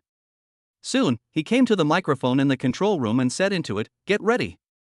After a while, as the accompaniment sounded again, Lang Yu slowly opened her mouth, her voice was clear and pleasant, but she was still a little restrained at the beginning. But as soon as he came out after singing once, Zhang Xiai said expressionlessly, although you sang well, your breath and your voice were very stable, but aren't you a little too happy? I didn't write a happy song. You singing it so happily makes me feel embarrassed. After hearing this, Lan Yu blushed slightly and nodded with some annoyance. I didn't control my emotions well. I'll try again. After saying that, she was about to go into the recording studio. Seeing this, Zhang Xiai quickly grabbed Lan Yu's hand and pulled her back. Zhang Xiai said expressionlessly, don't worry, Teacher Lang. There are still 2 days left. We can practice slowly. You can take this opportunity to carefully consider the emotions in this song of mine. Are you kidding? Zhang Xiai finally got a chance to slack off. How could he give it up? Zhang Xiai led her to sit on the sofa and said, Teacher Lang, please take a good look at my lyrics. I'll sit over there for a while. If you have any questions, just ask me. Lan Yu lowered her head and stared at the slightly scribbled lyrics in her hand, her fingertips unconsciously stroking the edge of the paper. Zhang Xiai leaned on another sofa, his eyes slowly closing. It was obvious that Zhang Xiai was sleepy. After an unknown amount of time, Zhang Xiai slowly woke up. The first thing he saw was Lan Yu sleeping opposite him with her hair disheveled. Fortunately, Zhang Xiai was sleeping on a single sofa, otherwise the internet would have exploded again. Zhang Xiai woke up drowsily, looked around, and finally looked at the photographer and asked, how long have I been sleeping? The photographer checked his watch and said, Teacher Jiang, you've slept for almost 4 hours. It's already afternoon. Zhang Xiai rubbed his eyes, yawned, and turned to look at Lan Yu who was still sleeping soundly. She pointed at Lan Yu and asked, what about her? Why is she asleep too? Teacher Jiang, Teacher Ling fell asleep 2 hours after you did. So that's how it is. Have you eaten? Zhang Xiai asked. Not yet, but I usually don't eat lunch. Thank you for your concern, Teacher Jiang. Zhang Xiai nodded, then picked up his phone and started ordering takeout. About 30 minutes later, Zhang Xiai suddenly received a call from Lin Yu. As soon as Zhang Xiai answered the phone, Lin Yu's voice came from inside, Hey, old Zhang, why did you call me from outside? Believe it or not, I gave it to you to eat. Don't eat it. I accidentally fell asleep and haven't had lunch yet. Please bring it to my office for me. Thank you. Zhang Xiai hung up the phone without waiting for Lin Yu to say anything. On the other side, Lin Yu looked at the lunchbox in his hand helplessly, but he had no choice but to send it in. In recording studio number 1, Zhang Xiai looked helplessly at Lin Yu, whose hair was a little messy. He looked at the photographer sitting next to him and asked diligently, telling, if I wake her up, she won't scratch me, right? This woman's nails are so long, what if she scratches me and disfigures me? Zhang Xiai was very conflicted. If he didn't wake her up, it would be bad to let Lin Yu starve, after all, he was broadcasting live. Suddenly Zhang Xiai coughed twice, the sound was a little loud. Just after coughing, Lin Yu slowly woke up and looked at Zhang Xiai with sleepy eyes. She was a little dazed for a moment. She quickly sat up straight, fixed her hair, and said a little embarrassedly, I actually fell asleep. Zhang Xiai smiled and said, it's okay. Come on, let's go downstairs and eat first. It's time for dinner. Lin Yu nodded somewhat dully. This is usually what happens when you wake up. The photographer was diligently recording all of this. After an unknown amount of time, Zhang Xiai had already returned to Qianyue Bay. Originally, Zhang Xiai wanted to listen to Lin Yu's singing after dinner. But I didn't expect the woman's voice to be so hoarse. It wasn't that she was hoarse, but it was a bit like the sound of a voice just after waking up. So Zhang Xiai simply let him go home. After all, there were still 2 days left. Zhang Xiai took the elevator all the way to the 22nd floor. As soon as he opened the door, the person he saw was Su Yao. At this moment, she was staring at Zhang Xiai with a smile on her face. He swallowed and Zhang Xiai said with a stiff upper lip, Su Yao, why are you standing at the door? Su Yao crossed her arms and said slowly, if I wake her up, will she scratch me? Zhang Xiai was completely stunned when these words came out. At this moment, there was only one sentence in his mind, this woman is being sarcastic to me. Chapter 55, Team up with me, even if I don't give you the best, I will give you the worst. Zhang Xiai reacted and rolled his eyes at Su Yao, speechless. It seems that your conversation with Teacher Yang went smoothly today. You even have time to watch my live broadcast room? Humph, I heard everything. So, are you getting along well with Lin Yu? Zhang Xiai pouted and explained, it's just work. But you're in a group with Teacher Yang today. How's Teacher Yang's song coming along? Su Yao thought for a moment and walked towards the sofa while saying, "Anyway, we are not as fast as you today. Teacher Yang said that he would give me a song tomorrow, but I don't know what it is." Let's not talk about me anymore, let's talk about you. Have you given the song to Lung Yu today? That's right, a song that combines opera and traditional Chinese style. This is the inspiration I've been thinking about for several days, and I finally wrote it today. Su Yao rolled her eyes at Zhang Xiai and said unhappily, "I also watched the live broadcast. That song feels almost the same as the blue and white porcelain you gave me." "Huh, you told me before that you had no inspiration. How can you be uninspired? You are deliberately hiding your abilities." Zhang Xiai smiled and stretched out a finger, shaking it back and forth. No, the song for Lung Yu is in line with the style of the show. Plus, she happens to be a good opera singer, so I gave her this song. If you still want a reason, it's that I came to this show for the 60 million. You're a bastard if you don't make money. Su Yao crossed her arms and rolled her eyes. Okay, you're right. But then again, Lang Yu seems to have a good impression of you. She looks at you differently in the live broadcast room. Zhang Xiai waved his hand nonchalantly. "Stop talking nonsense, it's just a work discussion. By the way, try your best to be on my team in the final round. That way, we can both secure the 60 million. Then you'll be 1 and I'll be 5. Su Yao curled her lips and said, "If I can make it to the last round and team up with you, then at least I have to give half to each of you." The premise is that you have to make it to the finals first. You should think about what kind of sweet song Teacher Yang will sing for you tomorrow. Also, please respect me. I'm a songwriter after all. Be careful, next time you draw lots to form a team, you'll be in the same group with me. If you do, I'll see what you can do," Zhang Xiai said. "Tisk, I'm not afraid of you." Su Yao put her hands on her hips, looking aggressive. Just when neither of them wanted to give in, the sound of a door opening was suddenly heard at the gate. They both looked towards the door, only to see Mu Hongwan open the door and walk in. As soon as she entered the door, she said to the two of them, "I can hear you two arguing through the door? What happened to you two?" Su Yao said first, "Just now, that bastard Zhang Xiai said that Teacher Yang couldn't write a sweet song." "Teacher Yang? Which Teacher Yang?" "It's Teacher Yang Wanli. Didn't I go to the National Voices program today?"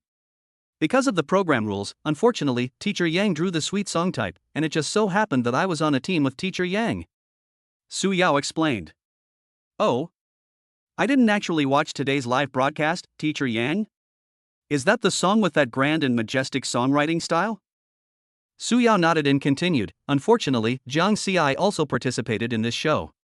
These words made Mu Hongwan even more surprised. Seeing Mu Hongwan's expression, Zhang Xiai subconsciously straightened his chest and said with a hint of pride, "Why? It's just a show, isn't it normal for me to participate?" Mu Hongwan looked Zhang Xiai up and down and suddenly laughed. "Zhang Xiai, you're really amazing now. How long have you become a senior composer and you're already participating in CCTV's program?" "Actually, I'm here for the 60 million yuan prize money for that show." "If there wasn't any prize money, I wouldn't go." Mu Hongwan covered her mouth and laughed, then looked at Su Yao and asked, "Yao, since you're here too, what style of song did Zhang Xiai draw? Who is his partner?" Su Yao curled her lips. He was lucky enough to choose the Chinese style genre. "His partner is Lang Yu, and this guy has already written the song." Although Su Yao was stubborn, she was really envious of Lang Yu in her heart. When she entered the live broadcast room, she heard Lang Yu humming a song. After only hearing one sentence, she felt that the song was very catchy. Zhang Xiai chuckled, stood up, patted Su Yao's shoulder and said with a smirk, "Don't be envious, I will always team up with you. When the time comes, even if I don't give you my best song, I will give you my worst song." As soon as she finished speaking, Zhang Xiai was about to run, but she was caught by a hand. He turned around and saw that the person who caught him was Mu Hongwan. "Sister Hong, what are you doing?" Mu Hongwan looked innocent. "I knew you were going to run away, so I helped Yao catch you." Su Yao crossed her arms and raised her chin proudly. "Humph, you're still provoking me? Zhang Xiai, you're done." As he said this, he pretended to pounce on her to settle the score. Just as they were playing around, Zhang Xi's cell phone in his trouser pocket suddenly rang, breaking the noise in the room. Zhang Xiai immediately raised his hands in front of him and said, "Wait a minute." He took out his cell phone from his pocket, and the note 11 popped up on the screen. Zhang Xiai suddenly showed a gentle smile. He glanced at the two of them and was about to break free from their hands, but found that Su Yao was holding his arm. And it was getting tighter and tighter. Jiang Xi swallowed and thought, is this a benefit or a punishment? Of course, Su Yao didn't notice these things. Her focus now was on Jiang Xi's phone. As Jiang Xi's nominal wife, she needed to know who Jiang Xi was calling, and she had never seen Jiang Xi show such a gentle expression. Maybe even Su Yao herself didn't know that she was gradually falling in love with Jiang Xi. Seeing that Su Yao was holding his arm tightly, Jiang Xi simply pulled Su Yao to sit on the sofa. As soon as she sat down, she put the phone screen in front of Su Yao, as if she was afraid that she couldn't see it. After showing it to Su Yao, Jiang Xi picked up the phone. As soon as the call was connected, a resonant voice that belonged only to a young girl came out of the phone. Smelly Jiang Xi, why are you on TV? You didn't even tell me, and I had to find out from my friend. How despicable. Listening to Jiang Wanwan's voice, Su Yao frowned subconsciously. She thought to herself, stinky Jiang Xi? Why is he calling her so intimately? Could it be that she is the girlfriend she met outside? Why does he sound so young? This bastard. Are you cheating on me? Thinking of this, Su Yao gritted her teeth, and the next moment, she stretched out a small hand as white as jade and reached out towards Jiang Xi. Chapter 56. Is it soft? Please give me a gift. Su Yao stretched out her little hand and pinched Jiang Xi's inner thigh hard. Jiang Xi just finished listening to Jiang Wanwan's words and was about to reply when he suddenly felt a piercing pain on the inside of his thigh. The pain was so severe that he almost jumped up and his phone almost flew out. He gasped and looked at Su Yao beside him in disbelief. She had no expression on her face, but her eyes showed a fierce determination to raise an army to punish the culprit, and her nails were still exerting force secretly. Hissed Su Yao. You murdered your husband. Jiang Xi's facial features wrinkled up in pain. Because Jiang Xi was in so much pain, she shouted this sentence, and Jiang Wanwan, who was talking to Jiang Xi on the phone, also heard it. Brother, what's wrong with you? Jiang Xi didn't have time to care about his sister now. He threw down the phone in his hand and rubbed his thighs vigorously, making a few whooshing sounds from his mouth from time to time, as if this could relieve the pain. He rubbed it for a long time and let go when it felt less painful. Just after rubbing, Jiang Xi turned his head and looked at Su Yao fiercely and asked, Su Yao, why did you pinch me? It hurts me so much. Is pinching your inner thighs innate for you women? It hurts like hell. If you don't pay for my medical treatment today, you'll have to wait. Su Yao crossed her arms and snorted twice. Huh, I'm your wife in name only, what's wrong with pinching you twice? Hearing Su Yao say this, Jiang Xi was so angry that he laughed. I don't talk to people who like to sneak attack, and I don't hit women, so don't pinch me anymore in the future. Huh, I'm your wife, and you're talking on the phone with another woman in front of me? Shouldn't I pinch you? Jiang Xi was stunned for a moment, looked at his phone which was still on, then looked at Su Yao and asked tentatively, You don't think I have a girlfriend, do you? Tisk, I've already looked for you, but you're still being stubborn. Jiang Xi didn't know whether to laugh or cry. He grabbed the phone and raised it. Listen carefully. This is my biological sister. My biological sister. The kind you can even find it in the household registration book. He pressed the hands-free button and shouted into the phone, Wanwan, come and testify for me. There was silence on the other end of the phone, followed by earth-shaking laughter. Ha ha ha, sister. You're not jealous, are you? I'm really my brother's biological sister. I'm only in my 3rd year of high school and will graduate soon. Jiang Wanwan laughed so hard that she was out of breath. I thought something happened to my brother. I was so scared. Su Yao's face flushed red to her ears. She twisted the corner of her clothes with her fingers and said stubbornly, Who is jealous? I just think he looks suspicious when he answers the phone. She secretly glanced at Jiang Xi and saw him staring at her with a half-smile, which made her feel even more uncomfortable. Jiang Xi pouted and then put the phone to his ear and said to Jiang Wanwan on the other end of the line, You stupid girl, it's all your fault today. Otherwise, I wouldn't have been strangled so hard. You waited for me to come back. You're done. Also, you should have a good talk with your sister-in-law, so that I don't get pinched by you again someday. After saying that, Jiang Xi threw the phone to Su Yao, and sat on the sofa on the other side and began to rub his legs. While rubbing, he muttered, Who did I offend? I was pinched for answering the phone out of kindness. It hurts so much. If you don't go play a villain in a movie, you will be sorry for this claw of yours. Su Yao held the phone, listening to Jiang Wanwan giggling on the other end of the line, and wished she could find a hole in the ground to crawl into. She gritted her teeth and said, Sister, I'm sorry, I misunderstood. It's okay, it's okay. My stinky brother is thick-skinned and it won't be a problem. Zhang Wanwan laughed heartily. Hearing that Zhang Wanwan didn't blame herself, Su Yao also breathed a sigh of relief. She immediately said, Sister, is your name Wanwan? Yes, sister-in-law, my name is Zhang Wanwan. Su Yao felt a little embarrassed when she called her sister-in-law. Wanwan, my name is Su Yao, why don't you call me Sister Yao Yao? Su Yao? Sister Yao Yao, your name seems to be the same as the name of a singer I like. Su Yao was slightly startled, and a smile appeared on the corner of her mouth unconsciously. Really? What a coincidence. Of course. Zhang Wanwan's voice rose with excitement. I love listening to her songs. Especially the song Blue and White Porcelain that my brother wrote for her. I listen to it on repeat every day on my way to school. As soon as Zhang Wanwan finished speaking, Su Yao's mouth curled up slightly. Wanwan, do you think there is a possibility that I am the singer you are talking about? Don't disbelieve me.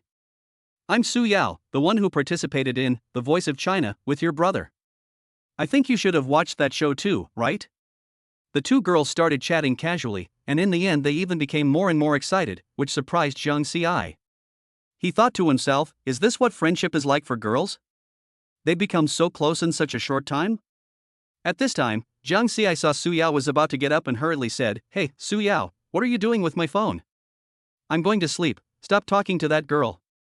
Su Yao glared at Zhang Ci, then said to Wanwan on the other end of the phone, Wanwan, add me on WeChat, and I'll ask Zhang Ci to push your WeChat over. Okay, Sister Yao Yao. Su Yao said this to Zhang Wanwan before returning the phone to Zhang Ci. Zhang Ci took the phone and glared at Su Yao, I'm having dinner late today, so I won't have dinner. Also, Su Yao, national rhythm new voice, you'd better not fall into my hands. I just hugged you for so long, so we're even. Don't take advantage of me. Su Yao said angrily. By the way, does our Zhang decomposer feel soft? Zhang Ci was stunned, thinking to himself, this woman actually knew? Ahem, what are you mumbling about, woman? The reason why Su Yao said this was naturally because of the program, National Voice, and she was really afraid that Zhang Ci would not come up with a good song. If this happens, she will suffer a great loss, so it is wise to give in temporarily. As for Zhang Ci, he was about to turn around and go back to his room, but suddenly a flash of lightning flashed through his mind, as if he had an idea. He immediately said, You found me with my information at that time.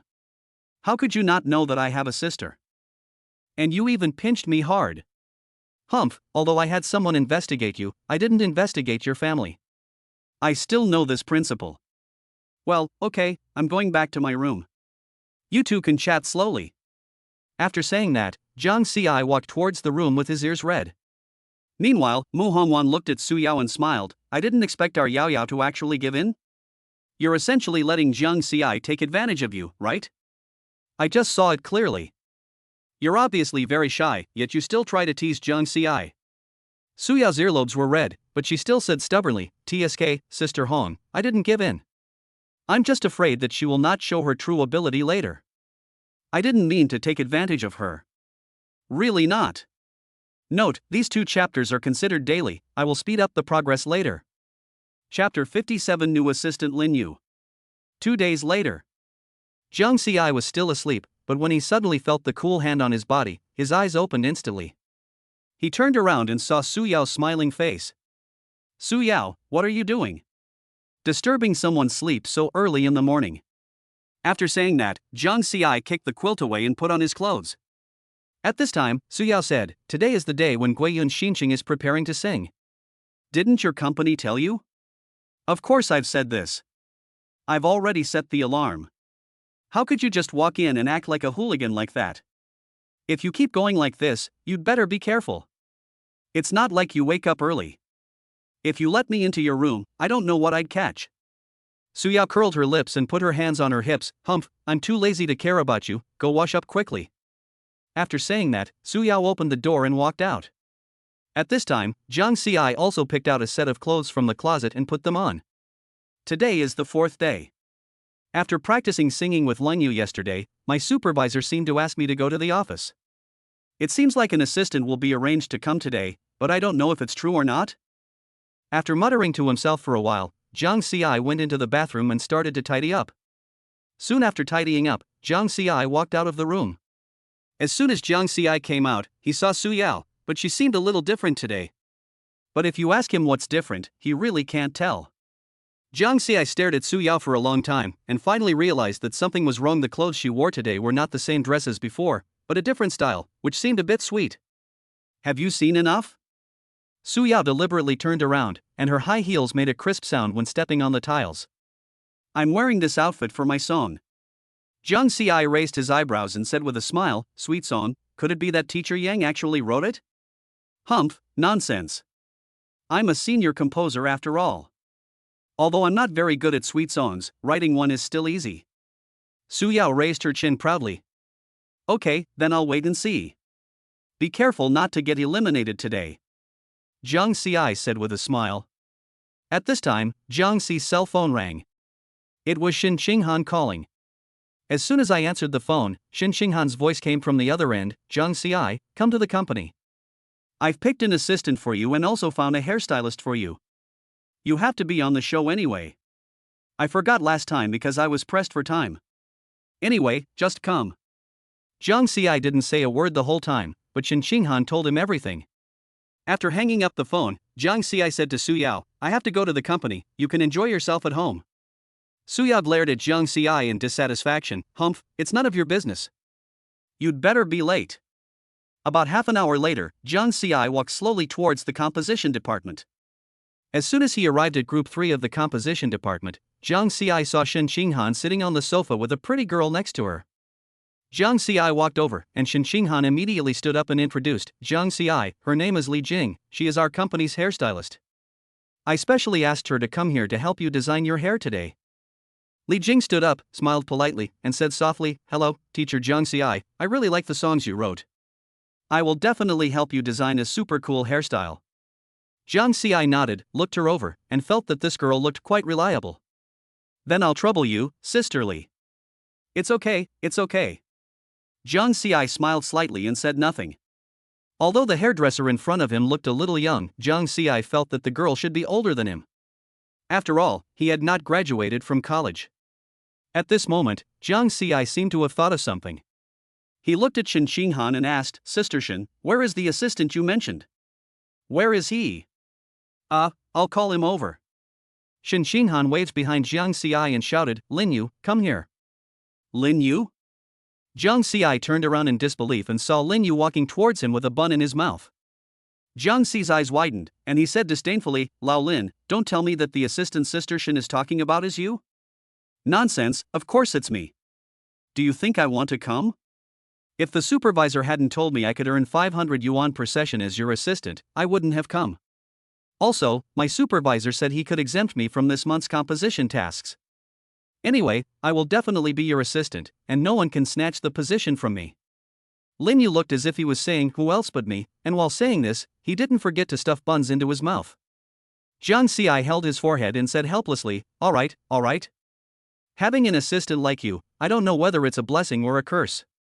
Shin Qinghan smiled and said, I have other things to do for the next few episodes of The Voice of China, so I can only let this guy be your assistant. You two just have to cooperate well. Although The Voice of China adopts the live broadcast type, the program team will also cut out some clips of the live broadcast for release. Besides, Lin Yu is not honest at work. Anyway, if you have anything to do, just tell Lin Yu directly. Jiang Ci sighed and could only accept this reality. At this time, Li Jing said, Teacher Jiang, let's go get our hair done. It's getting late. Jiang Ci nodded and followed Li Jing to the special styling room. With Li Jing's careful design, Jiang Ci's hairstyle was quickly completed, and he looked more handsome and energetic. Because Jiang Ci's hair is usually very long, Li Jing specially designed a slightly messy long hairstyle. Li Jing even took out a pair of gold-rimmed glasses from somewhere, which directly elevated Jiang Ci's temperament to a higher level. Lin Yu watched from the side and couldn't help but whistled, Wow, Jiang Ci, your look is absolutely amazing. You will definitely charm everyone on the show today. Jiang Ci rolled his eyes at him and said, Stop talking nonsense. I'm handsome, that's just how it should be. By the way, do you have the recording time for the National Rhythm New Voice program? Because there had been photographers following the live broadcast in the past few days, Jiang Xi thought there would be one today as well. In the past few days, the photographer was waiting at the gate of Haotian Shengshe, but Jiang Xi didn't see him today, so he wanted to ask Lin Yu. After all, he is Jiang Xi's assistant now. Wait a minute, let me take a look first. After saying that, Lin Yu took out his cell phone and found it quickly. We have to arrive before 10 o'clock, but today's destination is not the place you went to before. Jiang Xi frowned. Changed venue? He reached out and touched his newly styled hair, the faint scent of hairspray still lingering in his hair. Sister Shin didn't mention this. Lin Yu rolled his eyes and mumbled, yes, it says today is the day for all the singer-songwriters to showcase their songs. And they also invited 500 audience members and 10 professional judges. Among these 10, there is even the god of music. I feel it's difficult for you to get first place, Lin Yu said. Chapter 58 Costumes. Jiang Xi raised his eyebrows, a confident smile on his lips. It's hard to get first place? That's because you haven't heard the song I wrote for Lin Yu. After that, he patted Lin Yu on the shoulder and said, let's go, it's still early, let's go back to the office and play some games. It was around 9 o'clock when someone knocked on Jiang Xi's office door. Shen Xinghan urged them on, which made them reluctantly put down the game, quit the game, and head to the competition venue. The two of them were silent along the way. When Jiang Xi arrived at the new venue in his Ferrari, he was a little confused. For some reason, there was a red carpet laid all the way here, and there were at least a few hundred fans on both sides, holding posters of some people in their hands. Jiang Xi placed one hand on the steering wheel, turned around and looked at Lin Yu and asked, Old Lin, is your address correct? Wait a minute, let me take a look. Lin Yu quickly replied, this is the new venue prepared by CCTV. It's getting late, and some singers and composers have already arrived. Jiang Xi frowned and then asked, can you drive? Meeting. Okay, remember to find a parking lot later. I'll be going down first. Even though I was full of doubts, I still got off the car. As soon as they got off the car, the fans burst into screams.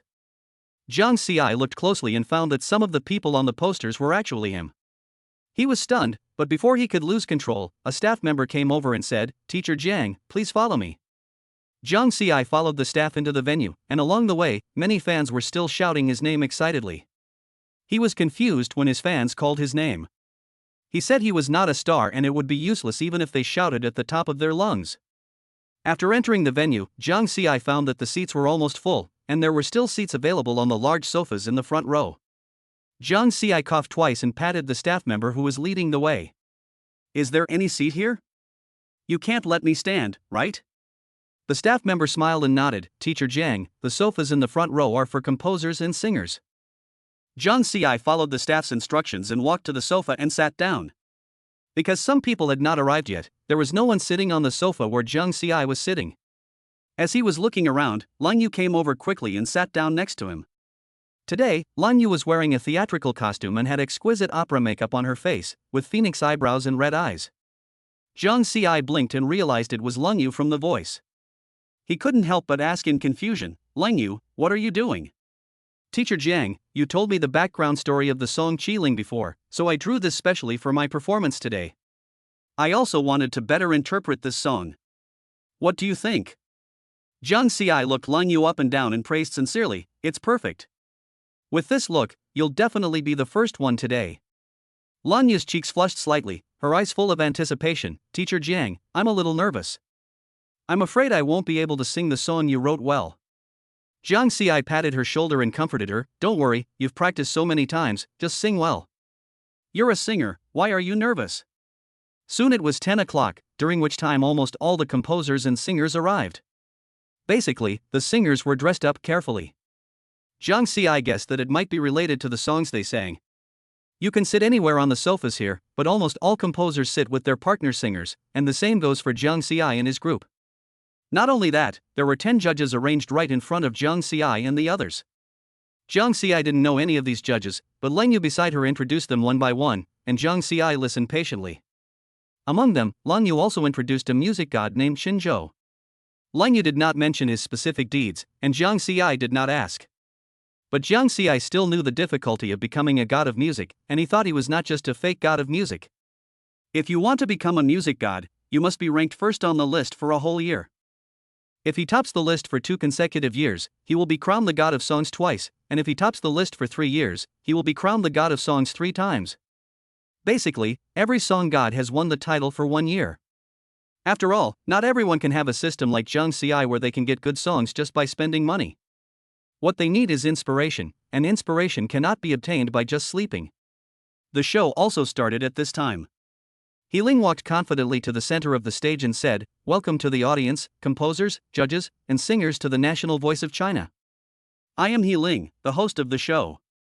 Our program officially began 3 days ago. We selected composing styles and partners for the composing teachers.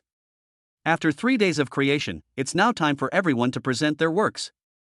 Then, let's invite the first group of contestants to the stage. Please welcome contestant Su Yao to present teacher Yang's new work, Night Tide. As He Ling's voice fell, Su Yao, the singer from the first group, slowly stepped onto the stage. At the same time, the big screen on the stage also thoughtfully introduced the composer's style and the name of the song. This made Yang Wanli's face turn black. He thought that as a composer who usually wrote grand and majestic songs, he actually got a sweet song. This was simply a shame for his life. On the other side, as soon as Su Yao stepped onto the stage, the audience around the venue instantly burst into warm cheers. It seems that Su Yao is quite popular. Su Yao changed her usual cold style today. She wore a pink dress, with a smile on her lips and fair skin. She opened her red lips and sang in a gentle and melodious voice, like waves of night tides, bringing the audience into a mysterious and beautiful world. Zhang Ci narrowed his eyes slightly and listened carefully. He had to admit that Su Yao's singing skills were indeed very good. She was worthy of being the queen of pop. Although this song is a sweet song, it always sounds like it lacks some soul. Zhang Ci's fingers tapped unconsciously on the armrest of the sofa, and he frowned slightly at the key change in the chorus. The string music that should have been the highlight of the arrangement was weak and too much, like pouring a ball of clear water on a painting that should have been rich and colorful. After the song, the audience burst into applause, and the judges gave their scores. A full score of 10 was given. There are 10 judges in total, and the singers with the lowest scores will be eliminated directly. Because it is difficult to count, the program team will wait until all 10 singers finish singing before making a unified count. Immediately afterwards, the second group of contestants came on stage and sang an ancient rock song. Although she was a female singer, her voice was extremely explosive. The lights on the stage were flashing and the atmosphere was warm. Zhang Ci watched with interest, silently analyzing the pros and cons of the song in his mind. Zhang Ci even saw that there were special effects on almost every singer's stage, especially when the singer was singing. Groups of contestants took turns to come on stage and show off their talents. Some songs are passionate and heroic, some are gentle and lingering, and each work is unique. There are sweet songs, rock songs, and cyberpunk songs, but I have to say that these composers are worthy of being high-level composers, and each one of them is very powerful. Zhang Ci and Lang Yu sat on the sofa, watching the performance quietly. At this time, Zhang Ci touched Lang Yu with his shoulder and asked softly, "Lang Yu, why is it not your turn yet?" Lang Yu's fingertips stroked the gold embroidery on the costume, and her eyes narrowed slightly. "Teacher Jiang, I don't know either. All I know now is that I'm very nervous. It's the first time I've ever been this nervous." "It's okay, just relax." Zhang Ci has never properly comforted anyone, so this is all he can say. At the same time, Zhang Ci listened to Lang Yu's somewhat aggrieved tone and almost couldn't help laughing out loud. Fortunately, he pinched his thigh hard enough to stop laughing. After an unknown amount of time, the host He Ling's voice finally came from the stage, and it was finally Lang Yu's turn to go on stage. Next, let's give the warmest applause to singer Lang Yu. Composer Zhang Ci will perform his original song Qiling. He Ling's voice, accompanied by the passionate drum beats, filled the entire venue, and the spotlight suddenly lit up like daylight. Zhang Ci patted Lang Yu's hand gently and said, "Don't be nervous, just perform normally." Lang Yu took a deep breath, stood up, and walked towards the stage with firm steps. Zhang Ci watched Lang Yu walk towards the stage step by step. As soon as she appeared, the whole audience fell silent, and everyone's attention was attracted by her costume. Thank you, Godfathers, for the gifts. Chapter 59, Shocking the Audience. Lang Yu took a deep breath, and the silver ornaments on her costume jingled as she stood up. Her cheeks paled slightly from nervousness. Zhang Ci watched her back as she walked towards the stage to the beat of the drums, and suddenly noticed that her clenched fists were shaking slightly. "Hold on!" he shouted subconsciously, but was drowned out by the cheers from the audience.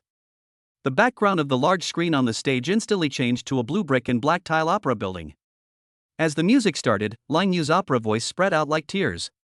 Act 1, Water Sleeves Rise and Fall. Singing about joy and sorrow, separation and reunion, has nothing to do with me. The fan opens and closes, and the gongs and drums sound and then fall silent. Who can tell the story of the drama? Ling Yu's fingertips dug deep into her palms, and cold sweat slid down her cuffs. Her singing voice was very standard.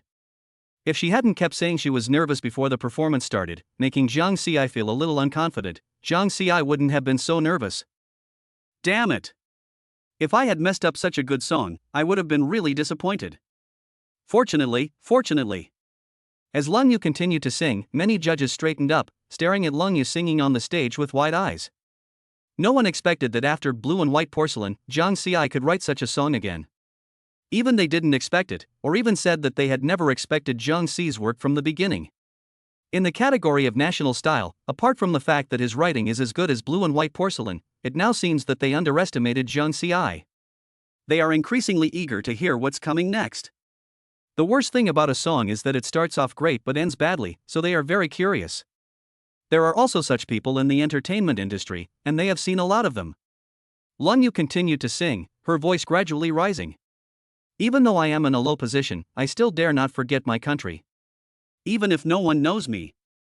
The old color disappears as people pass by. The person on stage sings a heartbreaking farewell song. The song reached the end of the first chorus, and before it faded away, the originally noisy venue suddenly fell silent. Jiang Xi saw that the audience in the front row straightened their backs. Chen Zhou, the god of music on the judges' panel, put down his pen. He even trembled a little, and there was a look of surprise in his eyes. He repeated the lyrics of the song, "Even though I am in a low position, I still dare not forget my country." Because Jiang Xi's seat was closest to him, just to Jiang Xi's left, Jiang Xi could clearly see Chen Zhou's every move. In the interlude, the sound of the pipa poured out like pearls falling on a jade plate. Ling Yu suddenly shed her previous weakness and sang a brilliant octave high with her sleeves fluttering. On the big screen behind the stage, scenes of war suddenly appeared. Jiang Xi was not surprised. After all, it was he who told Ling Yu the story behind the song, so all this should have been arranged by her. Everyone looked at Ling Yu singing on the stage, as if they saw from her performance an actor who was holding on to her dream of acting in the midst of war. The waving sleeves seemed to be fighting against fate stubbornly. The high-pitched opera voice was like an unyielding cry in the smoke of war. Following Ling Yu's performance, everyone seemed to be immersed in the scene, feeling the helplessness, perseverance and tragedy of the characters in the turbulent times. 3 of the judges in the audience even took off their glasses and began to wipe away tears. You know, these people are usually extremely serious, but now they were moved to tears by the song sung by Ling Yu. Even Chu Shin picked up a pen and wrote something quickly on the score sheet. His right hand almost dropped the pen because of excitement. When the other judges saw Chen Zhou doing this, they followed suit and started giving scores. Jiang Xi, who witnessed this scene, grinned and said to himself, "It's safe." As the song entered its second verse, Ling Yu's voice became more passionate. The audience watched the fire without asking about the cause and effect. The accompaniment of several songs ends without color. Who can tell the story of the drama? Every look and every movement of hers is full of affection, showing the emotions in the song to the fullest. The audience in the audience was deeply moved. Some had tears in their eyes, and some unconsciously hummed along with the rhythm. The judges also showed expressions of approval, and Chen Zhou stared at Ling Yu on the stage with excitement, as if he was looking at a work of art. Soon after singing the last sentence, "The Tao is ruthless, but the Tao is friendly." Thinking hard. When the song ended, the audience was silent for a moment, and then burst into thunderous applause. Jiang Xi looked at the radiant Ling Yu on the stage, a smile appeared on the corner of his mouth. He knew that Ling Yu's performance of this song was a success. At the same time, he breathed a sigh of relief. Fortunately, he didn't mess it up. When the song ended, Ling walked slowly onto the stage with red eyes, and Ling Yu also walked off the stage consciously. Maybe it was because her legs were weak or she was too excited, but she almost fell down when she was going down the stairs. Fortunately, a girl nearby supported her. After thanking them, she slowly walked towards Jiang Xi. However, what Ling Yu didn't notice was that all the composers and singers passing by looked at her enviously. Of course, she didn't see any of this. As soon as she sat down on the sofa, she whispered to Jiang Xi, "Teacher Jiang, how was my singing just now?" Jiang Xi glanced at Leng Yu, paused, and then said lightly, I don't want to cooperate with you next time. When Leng Yu heard this, her eyes widened instantly, full of grievance. Why? Did I sing badly? Even her voice had a hint of tears in it. Jiang Xi looked at her pitiful appearance and said, You sang very well, but you kept saying you were nervous before the show started. It made me nervous too. My heart is still pounding. If you mess up, then my 60 million will be gone. That's 60 million. It'll take me a long time to earn money. I didn't want to participate in the event. If I hadn't heard there was a 60 million yuan prize, I wouldn't have come. So I came here just for the money. Jiang Xi said firmly. Leng Yu was stunned at first, then burst out laughing. Teacher Jiang, so you're after money? But I promise, next time I won't cry about being nervous. TSK, I don't believe it. Anyway, they'll choose a new singer later, and I don't believe you'll be chosen again. Leng Yu was about to retort when Ling said on the stage, Next, let's ask the judges to rate the singers from each group. In order to ensure the confidentiality of the scores, the group that was eliminated first will not be revealed, and scoring will be done last. The final grades will be displayed one by one on the big screen. Please be patient. Sitting in their seats, the judges announced the scores one by one, and each high score made the atmosphere more and more lively. On the big screen, the scores of each group began to jump wildly. As the scores appeared one after another, the composers, singers, and audiences invited to watch the performance all had their hearts in their throats. In the eyes of the audience, there are their favorite singers and composers, and they naturally don't want them to be eliminated. As the scores appeared one by one, only the scores of Jiang Xi and Leng Yu were left on the scene. When the final average score was displayed on the screen, the whole audience gasped 9.99 points, a full 0.6 points higher than the current highest score. Ling said excitedly, Teachers Leng and John's collaboration on Qi Ling is truly exceptional, both the song itself and Teacher Leng's brilliant interpretation. Their final score was 9.99. Almost a perfect score. Let us congratulate Teacher Jiang and Teacher Leng for bringing us the song Qi Ling. I would also like to thank all the judges for not being stingy with their scores. At the same time, everyone's scores appeared on the big screen one by one. The first group, Yang Wanli and Su Yao, are sweet and have a score of 9.39. The second group, Luoning and the Rockstyle group, scored 9.44 points.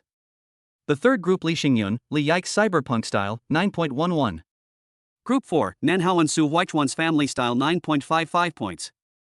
Group 5, Lin Che and Zhang Yuqing Folk Song, 9.45. The 10th group, Jiang Xi and Leng Yu, 9.99 points. The rest are almost all between 9.1 and 9.5. After all, except for Jiang Xi, these 10 composers all chose styles that they are not good at, so this score is already good. Leng Yu excitedly grabbed Jiang Xi's hand and said, Teacher Jiang, we succeeded. Jiang Xi looked at the score on the screen, the corners of his mouth curled up, and the stone in his heart finally fell to the ground. He is now one step closer to his 60 million, and he is in a good mood.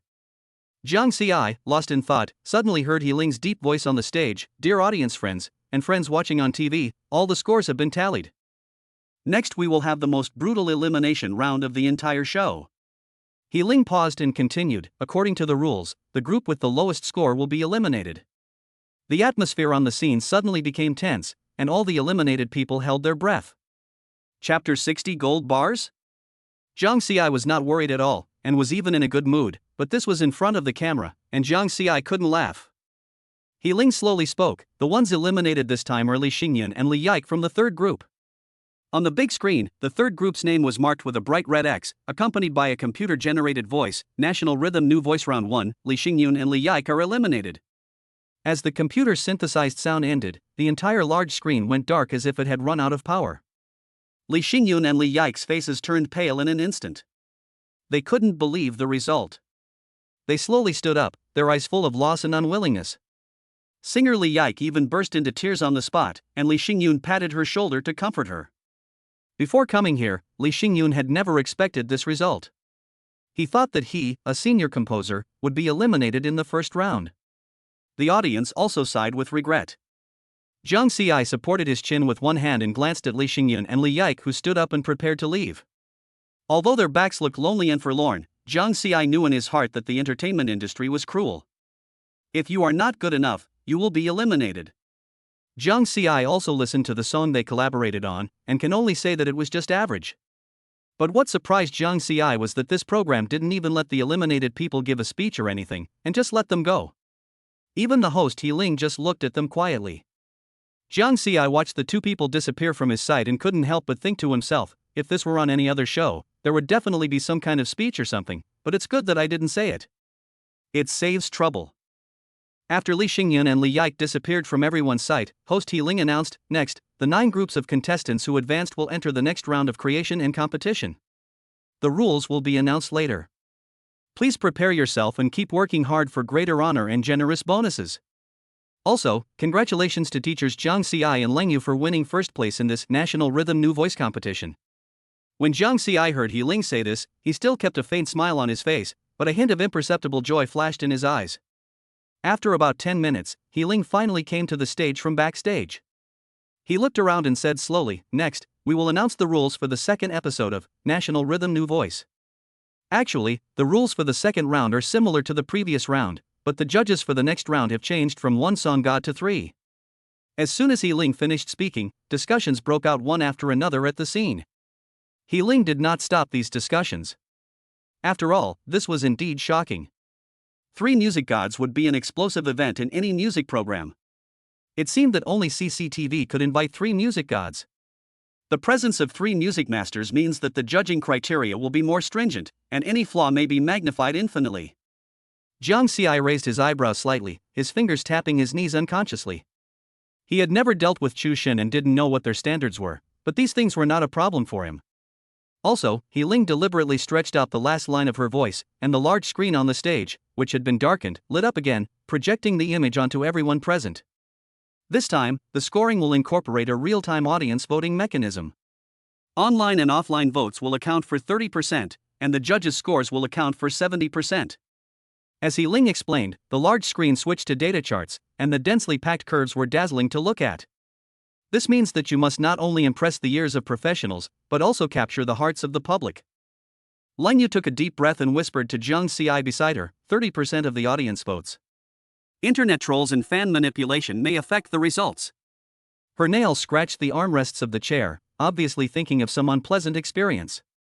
Jiang Ci didn't respond, but glanced at the other contestants in the audience. Some had frowns on their faces, some were rubbing their hands together, and some were secretly glancing at his handsome face.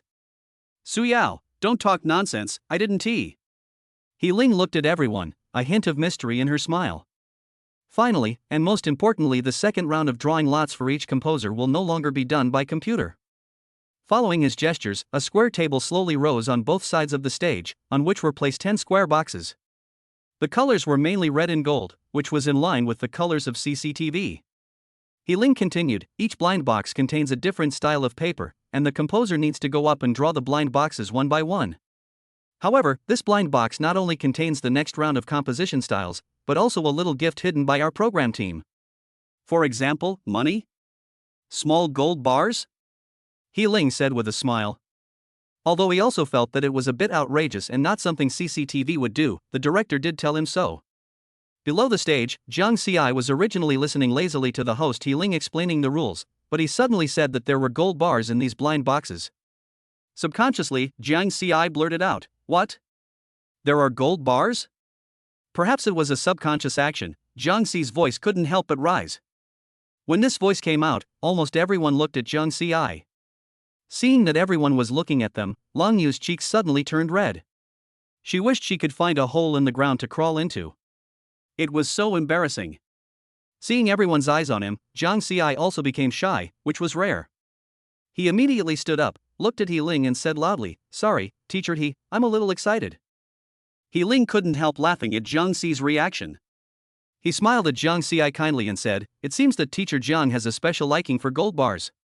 I hope Teacher Jiang can draw a gold bar soon." The atmosphere on the scene was instantly ignited, the audience burst into laughter, and even the originally nervous contestants showed relaxed smiles. The camera above the stage quickly captured this scene, and Jiang Ci's somewhat embarrassed look was immediately projected onto the big screen. Jiang Ci didn't care about this, after all he was so handsome. But don't get too excited just yet. He Ling pointed to the blind box on the table. There are both surprises and challenges inside. Who knows, someone lucky enough to win a gold bar might also win the most challenging music genre. Many composers looked at each other and took a deep breath. Some composers are even secretly figuring out how to draw. But it's useless for them to think about it, because they don't have the ability to see through and can't see inside. And this blind box is only allowed to be taken once, and you cannot weigh it repeatedly or shake it. He Ling will tell you about this later. He Ling looked at the composers with different expressions and said with a smile, then, let's invite our composers to start drawing blind boxes. Chapter 61 Good luck Jiang Ci. As the host He Ling started to speak on the stage, the composers in the audience looked at each other, almost without moving at all. It seemed that everyone wanted the other to go up first, especially teacher Yang Wanli, who had drawn lots for the first time in the previous round, and was now sitting in the corner pretending to be a quail. After all, he was unlucky in the last round and drew a style that was not his forte, so it was no wonder that this time it was like this. He Ling, standing on the stage, looked around and saw that none of the composers were willing to come up. He couldn't help but laugh awkwardly and said, "Teachers, is there no one who would take the initiative to come up? You guys are making it difficult for me to handle this." Although he said this, He Ling still maintained a professional smile on his face. Jiang Ci leaned on the armrest of the sofa, one hand on his face. He whispered to Lang Yu, "This production team is quite stingy." Lang Yu was a little confused, so she moved closer and asked, "Why do you say that suddenly? It's been a long time, at least 3 hours if not 2. I haven't eaten since this morning. I'm starving." Jiang Ci curled his lips. Lang Yu couldn't help but laugh when she heard this. "Teacher Jiang, I think you have to wait a while. I think we can finish it after we draw lots." Well, it seems that this is the only way. On the stage, while Jiang Ci was speaking, He Ling swore and also persuaded all the teachers to go on stage to draw lots, but no one was willing to do so. They all seemed to be afraid of the drawing. Jiang Ci looked at He Ling's helpless expression on the stage and couldn't help but laugh inwardly. Unexpectedly, maybe he was laughing too happily, he couldn't help laughing out loud. Because the entire venue was silent at this moment, Jiang Ci's voice seemed particularly abrupt. Sure enough, as soon as Jiang Ci laughed, He Ling noticed Jiang Ci. He quickly looked at Jiang Ci and said, "Teacher Jiang, please come up to the stage and draw lots." Jiang Ci blinked innocently, and with everyone's gaze fixed on her, she pointed at herself, "Me? Teacher this unintentional accusation is too sudden." He deliberately acted as if he was wronged and tried to diffuse the awkwardness with ridicule. He Ling didn't give him a chance to fool around. She smiled and waved to the audience. "Teacher Jiang was laughing so happily just now. I'm sure you're looking forward to the lottery. Don't be so modest." Seeing that He Ling said so, Jiang Ci simply gave up and stood up and walked towards the stage. And because he had a haircut today, people passing by were looking at him, which made Jiang Ci feel very proud. Soon Jiang Ci came to the stage. At this time, He Ling pulled Jiang Ci over with a smile on her face. "Come, Teacher Jiang, here is the blind box. Please pick whatever you want. You can only pick one, and you can't weigh it with your hands. Go ahead." The corner of Jiang Ci's mouth twitched. He had originally thought of weighing it with his hands to see which side had more gold bars, but now his calculation was ruined. He coughed twice and asked, "Teacher are there really gold bars in here? I'm not well educated, so don't try to fool me." "Don't worry, the program team just told me personally, but not every blind box contains gold bars," He Ling said. Jiang Ci nodded, then walked forward and picked up the blind box on the far left. As soon as he picked it up, Jiang Ci's smile froze and his heart sank. "It feels so light in my hand, there's definitely nothing," Jiang Ci said inwardly. Just as Jiang Ci was stunned, He Ling said, "Teacher Jiang, please open your blind box and confirm the style of the next song." Okay." Jiang Ci opened the blind box right away, but what surprised him was that there was not only a note inside, but also a thumb-sized golden object. Seeing this, Jiang Ci's eyes lit up and he took out the note in gold bars. The many audience members and composers who saw this scene all saw what Jiang Ci was holding in his hand, and the venue was instantly filled with exclamations one after another. Yang Wanli jumped up from his seat, staring at the gold bar in Jiang Ci's hand in surprise, muttering, "This kid is so lucky." Although none of the composers or singers present were short of money, some people just liked the feeling of winning the lottery, and Yang Wanli felt that way now. He couldn't wait to go up and draw the gold bar, and draw lots. On the other side, Jiang Ci handed the note directly to He Ling and put the gold bar directly into his pocket. He Ling smiled slightly, took the note from Jiang Ci's hand, and then said loudly, "Teacher Jiang drew the composition-style folk song." Jiang Ci was slightly surprised, but then his expression returned to normal, and he looked calm and composed. Seeing Jiang Ci like this, He Ling couldn't help but ask curiously, "Teacher Jiang, which singer in the audience would you like to be your partner this episode?" Jiang Ci was slightly stunned. Can the composer take the initiative to choose the singer this time? He Ling quickly shook her head. "Teacher Jiang, this period is the same as the last period. We draw lots to form teams, but this question is just out of curiosity." So that's how it is? It's not something you can't tell me. Let's have a guy this time. He Ling smiled and nodded after hearing the answer, then guided Jiang Ci down. As Jiang Ci walked along, all the singers passing by stared at him, but Jiang Ci didn't care about them at the moment. He was holding the gold bar he had just drawn in his hand and had no time to care about them. But when Jiang Ci passed by Yang Wanli and Su Yao snorted softly. Jiang Ci paused, but only for a moment. Because he probably knew why Su Yao snorted, it must be because he didn't say to choose her on the stage just now. After returning to her seat, Lang Yu looked at Jiang Ci with a smile. "Teacher Jiang, you are so lucky. You actually drew a gold bar right away. That's amazing." Jiang Ci played with the gold bars in his hand and said to Lang Yu with a smile, "Even if you praise me, I won't share the gold bars with you." Lang Yu didn't know whether to laugh or cry when she heard this. "Don't worry, Teacher Jiang, I'm not interested in gold bars." Well, that's good. As time goes by, almost all composers have developed their own composing styles. The composer this time is obviously much better than the last time, especially Yang Wanli, with his rough face and a smile that seems to reach his ears. Obviously, this guy has drawn the style he likes. Although they had finished drawing all the boxes, Jiang Ci was hungry, so he kept playing with the gold bars while they were drawing the blind boxes. "But I vaguely heard some of them, among which Yang Wanli also drew a gold bar, and the style he chose was the same as the style he mainly wrote." The other gold bar was in Lu Oning's hand, and this time she also drew the style she liked. At this time, He Ling, who was standing on the stage, slowly said, "Next, we will form a team between the composer and the singer. Please invite the singer to come on stage and draw lots." Composer? Godfathers, please follow me, ask for bookshelves, and ask for gifts. Chapter 62. The last group, Jiang Ci, Su Yao. After hearing He Ling's words, the singers did not stand up. Instead, a male singer raised his hand and asked, "Teacher He, are the rules changed again? This time they're asking us to go up and draw lots?" He Ling explained with a smile, "Yes, this time we changed this method to add some freshness. This time you get to choose the composer yourself. As for who you pick, it all depends on luck.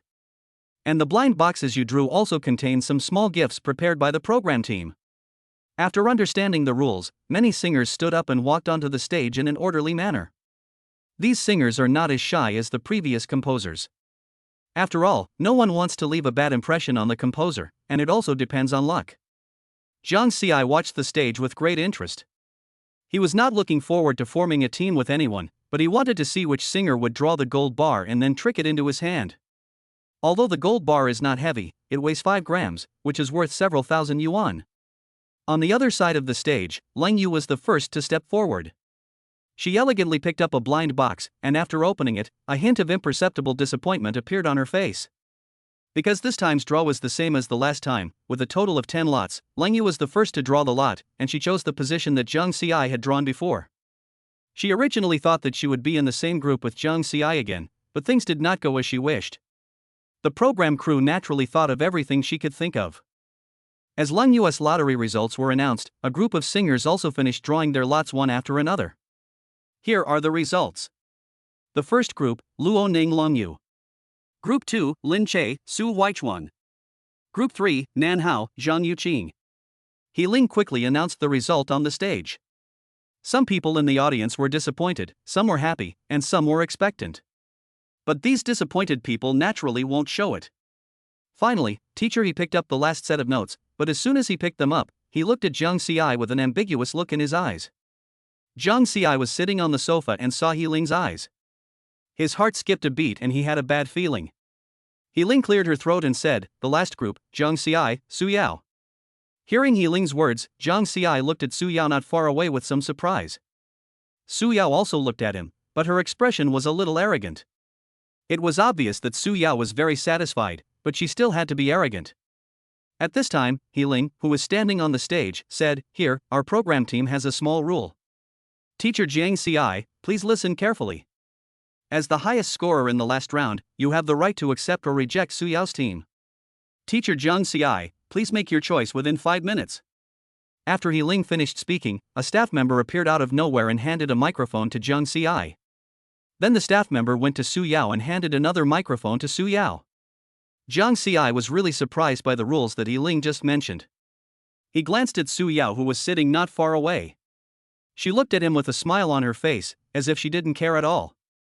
But Zhang Xiai frowned. He felt that this smile was a bit creepy. And that look in his eyes seemed like he was going to kill himself with a knife.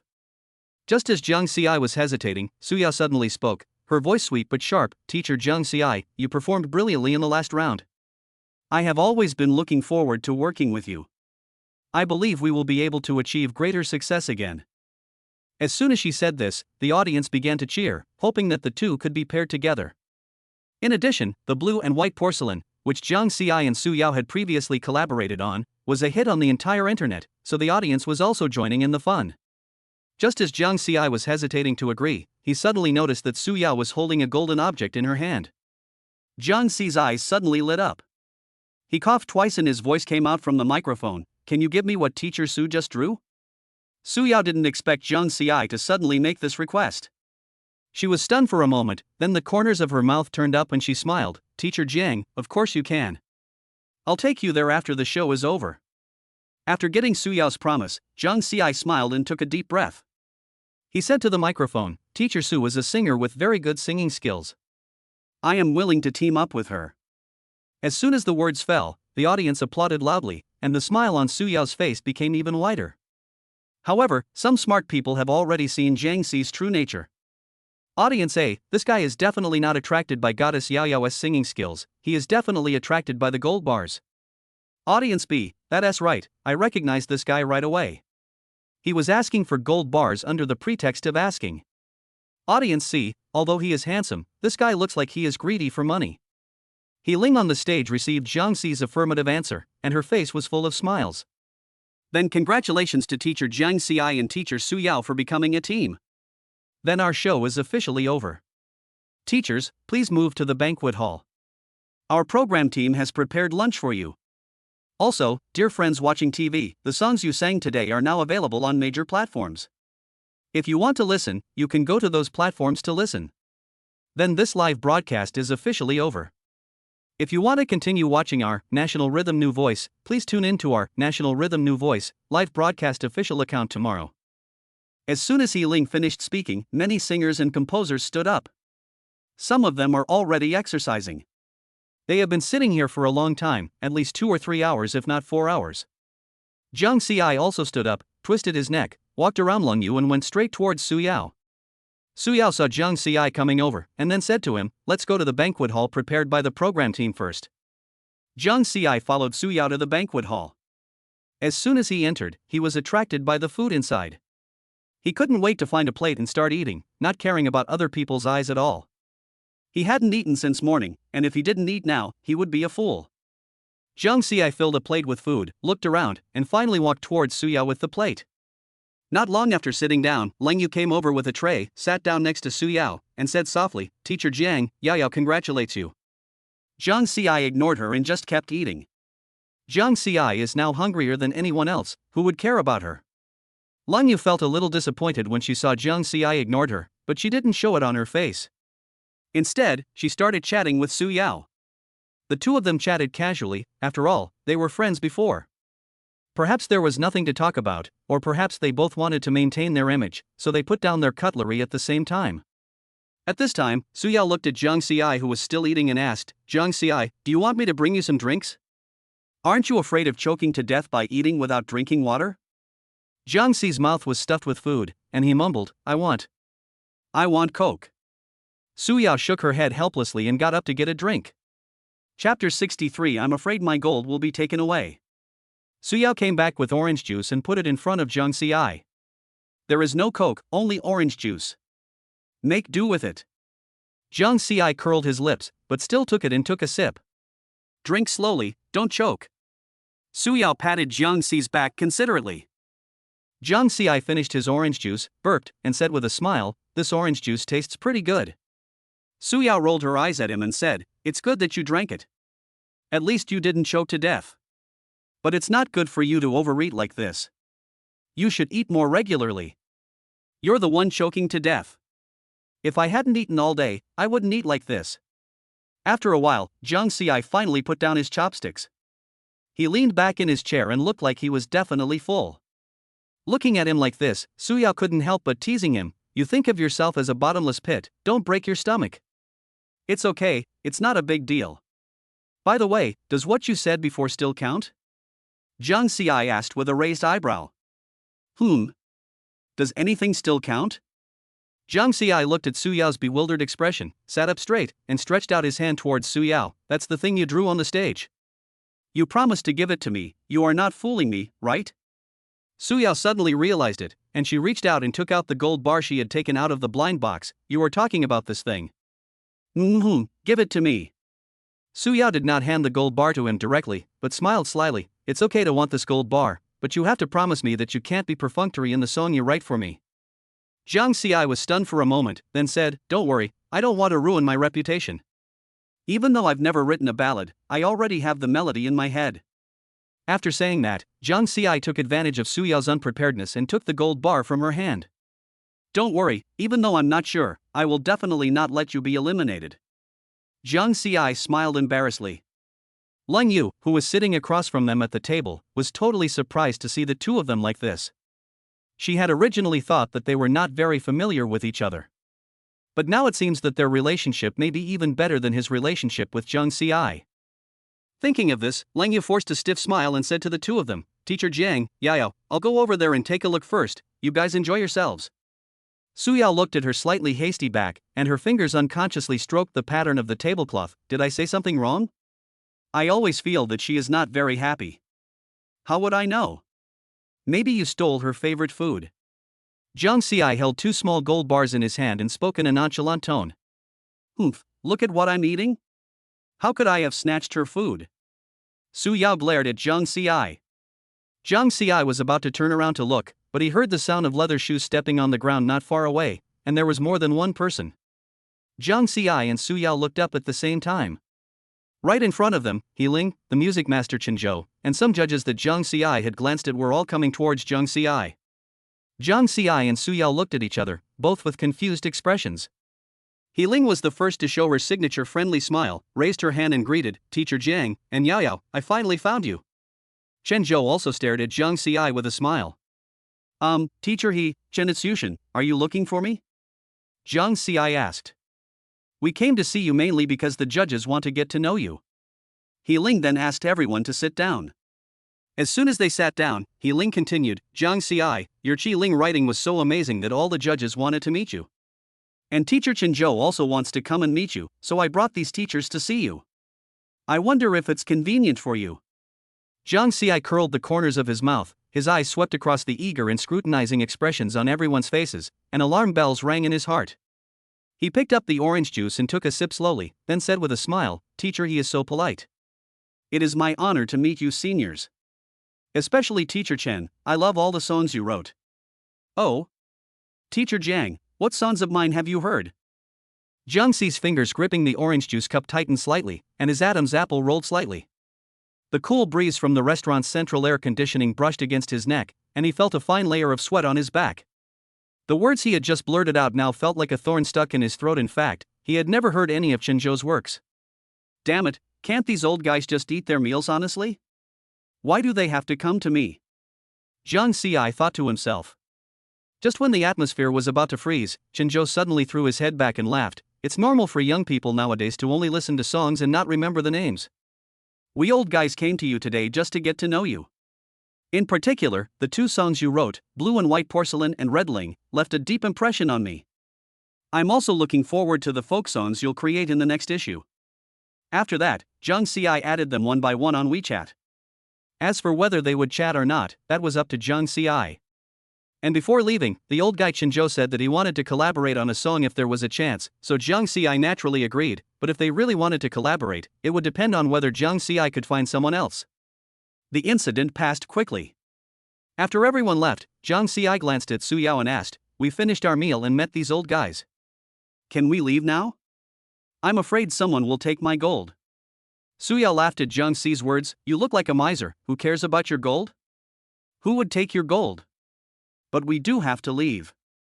It's getting late. I'll deal with you when we get home, Su Yao said in a low voice. Su Yao stood up from her seat first, followed closely by Jiang Ci. The two of them quickly walked out of the building, but as soon as they came out, a scream scared Jiang Ci so much that he trembled. Looking up, I saw that there were still fans on both sides of the red carpet. Although there were fewer of them, there were still about 40 or 50 people. Jiang Ci glanced at Su Yao, who had a calm expression, and said, Su Yao, you go first. They're probably looking for you. I'll wait here for a while before leaving, so as not to be photographed again and become a hot topic. Su Yao glared at Jiang Ci. Huh, you want me, a girl, to walk alone? There are so many people ahead. You wish. Su Yao said as she pulled Jiang Ci in front of her. Hey, stop pulling me, I'm just leaving. Jiang Ci was dragged forward by Su Yao and stumbled a step. Before he could stand firm, he heard a burst of screams from the fan group. Ah, it's teacher Jiang Ci and goddess Su. They actually came out together. Jiang Ci's face was exposed to the public at the beginning of the show, so it is not surprising that these fans know that Jiang Ci is Jiang Ci. Amidst the shouts, countless fans pointed their cell phone cameras at the two of them. Jiang Ci subconsciously raised his hand to block his eyes, and caught a glimpse of Su Yaoluo smiling and waving at her fans. The calmness on her face was in stark contrast to his awkwardness. Several girls with rosy faces squeezed to the front, their voices trembling with excitement. Teacher Jiang. Can we take a photo with Sister Su Yao? Sure. Without waiting for Jiang Ci's reaction, Su Yao put her hands on her chest, and the two stood side by side, allowing fans to take pictures. It was unknown how long it took before Jiang Ci escaped from these crazy fans. Compared with Su Yao, he was in a much more embarrassed state. Just when she was feeling depressed, a bright dark pink sports car stopped by the roadside and Mu Hongwan got out of it. She came up to the two of them and asked with a smile, How is it? Who did you two team up with? Chapter 64, Exchange for the Seabed. Su Yao pointed at Jiang Ci, and a smile appeared on the corner of her mouth. Here, team up with this miser. He even took a piece of gold from me to team up with me. Jiang Ci curled his lips and said speechlessly, You clearly agreed to it yourself, how can you call this lying? Mu Hongwan was amused by their interaction and laughed. All right, get in the car, I'll give you a ride. Jiang Ci quickly waved his hand. I don't need that. The company has assigned an assistant to drive for me. That guy is not far away. Having said that, Jiang Ci directly dialed the number to Lin Yu. After learning that Jiang Ci had come out, Lin Yu immediately started the car. Although he didn't have money to buy a sports car, he still learned about sports cars. Soon, Jiang Ci saw his Ferrari slowly walking towards him, with Su Yao and Mu Hongwan following him. As for why the two of them didn't leave, Jiang Ci didn't know and simply didn't ask. However, when the Ferrari was 30 meters away from Jiang Ci, the car suddenly accelerated, which scared Jiang Ci so much that his soul flew out of his body. He immediately ran to the side, but this acceleration only lasted for a few seconds before he came to a heavy stop. I think Lin Yu must have stepped on the brakes. Jiang Ci's face was dark at this time, but just as he was about to curse, the car door was opened. Lin Yu scratched his head and said to Jiang Ci with an apologetic look on his face, Ahem, sorry, I accidentally touched the accelerator just now. Luckily I stepped on the brake. Fuck you, Lin Yu, you just scared me. Old Jiang, are you okay?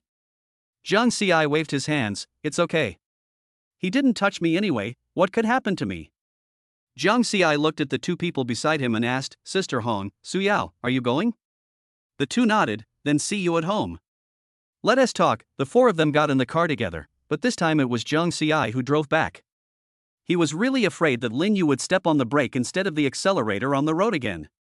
About an hour later, Jiang Ci parked the car in front of the Haotian Shengsher company. He dropped Lin Yu off before continuing driving. It took him another half an hour to get back to Qianyue Bay. But just as Jiang Ci stepped into the house, Su Yao came out after hearing the sound. Su Yao leaned against the doorframe with her arms folded, glanced at Jiang Ci and said with a smile, You're back? Isn't this nonsense? I'm standing right in front of you. You. Su Yao was about to refute, but suddenly she changed her tone and said, What kind of song are you going to write for me? Oh? You want a song now? Humph, I'm with you. If I don't ask you, who else should I ask? What's more, you chose a folk song this time. Have you ever written a folk song? Be careful not to be able to write it. Although Su Yao spoke bluntly, her tone was still very gentle. Don't worry, I can still write a folk ballad. But I won't write today. Su Yao raised her eyebrows when she heard this and put her hands on her hips. Don't write? Are you planning to procrastinate?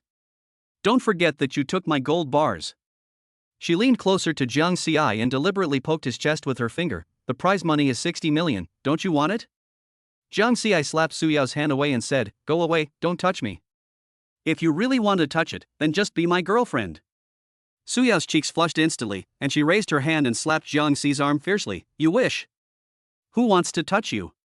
Stop changing the subject. I'm not going to mess with you anymore. I'm going back to bed. See you tomorrow morning. As for the song, let's go to the company and write it together tomorrow. I'm so sleepy now, I need to have a good sleep. After saying that, Jiang Xi walked around Su Yao and headed towards his room. As soon as he entered the room, Jiang Xi simply took off his clothes and fell asleep. Time passed minute by minute. At 6 o'clock the next morning, Jiang Xi woke up. After washing up in his room, he sat blankly by the window. His consciousness had already entered the system space. Ding! The entertainment Krypton Gold system is at your service. What does the host need? Jiang Xi was silent for a moment, then slowly said, Can I customize a song? Ding! Please state your request, and the system will provide a comprehensive list of matching songs. Jiang Xi thought for a while and said, Customize a folk song for me that is suitable for Su Yao to sing in, National Rhythm New Voice.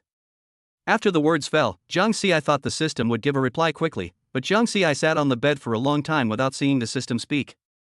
Just as he was about to open his mouth to urge her, the system's mechanical voice rang out, The host has found a suitable song. Could you please tell me if the host spent 1.2 million renminbi on customization? When Jiang Xi heard the price, the corners of his mouth twitched and he felt sick all over. Although he had made a lot of money before, he couldn't let the system cheat him like this, right? And it actually wants 1.2 million from me? If the system plays like this, I'm afraid I won't be able to make it to the end of the show. Jiang Xi gritted his teeth and said to the system, It's too expensive. Can it be cheaper? How about 100,000? The system was silent for a moment, and then the mechanical voice sounded again, Ding! Host, please consider it carefully within 5 minutes. If you still haven't made a decision after 5 minutes, the price of the next customized song will be doubled. Double? Are you kidding? Jiang Xi said loudly. 5 minutes later. Jiang Xi slowly opened his eyes and said, System, pay me, I want it. Ding! Your last digit has been deducted 12,000,000. Jiang Xi felt terrible when he looked at the deduction record on his mobile phone. He was such a money-loving person, but he was fooled by a small system. Ding! The song, Under the Sea, has been successfully customized, and the specific content has been integrated into the host's brain. As soon as Jiang Xi exited the system space, he received the song he had spent 1.2 million Krypton gold to buy. Under the Sea? So that's the song. But the system actually sent me 2 versions. No wonder it cost 1.2 million. One version of hope, one version of despair. Jiang Xi was lying on the bed, staring blankly at the ceiling. In fact, he was sorting out the songs in his mind.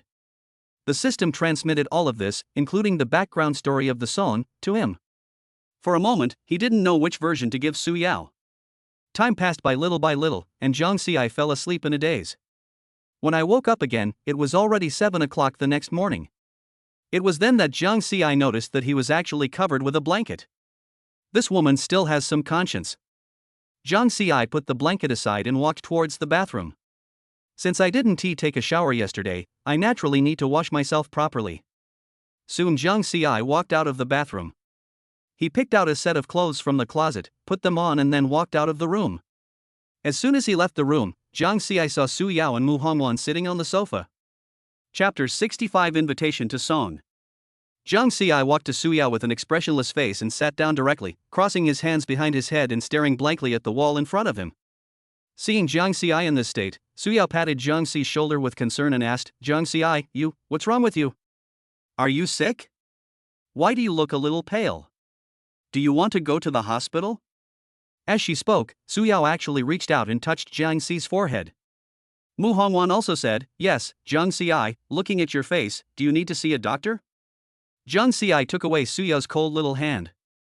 Don't talk nonsense, I'm fine. Jiang Ci curled his lips and finally retracted his empty eyes. I just almost thought of the song I want to write for you. Have you thought about it? Su Yao's eyes lit up instantly, and she moved directly in front of Jiang Ci, with her nose almost touching his face. Hurry up and tell me, how much of the lyrics have you written? Have you thought of the melody? She bombarded Jiang Ci with a series of questions like a machine gun, her eyes full of impatience. Don't worry, let's talk about it when we get to the company. Yeah, okay. Su Yao nodded. At this moment, Su Yao's eyes are full of stars, and she is looking forward to the song Jiang Ci will write for her. Then let's go now, Su Yao said. Jiang Ci nodded, okay, but I'm still a little confused and don't want to drive. Then I'll drive. You sit in the passenger seat and I'll be your driver. Su Yao said it without even a second's hesitation. From her tone, one could tell that Su Yao would agree to any condition Jiang Ci put forward. Jiang Ci looked at Su Yao deeply and said nothing more. Soon the three of them arrived at the underground garage. Su Yao took the key from Jiang Ci and got directly into the driver's seat of the Ferrari, while Jiang Ci also got into the passenger seat. As for Mu Hongwan, she could only drive alone behind their car and watch slowly. In the car, Jiang Ci glanced at Su Yao with his peripheral vision and said calmly, "Look, I've already written 2 songs for you. Is it okay for you to kiss me? That's not too much." "No, I'm not kissing you." While refuting, Su Yao's hand holding the steering wheel shook violently, and the Ferrari drew a slight arc in the lane, scaring Mu Hongwan, who was driving behind, to honk her horn to express her dissatisfaction. Her cheeks flushed slightly, and she glared at Jiang Ci fiercely. "Jiang Ci, you're taking advantage of someone's misfortune." No, I'm not taking advantage of anyone. This is called an equal exchange. Besides, we're married, so a kiss isn't illegal. At this moment, Jiang Ci's eyes became brighter and brighter, and he no longer looked weak as before. Although this statement was somewhat like taking advantage of someone's misfortune, Jiang Ci still had to recover some interest for himself. You have to know that he spent 1.2 million to buy this song.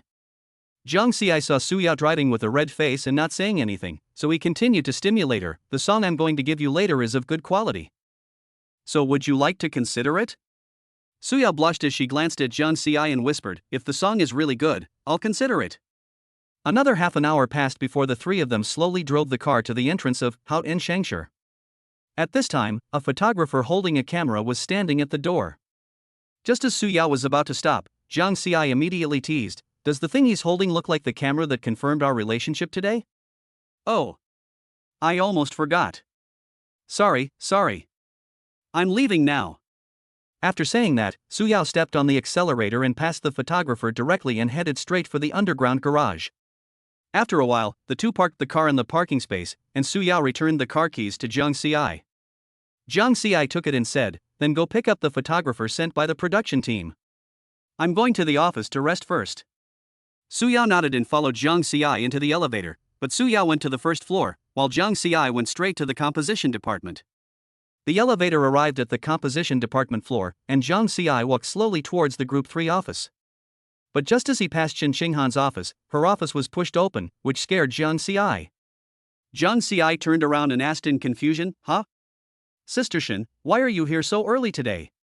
You're waiting here for me, is there something good going on?"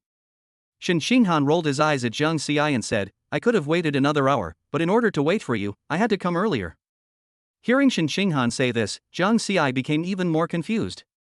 He asked, "What could have made our supervisor come so early? Stop talking nonsense, you little brat, come in with me first." Shen Xinghan scolded with a smile, then turned and walked towards the office. Jiang Ci had no choice but to follow him into the office. "I don't have any drinks here, only mineral water and boiled water." "Which one do you want to drink?" "It's okay, I'll just go back to my office and get a bottle later." Jiang Ci waved his hand. "Humph, drink less. It's not good for your health. Let me pour you a glass." "Okay." Jiang Ci had no choice but to agree, seeing Shen Xinghan insisting. Shen Xinghan unscrewed the mineral water bottle, poured a glass of water quickly and pushed it in front of Jiang Ci. Just as I finished pouring, there was a knock on the office door. Jiang Ci immediately stood up and opened the door. As soon as the door opened, Jiang Ci saw the duo outside. "So soon? Then come in." The people who came were Su Yao and the photographer. As for Mu Hongwan, she took the initiative to leave after meeting the photographer. After all, it was CCTV's footage, and she had something else to do. Why are you in Qinghan's office? Su Yao said as she walked. Jiang Xi shrugged. Of course there's something going on, otherwise I would have returned to my office long ago. Something? Should I step aside? It's okay, Ms. Su, it's just a small matter, no need to avoid it. At this time, Jiang Xi also sat down opposite Shen Xinghan. He asked with a puzzled look on his face, "Tell me, Director Shen, what exactly do you want to talk to me about?" Shen Xinghan didn't say anything. Instead, he squatted down, took out a stack of papers from the office cabinet and placed it in front of Jiang Xi. She raised an eyebrow, pointed at the pile of papers in front of Jiang Xi and said, "Look, Mr. Jiang." What is this? Jiang Xi ignored the people in the office and started reading by himself. When his eyes quickly scanned the contents on the paper, Jiang Xi's originally puzzled eyes instantly lit up. Because he had scanned it once, Jiang Xi roughly knew the content. The general meaning is that a star invited me to sing a song and offered me 3 million. Jiang Xi looked at the contents on the other papers again. His eyes moved quickly across the papers and he found that in addition to the song invitation information, there were also dense notes. The other party was a currently popular traffic star with strong capital behind him, and he had free choice of song types. What's more important was that he was required to submit the manuscript within 3 days, and the penalty for breach of contract was as high as 2 million. Of course, this is only the second one written this way. Jiang Xi frowned and looked at Shen Xinghan across from him and asked, "Is this stack all for Yaoga?" Shen Xinghan nodded, "Yes, all of them. Except for one popular young actor who asked you to submit your song within 3 days, the others only require you to submit your song within 6 months or a year. And, most importantly, these orders are designated for you. What do you think? Do you want to try it?" Chapter 66 Under the Sea. Jiang Xi stroked his chin and thought for a long time, then shook his head and said, "No. There's such a pile of papers, I can't finish them even if I die, so I won't take any. And I've seen that most of them require me to write in traditional Chinese style." "Do you think I'm stupid or are they crazy?" Jiang Xi had just finished speaking when he suddenly realized something. He turned his head sharply and saw the photographer on the sofa holding a camera and taking a picture of him. "Ahem, hey, did you record it?" The photographer smiled awkwardly. "The camera has been on since we came in." "Forget it, just record it. What I said is the truth anyway." Shen Xinghan rolled his eyes at Jiang Xi as he sat in his office chair. "Are you sure you don't want to take any of them? That's a lot of money. Forget it, I won't write it. By the way, is there anything else? If not, I'll take Su Yao to my office to talk about the new song." Shen Xinghan nodded. "Then you go ahead and get busy. I'll help you reject these people's orders." "Well, I'll trouble you, Sister Shen. Su Yao, and that guy, come with me," Jiang Xi said as he walked out of the office. Jiang Xi took out the key from his trouser pocket as he walked and quickly opened the door of his office. "Okay, come in. If you want a drink, go get it from the refrigerator.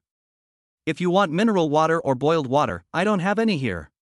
Su Yao rolled her eyes at Jiang Xi and said, "As a senior composer, can't you be a little more hospitable?" Jiang Xi shrugged. "I've always been like this, and we're not outsiders." As soon as he finished speaking, Jiang Xi suddenly felt that something was wrong and quickly explained, "We have worked together twice, so there is no need to be so polite." Su Yao glared at Jiang Xi, then coughed lightly and changed the subject. "Where's the new song you wrote?" Jiang Xi walked to the computer and sat down, one hand on the mouse, the other hand on his chin, and said lazily, "Su Yao, tell me what you think about the new song. But don't get your hopes up too much. I'll write my own story, and you can tell your story."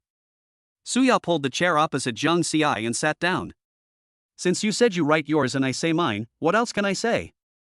Master Jiang, are you teasing me?" "Oh. So you knew that?" Su Yao glared at Jiang Xi angrily. "How can you be like this? I came here seriously to talk to you about the new song.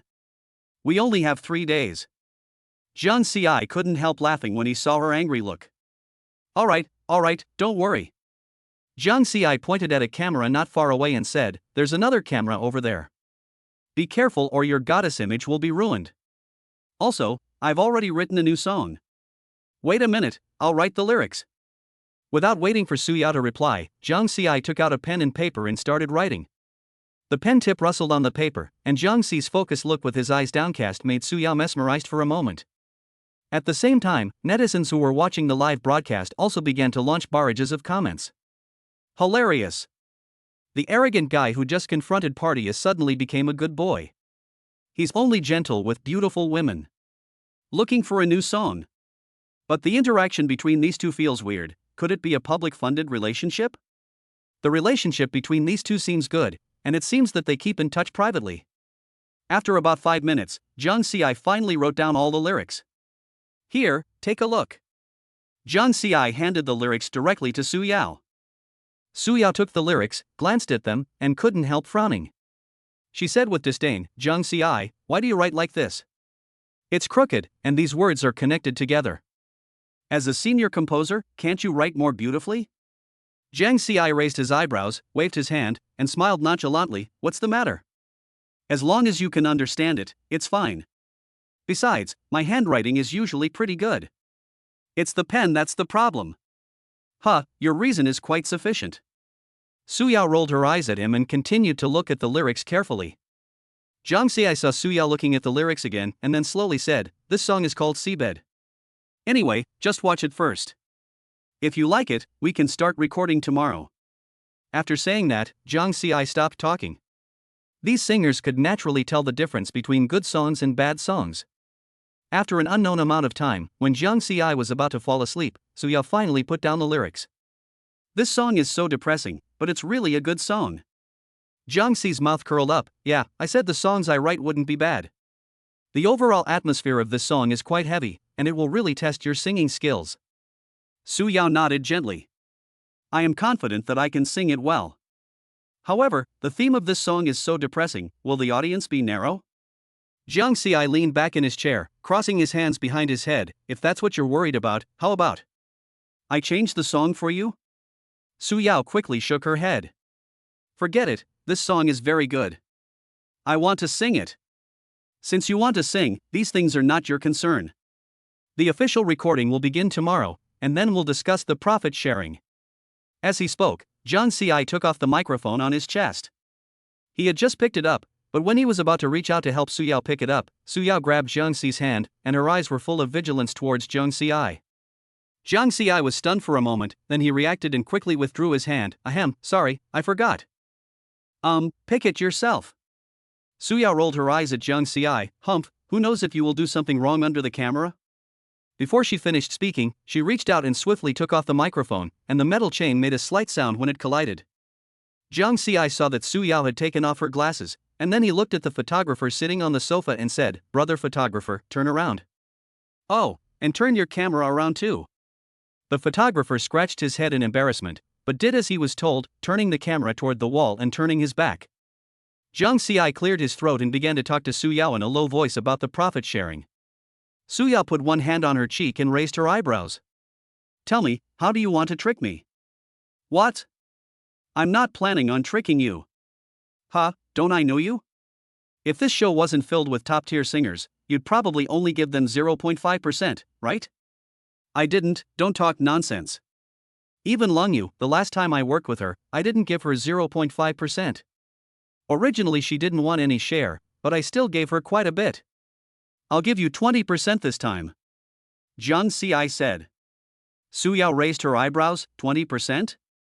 That's right, 20% is quite a lot, not to mention there's another song coming up. Zhang Ci pointed at the lyrics in her hand and said, there are 2 versions of this song Under the Sea. Chapter 67 Good News and Bad News. 2 versions? Zhang Ci nodded. Didn't I tell you this a long time ago? Don't change the subject. I'm only giving you 20% anyway. That's not too much. I still have to save money. Su Yao rolled her eyes at Zhang Ci and said speechlessly, I didn't say I disagree. Anyway, singing your song, any percentage is profitable. This is also the experience summed up by Su Yao. After all, the popularity of blue and white porcelain has not decreased, but continues to rise, and more people are paying to download it. Of course, she will get a lot of money next month. Moreover, this song is also the pioneering work of Chinese style in this world, so naturally many people pay to download it. Okay, since you've agreed, I'll have someone draft a contract now. Su Yao snapped her fingers and said, okay. Zhang Ci didn't waste any time and quickly called Lin Yu to come in. Lin Yu walked in confused. He came to Jiang Xiai and asked, "Old Jiang, why did you ask me to come in?" Help me draw up a contract. It's like a profit-sharing contract. She gets 20% and I get 30%. Go! Jiang Xiai waved his hand. Jiang Xiai had just finished speaking when Lin Yu didn't move. Instead, he came behind Jiang Xiai, grabbed Jiang Xi's neck, and scolded him with a smile. "You little bastard, do you really think I'm your assistant?" I was just your assistant for one day. Jiang Xiai curled his lips and continued, "There's a saying, once a teacher, always a father. You're just an assistant for a day, always. Lifelong balls." Lin Yu was about to pinch him again. Jiang Xiai quickly grabbed Lin Yu's arm and said, "I'm telling you, this is a live broadcast, be careful." After saying that, Jiang Xiai pointed at the photographer who was facing the wall and thinking about his mistakes. Lin Yu looked up and saw that the photographer sent by CCTV was sitting on the sofa with his back to them, holding the camera, as if he was facing the wall to reflect on his mistakes. He couldn't help but ask, what happened to this photographer brother? Jiang Xiai curled his lips, "Stop talking nonsense and quickly draft a contract and send it in. Be careful, Sister Shin will come in and catch you." "Okay, wait for me for 10 minutes.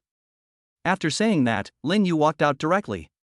As soon as the door closed, Jiang Xiai and Su Yao started wearing microphones. It was quickly put on. Jiang Xiai looked at the photographer who was still facing the wall.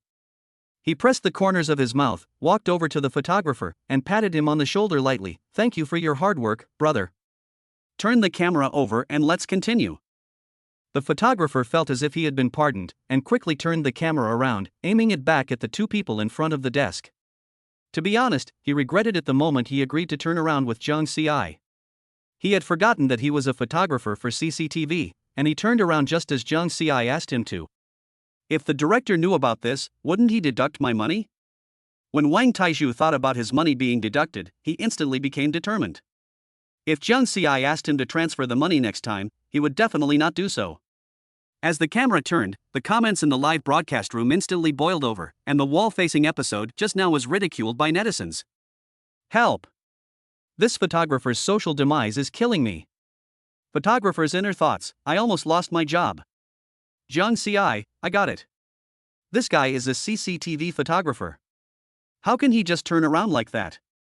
Perhaps noticing the photographer's resentful gaze, Jiang Xiai smiled awkwardly and said, "Su Yao, you should familiarize yourself with the lyrics first." "I'll go and arrange the music. By the way, remember not to sing out loud this time, to avoid being overheard by someone like before." Su Yao glared at Jiang Xiai, feeling speechless. Isn't this bastard talking about me? How dare you say that to me? Damn it! Jiang Xiai didn't care what Su Yao thought. He opened the door and walked towards the recording studio. Jiang Xiai walked silently all the way to the recording studio. He found an empty studio and went in to start composing the song Under the Sea. He began composing music based on his memories. Although he was composing seriously, he kept complaining, "Damn it! I should have known not to let the system convert it into memory. This is really troublesome. I might as well sleep in the office with this time." Fortunately, there was no one around Jiang Xiai, otherwise if his speech was heard by someone, he would definitely be finished. It's a system and it's about memory, so it's possible that people might misunderstand that you're sick. Although Jiang Xiai complained, his hands did not stop moving. He operated the equipment skillfully, and the sounds of various instruments gradually merged under his adjustment. After about 30 minutes, Jiang Xiai finally finished the arrangement of the underwater music. This is because he took the initiative to slow down, otherwise he could have finished it in 20 minutes instead of 30 minutes. Jiang Xiai took off his headphones, took a long breath, and looked at the densely packed audio tracks on the computer screen. A hint of satisfaction flashed in his tired eyes. He immediately took out the USB drive and walked out of the recording studio. As soon as he left the studio, Jiang Xiai saw a familiar figure. It just so happened that the man was also looking at Jiang Xiai at this moment. Jiang Xiai coughed lightly, then walked towards the man with the USB drive. When he got closer, Jiang Xiai said, "Hello, Mr. Liu." "Xiao Jiang, it's you I've been waiting for. Are you free now? Can we chat?" Jiang Xiai was a little confused, but didn't ask. Instead, he nodded, "Okay. We're done anyway." Jiang Xiai followed Lu Shu to the shaded area of the company's rooftop. Not far away were two lounge chairs with a small round table between them. Mr. Lu pointed at the round table and said, "Xiao Jiang, sit here. I come here often, and I put the recliner there." Jiang Xi raised an eyebrow and sat down on the recliner, the wooden frame making a slight creaking sound. As soon as he sat down, Jiang Xi couldn't help but ask, "Why did Mr. Lu ask me to come here?" "I didn't call you just now because you were busy, so I waited until you came out before calling you over. I really didn't expect that the novice composer from a month ago would have grown to this level now." Jiang Xi smiled and said, "Boss Lu, you asked me to come here just to praise me?" "Of course not. I have two pieces of news, one good and one bad. It's all about you, want to know?" Jiang Xi frowned and asked, "Good news and bad news?" Lu Shu nodded, "Yes, which one do you want to hear first?" Jiang Xi leaned back, put his hands behind his head, raised his eyebrows and said, "Let's talk about the good news first." "I like sweetness first and bitterness later." Lu Shu smiled and said, "The good news is that you will soon be the god of music." As soon as Mr. Lu finished speaking, Jiang Xi, who had been sitting with his legs crossed and a lazy look on his face, sat up straight away. He glared at Lu Shu and asked, "What the hell? Me? Shu Shin? Boss Lu, are you kidding me?" Chapter 68 Lu Shu's explanation of Chu Shin's path. Lu Shu smiled and waved his hand. "I'm not kidding. The popularity of your work, Blue and White Porcelain, continues to soar, causing a huge response within the industry. An authoritative organization is now evaluating it. Unless there are any unexpected events, you will soon be awarded the title of God of Music. As everyone knows, the path from a senior songwriter to a song god is only possible by winning the #1 spot on major music charts for a year in a row. If you drop to second or third, you have to start all over again. Usually, if a composer wants to become a song god, he or she can only wait 1 or 2 years, and sometimes even 3 years before he or she dares to do so. If the attack is successful, you will be awarded the title of Xiushin. We will also call you Feng Xiushin. However, there are only a dozen or so Xiushin in the entire Xia kingdom, and some of them have actually retired. It's actually very difficult to reach the level of song god, and if anyone wants to reach that level, they'll be blocked by songwriters from major companies. But besides this method, there is another method, which is the method you used. Jiang Xi's mouth twitched, and he said speechlessly, "Boss Lu, what you are saying now is like what I ate today, that is, what kind of meal I ate." It's useless to say it. I don't even know what I did. Lu Shu laughed. "Don't worry, just listen to me. Another way is for the composer to create a whole new style of music, a genre, just like in novels. Coincidentally, the national style never existed before you, so you are the pioneer of the national style. And this method is also another way to ascend to the god of music. And, to create a groundbreaking masterpiece that is recognized by both industry authorities and the public. Your Blue and White Porcelain has such potential. According to authoritative organizations, it has been evaluated as extremely outstanding in terms of artistic value, popularity, and many other aspects. Once it passes the evaluation, you will be directly promoted to the god of song." Lu Shu patted his shoulder and said, "That's talent. But you can't relax from now on. Although there is a high possibility of promotion, there are still variables. And once you become the god of music, our Haotian Shangshur will have another god of music. I will report this to the chairman and ask him to give you shares in Haotian Shangshur." Jiang Xi still couldn't believe it. This happiness came too suddenly. Those are shares in the 4 major entertainment companies on Blue Star. That must be a lot of money, right? Thinking of this, Jiang Xi was so happy that his heart was filled with joy. "What about the bad news?" he asked impatiently. Lu Shu's face straightened. "It may take a long time for you to become a song god. It may take a year or 2. If it's fast, it may take a few months. Anyway, the evaluation process by those authoritative organizations is very cumbersome, requiring multiple rounds of review and discussion. Plus, there are already quite a few composers in the industry who are jealous of you, and they might create obstacles and trouble for you during the evaluation process. Also, while Blue and White Porcelain is currently popular, if negative events later affect its reputation, the evaluation results may change. Furthermore, after you are promoted to song god, you will face more challenges and competition. The other song gods will not easily let you gain a foothold, and there will definitely be various open and covert struggles. But don't worry too much, the company will fully support you." Jiang Xi waved his hand, "It's okay, Mr. Lu. Whether I get promoted or not has no effect on me. I don't have any other hobbies except money, and being the god of music is just a title. It doesn't matter whether I have it or not. Lu Shu's eyes widened. Zhang Ci, don't underestimate the title of song god. Becoming a song god will significantly increase your social status and commercial value. The orders you'll receive in the future will all be top tier, and you'll earn more money. And in the music industry, the words of a song god carry weight. Zhang Ci scratched his head.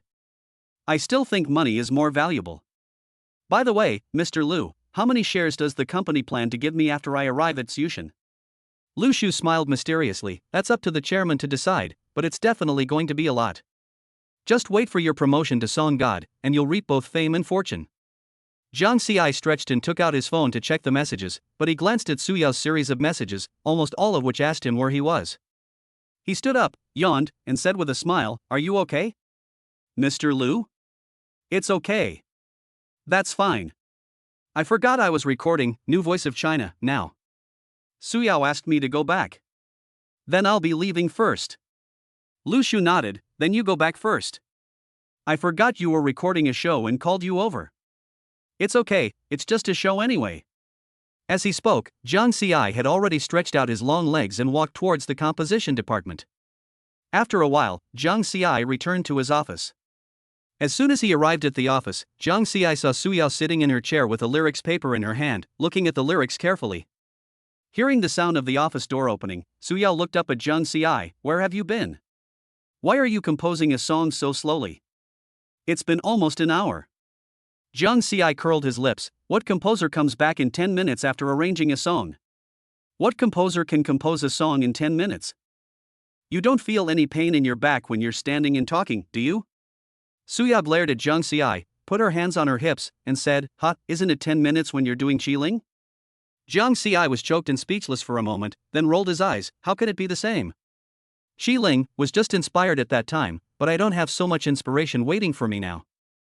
As soon as he finished speaking, Zhang Ci noticed that his exclusive seat was occupied by Su Yao.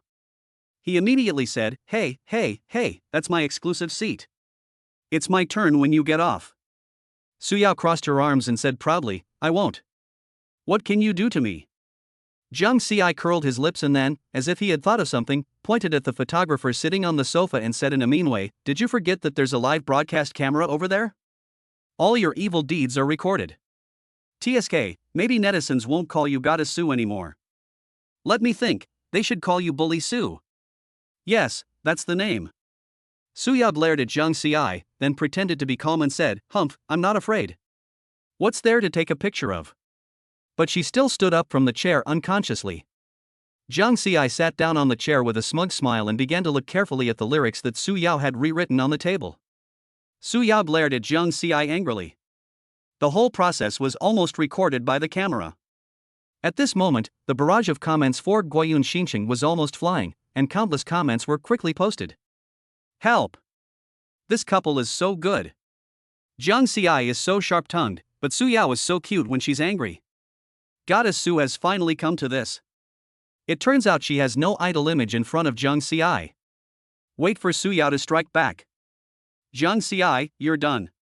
The end of offending Su Yao is being hunted down by fans. It turns out that the lovely Goddess Su is so cute, I love her so much. Ha ha ha, what a name Zhang Ci picked. Su Bully, this is hilarious. The barrage of comments passed like a tide, and the popularity of the live broadcast room continued to soar. Chapter 69 Teacher He has Sudden Visit. After an unknown amount of time, Zhang Ci put down his phone and looked up to see Su Yao staring at him. Su Bully, what are you looking at? Why are you looking at me if you don't memorize the lyrics? Su Yao crossed her arms and said angrily, You're still talking about me. You're not serious yourself and you're still playing with your phone. Zhang Ci raised the corner of his mouth and smiled, My work is already done. The arrangement and lyrics are all finished, so isn't it normal to play on my phone? By the way, have you memorized the lyrics? Su Yao smiled confidently when she heard this. Of course I remember them all. As a singer, memorizing lyrics is a basic skill. Now all we have to do is go to the recording studio and practice singing. Is that so? Zhang Ci closed his eyes and thought for a moment before saying, Then let's go practice singing later, but we have to eat first. Do you want to eat takeout or eat in our company cafeteria? In fact, Zhang Ci had never been to the cafeteria except when he was a junior composer. Su Yao tilted her head in thought for a while and said, "Let's not go to the cafeteria. I'll order takeout. I know a few clean and hygienic ones." Zhang Xi shrugged, took out his phone and opened the payment app. "Okay, then you order, it's my treat." He paused, raised his eyebrows and looked at Su Yao. "After all, you are on my territory." After all, Zhang Xi only gave her 10% of the share today, and it seems that the contract has not been signed yet. Su Yao rolled her eyes at him and slid her fingers across the screen of her phone quickly. "You have a conscience." As she browsed the menu, she muttered, "The Sichuan food I ordered last time was good, but a little spicy." "Can you handle spicy food?" "Of course you can," Zhang Xi said, but he looked at the photographer and asked, "Where's the photographer?" "If it's okay, just shake the camera. If not, just shake your head." Hearing what Zhang Xi said, the camera nodded quickly, and the live broadcast screen also nodded at the same time. After getting the answer from the photographer, Zhang Xi turned his gaze to the red picture of the dish on Su Yao's mobile phone screen. Zhang Xi's mouth twitched. He really didn't know if Su Yao was a female celebrity. She actually ordered such spicy food. Was she really not afraid that her throat couldn't take it? After Su Yao finished placing her order, she stretched and said, "It'll be about half an hour. Let's go over the lyrics first." "No, it's you who sings, not me." "Su Bully, go ahead and deal with it yourself. I need to take a nap." Seeing this, Su Yao curled her lips and said, Okay, you take a nap, I'll sing it myself." As she said that, she picked up the lyrics book and hummed softly. More than 20 minutes later, the takeaway arrived. Before Zhang Xi went to get the takeaway, the office door was opened and Lin Yu walked in with the takeaway. "Lao Jiang, is this the takeaway you ordered?" "I ordered this. Would you like to eat some together?" Zhang Xi invited. Lin Yu quickly waved his hands. No, it smells very spicy, I can't eat spicy food." Zhang Xi smiled and didn't force it. At this time, Su Yao also put down the lyrics in her hand and walked over. Su Yao took the heavy takeaway from Zhang Xi's hand and put it on Zhang Xi's desk. As Su Yao opened the takeaway bag bit by bit, a strong spicy smell instantly filled the air. Zhang Xi coughed twice because of the smell and blinked his eyes in a daze. "I asked the boss to pack 3 servings in here, just enough for each of us." After saying that, Su Yao took one of them and placed it in front of the photographer. Then Su Yao came over again. She moved a single sofa and prepared to eat, but Zhang Xi stopped Su Yao. Su Yao frowned and asked, "What are you doing? Look at what you ordered. I can't even open my eyes after smelling this spicy smell. I guess you don't want your throat to hurt anymore, right? You don't want my voice, but I still want the 60 million from The Voice of China." "You wait a minute." Zhang Xi let go of his hand and walked quickly to the refrigerator in the corner of the office. He opened the cabinet door and searched for a while. He soon found a few bottles of mineral water and took the glass bowl that had been placed in the refrigerator. "I originally planned to use this bowl to store the fruits I bought, but I didn't expect it to come in handy today." Zhang Xi unscrewed the bottle of mineral water as he walked, and the water gurgled into the bowl. When it was full, Zhang Xi placed it next to Su Yao. He pointed at the bowl and said, "Rinse it a few times before eating. If you eat like this, my 60 million will be gone sooner or later." Su Yao looked at the bowl of water and muttered reluctantly, "It's so troublesome, and the taste will be gone after the water is added." But seeing Zhang Xi's serious look, he compromised, picked up a piece of vegetable, rinsed it in water before putting it in his mouth. "Well, this seems to be okay," Su Yao said vaguely. The two of them ate and chatted, and the atmosphere was relaxed and pleasant. After finishing his meal, Zhang Xi cleaned up the table, checked the time and said, "It's almost time, let's go to the recording studio to practice singing." Zhang Xi was just about to open the door and leave, and just as his hand touched the handrail, there was a knock on the office door. Zhang Xi was stunned and subconsciously opened the door, only to see a man in a suit with a gentle face standing in front of him, holding a microphone in his hand, with a sign of National Melody New Voice hanging on the microphone. Teacher He Ling? Why are you here?" He Ling smiled and waved the microphone in her hand, with a hint of mystery in her eyes. "This is the task assigned to me by the program team.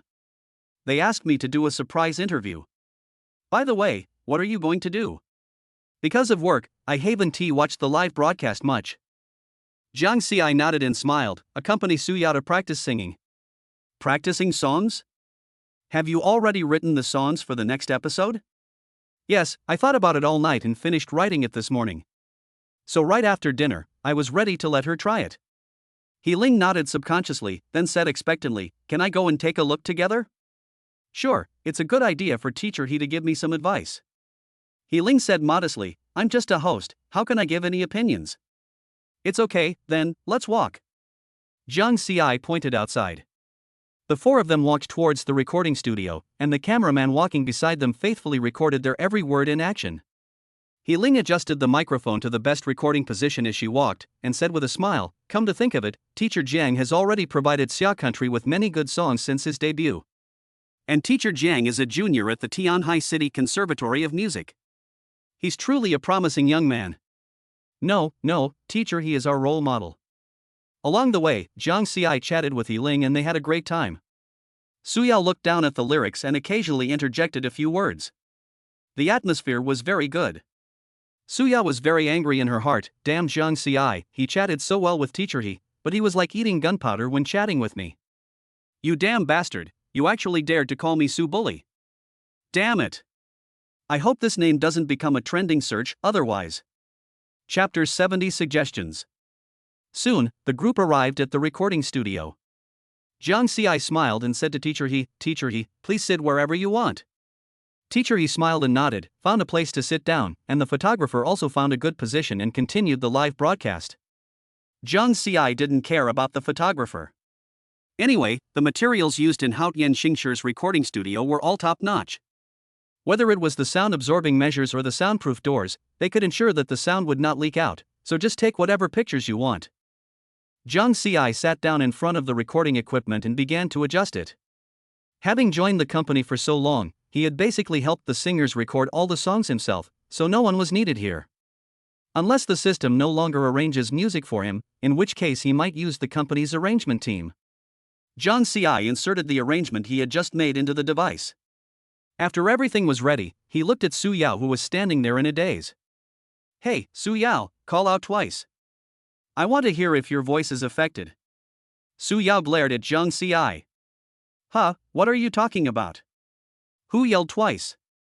"Ahem, sorry, I said the wrong thing, but judging from the sound of your voice, it seems your lunch wasn't affected at all." Not bad, not bad." "In that case, let's officially start recording." As soon as the voice fell, Su Yao walked towards the recording studio with her long legs. As soon as the studio door closed, Jiang Ci glanced at He Ling and invited her, "Teacher He, would you like to come and listen together?" He Ling nodded happily and walked to the monitoring equipment and sat down. Jiang Ci handed He Ling a headset, then said to Su Yao on the microphone in front of him, "Get ready. Sing well. If you don't sing well, I will stop you at any time. Be mentally prepared." Jiang Ci smiled wickedly. Su Yao rolled her eyes at Jiang Ci in the recording studio. Jiang Ci put on his headphones and started playing the arrangement, while paying close attention to Su Yao's condition in the recording studio. As the prelude of the piano slowly sounded, Su Yao gently closed her eyes, and then her voice came out from the headphones. The scattered moonlight shines through the clouds. But before Su Yao finished singing the first sentence, Jiang Ci said to the microphone in front of him, "Listen, everyone inside, stop. Su Yao, you are so loud in your first sentence. What do you want to do? 60 million is waiting for us. Let's sing it again and sing it well." When He Ling heard Jiang Ci's words, he couldn't help but laugh. He had never seen an artist say such things in front of the camera for money. But he didn't dislike these things, instead he found them very interesting. Soon Jiang Ci played the arrangement again, and Su Yao's voice came from the headphones again. Scattered moonlight shines through the clouds. Avoiding the crowd. Scales that form the sea. The waves wet the white dress. As Su Yao's singing continued to come from the headphones, Jiang Ci did not make any interrupting sound until the whole song was finished. It's not that there are no flaws in Su Yao's singing, but there are too many flaws, and he didn't know what to say for a moment. Moreover, Su Yao's voice was similar to the voice in his mind, but the emotional difference was huge. Moreover, this was only the first day, so Jiang Ci was not in a hurry. He planned to explain it to Su Yao in detail after returning. Soon the song ended. Su Yao in the recording studio glanced at Jiang Ci, then put down her headphones and walked out of the recording studio with brisk steps. She came in front of Jiang Ci and said proudly, "How was my singing?" Jiang Ci took off his headphones, his fingertips unconsciously rubbing the buttons on the device. He raised an eyebrow and said, "It's pretty good." Let's familiarize ourselves with the lyrics today, and we can work on the rest in the next 2 days.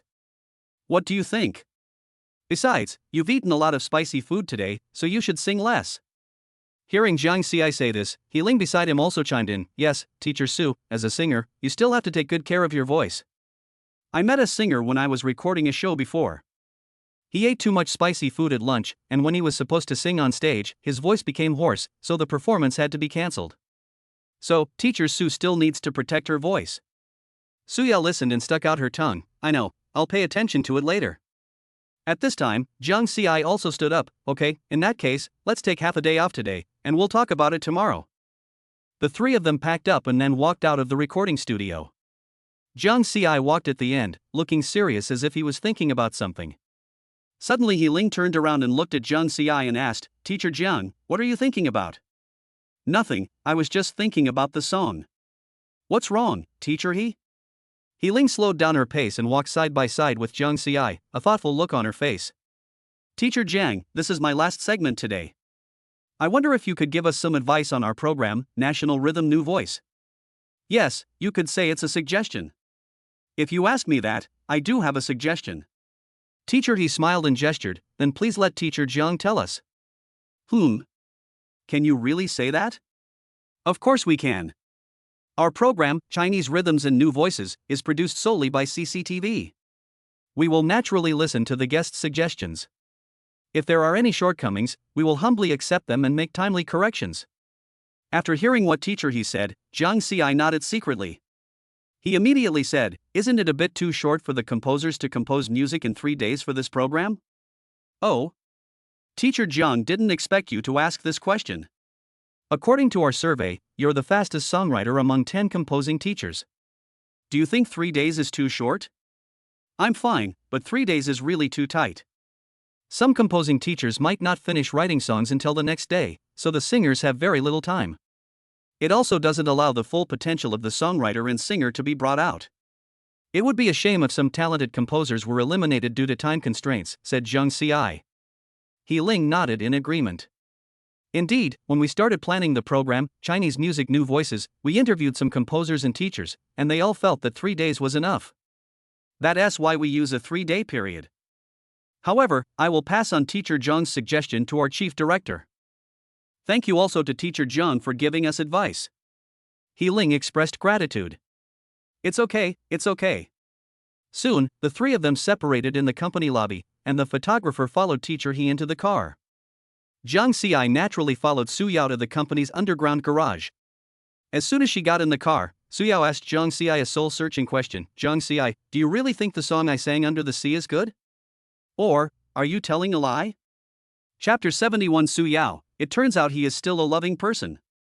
Jiang Xi looked at Su Yao's serious expression, smiled and said, Do you want to hear the truth or a lie? What do you mean? What is truth and what is falsehood? Let's go home and talk about it later. Okay. After saying that, Su Yao slowly started the car. At this moment, Jiang Xi was leaning back in his chair with his eyes closed, thinking about what to say. Soon, Su Yao slowly drove into Qianyue Bay. As soon as the car stopped in the parking space, Su Yao shook Jiang Xi's body. Wake up, stinky Jiang Xi. Jiang Xi yawned and slowly sat up. It's time to get out of the car. Here are the keys. Su Yao put the car keys directly in Jiang Xi's hand. He stepped out of the car. After a while, Jiang Xi followed Su Yao back to his home in a daze. As soon as she got home, Su Yao couldn't help asking, Smelly Jiang Xi, tell me. Jiang Xi yawned, changed his shoes, and walked towards the sofa, saying as he walked, Wait until I wake up.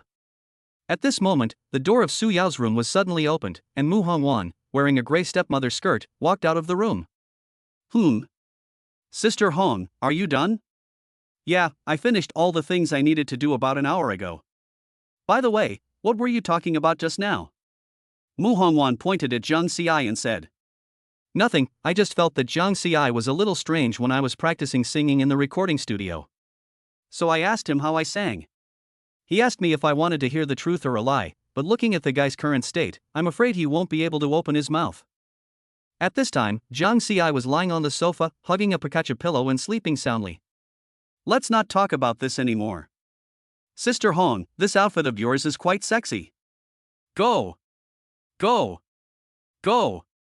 Mu Hongwan smiled and slapped Su Yao's outstretched hand away, pinching her shoulder. Yao Yao, you always tease me. She glanced at Jiang Xi, who was sprawled out on the sofa, and then said, Yao Yao, bring Jiang Xi a blanket. He might catch a cold if he sleeps like this. Well, that kid got a bargain. 2 hours later. Jiang Xi vaguely felt something on the tip of his nose. As soon as he opened his eyes, he found Su Yao in front of him, only a fist away from him. She was holding a strand of hair in her hand. When Su Yao saw Jiang Xi wake up, the smile on her face froze instantly. Jiang Xi glared at Su Yao. What are you doing? You want to kiss me secretly while I'm sleeping? Humph, I didn't. I just wanted to wake you up and answer my questions. Didn't you see the hair in my hand? Jiang Xi looked suspicious. Just to ask me a question, you used your hair to mess with my nose? Su Yao was a little angry and said, Stop talking nonsense and tell me what is the difference between truth and lies. Jiang Xi sat up and cleared his throat. The truth is, even though every word you sang was in tune, you sang my song completely messed up. The lies are naturally what I said in the studio. Did you hear that clearly? Jiang Xi asked seriously. Su Yao moved her lips and was about to refute Jiang Xi when she glared and continued, Do you know what my song means? Do you know what kind of emotion should be used to sing this song? Su Yao was stunned by the question. She really didn't know. She didn't think so much when she got the lyrics.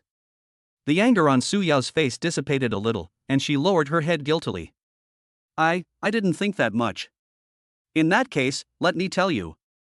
Jiang Xi cleared his throat and said, This song was inspired by someone suffering from depression. Depression? Yes, I saw a post online a while ago saying, the most gentle disease is depression, and the most gentle patients are those with depression. They don't make a fuss, don't talk, and don't bother others. They are well behaved. They just cry silently but don't make any sound because they don't want to trouble others. They also won't tell others because they are afraid of being disliked and ridiculed. I can't sleep all night, and my head hurts all day long. No matter how much medicine I take, it doesn't work.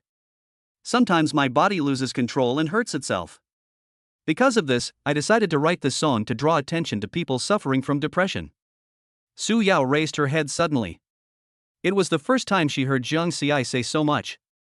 It turned out that he was such a loving person. Her eyes instantly became moist, but before she could cry, Jiang Xi continued, If you really want to sing this song well, you can learn more about the group I just mentioned. Maybe I can help you a little. Even though I know how to sing it, you might not understand it if I tell you, so you still have to go and see for yourself. If we wait until the next episode to sing like you did today, then I feel like our advancement might be a little jeopardy. Su Yao bit her lip, looked up and looked directly at Jiang Xi. Don't worry, this song is your hard work after all, I can definitely perform it well. She turned and ran back to her room, took out her tablet and began frantically searching for information related to depression. The scenes in the documentary of patients tremblingly writing suicide notes and the messages on the forum saying the darkness will never end made her fingers start to feel cold. When Mu Hongwan came in, she saw Su Yao staring at the phone screen in a daze. It was a crying complaint from a patient's family. I thought she was just in a bad mood, until I found sleeping pills hidden under her pillow. After an unknown amount of time, Jiang Xi also walked into Su Yao's room. At this moment, she was holding a tablet in one hand and biting the other finger in her mouth, looking very serious. Jiang Xi entered Su Yao's room, walked around and said, Oh, you're quite serious, that's rare. Su Yao was so frightened by Jiang Xi's voice that she trembled. Then she looked up at Jiang Xi and said speechlessly, Why didn't you tell me you came in? I was scared to death. Also, who let you in? Tisk, you're not naked, what's wrong with me coming in? Jiang Xi curled his lips. Su Yao glared at Jiang Xi and said unhappily, Why did you come in? Nothing, just came in to see how your studies are going? Su Yao turned the tablet to an angle, and the dense text and video screenshots on the screen shook. These patients' confessions made me panic. It turns out that they are fighting with themselves every day. That's right, that's what depression is like. I felt the same way as you when I saw it. As soon as he finished speaking, Jiang Xi changed the subject and said, By the way, do you want to eat? It's getting late. Su Yao shook her head. No, I want to lose weight today so I don't want to eat. Don't want to eat? Jiang Xi raised his eyebrows and said, You still have to eat. If you don't want to eat, I will exercise my rights as a husband. Chapter 72, Damn Jiang Xi, where are you touching? Su Yao's cheeks flushed instantly. She grabbed the pillow at hand and threw it at Jiang Xi. Who is your wife? Stop talking nonsense here. TSK, we are a legal couple with a certificate. Anyway, I'm going to go cook first, remember to come and eat later. After saying that, Jiang Xi no longer had the intention to tease Su Yao, so he turned around and left. This woman has the toughest mouth of all. After being with her for so long, Jiang Xi has also figured out her personality. This woman blushes easily and is shy. In about 40 minutes, Jiang Xi had prepared 4 dishes, namely sweet and sour pork ribs, spicy and sour shredded potatoes, scrambled eggs with tomatoes, and eggplant with minced meat. In addition, Jiang Xi also cooked a pot of rice. The main thing is that the rice takes a little longer, otherwise Jiang Xi would have called them to eat a long time ago. Jiang Xi had just brought the last dish to the table when Mu Hongwan came over with Su Yao. Mu Hongwan sniffed the air and said, I haven't smelled this fragrance in a long time. Jiang Xi, your cooking is still the best. You two can help yourselves with your food. Mu Hongwan nodded, went straight to the rice cooker and filled 2 bowls of rice, handing half of it to Su Yao. Thank you, Sister Hong. What are you thanking me for? Eat quickly. Mu Hongwan said as she picked up a piece of spicy and sour potato shreds with chopsticks and put it into her mouth. The crisp texture mixed with the spicy and sour taste made her sigh with satisfaction.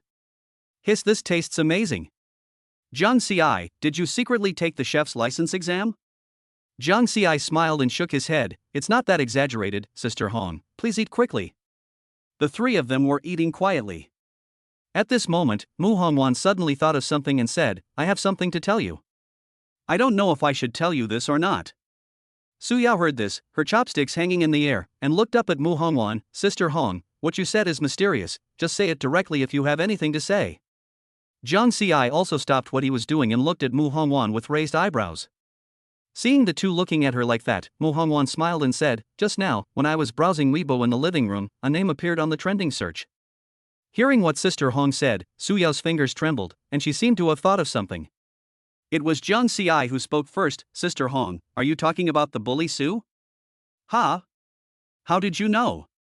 Jiang Xi put down his chopsticks and said casually, it's the nickname I gave Su Yao during the National Voice live broadcast. I didn't expect it to be trending. Su Yao looked up suddenly, her chopsticks clanging against the edge of the bowl, her cheeks flushed redder than the sauce on the sweet and sour pork ribs. Jiang Xi. How dare you say that? There were so many people watching the live broadcast, and you suddenly said something like that. My image is completely ruined. She became angrier and angrier as she spoke. She grabbed a crumpled napkin and threw it at Jiang Xi, but Jiang Xi caught it easily. You still dare to answer? Hurry up and find a way to solve it for me. If you don't, I will kill you. Su Yao glared at Jiang Xi. How can I solve this problem if I'm not a PR person? Maybe it will go down in 2 days. Just as Su Yao was about to speak, Sister Hong also said, what Jiang Xi said is not wrong. After all, it was just Jiang Xi's casual remarks in the live broadcast room. That's right, just be patient and wait for 2 days. Practice your song well during these 2 days. I guarantee that after you finish singing this song under the sea, you'll be all over the trending searches. Su Yao snorted angrily, okay, I'll believe you for now. If it's still on the hot search in a few days, Jiang Xi, just wait and see. Jiang Xi smiled and nodded, don't worry, if he's still here, I'll definitely take responsibility until the end. I have no other options. After dinner, Su Yao returned to her room and began to practice singing. She repeatedly pondered the emotions, lyrics, and melody of the song Under the Sea, striving to achieve perfection in every part. Time passed quickly, and it was early morning 2 days later. That morning, Jiang Xi was awakened by the sound of a door opening while he was still asleep. To be more precise, he was scared. Generally speaking, if someone suddenly makes a loud noise while sleeping, anyone's heart will start pounding. Jiang Xi is in this state now. At this time, Su Yao's voice came to Jiang Xi's ears, Jiang Xi, wake up. Wake up. Jiang Xi suddenly sat up from the bed, his hair messy like a chicken coop, and before he even opened his eyes he said unhappily, Su Yao, what are you doing so early in the morning? I'm a composer, a senior composer at that. Do you know that this is very unethical? As soon as Jiang Xi finished speaking, he felt Su Yao's cold little hand holding his wrist. Seeing this, Jiang Xi immediately broke free. He narrowed his eyes and asked, what are you doing? Come and help me pick out the clothes I'm going to wear on stage today. I've prepared several sets, but Sister Hong and I are struggling to decide, so I asked you to help me choose.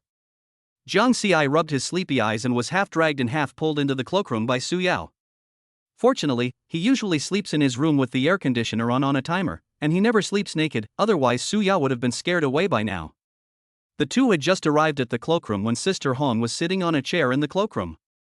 Right in front of Jiang Xi, 5 sets of clothes with different styles were hanging on the hangers and swaying gently. There is a fishtail skirt studded with diamonds, like scales shimmering in the deep sea. There is a plain white chiffon long skirt with a blue and purple gradient ribbon wrapped around the waist.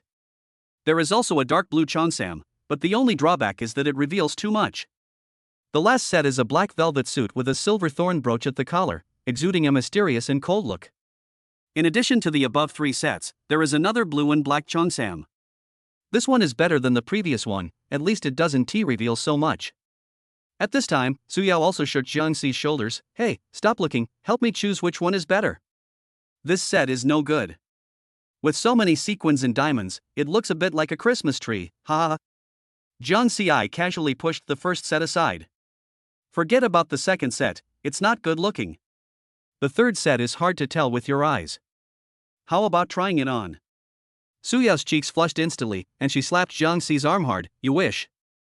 This cheongsam reveals so much of the upper body, I'm afraid you are not picking it, you ought to see it. TSK, then you still let me choose? I might as well take a nap with this time. Jiang Xi turned around and was about to leave, but Su Yao immediately stopped him and said, Don't go. You have to help me finish picking. It's so tiring. Well, you have to help me choose, or you can't go back to sleep. Jiang Xi turned around helplessly, crossed his arms over his chest, and looked between several sets of clothes. Let's take this one. Jiang Xi took the black velvet suit off the hanger. This outfit is quite suitable for the song Under the Sea. Thorns in the deep sea, despair and hope, so appropriate. While saying this, Jiang Xi gestured a few times towards Su Yao with the clothes on, but while gesturing, the back of Jiang Xi's hand seemed to touch something he shouldn't have touched. Before Jiang Xi could react, a murderous voice came out of Su Yao's mouth. Damn Jiang Xi, where are you touching? Chapter 73 Jiang Xi's Makeup. Su Yao's voice frightened Jiang Xi, and he quickly said, Misunderstanding. You try on the clothes first. I'm going back to catch up on some sleep. After saying that, Jiang Xi handed the clothes directly to Sister Hong, who was covering her mouth and laughing, then ran away. Asshole Jiang Xi, you filthy scoundrel. Jiang Xi ran all the way back to his room, his heart still pounding. He patted his chest and said to himself, Su Yao has such a bad temper. It was just an accidental bump into her, but she almost scared me to death. But Jiang Xi couldn't help but think of Su Yao's ashamed and angry look just now. Su Yao is really looking for trouble early in the morning. She has woken me up now. Even if I want to sleep now, I can't. Jiang Xi sat down on the bed, his eyes looking towards his wardrobe. What should I wear today? At this moment, Jiang Xi's cell phone on the bedside table rang. Who is it? Calling so early in the morning. Jiang Xi scratched his hair, reached out for his phone, and saw the note Shen Qinghan jumping on the screen. It turns out to be Sister Shen. Jiang Xi unplugged the charger and answered the phone. Hello. What's wrong, Sister Shen? Jiang Xi, remember to come to the company later. I've arranged a makeup artist and stylist for you, just like last time. Isn't that a bit too early? I saw in our program group that we only need to arrive at 10 noon. As early as the second day after the first episode of the show ended, Jiang Xi was pulled into a group of composers, directors, and others. The group mainly sent some information about the time to participate in the show and some notifications. Shen Qinghan was stunned for a moment, then said, It's okay, you can come to the company later, and go home first after you finish your styling. I will ask Lin Yu to drive you back. He's still your assistant today. Hearing Shen Qinghan still say this, Jiang Xi could only nod in agreement. After hanging up the phone, Jiang Xi started to wash up. It took him 10 minutes to finish. Then I started looking for clothes to wear today. Jiang Xi quickly matched his clothes for today, a white short-sleeve top and a pair of gray-black gradient trousers. Jiang Xi looked at himself in the mirror and muttered, Why do I feel like a student dressed like this? Forget it, I'm just a student, there's no need to act mature. Jiang Xi said as he picked up the car keys and opened the door of his room. After walking out of the room, Jiang Xi thought for a while, then walked towards the cloakroom he had just been to. Arriving at the cloakroom door, Jiang Xi stuck his head inside and said, Well, I'm leaving first. I have something to do at the company. See you at 10 o'clock. Humph, see you at 10 o'clock, don't be late. Don't worry, I'm leaving first. After saying that, Jiang Ci walked outside. About 30 minutes later, Jiang Ci arrived at Group 3 of the composition department. Shen Xinghan was already waiting there, with two people Jiang Ci didn't know standing beside him. Seeing Jiang Ci approaching, Shen Xinghan immediately introduced him. Jiang Ci, this is your makeup artist today, KK. You should have known this person for a long time. At this time, the makeup artist pinched her fingers together and said in a somewhat artificial voice, "This is the genius composer Mr. Jiang, right?" It's my honor to do your makeup, so, shall we go? Jiang Ci looked at the man in front of him and couldn't help but doubt Shen Xinghan's vision in choosing people. This kind of male makeup artist that we usually see on TV can actually be encountered in real life. He forced a smile and said, "Well, I think I can just do a hairstyle, no makeup needed." No, I can't do it without makeup. Teacher Jiang, look at how heavy your dark circles are. You must wear makeup. Shen Xinghan raised his eyebrows and looked at Jiang Ci. You do have dark circles under your eyes. Didn't you get enough rest last night? It's okay. I played games last night and woke up early today, so I definitely have dark circles under my eyes. Shen Xinghan rolled his eyes at Jiang Ci. What else is there to say? Go get your makeup done with Teacher KK. You can't go on CCTV like this. After saying that, Shen Xinghan personally took Jiang Ci to the dressing room, and the four of them disappeared in the office. In the dressing room, KK pulled Jiang Ci to sit on the makeup chair, then turned around and took out a bunch of bottles and jars from her makeup case, muttering, "Teacher Jiang, I'm using the latest concealer for you. I guarantee it'll cover your dark circles completely. But your face is quite tender, you are indeed a college student." Jiang Ci curled the corners of his mouth and looked at the mirror filled with makeup brushes and bottles and jars, feeling scared. KK was about to start, but Jiang Ci stopped KK's hand. "Well, KK, right? I'm warning you, if you draw anything, I'll ask Sister Shen to deduct your salary." KK exaggeratedly covered his chest and said, "Oh, Mr. Jiang, you can rest assured. I've done makeup for our company's queen before, and I guarantee you'll be stunningly handsome." Shen Xinghan also chimed in, "Don't worry, Jiang Ci, Teacher KK's makeup skills are very good." Seeing that they all said so, Jiang Ci had no choice but to let go. Almost 30 minutes later, Jiang Ci finally finished his makeup. He looked at himself in the mirror. Although there was no change, the dark circles under his eyes were indeed gone, and unlike what Jiang Ci saw online, his face and neck were not the same color. KK patted Jiang Ci's shoulder and smiled. "Teacher Jiang, how is it? My painting is pretty good, isn't it?" "It's okay, Teacher KK's makeup skills are pretty good." That's good. "Thank you, Teacher Jiang, for the compliment." The hairstylist beside her saw that Jiang Ci had already finished her makeup, so she immediately said, "Since Teacher KK has already done Teacher Jiang's makeup, let's start with the hairstyling now." Jiang Ci nodded, "Just follow the hairstyle from last time." The hairstylist responded and started working with a comb and a hairdryer. Another 30 minutes passed and the hairdresser stopped what he was doing. "Teacher Jiang, are you satisfied with this hairstyle?" The hairstylist turned off the hairdryer and motioned Jiang Ci to look at his hairstyle. He looked left and right in front of the mirror. His fluffy hair was slightly combed back, and a few strands of hair fell naturally, modifying his face shape just right. "Well, thank you for your hard work." Shen Xinghan saw that Jiang Ci had finished, so she smiled and said, "Since it's all done, Jiang Ci, let Linyu take you there later. He's your assistant today, so he can give you any instructions. In addition..."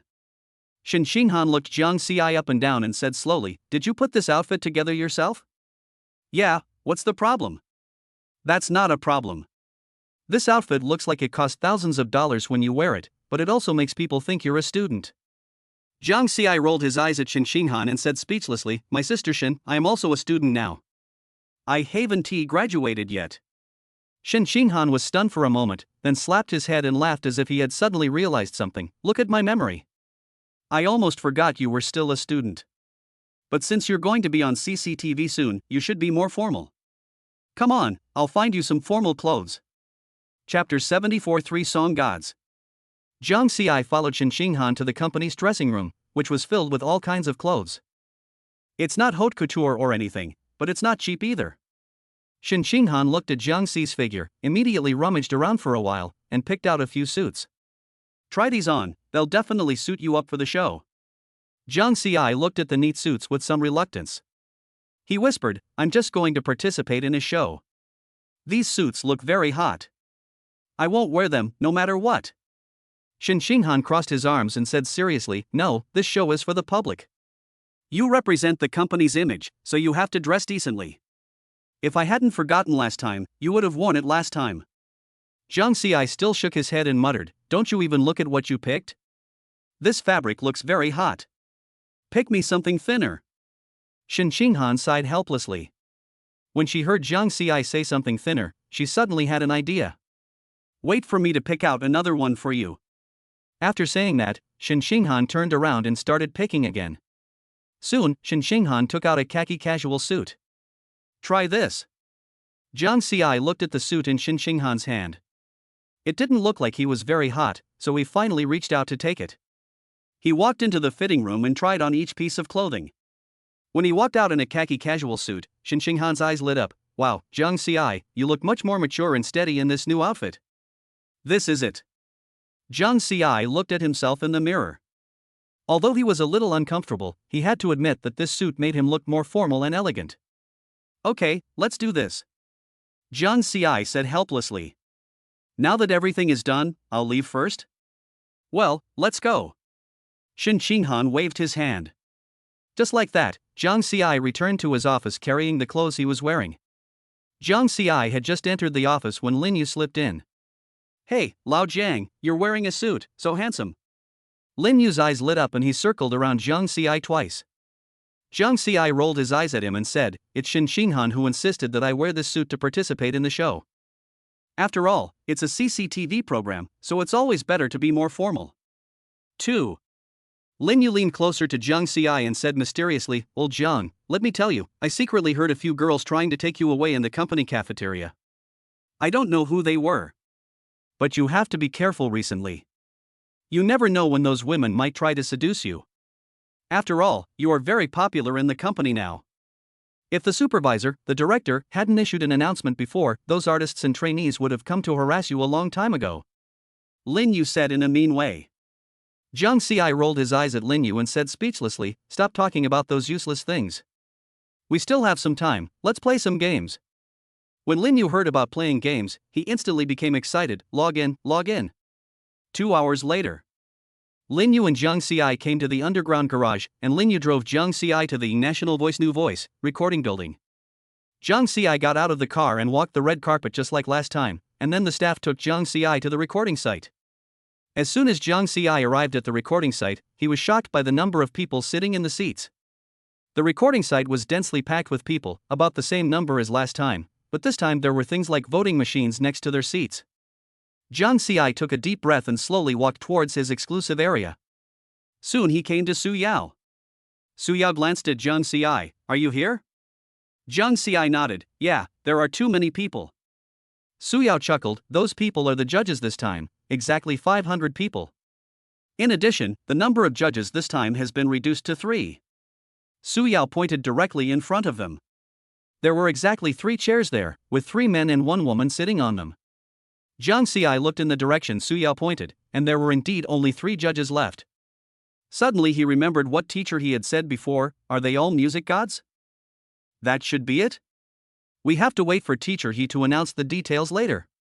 Jiang Ci nodded, and he withdrew his gaze from the judge's seat, and then he noticed Su Yao's clothes. She was wearing the black velvet suit that Jiang Ci had picked out for her before. Her exposed skin looked particularly white against the background of the clothes, and her temperament was a little cold and elegant, which was very suitable for the song Under the Sea. Jiang Ci stared at Su Yao intently, not knowing that his every move had already fallen into Su Yao's eyes. "Damn Jiang Ci, have you seen enough?" Jiang Ci snapped back to his senses and quickly looked away, muttering, Who looked at you? I just thought the clothes I picked for you looked really good on you." Su Yao raised her eyebrows and a meaningful smile appeared on the corner of her lips. Just as she was about to make a joke, she heard the lights at the recording site suddenly dim. Immediately afterwards, a spotlight lit up in the center of the stage, and teacher He walked onto the stage with steady steps, holding a microphone. "Welcome everyone to the taping of The Voice of China. I'm He Ling, your host. I'm sure you're all very familiar with this show, but this time, our competition format will be completely upgraded. Teacher He's voice echoed through the speakers in the huge recording studio, instantly igniting the atmosphere. The 500 judges in the audience were all whispering and discussing. John C.I. also took the opportunity to look away and look back at the stage. First of all, let's give this episode's 3 most influential judges a warm round of applause. They all hold pivotal positions in their fields and are truly worthy of the title of gods of music. As soon as Teacher He finished speaking, thunderous applause broke out at the scene. Then let me introduce these 3 heavyweight guests. Teacher He smiled and raised his hand to signal silence. First up, Xiaogua music artist Mr. Zhou Mingxian. The white-haired but energetic old man on the left stood up and bowed, and the audience immediately rang out, "Hello, Teacher Zhou." Zhang Xi looked at the old man who stood up and waved to the audience, his eyes full of confusion. Seeing this, Suya whispered in his ear, "Teacher Zhou Mingxian is a veteran in the music industry. Many classic songs are his works. How could you not recognize him?" Jiang Xi scratched his head awkwardly. The second one is our Xia country's god of music, and also the Golden Melody Award's best lyricist teacher Lin Yuexin. A middle-aged woman in a dark green cheongsam stood up gracefully and bowed, and the applause from the audience became even louder. Seeing this middle-aged woman, Jiang Xi's eyes became even more confused. However, after all, Jiang Xi had traveled through time and space, so it was normal that he didn't recognize her. Suya patiently whispered in his ear, "The lyrics written by teacher Lin Yuexin are profound, and many singers are vying to sing her works." The last one is also one of our guests from the previous episode, and also one of our Xia country's music gods, Mr. Chen Zhou, a very talented musician. Let's welcome them. There was thunderous applause at the scene, and Chen Zhou stood up and waved to everyone. After watching the 3 singing gods make their debut, Teacher He continued, "Next, I would like to introduce the newly upgraded competition system for this episode. Each contestant will perform a solo performance, which will be voted on by 3 judges. Each judge's vote represents 100 votes, and then 500 public judges will vote. The scores of the 2 will be added together to determine the final score." Chapter 75, The Infectious Seabed. Then we will begin with the first contestant's performance. Teacher He waved his hand, and soon the big screen on the stage started rolling, with the names of many contestants scrolling on it. The audience held their breath and stared at the screen. Suddenly, the screen froze, and the words Su Yao were clearly displayed. There was a burst of warm applause and cheers from the audience. When Jiang Xi saw Su Yao displayed on the big screen, the corners of his mouth twitched. He couldn't help but say to Su Yao beside him, "Your luck is unmatched." Su Yao glared at Jiang Xi and gently poked his shoulder with her fingertips. "Don't be so crow-mouthed, this is a good omen for a good start." Alright, I'll sing well later and try to win first place for me. Don't worry, I still have confidence in myself." After saying that, Su Yao trotted onto the stage, holding up the hem of her skirt with both hands. As soon as he reached the center of the stage, Teacher He couldn't help but ask, "Teacher Su, I wonder what you and Teacher Jiang were doing just now." Before Teacher He finished speaking, Su Yao took over the conversation with a sweet smile. "Teacher He, please stop teasing me. It's just Teacher Jiang who is cheering me up." She winked at the audience, and a burst of booing immediately broke out from the audience. Okay, then we will hand over the stage to Su Yao. Let us hold our breath and look forward to this audio-visual feast. As soon as Teacher He finished speaking, the stage floor instantly turned into a dark blue galaxy, and the entire stage was shining like the bottom of the sea. Su Yao held the microphone with both hands and closed her eyes. The big screen behind also displayed the song title, composer, and singer. Song, Under the Sea. Singer, Su Yao. Composer, Jiang Xi. Lyricist, Jiang Xi. Immediately afterwards, the lights on the stage suddenly turned off, leaving only a cold white spotlight shining on Su Yao. As the prelude of the song sounded, the judges sitting in the judges' seats also narrowed their eyes. Chen Zhou even murmured to himself, "Is the prelude so sad?" The scattered moonlight passed through the clouds, hiding from the crowd. The sea scales spread out, and the waves wet the white skirt. Trying to push you back, the waves wash away the blood. Want to warn you, listen to the depths of the sea. As Su Yao's voice gradually rose, everyone present also felt the emotions that the song wanted to express. Depression, despair, sadness. At the same time, Su Yao recalled the despair of the depression patients she had found in the past few days. Su Yao's eyelashes trembled violently, and memories surged like a tide. The patient diaries huddled in the corner of the clinic, and the desperate messages flashing in the late-night forum. Sadness welled up in her heart, and Su Yao's singing gradually became more suppressed and desperate. Listening to Su Yao's singing, the fingers of the 500 public judges in the audience unconsciously pressed on the voting machine, and many people's eyes were red. A girl in the front row took off her glasses and wiped her eyes. It was obvious that she was moved to tears by Su Yao's singing. As for why she was like this, perhaps it was because the girl heard the depression, despair, and sadness in Su Yao's singing. Apart from the singing, the entire venue was so quiet that one could only hear the occasional gasps. Zhou Mingxuan's Adam's apple rolled up and down, and his wrinkled hands tapped lightly on the table, as if feeling the vibrations in the melody. Lin Yuexin had already stopped writing with her pen, her eyes filled with shock and heartache.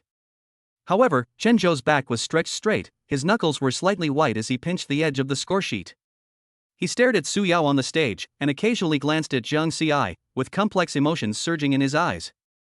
You like the salty smell of the sea breeze and the wet sand on your feet.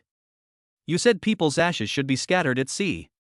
You asked me where I would go after I died, and whether there was anyone who loved me. Can the world no longer always put on a smile to those who are indifferent?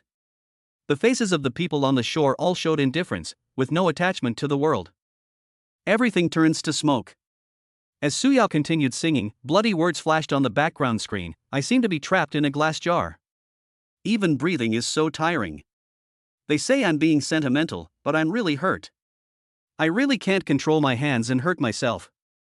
500 public judges looked at the big screen on the stage, and when they heard Su Yao singing, their hearts seemed to be hit hard.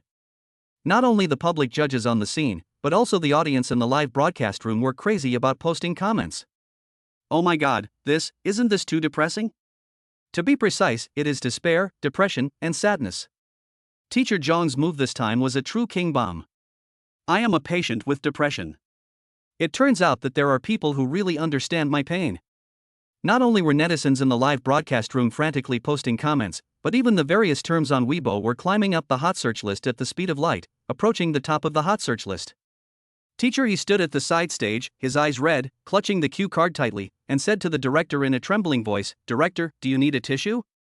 The audience seems to be moved by Teacher Su's song. The director's Adam's apple rolled as he stared intently at the constantly flashing data screen on the director's desk. His voice was hoarse. Get ready, all cameras, close-ups, capture the audience's reactions. He turned to look at the stage staff, notify the logistics department, and immediately move 300 packs of tissues to the auditorium. Quick! The live broadcast room's commentary was suddenly flooded with crying emojis, and the number of online viewers skyrocketed at a rate of 100,000 per minute. In a certain depression super topic, patients frantically took screenshots and forwarded stage clips, recorded screens, and instantly built up a huge number of comments under the top posts. It turns out that I am not an outlier, and for the first time, I feel that my feelings are seen. My family and parents said we were pretending, but we really weren't. I finally got the courage to take a picture of the pills today. On the stage, Su Yao's singing gradually came to an end. It's too late, your trembling arms. It's too late, no one can rescue you. It's too late. You obviously hate suffocation. As Su Yao's last syllable fell, the whole song also ended. As Su Yao's last syllable faded into the air, the scene first fell into a dead silence, and then thunderous applause exploded. Jiang Xi, who was sitting on the sofa in the audience, was also clapping hard. He didn't expect that Su Yao's singing on the stage this time would be so contagious. And for the first time, I felt that the names of the lyricists and composers on the stage were so eye-catching. He was really afraid that the excited audience would rush over and beat him up. This is my first time writing this type of article, so there are indeed many things I haven't considered. I'm so sorry. Chapter 76, The Song Shocks Everyone. On the stage, Su Yao opened her eyes. Some of her hair was stuck to her cheeks because of the singing. She looked at the waving arms and watery eyes in the audience, and suddenly she felt dazed. Applause flooded the stage like a tide, and she could hear her own heartbeat. After about a minute, the applause from the audience stopped. Seeing this, Teacher Yi quickly walked onto the stage, his eyes red but still smiling. Teacher Su Yao, the song is so shocking. I still have goosebumps all over my body. Su Yao bent down slightly and responded with a polite smile. Thank you for the compliment, Teacher He. I am very happy to be liked by everyone. At this time, a fan in the audience shouted Su Yao's name loudly, and then somehow all 500 audience members shouted Su Yao's name in unison, and even Jiang Xi's name was shouted. Su Yao, Su Yao, Su Yao. Jiang Xi. Jiang Xi sat in his seat, listening to the loud cheers from the audience. He couldn't help swallowing his saliva. He really didn't expect that this song could make the audience like this. Su Yao was standing on the stage and was also shocked by the scene, her eyes full of emotion. Teacher, he looked around and finally smiled and signaled for everyone to be quiet. Dear audience friends, please be quiet for a moment. Although I know that the song Teacher Su sang today was very shocking, our show still has to go on. Teacher, he coughed twice and said, let's move on to the next step. Please give us 1 minute to vote for Teacher Su. There is a green button next to the seat you are sitting on. Green is for voting. If you abstain, you don't need to press any button. Please start voting. Since this is the first time for these audiences to see this type of voting chair, it would be better for him as the host to explain it clearly. 1 minute later. Okay, our voting channel is now closed, and the number of votes received by Teacher Su Yao has been announced. However, before the final votes from the public judges are announced, the scores of 3 heavyweight guests are crucial. Let's ask Teacher Lin, Teacher Chen, and Teacher Zhou to vote for Su Yao. After He Ling finished speaking, she stepped aside and looked quietly at the 3 music masters on the judges' panel. At this time, the 3 people sitting in the judges' seat looked at each other, as if no one wanted to comment first. After hesitating for a minute, it was finally Lin Yuexin, the only woman among the 3, who broke the silence first. The song that contestant Su sang is called Under the Sea? Su Yao nodded, yes, Teacher Lin. I think the lyrics of this song are really well written, not just ordinary. Of course, Su Yao's singing skills and emotional expression are very good. I personally like it very much, and I believe that most of the audience friends here think it is very good. However, I have something I want to say here that I have been holding back for a long time.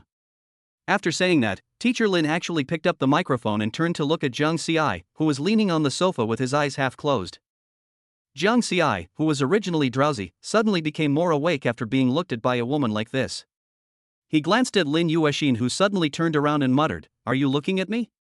As Jiang Xi expected, the next second Teacher Lin Yuexin slowly spoke, "Hello, Teacher Jiang." As soon as these words were spoken, almost everyone present turned their eyes to Jiang Xi, whether it was Su Yao and the host Teacher He on the stage, the composer and singer sitting next to them, or the 500 audience friends, all looked at Jiang Xi curiously. Jiang Xi swallowed his saliva. He had never been greeted so formally in front of so many people. Subconsciously, Jiang Xi stood up and was about to speak when he found that he didn't have a microphone. He Ling was quick-eyed and immediately ran towards Jiang Xi and handed his microphone to him. Jiang Xi tapped the microphone to test the sound before speaking, "Hello, Teacher Lin. Teacher Jiang, I have something that has been stuck in my heart for a long time, and I must say it today." Jiang Xi stared at Lin Yuexin. He was very curious about what this god of music would say to him. "Teacher Jiang, I think you should sit in my seat." Jiang Xi twitched the corner of his mouth and quickly waved his hands. "Shenlin Chu, please don't joke with me. How can I be a judge?" "Oh? Can't I? Then why do you amaze me so much with every song you sing? Before, I thought I was a demon after spending 20 years to become the god of music, but after seeing Teacher Jiang, I finally understood what a demon is. I started paying attention to you from the song Blue and White Porcelain, and this song is really good. You later wrote Qi Ling, a song that combines traditional Chinese opera with traditional Chinese style, which really surprised me. And the song Under the Sea sung by Teacher Su Yao today was very emotionally infectious. The depression, despair, and sadness were all perfectly expressed through your lyrics and melody. Almost every song you sang is a classic. Teacher Jiang, being able to write such a good song at the age of 20-something is truly unprecedented. At least I can't reach your level." Jiang Xi felt a little embarrassed by the praise and scratched his head. "Teacher Lin, you're too kind. It's mainly because the singer has good singing skills. Otherwise, no matter how good the song is, it wouldn't have such a good effect." Lin Yuexin smiled and shook her head. "Teacher Jiang is too modest." Then Lin Yuexin seemed to have thought of something, and smiled at Teacher He embarrassedly and said, "Teacher He, I'm sorry, I accidentally said too much. Did I delay the program?" Teacher He shook his head. Holding the microphone the director had just handed him, he said, "There's no delay." Teacher Lin spoke very well. "So, what are your votes?" Lin Yuexin smiled slightly, turned around and raised the sign with the number 1 on it. Seeing Teacher Lin like this, Su Yao immediately bent down and bowed, "Thank you, Teacher Lin." Then it was Mr. Chen's turn to vote. He cleared his throat and said, "Su Yao's singing was excellent, and the lyrics and music of this song are even better. Mr. Jiang Xi's talent in songwriting is amazing, and each song has its own unique charm. I wanted to say more, but Teacher Lin said everything I wanted to say." Then I won't say much. After saying that, he also raised a sign with the number 100 on it. The atmosphere became increasingly heated, and everyone's attention was focused on the last teacher, Teacher Zhou. Teacher Zhou slowly stood up and said, "Su Yao's song Under the Sea expresses the feelings of people with depression. I have to say that the lyrics and music are perfect, and the singing is even more perfect. But my words are the same as Chen Zhou's. Teacher Lin has said everything that should and shouldn't be said. So I give it 100 points, but..." He Ling on the stage was originally ready to open the microphone with passion, but after being tricked by Teacher Zhou, she was completely silenced. He Ling immediately asked, "Teacher Zhou, do you have anything else to ask?" Teacher Zhou nodded, then turned to look at Zhang Xiai and asked, "Teacher Jiang, although this song, Under the Sea, is very good, the meaning of the whole song is just to express despair."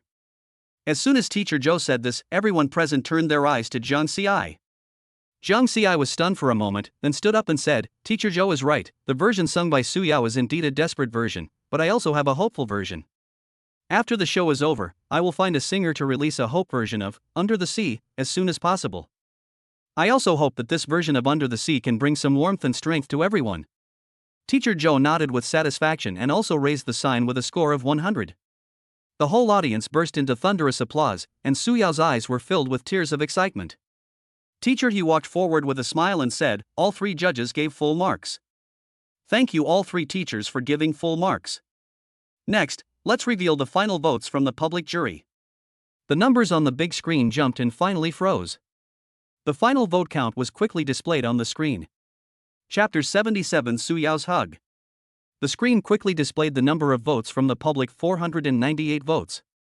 When He Ling, the host, saw the number of votes displayed on the big screen, he couldn't help but gasp. Although he had expected this result, he still couldn't help but marvel at it. Immediately, he picked up the microphone and shouted, "Everyone, the public votes have been announced, 498 votes. Combining the votes of our three song gods, Su Yao's final vote count is 798. As He Ling spoke, the number of votes on the big screen changed from 498 to 798. The scene instantly erupted in thunderous cheers. Su Yao stood in the center of the stage, tears of excitement flashing in her eyes. She didn't expect that she could get such a high number of votes. The judges in the audience were also shouting her name crazily. Even the live broadcast room was instantly flooded with comments, and the screen was full of praise and congratulations for Su Yao. Live barrage, crazy screen swiping. Help! 798 votes. What kind of incredible score is this? Can I just become a god? Goosebumps from the beginning to the end. Su Yao's Under the Sea made me cry uncontrollably. Zhang Xiai, come out and get the praise. What kind of amazing lyrics and music are these? Please, let's create a creative CP right here. Teacher Lin Yuexin's words are so true. Zhang Xiai is the future light of the Chinese music scene. I suddenly realized that Mr. Zhou is really good at making things happen.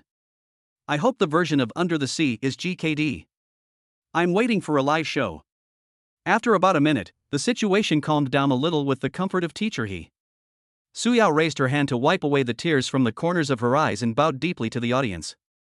The ends of her hair were still stained with tiny spots of light reflected by the stage lights. She held the microphone tightly with both hands and spoke slowly, "Thank you all for your recognition, and thank you Teacher Jiang for writing the song.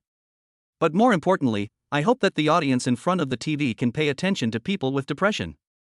Thank you. Teacher He's eyes were red. She patted Su Yao's shoulder gently and turned to face the audience. Teacher Su Yao not only conquered us with her singing, but also moved everyone with her sincerity. Then we will ask Teacher Su Yao to step down and rest, and then we will invite the second teacher to come on stage. After Teacher He finished speaking, Su Yao thanked Teacher He and then walked down with her skirt lifted. When passing by other singers and composers, almost every composer and singer sent sincere blessings to Su Yao, which made Su Yao very happy and excited. Soon Su Yao walked in front of Zhang Xiai. Zhang Xiai glanced lazily at Su Yao in front of him and then said, "Well done, this song is worth it. Okay, sit down and rest first." Zhang Xiai patted the sofa. But Su Yao acted as if she didn't hear it. She pulled Zhang Xiai up directly and then hugged Zhang Xiai tightly. This hug not only stunned Zhang Xiai, but also made the entire scene quiet, with hundreds of pairs of eyes staring at the two of them intently. There was curiosity and confusion in their eyes, but more of them wanted to eat melons. Zhang Xiai was stunned for a moment. After he reacted, his face quickly turned red to his ears and his body became stiff. Jiang Xi could even feel Su Yao's heartbeat. There was an instant burst of exclamations and whistles from the audience, and the barrage in the live broadcast room rolled wildly again. I'm so excited. What kind of magical interaction is this? Goddess Su is so brave. Is this the charm of straight ball? Jiang Xi's reaction is definitely embarrassing. Su Yao hugged Jiang Xi, her voice trembling. Thank you, thank you. Jiang Xi hesitated for a moment, but still patted Su Yao's back gently and said softly, Okay, let go quickly, everyone is watching. Su Yao then slowly let go of her hand, her face full of shyness. At this moment, teacher, he reacted and said jokingly, It seems this song has brought the two of you closer together. Don't you agree? The audience cheered in unison. Jiang Xi listened to the cheers of the audience and wished he could find a hole to crawl into. He felt a little embarrassed to have so many people watching Su Yao hug him. Even at this point his face was still slightly red. On stage. He Ling looked around with the microphone in hand, then said, Next, we would like to invite the second contestant to the stage. Please look at the big screen. He Ling stepped aside after she finished speaking. At the same time, except for Su Yao's name, the names of other singers instantly scrolled on the big screen. The singers below were looking at the big screen on the stage. They felt terrible and even more nervous. After all, no one wanted to be the second one to go on stage. It was Su Yao who was the first to go on stage and made the place look like this. If they were the second to go on stage, it felt like none of the public judges would vote for them, so they kept praying in their hearts, Don't pick them, don't pick them. Compared to everyone's nervousness, Jiang Xi and Su Yao's group was relaxed and comfortable. Jiang Xi glanced at Su Yao, leaned close to Su Yao and whispered, Su Yao, I really didn't expect this. What? What didn't you expect? I didn't expect you to be so bold. Don't be so ungrateful. Su Yao glared at Jiang Xi. At this moment, the scrolling of the big screen stopped abruptly, and the two big words Jinghan suddenly appeared in front of everyone. The so-called Jinghan is the hot guy who appears in chapter 49. A suppressed gasp came from the backstage. Jinghan, who was wearing a silver-gray suit, clenched the corner of his clothes, and his knuckles turned white. As a first-line singer famous for his ethereal voice, beads of sweat appeared on his forehead at this moment. When his name froze on the big screen, his heart almost jumped out. When Teacher He's enthusiastic announcement sounded, he took a deep breath, but stumbled half a step the moment he stepped onto the stage, causing a few discussions from the audience. The live broadcast room was instantly boiling with comments. The man chosen by fate. The unlucky guy chosen by God. Taking over Su Yao's place, isn't this just giving yourself away? Jinghan's legs are shaking. The production team is so inhumane. I suggest Jinghan just lie down. No one else can win 798 votes. Jiang Xi and Su Yao, please give some encouragement. The child is about to cry. Bet 50 cents, Jinghan will break his voice. Teacher, he quickly walked to the center of the stage and forced himself to be enthusiastic. Let's welcome Jinghan with the warmest applause. Now let's hand the stage over to Jinghan. Jinghan forced a smile, and soon a soothing prelude sounded from the speakers. He never thought that he would be the second one to go on stage. He was just laughing, wondering who the unlucky guy would be who would go on stage after Su Yao, but he never expected that it would be him. He wanted to slap himself now. Dear Godfathers, let us generate some electricity for love. Some readers said that there is a lack of barrage interaction, but I always feel that this is a bit watery, although it is usually quite watery. I will add some barrage later. Chapter 78 New Rules, both parties choose each other. 2 hours later.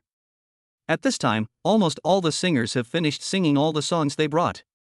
The votes between each other have come out. The votes were as follows. Jinghan, 398 votes. Zhang Yuqing, 498 votes. Su Huichuan, 499 votes. Lang Yu, 568 votes. Su Yao, 798 votes. Lin Qier, 501 votes. The votes of the 9 people were displayed on the big screen, and Su Yao's votes became the first place by a cliff. However, Jiang Xi had no time to look at the big screen at this moment. He was eating the food brought by the staff and didn't even look at the big screen above. Half an hour ago, Jiang Xi was so hungry that he couldn't stand it anymore, so he bent over and went to where the staff were working. He directly grabbed the staff and asked for some food. The staff were also startled by his sudden action, but seeing Jiang Xi's expression, they quickly gave him some food. That's why Jiang Xi doesn't have time to look at the big screen now. Su Yao, who was standing by, touched Jiang Xi with the back of her hand and said softly, "Stop eating and look at the big screen." Jiang Xi's mouth was full of food, and he replied vaguely, "Okay, it just so happens that I'm full too." Teacher He, holding the microphone on the stage, said with a smile, "Now all the singers have finished their performances. I believe everyone has seen their ranking. However, the rules this time have been slightly changed compared to last time." When Jiang Xi heard this, he instantly became alert, sat up straight and stared at the stage. Other singers and composers, like Jiang Xi, stared at He Ling intently. Teacher He continued, "The difference between this time and the last time is the number of eliminations." You heard it right, it's the elimination number. The difference between this round and the last one is that this round will eliminate the two groups with the lowest votes. As soon as these words were spoken, the scene suddenly became quiet and the atmosphere became tense and depressing. The faces of those singers with lower votes turned pale instantly, and their eyes were filled with fear and anxiety. Jing Han's eyes were dull and his lips were trembling slightly. Although he knew from the beginning of the performance that he was about to be eliminated, he was still unwilling to accept it. "I was just unlucky and appeared after Su Yao, which led to my mistake. I am not really that bad." Teacher He paused and continued, "Next, let's announce the two groups of singers who were eliminated." Everyone at the scene held their breath, and it seemed as if they could clearly hear their heartbeats. The two groups of singers who were eliminated are Jing Han and Zhang Yuqing. One is Jing Han, a first-tier singer famous for his ethereal voice, and the other is Zhang Yuqing, a second-tier singer known for his unique rock style. Upon hearing this result, Jing Han stood there in a daze, his eyes full of disbelief and loss. He clenched his fists, his nails almost digging into his palms, and his lips trembled, as if he had 1,000 words to say but didn't know where to start. Zhang Yuqing held back her tears, forced a smile to the audience, and then slowly left the venue. In about a minute, the composer and singer, a total of 4 people, left the venue. The people who stayed in the venue had different moods. Su Yao felt a little sad. Although she was not very familiar with these two people, just an acquaintance, but as singers participating in the same program, it was inevitable that she would feel a little sad. Jiang Xi frowned, curled his lips, and whispered to Su Yao beside him, "It's quite cruel to eliminate 2 people at once."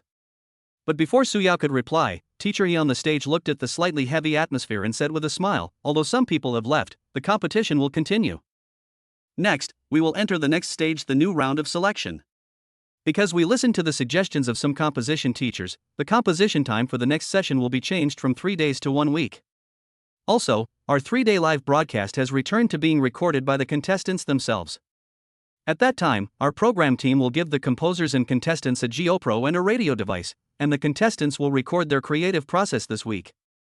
We will also include the footage shot by the contestants in the official episode. Of course, the director team also hopes that the contestants will shoot well, otherwise it will not be included in the main film and will only be included in the extra episode. Teacher He announced the rules with a smile. There was a discussion at the scene. Some singers felt that having more time was a good thing, while others were worried that recording by themselves would cause many inconveniences. Jiang Xi touched his chin and thought that it would take a week, so he must make up for the sleep he had lost in the past few days. Su Yao touched him lightly and asked, "Who are you going to choose to cooperate with?" Jiang Xi raised his eyebrows and said confidently, "It's all the same." At this time, Mr. He on the stage began to introduce the selection rules. There have been some minor changes to our selection rules this time. We won't be forming teams by drawing lots this time. Instead, we adopt a 2-way selection approach. As soon as Teacher He finished speaking, the scene exploded again. The singers and composers began to whisper to each other, secretly considering their choices. Jiang Xi's eyes lit up. This method was exactly what he wanted. He had long wanted to collaborate with a male singer. Su Yao looked at Jiang Xi's eager look and couldn't help but roll her eyes at him. Soon, the selection process officially began. However, unlike what He Ling thought, almost all the composers and singers did not move. He Ling could still imagine that the composer did not move, but what he did not expect was that the 7 singers present did not move either. Jiang Xi leaned lazily on the armrest of the sofa, looking at the singers and songwriters. Jiang Xi wondered what these people were waiting for. Just as He Ling couldn't help but speak, Long Yu, who had been silent all this time, suddenly stood up. She walked directly to Jiang Xi with her long legs and said with a smile, "Teacher Jiang, our last cooperation was great, so I would like to work with you again." Is that possible? Jiang Ci was a little surprised. He didn't expect Lung Yu to take the initiative to find him. However, Jiang Ci did not move. Instead, he said, "Sorry, I want to choose a male singer this time." Lung Yu was slightly startled, and the disappointment in her eyes flashed away. Then she smiled and said, "So Teacher Jiang is going to select a male singer this time. I'm really sorry to bother you. I hope Teacher Jiang can find a suitable partner." After that, she returned to her seat gracefully. After Lung Yu left, Su Yao nudged Jiang Ci with her elbow and asked, "Do you really want to choose a male singer?" "Nonsense, I've already said it, how can I not choose?" "Then you won't choose me?" Su Yao asked. "Choose you?" "Yeah, I'm not bad at singing, what do you think? And we have so many layers of relationship." Su Yao even held Jiang Ci's hand. Jiang Ci curled his lips, looked at the hand held by Su Yao, and pulled it back helplessly. "Su Yao, although you sing well, don't try to seduce me." "My will is very firm." "Humph, who seduced you?" While Jiang Ci and Su Yao were talking, a group had already successfully formed a team. Although some singers really wanted to work with Jiang Ci, they had just been rejected by Lung Yu, so those people suddenly didn't dare to come to Jiang Ci. Among them are the king of singers, first-tier stars, and second-tier stars. They are both hesitant and eager. Finally, at this moment, Su Huichuan, who had been silent all this time, suddenly stood up. He walked up to Jiang Ci and said with a firm look in his eyes, "Teacher Jiang, I admire your talent very much. I'm also a male singer. I wonder if I have the honor to work with you." Jiang Ci looked Su Huichuan up and down, then stood up and said, "Sing a few lines for me?" Su Huichuan nodded and started singing immediately. After finishing the song, Jiang Ci pondered for a moment, then nodded and said, "Solid singing skills, not bad." "Then Teacher Jiang." Before he finished speaking, Jiang Ci nodded and said, "Okay, let's work with Teacher Su." "It just so happens that I've wanted to work with a male singer for a long time." The two smiled and shook hands before returning to their respective seats. The news that Jiang Ci and Su Huichuan had successfully formed a team spread, and the audience who saw this scene around burst into exclamations and discussions. Seeing that Jiang Ci already had a partner, the other singers sped up the process of forming a team. When Su Yao saw that Jiang Ci chose Su Huichuan, she felt a little disappointed, but she quickly adjusted herself and began to look for other composers. After a while, the remaining singers and composers also found their partners, and the selection process was successfully completed. Jiang Ci sat on the sofa and whispered to Su Yao, "Teacher Su Yao has solid singing skills, but he's already in his 30s and almost 40. I'm suddenly a little unsure. Will I be eliminated in the next episode? Chapter 79. This thing is quite expensive, right? You deserve it. It's just right that I wasn't chosen and eliminated." As she spoke, Su Yao reached out and flicked his forehead. "However, don't pretend here. If you really don't have a clue, how can you agree so readily?" Su Yao snorted lightly. "With your level, as long as you write a good song, you can still be eliminated? But then again, the creation time is extended to a week this time. How do you plan to arrange it?" Jiang Ci didn't pay attention to the incident of tapping his forehead just now. Instead, he said lazily, "Let's get some sleep for 2 days first, and then we'll think about it slowly later." The two were talking in low voices when Yiling, who was on the stage, saw that everyone had chosen their partners and then returned to the stage. "I think everyone has already formed their own teams. The camera has clearly captured everyone forming teams, so I won't introduce them one by one here. The audience will know when the time comes." Yiling held the microphone in one hand and scanned the audience with a smile. Next is what everyone is most concerned about: the announcement of the style of the new issue. He deliberately dragged out the last syllable to create enough anticipation. The audience and the composer in the audience were all staring at Yiling on the stage. However, Jiang Ci was an exception here. He changed to a more comfortable position and sat on the sofa. Seeing everyone staring at him eagerly, Yiling decided not to keep everyone in suspense and immediately said, "There are some changes to the rules of this round compared to the last one.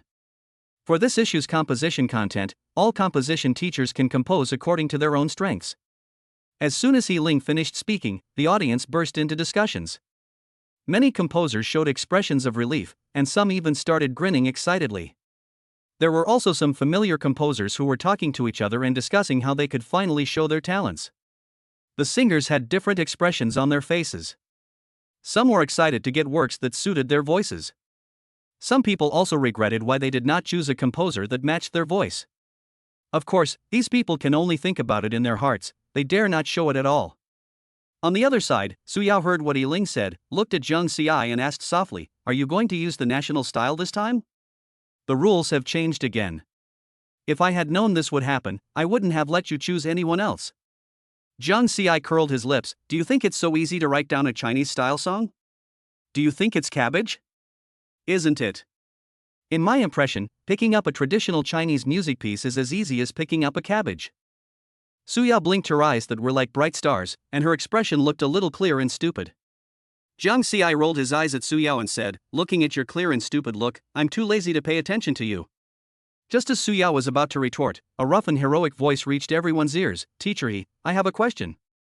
Su Yao, all the audience, and even the judges looked at the person who spoke. Teacher He looked at Yang Wanli and asked, "Excuse me, Teacher Yang, do you have any questions?"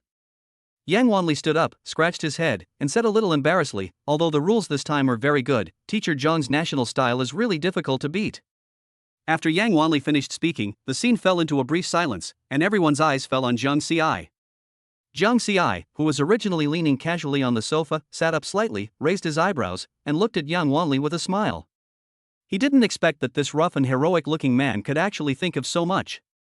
It seems that people in the entertainment industry are not ordinary people. Teacher He was stunned for a moment, but quickly reacted and smiled to smooth things over. "Teacher Yang, are you too intimidated by Teacher Zhang's traditional Chinese style works?" But competitions are exciting precisely because of the collision of different styles.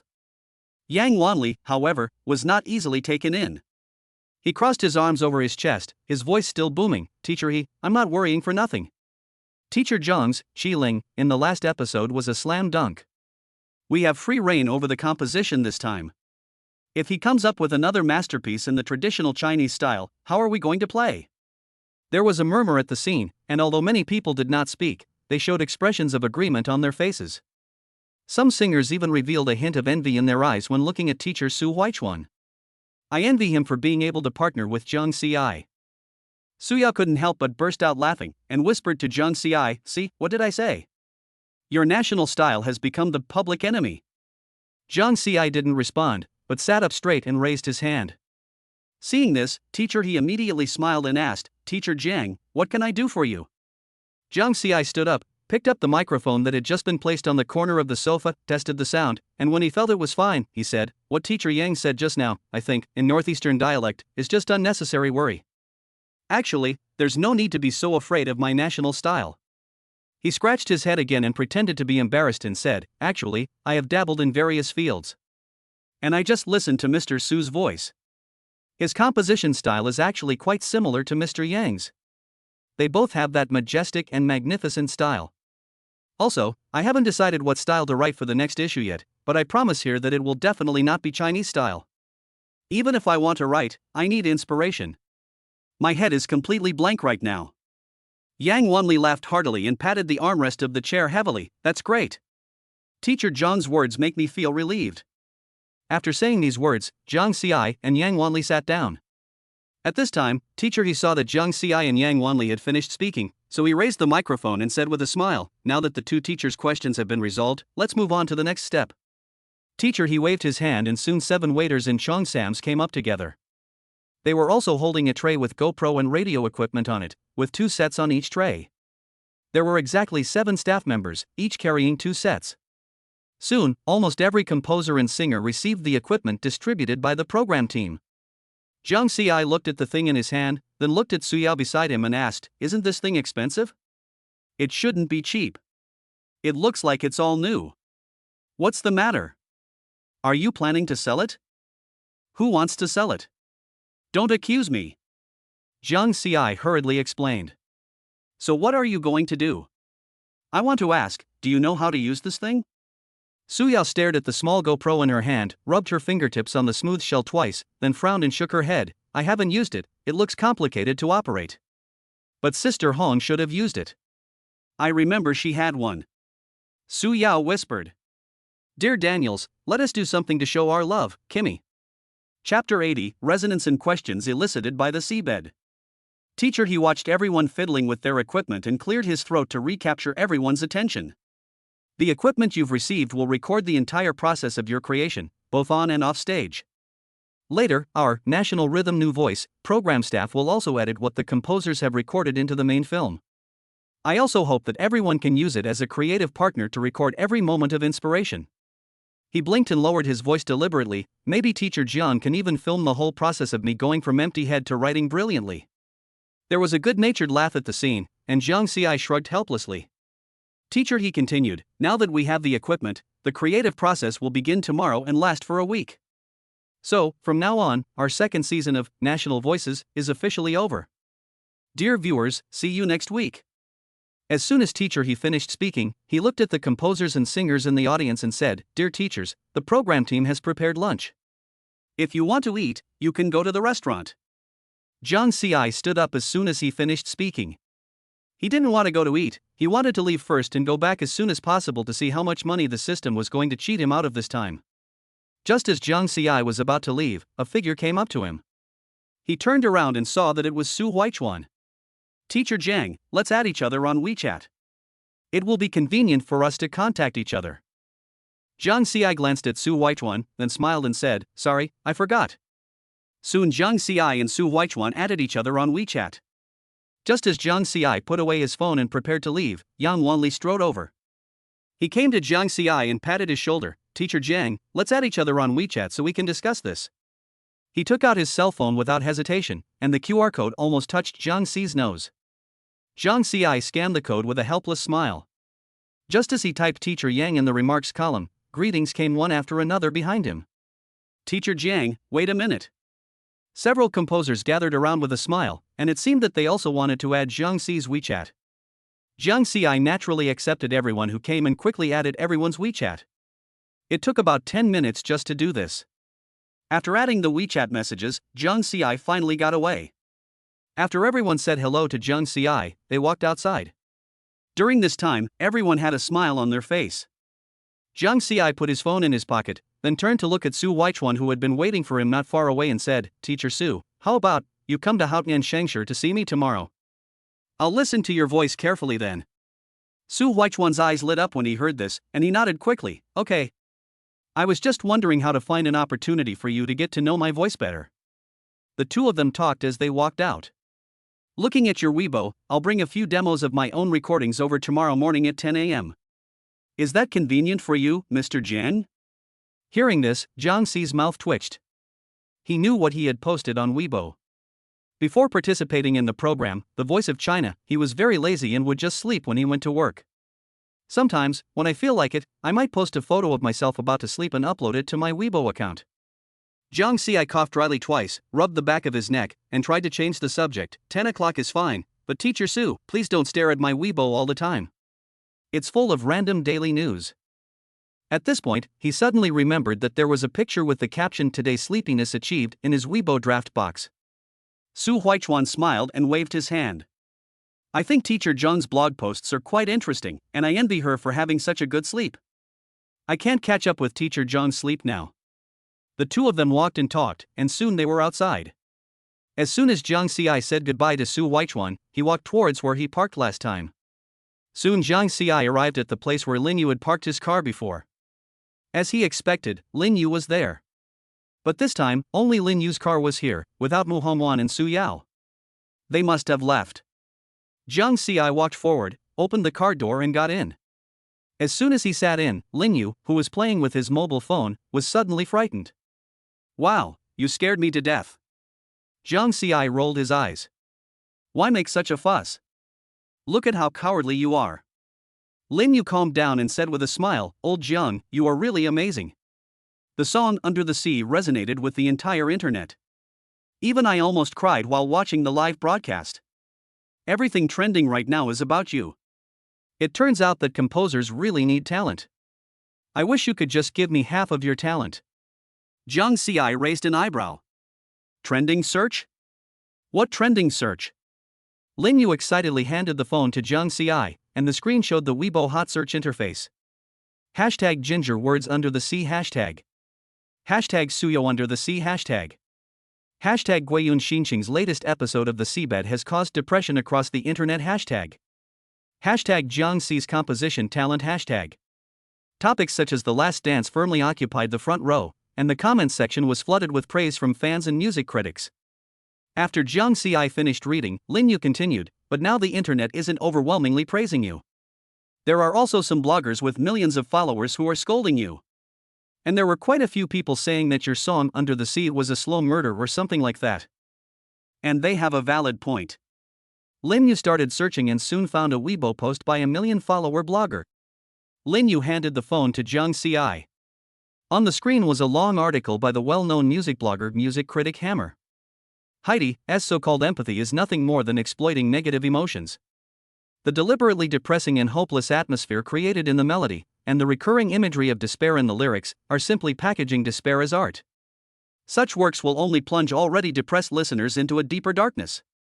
Depression under the guise of healing is essentially a disrespect for life. Have you ever thought about what would happen to a person with depression after listening to your song? The accompanying picture is a screenshot of the lyrics of Under the Sea, with the key words and phrases circled in red. The comments section was already abuzz with controversy, with some supporting the blogger leaving comments like, "I've been feeling miserable all day after listening to this song. This isn't music at all, it's mental pollution.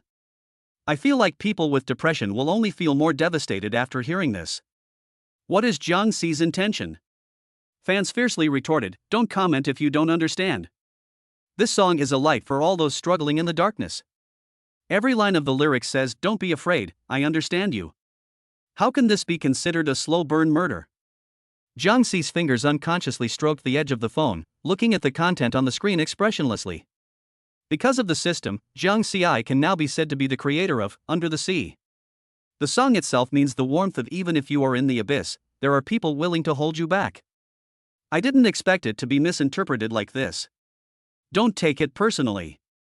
Lin Yu seemed to sense his emotions and patted him on the shoulder. These bloggers just love to attract attention by creating controversy.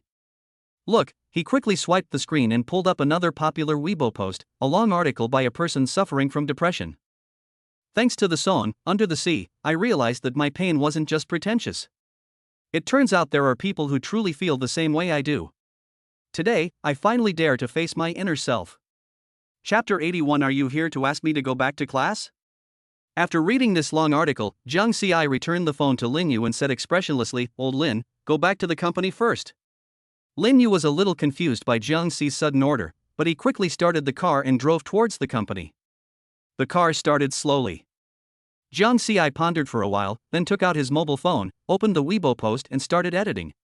Jiang Ci typed quickly with his fingertips, and soon a paragraph was typed out. Jiang Ci also tagged those bloggers who had scolded him. Jiang Ci quickly posted this Weibo post. "I'm not well educated, so I can't speak literary language, but I still want to say something about the online doubts. You three online music critics, stop barking like dogs and stay still. Do you think I can't think of things you can think of?" At music critic Hammer at music poison tongue at hearing the truth. After Jiang Ci posted this Weibo post, he put his phone aside. Lin Yu, who was driving nearby, saw a smile on Jiang Ci's face and immediately asked, "You were expressionless just now, why are you smiling now?" Jiang Ci raised an eyebrow and said, "I anticipated the furious expressions of those music critics after they saw my Weibo post. I found it funny." "What did you post?" "You drive first, and then we'll see when we get to the company." The car arrived at the company quickly, and Jiang Ci and Lin Yu walked arm in arm back to Composition Group 3. As soon as he arrived at Composition Group 3, a colleague sitting near the door said to Jiang Ci, "Old Jiang, your supervisor asked you to go to her office when you return." Jiang Ci nodded, "I understand." He separated from Lin Yu and walked towards the supervisor's office. On the way, he had basically guessed what Shen Xinghan wanted to talk to him about, which was nothing more than that Weibo post. Soon Jiang Ci arrived at Shen Xinghan's office. He knocked on the door and went in directly. As soon as he sat down, Shen Xinghan looked at Jiang Ci and asked, "Did you post that Weibo? Could it be that Lin Yu used your phone to post it?" "Don't talk nonsense, Lin Yu is a good assistant, I sent it myself." Jiang Ci continued, "First, they insulted the message that this song was trying to convey to the public, and second, I simply disliked them." "May I ask what instructions Sister Shen has for you next?" Jiang Ci sat casually on the chair with a very casual expression, as if he didn't care at all. Shen Xinghan chuckled and said, "There aren't any instructions. He's just a clown on the internet. But I still want to ask if you have any solution?" Although the company has a solution, the general manager said that we should listen to your idea first. After all, you said in your Weibo post that you have a solution. Jiang Ci shrugged and was about to speak when his phone suddenly rang. I'll answer the phone first. As he spoke, Jiang Ci walked out while opening his phone. The name Gu Wanwan on the screen was particularly eye-catching. Why would she call me? Jiang Ci didn't speculate too much. After returning to his office, he answered the phone. Hello? Sister Wan, what can I do for you? Gu Wanwan's slightly teasing voice came from the other end of the phone. Hey, Mr. Jiang, I wonder if calling you now will bother you. It's okay, sister. Things on the internet are nothing. That's fine. I've also read what's going on online. I'm usually quite annoyed by those music critics, and this time you've hit the nail on the head. Gu Wanwan's tone was filled with disdain. You keep giving advice to music under the guise of a professional, but in reality you're just a clown trying to gain attention. Jiang Ci listened to Gu Wanwan's words and then said, let's not talk about those clowns for now. Sister Wan, are you calling me this time to ask me to go back to class or take the exam? This wasn't Jiang Ci's blind guess. After all, he hadn't been back for a long time, so it was normal for him to have such thoughts. Upon hearing this, Gu Wanwan laughed so hard on the other end of the phone. What are you thinking about? When your face appears on CCTV, you no longer have to go to class. Besides, how could I dare let you go back to school now? With your current popularity and all those titles, I'm afraid the students won't even listen to the class anymore and will just surround you. But, although I'm not here to teach you a lesson, I do have something to talk to you about. Would it be convenient for you to come to school tomorrow? Gu Wanwan asked. Okay, there's still time tomorrow, but I might have to bring one more person. No problem, just come back. After saying that, Gu Wanwan hung up the phone directly, not paying any attention to Jiang Ci who was holding the phone. Jiang Ci's mouth twitched, and he was a little speechless. Is this woman crazy?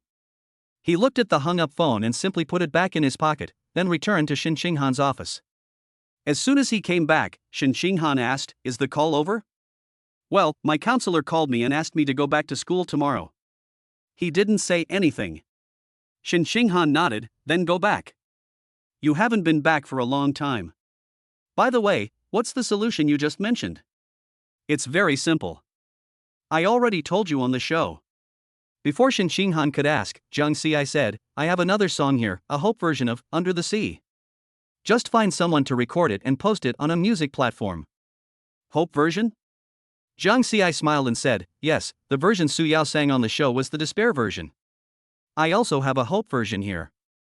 When I wrote this song, I anticipated this outcome, so I wrote an extra version. So will Su Yao sing this time? Shin Qinghan asked. Jiang Ci nodded and shook his head. What do you mean? Shin Qinghan was puzzled. Jiang Ci frowned and organized his words in his mind, but he seemed to have no idea how to say it. When Shin Qinghan looked at the person in front of her who couldn't say a complete sentence for a long time, she burst into laughter out of anger. Where's the momentum you had just used to confront me? Sister Shin, I just don't know what to say.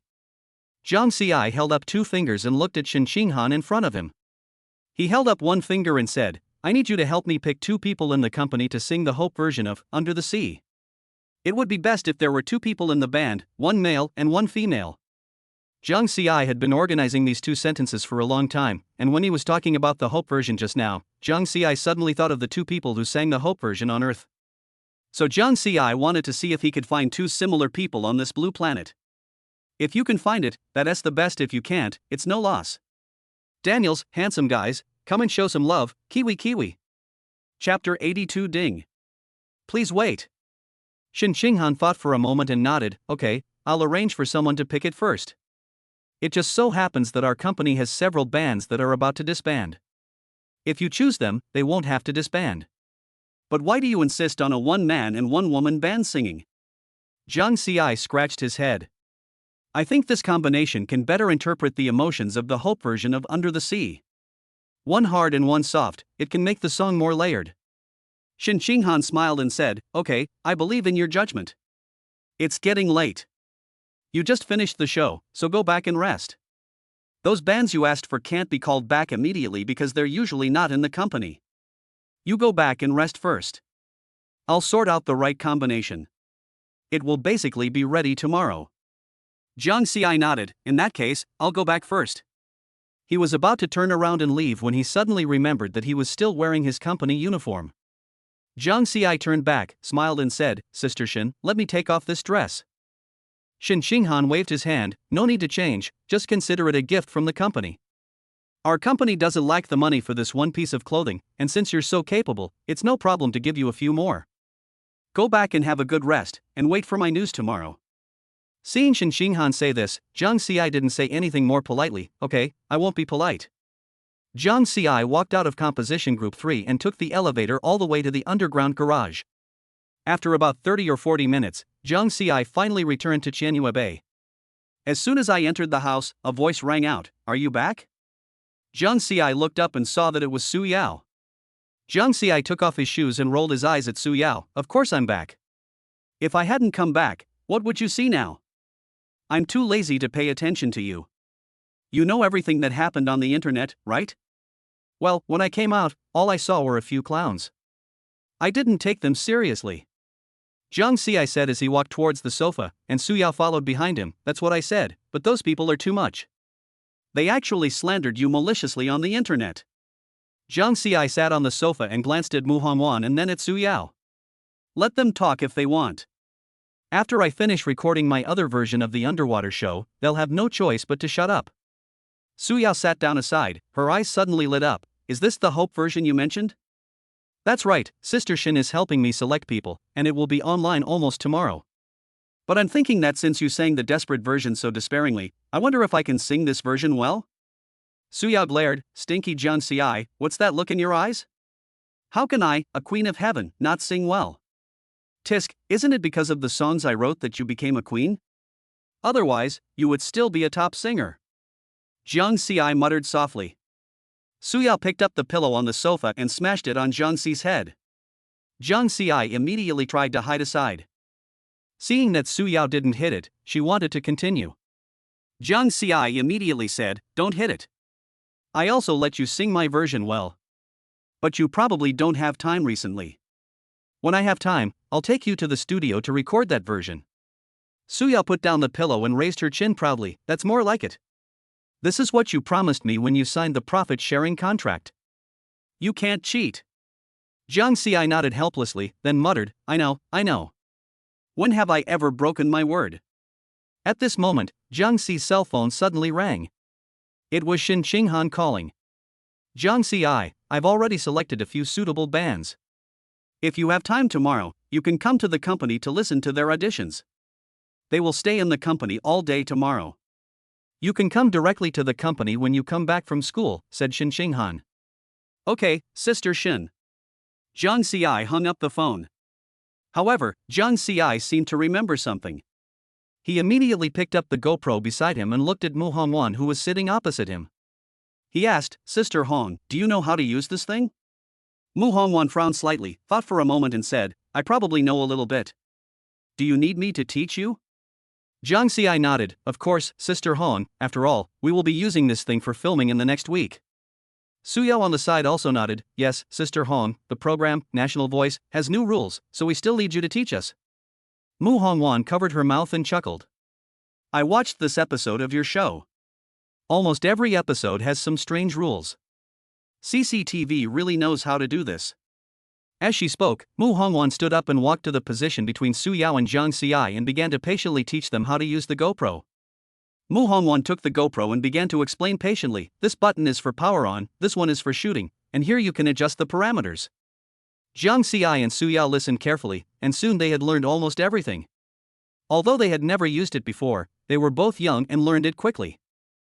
Su Yao was fiddling with the GoPro in her hand. Suddenly, she pointed the camera at Jiang Xi, who was sitting on the sofa, and said with a smile, "Come on, Jiang Xi, smile." Jiang Xi curled his lips and put his hand up to block the camera. "Don't take any random shots, be careful, the CCTV people will use this as material, then our relationship will be exposed." Jiang Xi said this with a wicked smile. Hearing this, Su Yao also realized it, and she immediately put away the camera. Jiang Xi also picked up the camera and walked into the room. As soon as he arrived in the room, Jiang Xi immediately called up the system. "System, help me choose a song that matches Su Huichuan's voice." Suddenly, an electronic synthesized sound rang out in the room. A pale blue virtual panel slowly unfolded before Jiang Xi's eyes, and the cold mechanical sound of the system echoed in Jiang Xi's ears. Host needs have been detected. Based on Su Huichuan's vocal range, timbre, and emotional expression ability, songs such as Wanjiang, Along the River during the Qingming Festival, and The New Drunken Concubine are recommended. Seeing the songs recommended by the system, Jiang Xi's face twitched. He really wanted to slap himself in the face for being so mean. He should have shut up when he was working on National Sounds, and even said that he didn't need any Chinese-style songs. But now the system recommends only songs that contain Chinese traditional elements. Jiang Xi coughed lightly. System, no songs with Chinese elements. Ding. Please wait. Chapter 83. Jiang Xi hollowed out by the system. After a while, the system sounded again. Screening completed, recommending songs to the host. The brightest star in the night sky, Young China says, 10 years. This song has a beautiful melody and sincere emotions, which is in line with Su Huichuan's voice characteristics and emotional expression needs. Jiang Xi looked at the recommended songs, and his mind unconsciously recalled Su Huichuan's voice. It's indeed quite suitable, and these songs are all classics. And these songs don't have any Chinese-style elements. But Jiang Xi thought for a while and asked, System, these songs are not cheap, right? The system quickly responded, Host, the RMB required to purchase these songs is 500,000, 1 million, and 1,200,000 respectively. When Jiang Xi first heard the price of the first song, he was very happy, but the more he listened, the uglier his expression became. Jiang Xi was silent for a moment. Just as he was about to speak, the system's cold, mechanical voice rang out again. Since the host's remaining RMB is insufficient to cover the cost of 3 songs, the system is hereby opening a limited time offer. As long as the host hands over all the RMB on him, the system can directly redeem the 3 songs for the host. Jiang Xi listened to the cruel words of the system in his mind. If the system had not had a human form, he would have beaten the system up. He lay on the bed staring blankly at the ceiling.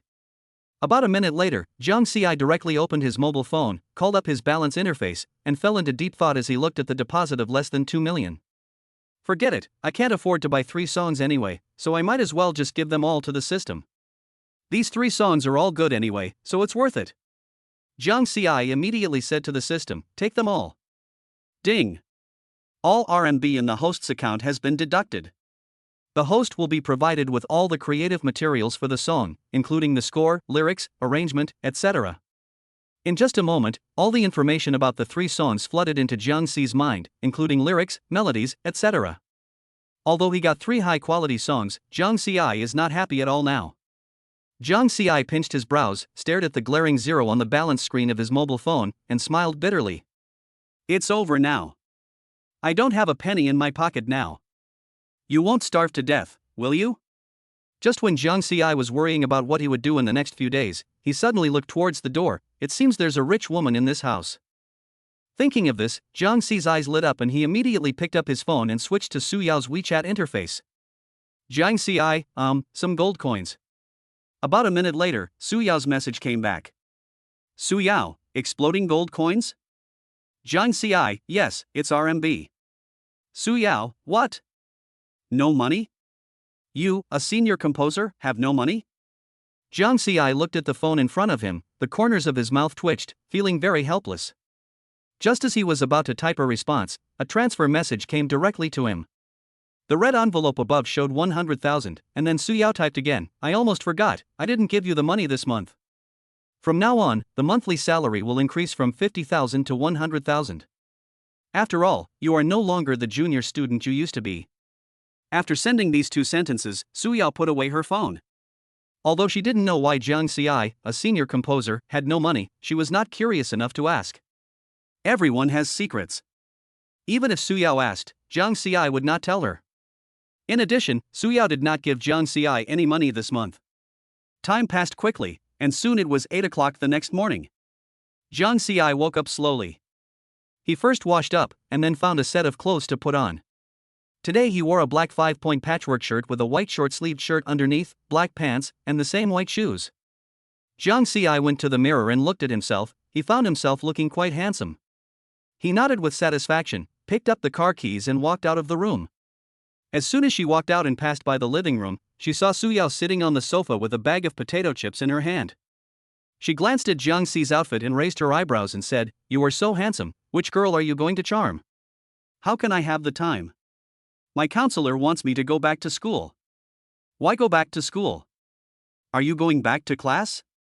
Given how popular you are now, Wanwan probably hopes you don't go back to school, right? Su Yao said.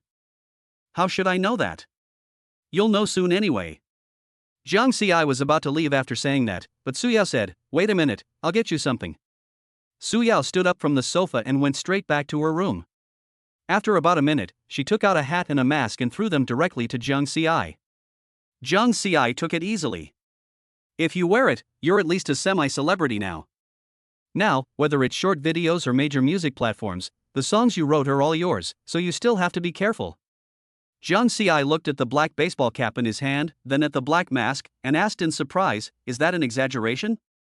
I'm just a songwriter, not a celebrity. Su Yao rolled her eyes.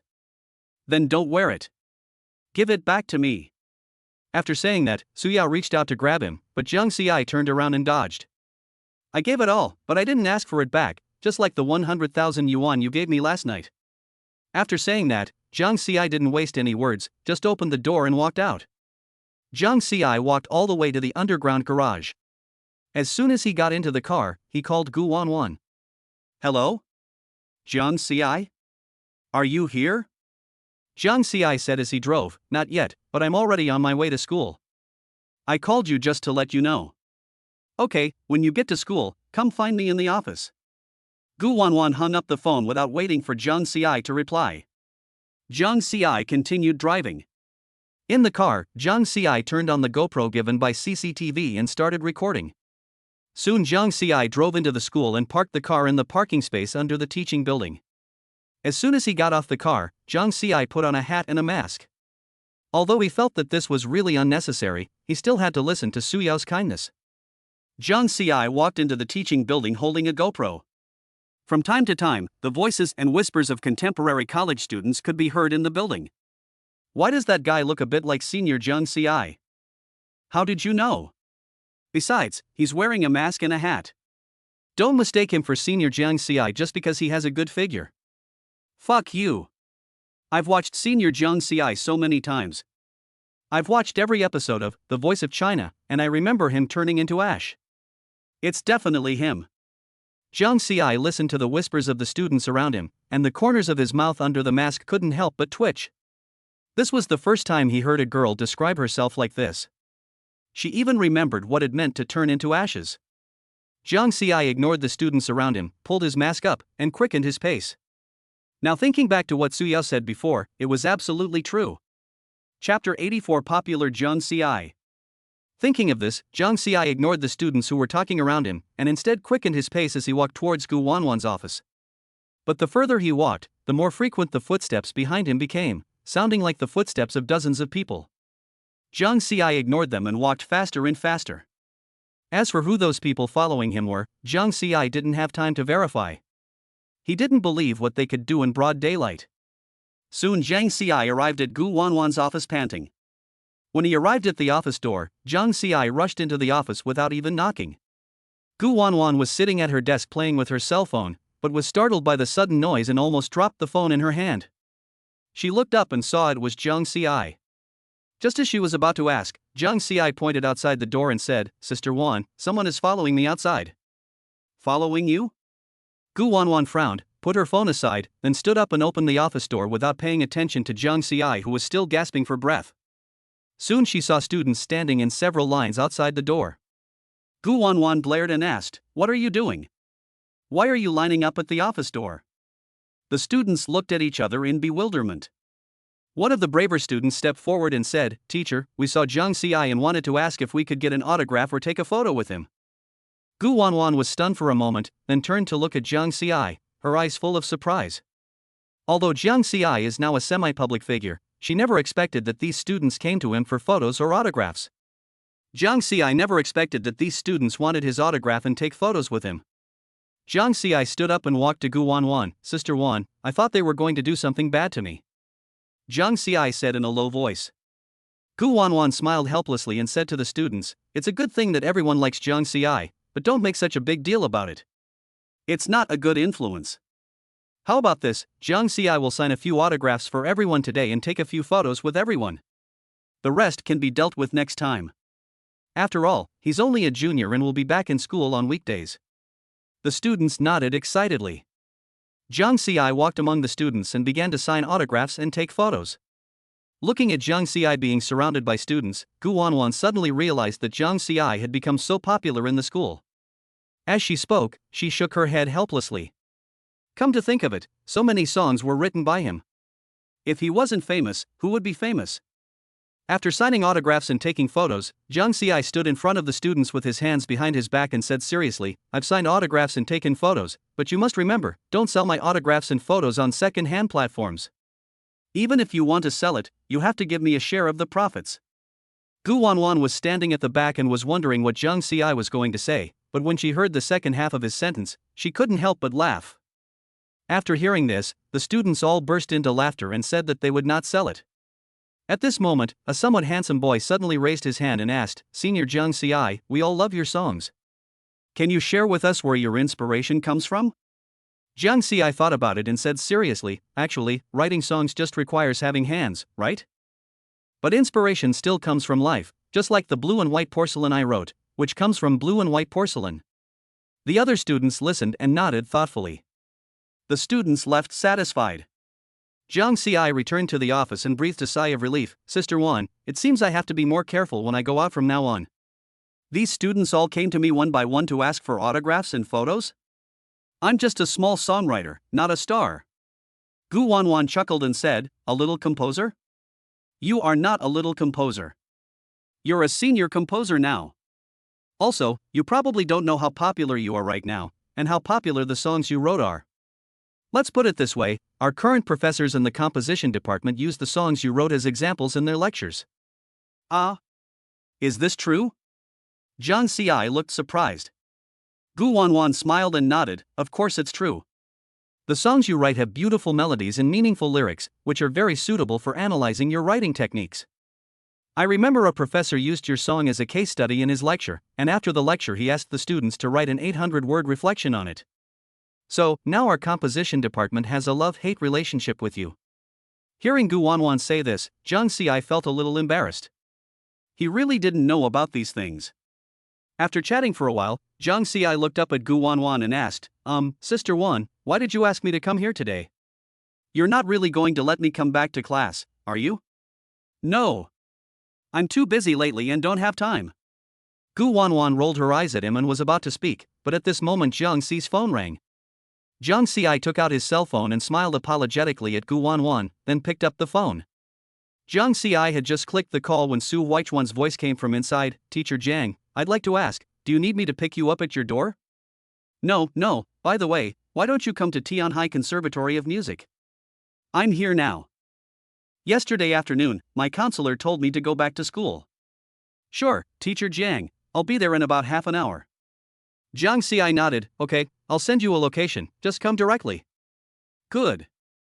The call ended quickly. As soon as Jiang Ci hung up, Gu Wanwan asked, who are you talking to? I wonder if you know Su Weichuan? He's my new partner now. Su Weichuan? I know him. Besides, he is the king of singers. Although he doesn't release many songs now, his previous songs are still classics.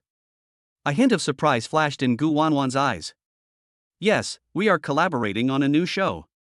He will come to the school to find me soon. Jiang Ci said. By the way, Sister Wan, you haven't told me why you called me back. If you don't tell me, I'll record it for you. Jiang Ci said, waving the GoPro in his hand. Then you will appear on the National Voice program. Gu Wanwan's pupils shrank upon hearing this. She snatched the GoPro from Jiang Ci's hand and poked his shoulder hard with her fingertips. Are you rebelling? You dare to threaten the teacher.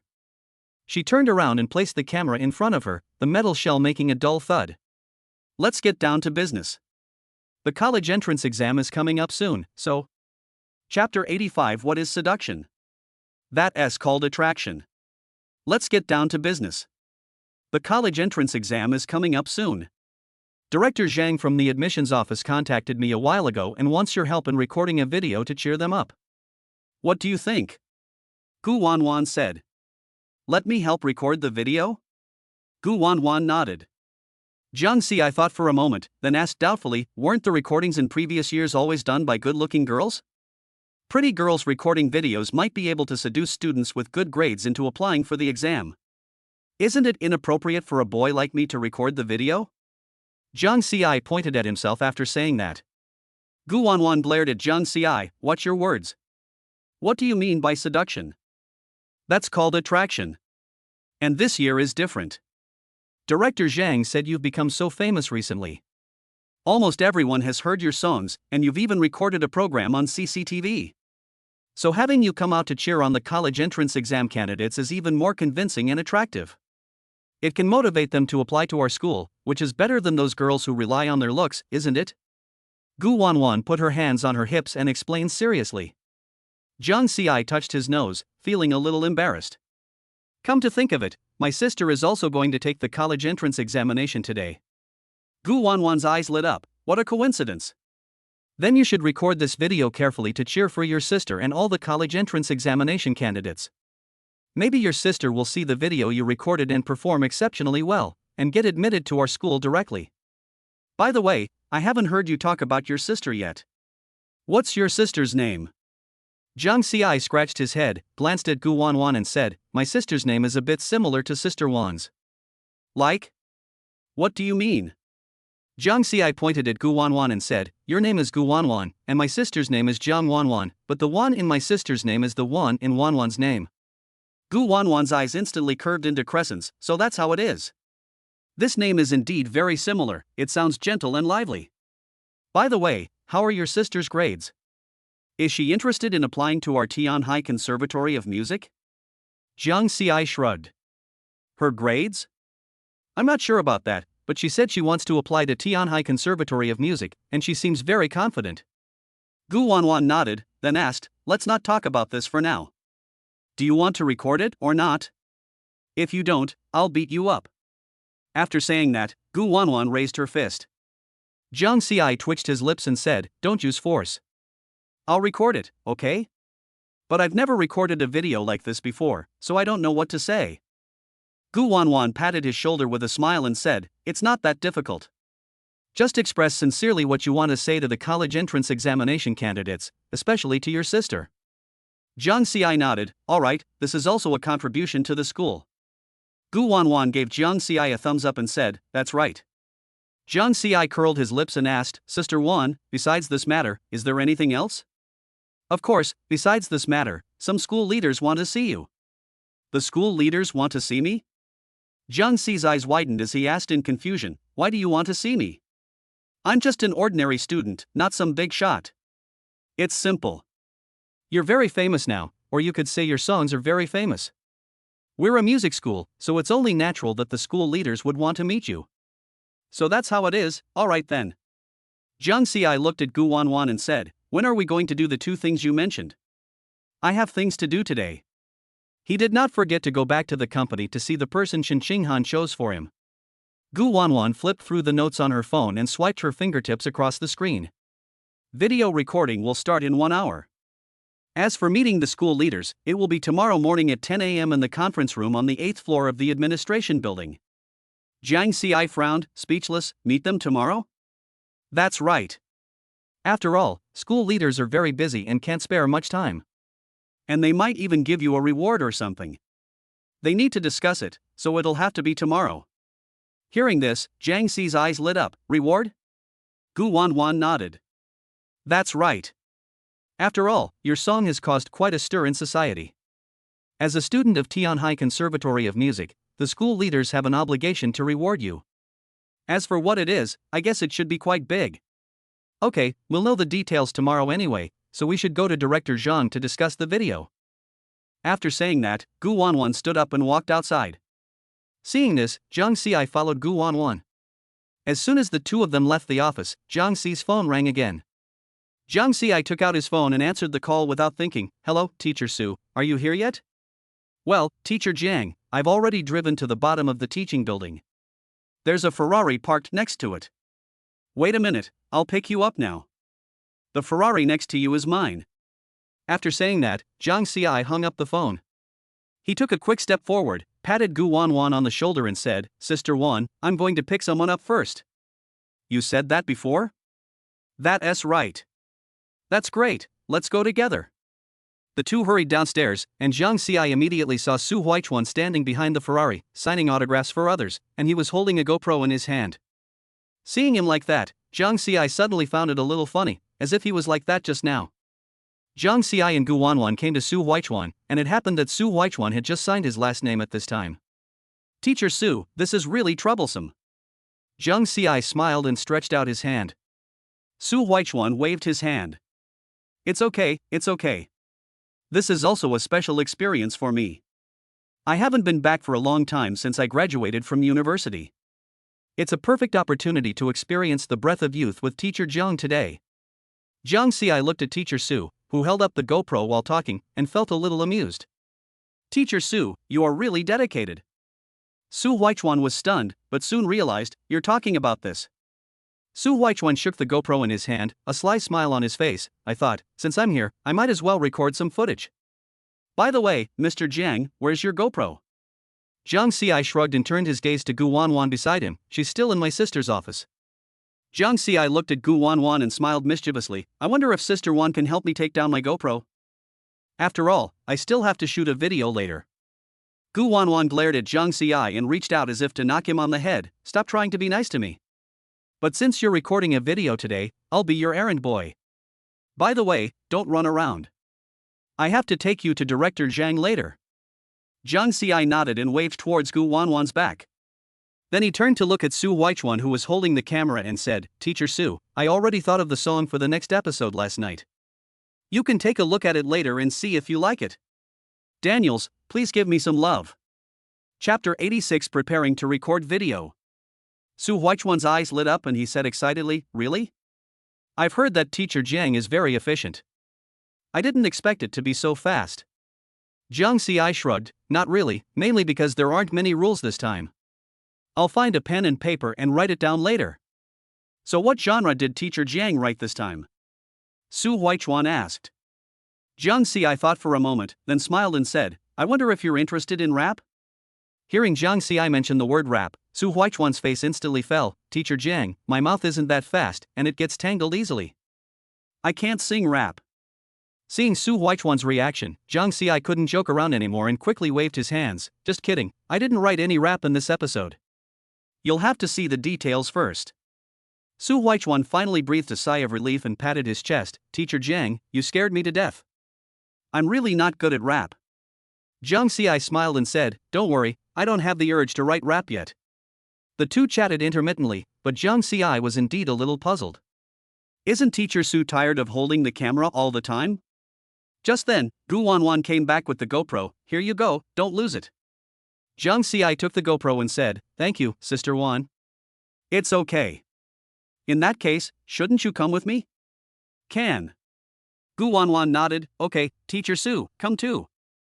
The three of them walked towards Director Zhang's office. Along the way, Su Huichuan also knew what Zhang Xiai was going to do, and he expressed his full agreement with it. Soon, the three of them arrived at the office door. Gu Wanwan knocked on the door and went straight into the office. A woman in her mid-30s was sitting in the office. She looked up with a gentle smile on her face. Wanwan, this is the recently popular composer Zhang Xizheng, right?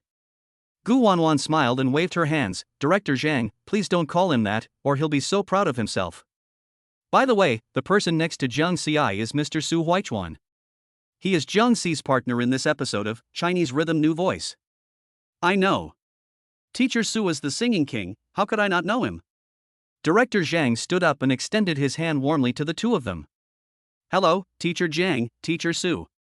Zhang Xiai quickly shook Director Zhang's hand and then waved it off. No, don't call me Teacher Zhang. I'm just a junior composition student. Director Zhang, just call me Zhang Xiai.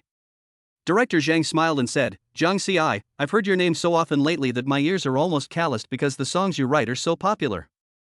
Zhang Xiai scratched his head, feeling a little embarrassed. Thank you for the compliment, Director Zhang. I still have a lot to learn. After Director Zhang finished talking to Zhang Xiai, he turned his gaze to Su Huichuan, who came with Zhang Xiai. Hello, Teacher Su, I've heard many of your songs. Su Huichuan smiled and said, Thank you, Director Zhang. I'm here to accompany teacher Zhang today. If you have anything to say, please let me know. Director Zhang asked everyone to sit down and continued, Zhang CI, I asked Xiaogu to contact you this time. The college entrance examination is approaching, so I wanted you to shoot a video for the school, which can also be regarded as an enrollment video. I think Xiaogu has already told you what the specific video is, right? Zhang CI nodded, Sister Wan has made it clear. Anyway, I have time anytime, so we can shoot now. Director Zhang nodded with satisfaction. That's great. We hope this video can inspire the senior high school students and give them more motivation to prepare for the college entrance examination. Director Zhang thinks the same as I do, and my sister is also taking the college entrance examination this year, so I have to admit her. Director Zhang smiled and said, I'm glad you're so kind. It's getting late, so why don't we start now? Zhang Ci nodded, okay, just listen to Director Zhang. Gu Wanwan said at this time, I have already chosen the venue, the school playground, where the view is wide, and the sun is not too strong today. Director Zhang nodded in agreement. Then without further delay, let's go to the playground and prepare. Everyone nodded, and Director Zhang lowered his head, took the equipment he used for filming, and followed everyone out of the office. On the road, Zhang Ci and Gu Wanwan walked side by side, Su Huichuan and Director Zhang walked side by side, and the four of them were chatting. At this moment, Zhang Ci suddenly leaned close to Gu Wanwan and said with a smile, this Director Zhang is quite gentle. I didn't expect the school to be so good at selecting people. What do you mean, Xiao Juice? It's simple. The admissions director can't choose someone who looks fierce and like a bully, right? We've already scared people away before we even start recruiting. Gu Wanwan listened to what Zhang Ci said, she imagined it in her mind for a while, and the next second she burst out laughing. Because the two of them spoke in a very low voice and there were students talking around them, Director Zhang and Su Huichuan behind them had no idea what they were talking about. The group came to a shady spot under a tree in the playground, and Zhang Ci sat down. At this time, Director Zhang also turned on the camera he brought. Zhang Ci looked at the camera Director Zhang brought, then looked at his own and Su Huichuan's GoPros, and said with a smile, there's really no harm without comparison. Compared to Director Zhang, the one the production team gave me is like a toy. Director Zhang also smiled and said, they have different uses, but they're all good. After Director Zhang adjusted the camera, he called Gu Wanwan over and asked, Xiaogu, have you told Zhang Ci the details? Not yet, Director Zhang. I told him at the time that he should just say whatever he wanted to say, so I didn't prepare a script for him. Is that so? Director Zhang thought for a moment and said, that's a good idea. Letting Zhang Ci play freely might give him a better effect. The two of them were whispering to each other, not knowing that Zhang Ci had already opened his phone and searched for motivational videos from previous year's college entrance examinations. When Su Huichuan saw this scene, he suddenly felt like laughing. It was the first time he saw Zhang Ci so panicked. Teacher Su, what are you laughing at? Come over here and help me figure out which college entrance exam motivational video is better? Just as the two were selecting videos, Gu Wanwan and Director Zhang came over. Gu Wanwan raised her eyebrows and smiled, hey, Zhang Ci, why are you searching for videos? Zhang Ci rolled his eyes at Gu Wanwan, Sister Wan, what do you think? I've never recorded a video like this before, so of course I have to search online to find out what to say in such a video. Chapter 87 You must know that I had lofty ambitions when I was young and promised to be the best in the world. Director Zhang smiled and said, Xiao Zhang, don't be so nervous. Just think of this as a place to chat with the senior students. Just express whatever you want to say to them naturally. Zhang Ci nodded after hearing this, took a deep breath, put down his phone and came to Director Zhang. Then, Director Zhang, when will we start? I've already organized the words. We can start now. I just want to trouble you, Xiaogu, to help me quiet down the noise of the children playing on the playground. When Xiaogu heard what Director Zhang said, he immediately nodded and said, no problem, Director Zhang. As he spoke, he ran towards the students playing on the playground. After a while, the noise on the playground gradually died down. Although the noise on the playground had died down, there were more students around Zhang Ci and the others. Because they were on the runway on the playground, the lawn on their right was full of students looking at them. Some were sitting, some were standing, and their eyes were full of curiosity. Zhang Ci felt countless eyes focused on him, and his Adam's apple rolled unconsciously. At this time, Director Zhang also placed the camera on the tripod and said, I'll make this gesture later, Xiao Zhang, and you can speak. After saying that, Director Zhang made an OK gesture, and Zhang Ci nodded to show that he understood. About a minute later, Director Zhang took out a tofu-sized microphone from his backpack and handed it to Jiang Ci. Xiao Jiang, remember to speak into this. Director Zhang quickly gestured, and Jiang Ci took a deep breath, took a half step forward, and spoke clearly, his voice trembling slightly. Today is the day of the month of the year. There are still 13 days until the college entrance examination. Remember that when you were young, you had lofty ambitions and promised to be the best in the world. I wish all the students success in the exam and a bright future. Jiang Ci had just finished speaking when he noticed Director Zhang was still recording. He couldn't help but remind him, Director Zhang, I'm done. You can turn it off now. Oh. After the recording, Director Zhang gave a thumbs up and said, Jiang Ci, you said it very well. This video will definitely inspire the high school students. And the poem you mentioned is also very good. Did you come up with it yourself? When he heard what Director Zhang said, his smile froze instantly and his whole brain went blank. But he quickly came to his senses and said with a smile, it's just something I felt like saying. Maybe he had lived here for too long, even he himself had forgotten that this was Xia country on Blue Star. This poem had never appeared on Blue Star. At this moment, a female voice suddenly rang out from the people sitting on the lawn nearby, Senior Jiang Ci, you just said that line. You must know that when you were young, you had lofty ambitions and once promised to be the best in the world. You can't find it online. Is this your original creation, Senior? Jiang Ci was stunned for a moment, then said, yes. Do you think this poem can inspire the high school students who are about to take the college entrance examination? As soon as the words fell, the crowd exploded. A girl with a high ponytail stood up excitedly. That's amazing. Senior, you're not only great at composing music, you're also great at writing poetry. Several boys followed suit, saying, yeah, if I could have heard this kind of poetry back in my senior year of high school, I would have been able to get into Peking University or Tsinghua University. Jiang Ci curled his lips. He really didn't expect these students to react so excitedly. He turned to look at Director Zhang and asked, Director Zhang, what do you think of this video of mine? Do you want me to re-record it a few times? Director Zhang smiled and waved his hand. No, you can just add some background music and upload it. There's no need to record it several times. But your inspired poems are truly amazing. I never thought that besides being a great composer, you're also a great poet.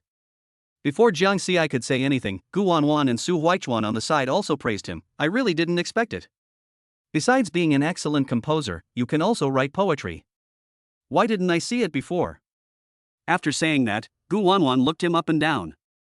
Su Huichuan also praised, great, Teacher Jiang. Jiang Ci glanced at the two of them and said, stop praising me. If you continue praising me, I'll get carried away. To be honest, Jiang Ci really wanted to find a hole to crawl into now. Since writing songs could be exchanged with the system, he didn't feel embarrassed at all. But after being praised by these people today, his earlobes felt a little hot. After all, I figured it out based on my memory, not the system. Just as I was thinking about it, Director Zhang said in a gentle tone, Xiao Jiang, I have to go back and do some post-production on your video. Do you want to come and watch it? No, Director Zhang, I have another song to sing and I need to go back to choose a singer, so I'll go back to the company first. Jiang Ci said. Director Zhang nodded, his eyes showing some understanding. Okay, work is important, feel free to contact me if you need anything. Jiang Ci nodded, okay, Director Zhang, feel free to contact me if you need anything. Good. Jiang Ci watched Gu Wanwan and Director Zhang disappear before his eyes. Then he looked at Su Huichuan, who was holding a camera, and said, Teacher Su, let's go back to the company. I'll show you the song I wrote last night. Su Huichuan's eyes lit up and he immediately followed Jiang Ci. The two of them walked all the way to the bottom of the teaching building, got into their respective cars, and drove towards Haotian Shangshi. About half an hour later, Jiang Ci parked the car in the company's underground garage. The two got out of the car and went straight to Composition Group 3. Pushing open the door to Composition Group 3, the air-conditioned air, mingled with the aroma of burnt coffee, wafted in my face. My colleagues at various workstations were still staring blankly at their computers or clacking away at their keyboards. Jiang Ci ignored them and walked straight to Shen Xinghan's office. Entering the office, before Shen Xinghan could speak, Jiang Ci said first, Sister Shen, have you found the person I want for me? I've found several groups, but it's up to you which one you want. He's in the company now, shall we go now? Jiang Ci nodded, okay. Shin Xinghan walked out from his workstation, smiled and extended his hand to Su Huichuan. Hello, Teacher Su. Hello, Manager Shin, I've long heard of you. Su Huichuan had indeed heard of Shin Xinghan for a long time. He had seen him many times in the first 2 live broadcasts and knew that he was the head of the composition department. Now he has finally met Manager Shin, who appears on TV very frequently. The 3 of them walked towards the artist department. On the way, Shin Xinghan explained to Su Huichuan the reason for going to the artist department, hoping that Su Huichuan would not mind. Su Huichuan naturally wouldn't mind. While riding the elevator, Shin Xinghan looked at Zhang Xiai and said, I've called 3 groups of band members this time, all of them are the type you described, 1 man and 1 woman. They all sing very well. But whichever group you choose to sing your song about the seabed, then, the other 2 groups will be terminated. Zhang Xiai frowned and asked, why? Chapter 88 2 Similar People. Why? It's simple. These 3 bands have basically lost all their profit value, and their contracts are about to expire. Plus, they also expressed to the company's senior management their intention to terminate the contract. If you choose one of the bands today, the contracts of the other 2 groups will not be terminated immediately, but they will be terminated after the contract ends. Shin Xinghan said. Zhang Xiai nodded and stopped talking. Come to think of it, people who have no value in the entertainment industry will be eliminated. The elevator quickly arrived at the artist department. Shin Xinghan walked in front and led Zhang Xiai and the others to a lounge. As soon as Zhang Xiai opened the door, he saw 6 people standing up together. I think those 6 people are the ones Zhang Xiai wants to meet this time. Shin Xinghan smiled at them, then stepped aside to let Zhang Xiai and the others in. Shin Xinghan clapped his hands and introduced, this is Zhang Xiai, a senior composer. This is teacher Su Huichuan. Without waiting for the 6 people to even offer a basic greeting, Shin Xinghan continued, I think I should have already told you why I called you here this time. Zhang Xiai will choose 1 group from your 3 bands to cooperate with, so you should perform well. After Shin Xinghan finished speaking, his eyes swept over the faces of the 6 people. One of the boys with dyed yellow hair spoke first, with a bit of eagerness, Teacher Jiang, our band has always been very innovative and our previous works have been quite popular. We hope to have the opportunity to cooperate with you this time. The girl next to him was full of anticipation in her eyes. Another boy in a black t-shirt was not to be outdone, saying, our band has diverse styles and we work well together. We're sure to create wonderful sparks with Teacher Jiang. Zhang Xiai listened to their speeches quietly, his eyes moving between the 2 groups who had just spoken. As soon as Zhang Xiai glanced at the 3rd group after scanning the 2 groups, his eyes widened. It's not that the girls in that group are so pretty, but the appearance of the 2 people in this group is not similar to a certain group in the previous life, they are exactly the same, but the boy in the group is now bald and wears a leather jacket. Perhaps noticing Zhang Xiai staring intently at them, the girl from the group took the lead in introducing herself, hello, Teacher Jiang. We are the band Star Dream. Although we're not very well known yet, we're always working hard to improve ourselves. We have a unique understanding and passion for music, and we're eager to work with you. The girl's voice was clear and bright, in stark contrast to the 2 boys in the 2 groups who had weak voices. Zhang Xiai came back to his senses and nodded politely, but his mind was filled with a multitude of thoughts because of the striking similarity. At this time, Su Huichuan gently touched Zhang Xiai and asked in a low voice, do you have any ideas? Zhang Xiai shook his head, then looked at Shin Xinghan and said, why don't we let them come for a while first? Can. Then, Shin Xinghan looked at the 6 people sitting on the sofa. You also heard what Zhang Xiai said. You have 10 minutes to prepare. Those who are ready can start directly. After an unknown amount of time, the first group started first. However, perhaps because they looked similar, Zhang Xi's mind was filled with the 2 members of the Star Dream band from beginning to end, and the songs sung by the other 2 groups were directly isolated from Zhang Xiai. Although they were isolated and delayed, if they had sung well, Zhang Xiai would not have had this expression. After the first 2 groups finished singing, Zhang Xiai just nodded politely. Soon the 3rd group came and started singing. As soon as the 3rd group started singing, Zhang Xi's eyes lit up, because the singing style of this group was almost exactly the same as the 2 people in his previous life. The same female lead singer, but the male singer has fewer lyrics. The girls' high notes were very stable, and overall the 3rd group outperformed the first 2 groups. After a while, the 3rd group of Star Dream band finished singing, and Zhang Xiai nodded as well, without any change in his expression. At this time, Shin Xinghan looked at Zhang Xiai and asked, how about it? Which group do you want to choose? Zhang Xiai didn't say anything, but instead looked around at the members of the three groups in front of him. After a long pause, Jiang Ci pointed to the third group. Let's go with the Star Dream group. Their voice is perfect for my song. Shen Xinghan smiled slightly. Congratulations to the Xingmeng team. Now that the results are out, the remaining two groups please leave first. Also, I want to say sorry for making you wait so long today. The yellow-haired boy forced a smile, but neither of them spoke. They just carried their guitars and walked out of the room. During the entire process, no one in the room spoke. After all, the entertainment industry is cruel, and they had anticipated this outcome before they came. As the door of the lounge room closed, Jiang Ci turned his gaze towards the Star Dream group. He slowly walked forward until he sat on the sofa in front of them and then asked, everyone, please introduce yourselves. The girl from the Star Dream band was the first to straighten her back. She reached out to tuck her drooping hair behind her ear and then introduced herself. Hello, Teacher Jiang. My name is Ling Hua, and I'm the lead singer of the band. Thank you so much for choosing us this time. If I hadn't been chosen by Teacher Jiang, I would have gone home to herd sheep. After listening to Ling Hua's introduction, Jiang Ci curled his lips and waved his hands quickly. It's okay, it's okay. I chose you because you sang well. At this moment, the bald leather-jacketed man next to Ling Hua coughed lightly, then he touched his large bald head and said, Hello, Teacher Jiang. My name is Zhang Yi, and I'm responsible for rapping and backing vocals in the group. After listening to the two people's introduction, Jiang Ci nodded, and was secretly surprised.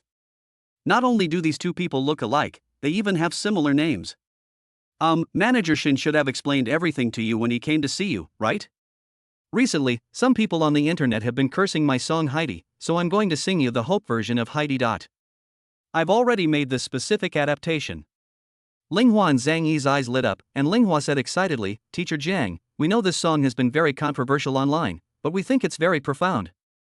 We're honored to be able to sing the Hope version of it. Jiang Ci nodded with satisfaction. He looked at Shen Xinghan and said, Sister Shen, could you please find me a piece of paper? I have to write down the lyrics for the Hope version. Okay, wait a minute. Soon Shen Xinghan came back with a few pieces of paper and a pen in his hand. Jiang Ci immediately took it over and started writing. Because this time it was a pairing of a man and a woman, Jiang Ci also thoughtfully wrote the lyrics for male and female singing, which made it simpler and easier to understand. Moreover, there is a bald guy in their group, and his eyes reveal a hint of clear stupidity, so it is better for Jiang Ci to make it simpler and easier to understand. Chapter 89 I'll take care of all your songs from now on. After Jiang Ci finished writing the lyrics, he handed them to Ling Hua and Zhang Yi. The two took the lyrics and read them carefully, their eyes full of surprise and anticipation. While they were looking at the lyrics, Jiang Ci continued, I'll give you half an hour to familiarize yourself with the lyrics, but then follow me to the recording studio. Jiang Ci walked towards the door first, and everyone followed him immediately. After about a few minutes, everyone finally found an empty recording studio. Jiang Ci pointed to the sofa in the recording studio and said, Sit there for now. I'll finish arranging this Hope version. Ling Hua and Zhang Yi sat down obediently, but Su Huichuan and Shen Xinghan were not so obedient. Instead, they came to the left and right sides of Jiang Ci and watched Jiang Ci composing the music silently. A minute later, the two hadn't left yet, so he couldn't help but ask, Teacher Su, Sister Shen, what are you two doing? Su Huichuan glanced at the jumping music track on the computer and said, I am simply admiring the genius's arrangement process. I'm not some genius, I've already done this arrangement before, that's why it's so smooth. Okay, go do what you guys are supposed to do, I'm going to continue. Seeing this, the two had no choice but to return to their seats, but Su Huichuan held the camera and meticulously photographed Jiang Ci's back. After about 20 minutes, Jiang Ci finally stopped what he was doing. He turned around, looked at Ling Hua and Zhang Yi, and said, I've already finished the arrangement of the Hope version. If you're familiar with the lyrics, you can go to the recording studio and try it out. After hearing what Jiang Ci said, Ling Hua and the others stood up immediately. Ling Hua said to Jiang Ci, Teacher Jiang, we are already familiar with the lyrics. In that case, then you guys go in and give it a try. Just sing according to your feelings. As the glass door of the recording studio closed, Jiang Ci also picked up his headphones and gave one to Su Huichuan. As for Shen Xinghan, it didn't matter if he didn't listen. As Jiang Ci adjusted the equipment, he said to the microphone in front of him, I'll play the arrangement in a moment, so listen carefully. The two nodded immediately through the glass window. Jiang Ci didn't waste any time and played the arrangement directly. After a while, a melodious and warm melody flowed out from the speakers. Unlike the loneliness and cold atmosphere of the despair version, the hope version seems to create a quiet and peaceful atmosphere, which soothes the soul. With the addition of string music, the music becomes more layered and has a warm and inclusive power. Soon the song began. The scattered moonlight passed through the clouds and hid from the crowd. The waves that formed the scales of the sea wetted the white skirt. Trying to push you back, the waves sing a lullaby. Wanting to warn you to the depths of the sea, whose wailing is guiding the soul into silence. No one woke you up. Linghua's voice was like a stream warmed by the sun, flowing into the melody with a slight tremor. Sitting in his seat, Jiang Xi opened his mouth slightly in surprise as he listened to the song in his headphones. He didn't expect that Linghua from Blue Star could sing this song so well for the first time. And it completely coincides with the voice in my head. The warm and slightly sad voice perfectly interprets the emotion of finding hope in despair in the lyrics. Su Huichuan on the side also widened his eyes, and the camera in his hand unconsciously zoomed in, recording everything attentively. Zhang Yi's voice is no less impressive, and the lyrics she sings with a hint of magnetism have a unique flavor. They cooperated well with each other and interpreted the emotions in the song vividly, as if every note was warm and could touch people's hearts deeply. When the song ended, Jiang Xi took off his headphones, his eyes full of emotion. He originally thought that he would have to record it several times or even more than 10 times, but he didn't expect that he would pass it in just one take. He stood up, gave a thumbs up towards the glass door, a smile on his face. Linghua and Zhang Yi opened the door and looked at Jiang Xi nervously, as if waiting for his comment. You sang well. It exceeded my expectations. It's almost exactly what I imagined in my head. Su Huichuan also praised, very good, solid singing skills, especially Linghua's high notes. When Linghua heard the compliment, her face flushed and her eyes sparkled with joy. Zhang Yi also breathed a sigh of relief and smiled confidently. Seeing that the two had finished what they wanted to say, Shen Xinghan spoke up, so, you passed it in one go? Jiang Xi nodded, yes, it passed in one take. This hope version of Under the Sea is now recorded. The next step in releasing it will be up to Sister Shen. Shen Xinghan made an okay gesture and said jokingly, I'll do the job, don't worry. By the way, do you have anything else to do? If nothing else, I'm going to work on this version of the song first. Out of habit of talking to Jiang Xi, Shen Xinghan still asked. Jiang Xi was about to shake his head when he suddenly glanced at Linghua and Zhang Yi. He said, I'll cover their songs from now on. I suddenly had some inspiration, which might be suitable for both of their voices. After all, there are not many people who look so alike and have such a similar voice. Jiang Xi will not miss such a good opportunity to make money, but of course he will not exploit them too harshly. Shen Xinghan was stunned at first, then his eyes lit up and he smiled, that's great. This is the first time I've heard you say that. From now on, you'll be responsible for all of Linghua and Zhang Yi's songs. How domineering. Jiang Xi rolled his eyes at Shen Xinghan and said speechlessly, Sister Shen, if you do this again, I will take back what I just said. No, I was just kidding. Linghua and Zhang Yi, who had been standing there, were even more surprised and happy, their eyes full of gratitude and anticipation. At this time, Linghua suddenly said loudly, Thank you, Teacher Jiang. Zhang Yi also echoed, Thank you, Teacher Jiang. The two of them also bowed to Jiang Xi together. Jiang Xi waved his hand, It's okay, this is a mutually beneficial thing. Let's work together in the days ahead. Shen Xinghan glanced at Jiang Xi, then said to Linghua and Zhang Yi, Your contracts are about to expire. I'll take you to see Minister Zhai and ask him to give you a new contract. Linghua and Zhang Yi nodded excitedly. Just as they were about to walk out of the recording studio with Shen Xinghan, Jiang Xi stopped them. Wait a minute, add me on WeChat. Jiang Xi shook his phone, and Linghua and Zhang Yi immediately stopped, took out their phones with a smile, and added Jiang Xi on WeChat. After adding Jiang Xi on WeChat, the two followed Shen Xinghan out of the recording studio. Su Huichuan watched them leave, then turned to Jiang Xi and said, Teacher Jiang, your inspiration comes so easily. It looks like you will have many good songs in the future. Jiang Xi smiled and said, Maybe the song I wrote for them will be called Tacky by netizens? By the way, speaking of songwriting, I forgot I wrote the song for you. Su Huichuan immediately waved his hands, It's okay, Teacher Jiang, you've been busy enough all day. I'll write it out for you later. Chapter 90 Young Xiaoguo said. Composition Department Group 3, Jiang Ci's office. At this time, Jiang Xiai was sitting in his seat writing furiously, while Su Huichuan was sitting opposite him holding a GoPro in his hand and meticulously filming Jiang Xiai. Soon, Jiang Xiai stopped writing, played the lyrics he had just written, and handed one of them over with a smile. Su Huichuan took it with one hand. Before Su Huichuan could look at it, Jiang Xiai continued, "Take a look at this one first. If you're not satisfied, I have more." Su Huichuan unfolded the lyrics with great anticipation. Although the handwriting on the paper was a little sloppy, he could still see it clearly. The brightest star in the night sky? Jiang Xiai didn't disturb him. He got up and went to the refrigerator to take out 2 cans of drinks. He opened one of the cans of happy water and started drinking it. The other can was placed next to Su Huichuan. After about a minute or two, Su Huichuan let out a long sigh, his eyes shining as he said, "Teacher Jiang, this song is great."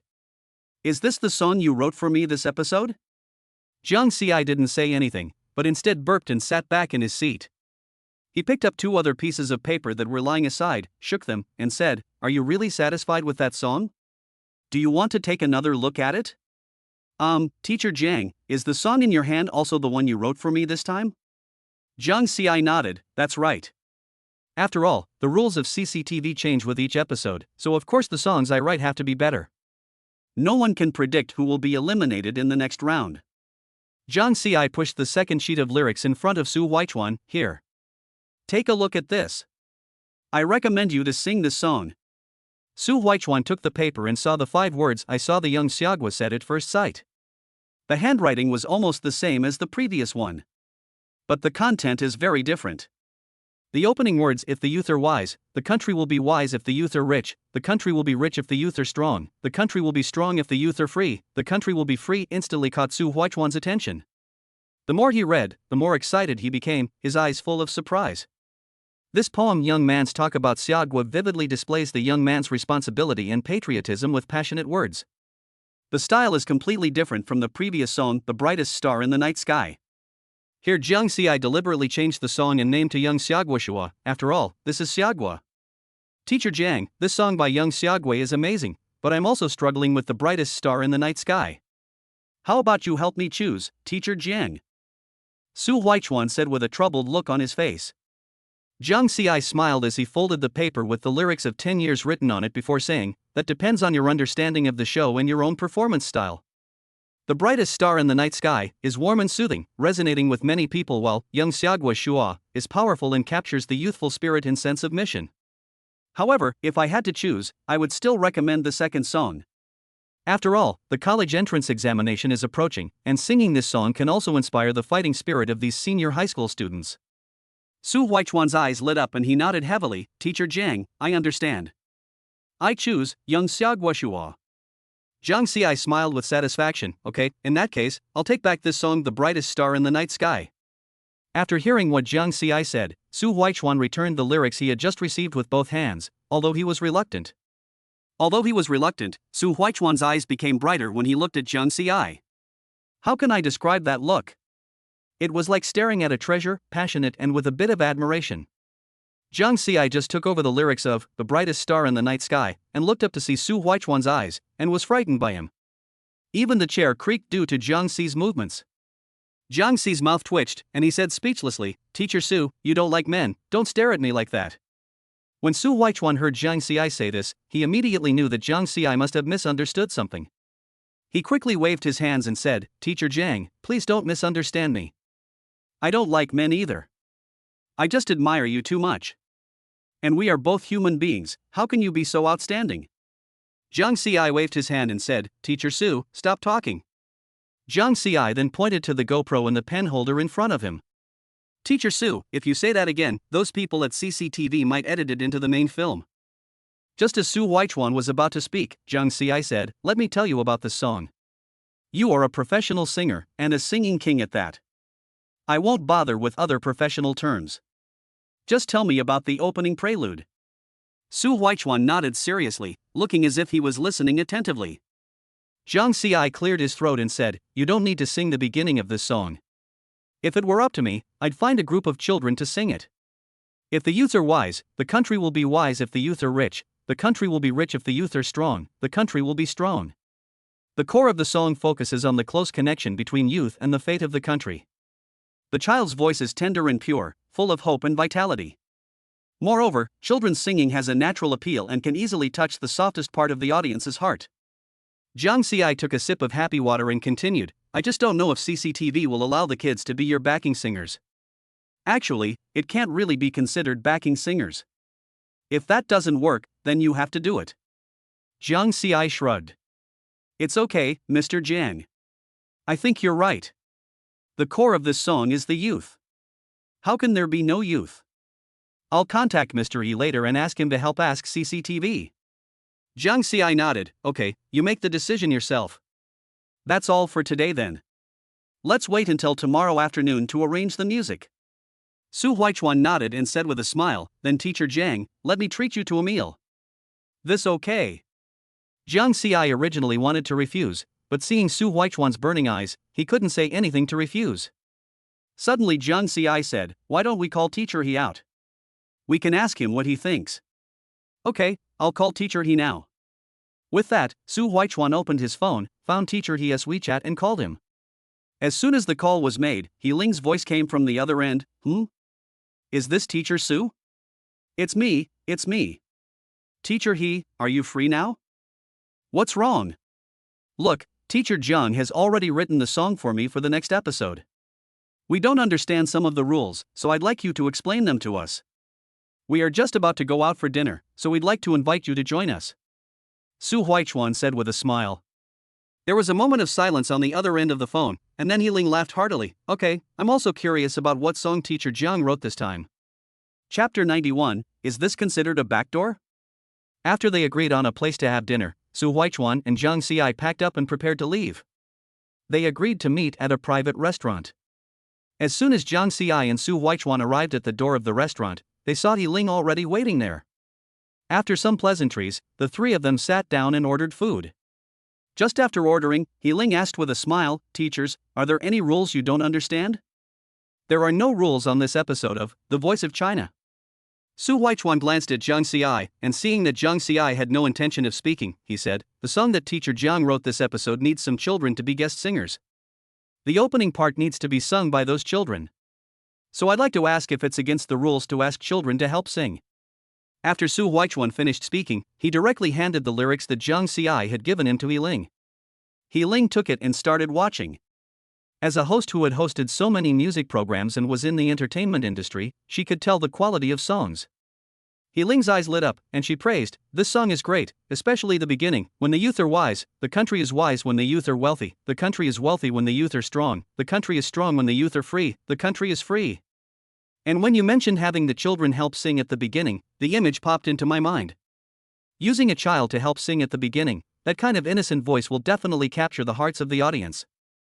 But if you want to hire children as guest singers, you'd better ask the director. After all, he is the one who sets the rules for each episode. Jiang Xi curled his lips and thought to himself, it turns out that the rules for each issue were made by that Lao Dang.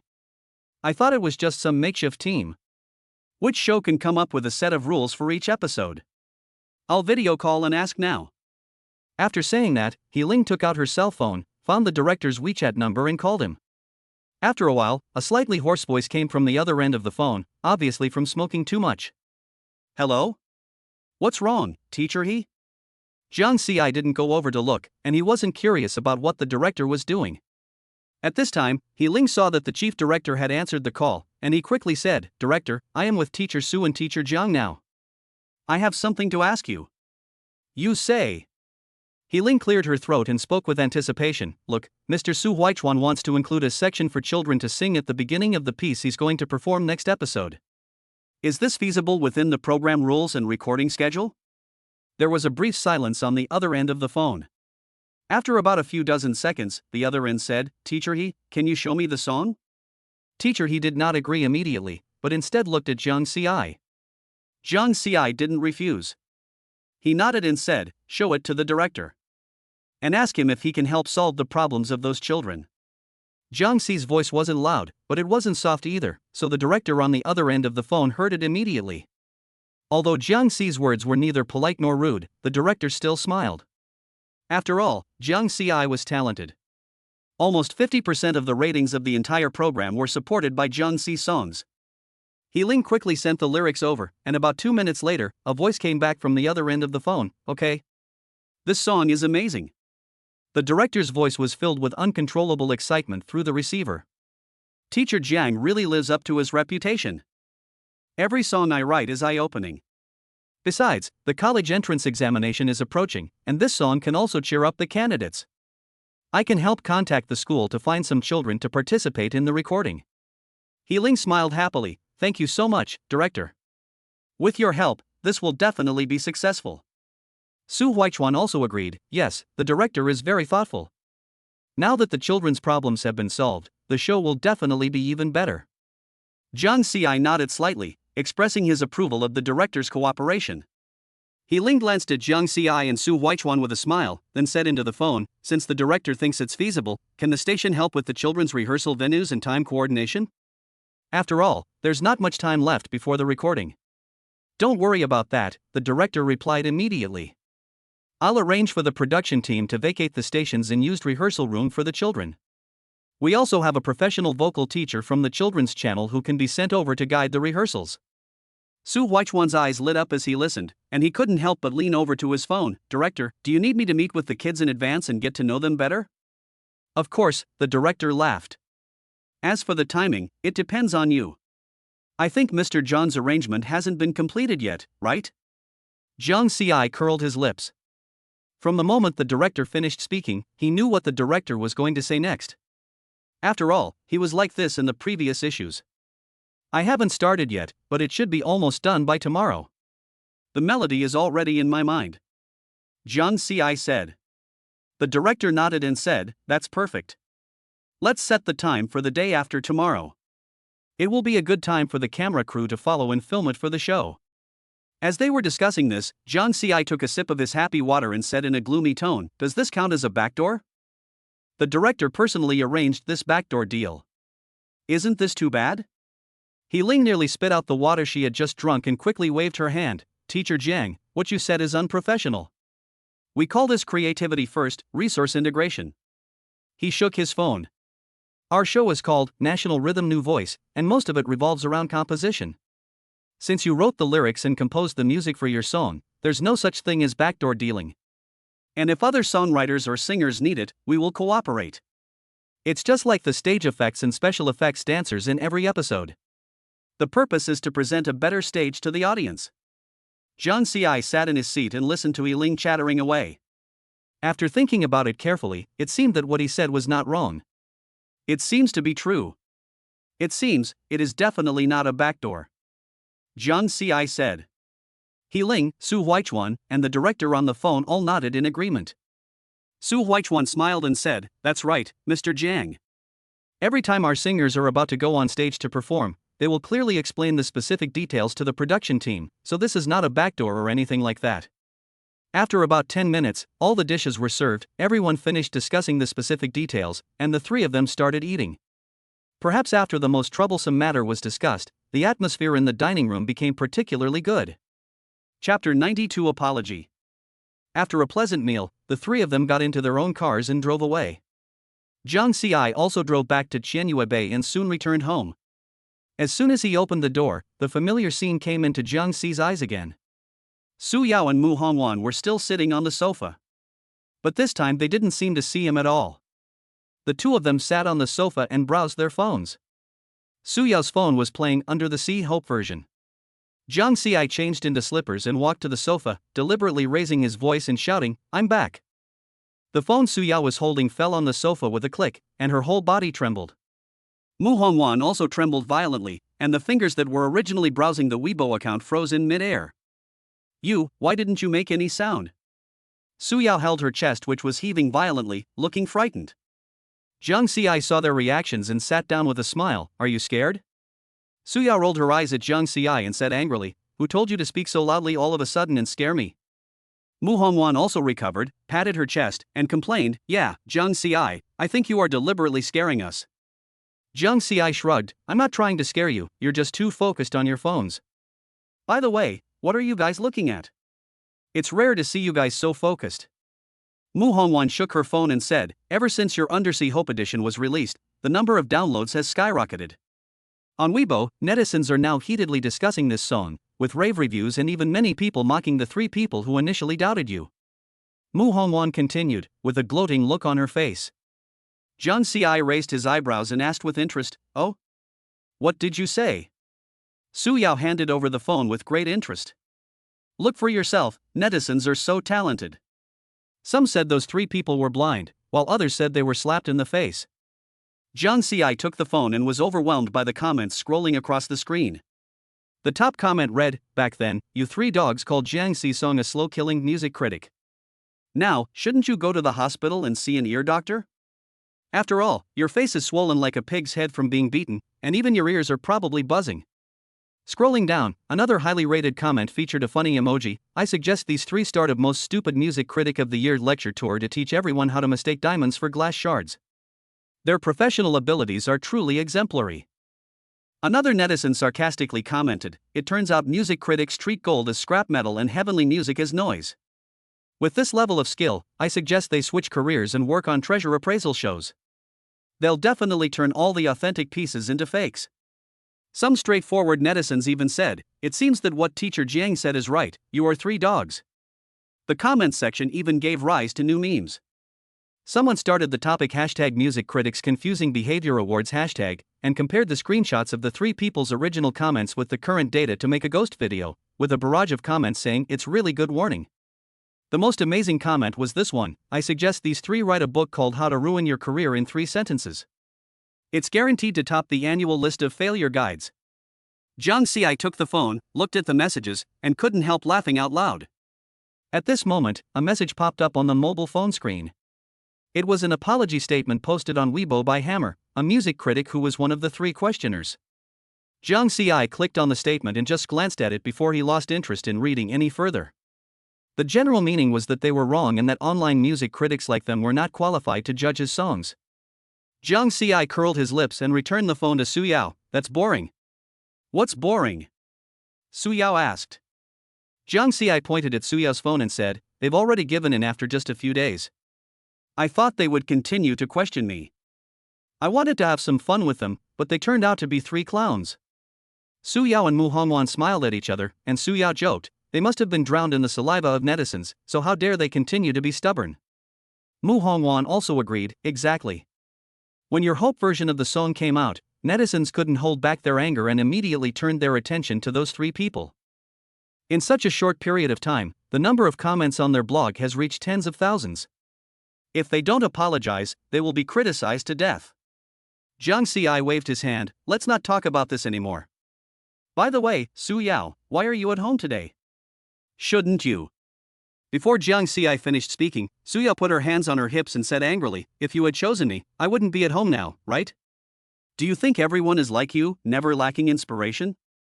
Will you always release high-quality songs?"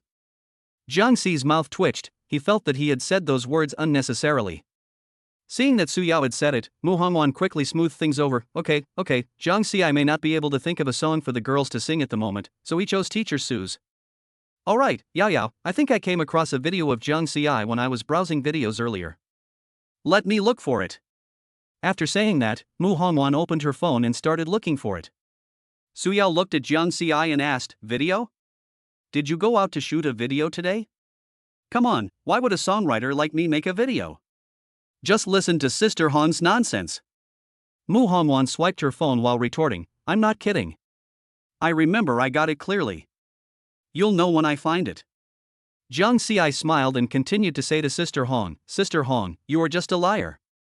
Don't I know if I filmed the video myself?" As she was speaking, Mu Hongwan suddenly slapped her thigh excitedly. "Found it." She handed the phone in front of the two of them, and on the screen was the motivational video for the college entrance examination that Zhang Xi had filmed at Tianhai Conservatory of Music that morning. Zhang Xi in the picture had a warm expression on his face, and the clothes he wore were exactly the same as the ones he was wearing now.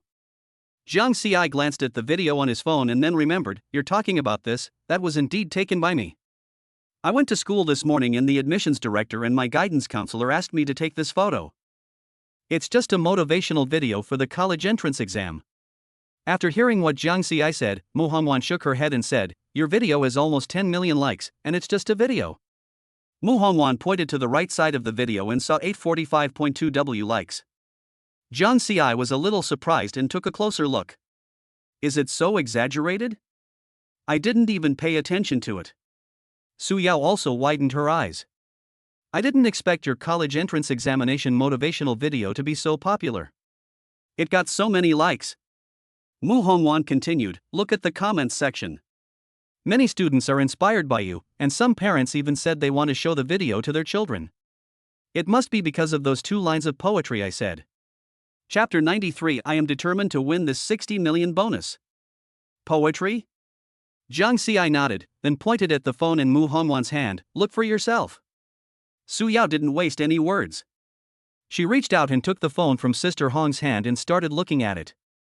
Although she had been watching it just now, her attention was not on the video at all, but on liking, commenting, and forwarding, so Su Yao still had to take a good look at it. On the screen, Jiang Xi was standing on the playground with a gentle smile on his face, holding a palm-sized microphone in his hand and saying, "Today is, and there are still 13 days left before the college entrance examination. You must know that when you were young, you had lofty ambitions and promised to be the best in the world. I wish all the students success in the college entrance examination." The video ended here. Su Yao looked at the screen and saw that the person who said you must know that when he was young he had lofty ambitions and promised to be the best in the world was actually Jiang Xi. But this poem is indeed amazing, even she thinks it is good. How about it? Are you fascinated by my image in the video? Jiang Xi raised the corners of his mouth slightly with a hint of ridicule. Su Yao came back to her senses and gave him a blank look. Who would be fascinated by you? But I didn't expect you to be so cultured. I haven't heard of this poem before. Did you do it? Jiang Xi nodded, I did it, but I just did it on impulse at the time. Is there a complete song? No, only these 2 lines. Besides, I'm a composer, not a poet. What Jiang Xi said was true. Without the help of the system, he could only think of these 2 sentences. Fortunately, he often watched videos in his previous life. After Jiang Xi finished speaking, the atmosphere fell into silence, but Jiang Xi's cell phone rang. Jiang Xi glanced at his phone and found that it was Gu Wanwan. Why did she call? Is she looking for me again? Should I answer it? Jiang Xi muttered. Just when Jiang Xi was hesitating whether to answer the call, Su Yao asked, Jiang Xi, your phone is ringing, why don't you answer it? Hearing Su Yao's prompt, Jiang Xi had no choice but to press the answer button. Hello, Sister Wan, what's up? I can't find you if I have nothing to do? Okay, I'm not going to argue with you anymore. The thing is, that video director Zhang posted on the school's official website this morning went viral. You've already received nearly 10 million likes. I'm calling you to thank you. Director Zhang specifically told me to say this. Because Director Zhang is very busy now, she asked me to thank you, said Gu Wanwan. It's okay, you're welcome. It's a good thing to cheer up the candidates. If you really want to thank me, it would be best if you don't drag me to make a video next time. You're thinking about Mei Jiangxi. You're the school's golden signboard now. Just now, a few students were blocking the academic affairs office, asking if they could get an autographed photo of you. Maybe this year's enrollment will attract more students than ever before. She deliberately dragged out the last word. How about I help you set up a fan group and put your contact information on it? Jiang Xi's temples throbbed, and he quickly waved his hands. Teacher Gu, I'm actively cooperating with the school's publicity work, please don't repay me with evil. I'm a hard-working songwriter and don't want to focus my energy on my fanbase. Jiang Xi said. Gu Wanwan on the other end of the phone smiled and said, I'm just kidding, but with your current fame, you should be more famous than some celebrities. It's impossible for you to not have fans. Okay, I have something to do here. Remember to come to school tomorrow. There will be good news. After saying that, Gu Wanwan hung up the phone. Jiang Xi stared at the black phone screen and muttered to himself, what good can come of this? Seeing that Jiang Xi had hung up the phone, Su Yao couldn't help but ask, Jiang Xi, have you finished writing the song for the next episode? I've finished writing. I always do this. This isn't the first day you've known me. Jiang Xi yawned and said. Can you show me the song you wrote? Su Yao's face was full of curiosity. After all, her song had not been released yet, so she really wanted to see what song Jiang Xi would come up with. Jiang Si thought for a while, nodded and said, "Of course you can, but I'm too lazy to write." Wait a week for teacher Su to sing. As for the style, it's more majestic and imposing. You can imagine that. Su Yao curled her lips and reached out to poke Jiang Si's shoulder. "Stingy guy, can't you reveal a line or two of the lyrics?" "I promise not to tell anyone." She blinked her big eyes and had a flattering smile on her face. Jiang Si shook his head, "No." Jiang Si was about to stand up when the phone in his hand rang again. Jiang Si raised his hand to hang up, but the call displayed on the screen was actually from Jiang Wanwan. "Why did this girl call?" Jiang Si muttered. Jiang Si took his phone, stood up and said to Su Yao and Mu Hongwan, "I'm going back to my room first. You don't have to bring my dinner tonight. I had it outside with teacher Su Huichuan." "Okay." Mu Hongwan made an okay gesture. After saying that, Jiang Si returned to the room. On the way back to the room, Jiang Si took the time to answer the phone. As soon as the door of the room was closed, Jiang Si put the phone close to his ear and heard a shout from the other end. "Jiang Si." This shout almost numbed Jiang Si's ears. He quickly moved the phone further away and shouted with a frown, "Jiang Wanwan, what are you crazy about? You're shouting so loudly."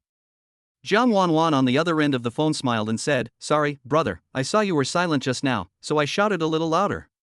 I was just in the living room and I'm just going back to my room now. Come on, why are you calling?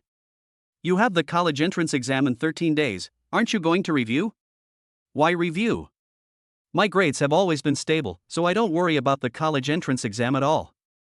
Jiang Wanwan's voice suddenly became soft, with a hint of coquettishness. "My classmates are all talking about you, saying you're handsome and talented. It makes me so proud. By the way, brother, did you really write those 2 lines of poetry yourself? You didn't copy them, did you?" Jiang Si was stunned for a moment and then asked, "Have you seen that video too?" "Of course, but I don't play during class time. I watch videos after school." "You're smart. If I find out you're slacking off in class, I'll show you how I'll deal with you," Jiang Si said in a serious tone. Jiang Wanwan stuck out her tongue on the other end of the phone, her tone full of pride, "I'm a good student. Speaking of which, brother, the college entrance examination is only a dozen days away. When will you be back?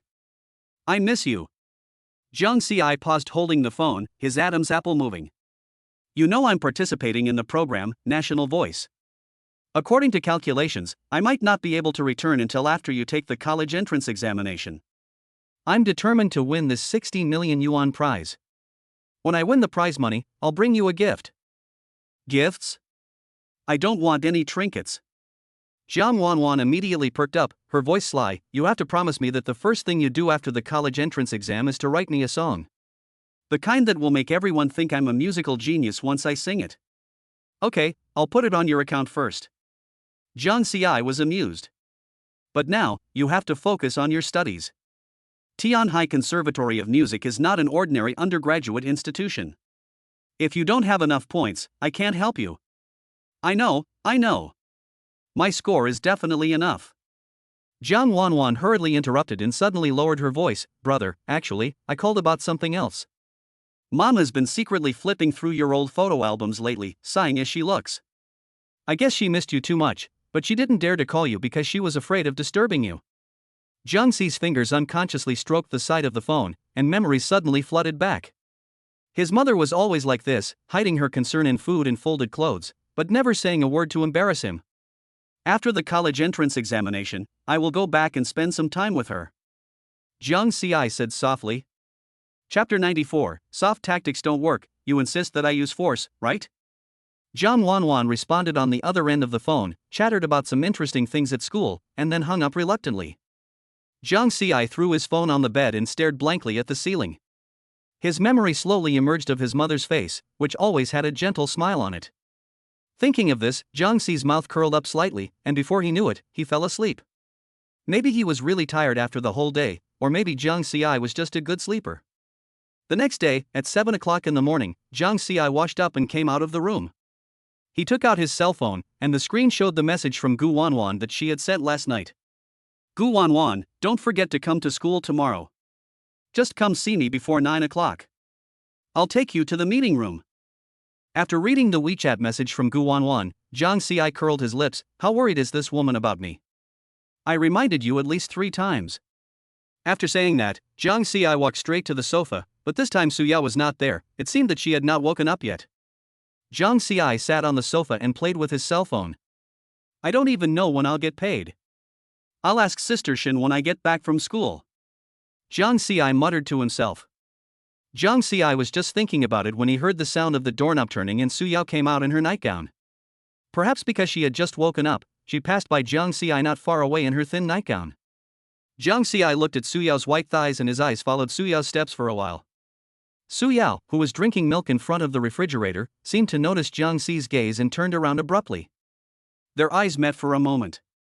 Jiang Xi smiled awkwardly and immediately looked away. Su Yao's cheeks flushed slightly, and she deliberately cleared her throat. What are you looking at so lustfully? Who looked at you?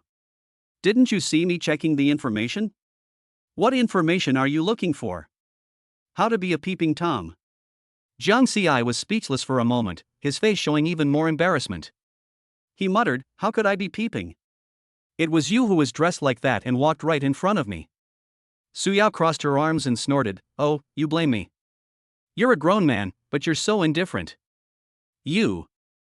Jiang Xi opened his mouth, but for a moment he didn't know what words to use to refute. Su Yao glared at Jiang Xi again and said, Humph, don't think I don't know what you were thinking. Then she turned around and went back to her room to change clothes. Jiang Xi looked at her back, curled his lips and said speechlessly, what can I think? I just think your legs are pretty. After changing her clothes, Su Yao came out of the room again and sat directly opposite Jiang Xi. She asked, what are your plans for today, big pervert? Jiang Xi rolled his eyes and said unhappily, who's the pervert? If you don't know how to use words, don't use them. Besides, we have a certificate. Su Yao folded her arms and raised her eyebrows. What's wrong with having a certificate? Tell me, what are your plans for today? Jiang Xi was helpless.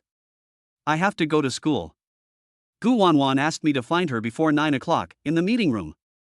By the way, when I have time, let's go to the Civil Affairs Bureau. Su Yao frowned and asked, why are you going there? What are you talking about? Divorce. Jiang Xi pointed at Su Yao and then at himself. With the atmosphere between us now, if we continue to get along like this, let alone become lovers, I feel that if we continue to get along like this, we can become brothers. Su Yao sat up straight when she heard that. She narrowed her eyes and stared at Jiang Xi, with a dangerous arc at the corner of her mouth. What are you talking about, Jiang Xi? Divorce. This time, Su Yao really heard what Jiang Xi said. She stood up and sat next to Jiang Xi. She put her arms around Jiang Xi's arm and said with a smile, do you really want a divorce? Jiang Xi swallowed, what else? Even though we have feelings for each other now, it's just friendship, right? So let's get a divorce. Su Yao's smile deepened, but there was a hint of danger in her eyes. Jiang Xi, you'd better think it through. We can't just get divorced. Besides, who said we are just friends? As she spoke, she leaned her head on Jiang Xi's shoulder and said coquettishly, I don't want to divorce you. Jiang Xi was a little overwhelmed by her sudden action. He tried to pull his arm away, but Su Yao hugged him tighter. Su Yao, don't make trouble, I'm serious. Su Yao raised her head and looked at him with sparkling eyes, I'm serious too. Jiang Xi, I don't want to get divorced if you're so good. Jiang Xi curled his lips, I must leave, no matter who comes, it won't work. Seeing Jiang Xi's resolute words, Su Yao's smile suddenly disappeared. She whispered, soft words won't work. You insist that I use force, right? Hard? What do you want? Nothing, just a divorce, of course I can, but please pay the 100 million yuan penalty. Jiang Xi's eyes widened, and he felt like his jaw was about to drop to the ground. 100 million in liquidated damages? Su Yao, you are robbing me. He struggled to break free from Su Yao's arms, but she held him tighter. Her warm breath sprayed on the side of his neck, making his scalp numb. Su Yao tilted her head, her fingertips drawing circles on Jiang Xi's chest, her tone cloyingly sweet. The agreement we signed clearly stated that if either party unilaterally files for divorce, they must pay the other party a penalty of 100 million. Wouldn't the great scholar Jiang refuse to recognize his own signature? She took out her cell phone, flipped out the electronic agreement and waved it in front of Jiang Xi's eyes. The big words breach of contract on the screen made his temples throb. When did you add this? Jiang Xi was very surprised. Su Yao blinked cunningly. It's clearly written on the last contract, but the font is relatively small. Hearing Su Yao say this, Jiang Xi suddenly remembered that at that time he seemed to feel that he really didn't read the last page, and he didn't even see whether those lines of words were big or small. Jiang Xi swallowed his saliva when he recalled it, and asked, "So what do you want now?" Su Yao loosened her arms around his, sat up gracefully, and said to Jiang Xi with a smile, "It's very simple, I give you 3 choices. First, let's get rid of the idea of divorce. We can try dating. Second, give me 100 million and I'll divorce you immediately.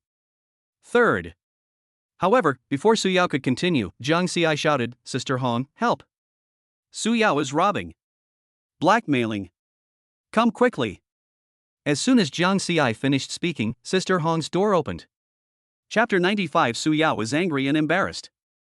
Sister Hong pushed open the door and walked out of the room. Jiang Xi, "Su Yao, what are you two doing so early in the morning?"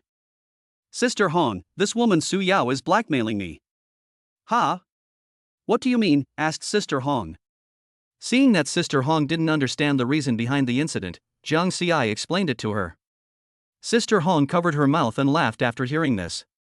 She didn't know the specific details of the contract, but when she heard that she had to pay 100 million yuan first if she wanted to divorce, she couldn't help laughing. She originally thought that there would be no penalty for breach of contract in their marriage contract, but she didn't expect Yao Yao to be so cruel as to set such a high penalty. After laughing for a while, Sister Hong said seriously, "Jiang Xi, this. As the saying goes, it's better to reconcile than to break up. Why don't you try dating Yao Yao?" And Yao Yao's fake marriage had its reasons. Jiang Xi frowned. "What's the reason? It can't be that she has an engagement and is looking for someone to shield her, right?" Sister Hong smiled meaningfully and then said, "Of course it's not that outrageous. This is what Su Yao's grandfather asked. She is already 27 years old this year, so Yao Yao's grandfather asked Yao Yao to find a boyfriend this year. If she can't find one, then she won't be allowed to pursue a career as a singer in the entertainment industry. She has to find a boyfriend first. But it's hard to find Yao Yao right away. You know what kind of personality Yao Yao has in the entertainment industry, so I just went straight to you. But I didn't expect him to find you and get married right away." Jiang Xi was about to speak when Su Yao spoke first. "Jiang Xi, you haven't made the choice just now. Do you want to compensate me with 100 million, or don't divorce me, and let's try to get along with each other?" Hearing Su Yao say this again, Jiang Xi's mouth twitched. 100 million. How many songs can I write to make back that? Forget it, in order to avoid paying the 100 million, let us just forget it. Thinking of this, Jiang Xi forced a smile and said, "Still, let's give it a try. After all, I don't have that much money right now." Su Yao raised her eyebrows and smiled complacently. "That's right. It's still hard to find a boyfriend who can write songs and is so handsome. We can try it first." "Oh? Are you really going to try it first like you said? How about a kiss first?" Jiang Xi said. Su Yao was stunned for a moment, then her cheeks flushed, but she still pretended to be calm and raised her eyebrows and said, "Oh, is Mr. Jiang so anxious?" Jiang Xi didn't know where he got the courage from, but he calmed down after he said it. He leaned over slightly and looked at Su Yao. His eyes swept over her flushed cheeks and trembling eyelashes, and his Adam's apple moved. "Didn't you say to try it?" He reached out and gently brushed aside Su Yao's drooping hair, his movements unusually gentle. Su Yao was so upset by Jiang Xi's treatment that her brain seemed to have crashed and she didn't dare to move. She has been a soloist for 27 years, and she has never experienced anything like this. He focused on studying when he was in school because he was studying at a music college. He made his debut in his sophomore year because of his outstanding voice. After his debut, he devoted himself to his career and never had a relationship. She pursed her lips and thought to herself, "It's over, it's over. My first kiss, which I've saved for 27 years, is gone. That's fine now. What did I just say about trying to date?" Su Yao's heart was beating very fast. She looked at Jiang Xi again, and closed her eyes the next second, as if she had agreed. Jiang Xi raised a wicked smile and turned to look at Mu Hongwan, only to see that Mu Hongwan was staring at the two of them with her arms crossed, looking as if she was enjoying the show. That expression seemed to say, "Kiss. You two should kiss." Jiang Xi looked at Mu Hongwan deeply, then walked lightly towards the door, not paying any attention to Su Yao, who closed her eyes waiting for a kiss. Mu Hongwan was also surprised when she saw Jiang Xi walk out of the room.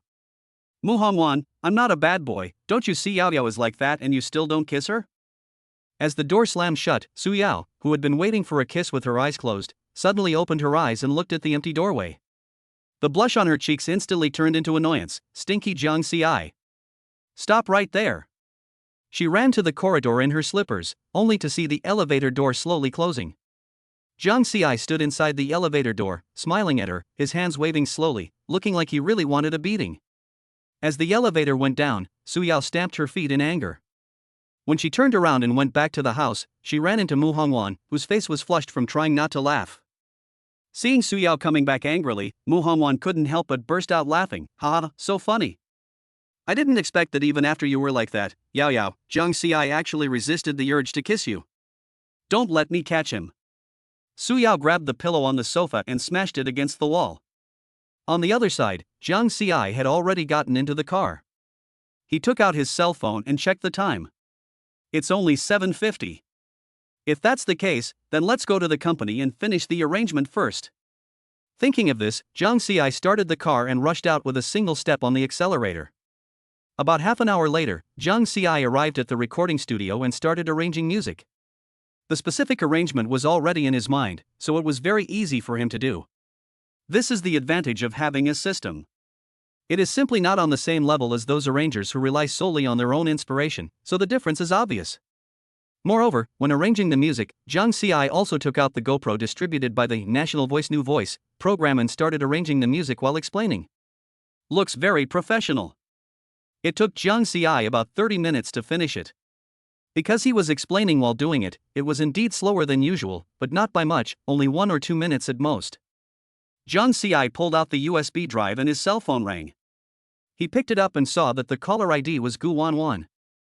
Jiang Ci pressed the answer button, and Gu Wanwan's voice came from the other end of the phone. Jiang Ci, are you here? Ahem, not yet. I just finished arranging the next song at the company. I might not be able to arrive before 9 o'clock. Sister Wan, please talk to the school leaders for me. Gu Wanwan on the other end of the phone was silent for a moment, then said, Are you arranging the next song? Well, hurry up then. I'll talk to the school leaders. I'm sure they'll understand. Okay, thank you, Sister Wan. I'll leave now. After saying that, Jiang Ci hung up the phone, put the USB drive in his pocket and went straight to the underground garage. Jiang Ci got in the car, stepped on the accelerator and sped towards the school. On the way, Jiang Ci was still thinking about Su Yao's shy look with her eyes closed waiting for a kiss, but when he thought of Su Yao's angry look after he left, the corners of his mouth rose unconsciously. Ha ha ha. Jiang Ci drove towards the school, but no matter how fast he wanted to go, he couldn't go any faster. After all, the morning period was the peak time for going to work and school. It took him 40 minutes to get to school. As soon as Jiang Ci got off the car, he saw Gu Wanwan standing at the door of the teaching building waiting. It looked like she had been waiting for a long time. Jiang Ci scratched his head and walked towards Gu Wanwan cautiously. After all, I'm so late, it would be a lie to say I don't feel guilty. Chapter 96, Gold-Stamped Engagement Letter. Soon, Jiang Ci arrived a few meters away from Gu Wanwan. Gu Wanwan, who had heard the noise, turned around and saw Jiang Ci at a glance. Gu Wanwan gave Jiang Ci a helpless smile. You're finally here, kid. I've been waiting here for 10 minutes. Jiang Ci walked quickly to Gu Wanwan and said with a smile, I'm so sorry, Sister Wanwan, there was a traffic jam on the road and I'm late. Gu Wanwan waved her hand. Come on, you don't look like you have any apology at all. Since you're here, follow me to the 8th floor of the administration building. They're already waiting for you. As she spoke, Gu Wanwan took Jiang Ci and walked towards the administrative building. After walking for a while, Jiang Ci suddenly asked, Sister Wan, can you tell me why we're going there? Why do those school leaders have to see me? It's quite a big deal. Gu Wanwan patted Jiang Ci lightly and said, You better keep your mouth shut when the time comes. You can say anything. Although I don't know what it is indeed a good thing. Jiang Ci curled his lips and blurted out, You don't even know what happened, and you still say it's a good thing, sister? I think you are getting old and confused. However, just as Jiang Ci finished speaking, he felt a pair of murderous eyes looking at him the next second. He swallowed hard, distanced himself from Gu Wanwan, and said with a wry smile, Just kidding, Sister Wan, please forgive me for my mistakes and let me go. Don't do it again, or I guarantee you'll be thrown to the ground in a moment.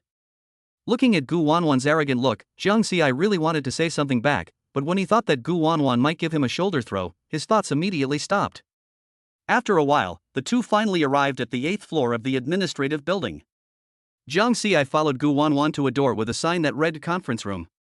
Gu Wanwan knocked on the door, and only after the person inside said come in did the two of them enter the meeting room one after another. The conference room was not big, more like a small meeting room, with 5 people sitting inside, but Jiang Xi had never seen or spoken to these 5 people. However, Jiang Xi guessed that the person sitting in the main seat was the principal, but this was just a guess. When everyone saw Jiang Xi come in, he didn't say anything but instead observed them. They were not angry, but stood up and looked at Jiang Xi with smiles on their faces. Gu Wanwan touched Jiang Xi with her shoulder to signal him to come back to his senses. After being touched by Gu Wanwan, Jiang Xi finally reacted and came back to his senses immediately. He smiled and politely said to the 5 people in the room, "Hello, leaders. My name is Jiang Xi, and I'm a junior in the composition department." The middle-aged man in the main seat slowly walked up to Jiang Xi, extended his hand, and said with a gentle smile, "Student Jiang, I've heard a lot about you." "I'm Principal Zhou Mingyuan." Jiang Xi immediately shook the principal's hand and smiled, "Hello, Principal Zhou, I'm Jiang Xi. "May I ask why you wanted me here today?" Zhou Mingyuan did not answer immediately. Instead, he patted Jiang Xi on the shoulder and motioned him to sit down first. After Jiang Xi sat down, Zhou Mingyuan also returned to his seat and sat down. He glanced at Jiang Xi and said solemnly, "Mr. Jiang, I asked you to come here today to discuss the appointment of honorary professor, but..." As soon as he finished speaking, Gu Wanwan and Jiang Xi were the only 2 people in the audience whose expressions changed the most. Gu Wanwan's mouth was so wide open that an egg could fit in it. Her face was full of disbelief. Jiang Xi was stunned for a moment, then looked at the principal sitting in the main seat and asked, Principal Zhou, can I drink the water on this table?" Principal Zhou was taken aback by Jiang Xi's question, but then he reacted and said with a smile, "Of course, whatever you want." Jiang Xi unscrewed the bottle cap and took a big gulp, as if trying to calm himself down. After finishing his water, Jiang Xi looked up at the other 4 people at the table, and finally looked at Principal Zhou at the main seat and asked, "Principal Zhou, you were joking about that honorary professor you just mentioned, right? I didn't expect you, at your age, would still make such a joke." As soon as the words came out of her mouth, Gu Wanwan touched Jiang Xi calmly, signaling him to stop talking nonsense. Principal Zhou smiled and said to Gu Wanwan, "Teacher Gu, it's okay. This kid's personality is quite to my liking. No wonder he can write so many great songs. What do you think?" Principal Zhou looked around. The other 4 nodded in agreement. Principal Zhou continued, "Student Jiang, we are not kidding. Your talent in composition is obvious to all. The school hopes to appoint you as an honorary professor in the hope that you can inspire more students." Jiang Xi swallowed his saliva. This time he really couldn't handle it. This was the first time he had seen such a scene. He had never experienced it even in his previous life. He still couldn't believe it, but I'm only a junior. I'm still a student. Is the title of honorary professor appropriate for me? Principal Zhou smiled and explained, "Talent has nothing to do with age. Your work has already proven your ability. Besides, it's just an honorary title. You don't have to take on too many teaching responsibilities. You just need to occasionally share your creative experiences with your classmates. The school also hopes to make more contributions to the school's music development with the help of your abilities. This is also a recognition of your talent." Jiang Xi scratched his head, feeling both excited and a little nervous. Gu Wanwan also came back to her senses at this time, and whispered in Jiang Xi's ear, "You kid, you've made it big now." At this moment, a middle-aged woman wearing square-framed glasses suddenly said, "Student Jiang, we have been following you for a long time. Since your first song, our school has been following you." She adjusted her glasses and flipped open her folder. From the song Later, you slowly began to make your mark. Then the song Blue and White Porcelain, which is also in the national style, became a huge hit online. Blue and White Porcelain can be said to have pioneered a whole new style of composition in the national style. I have to say you are very talented and amazing. We are also very fortunate that you are studying at our Tianhai Conservatory of Music. Your talent for songwriting began to show from the moment you broke up. You produced one great song after another, including the one about the seabed. I cried when I listened to it." The middle-aged woman said so much, and other leaders also praised her. After the middle-aged woman finished speaking, Principal Zhou coughed lightly, looked at Jiang Xi kindly, and asked, "Student Jiang, what have you considered?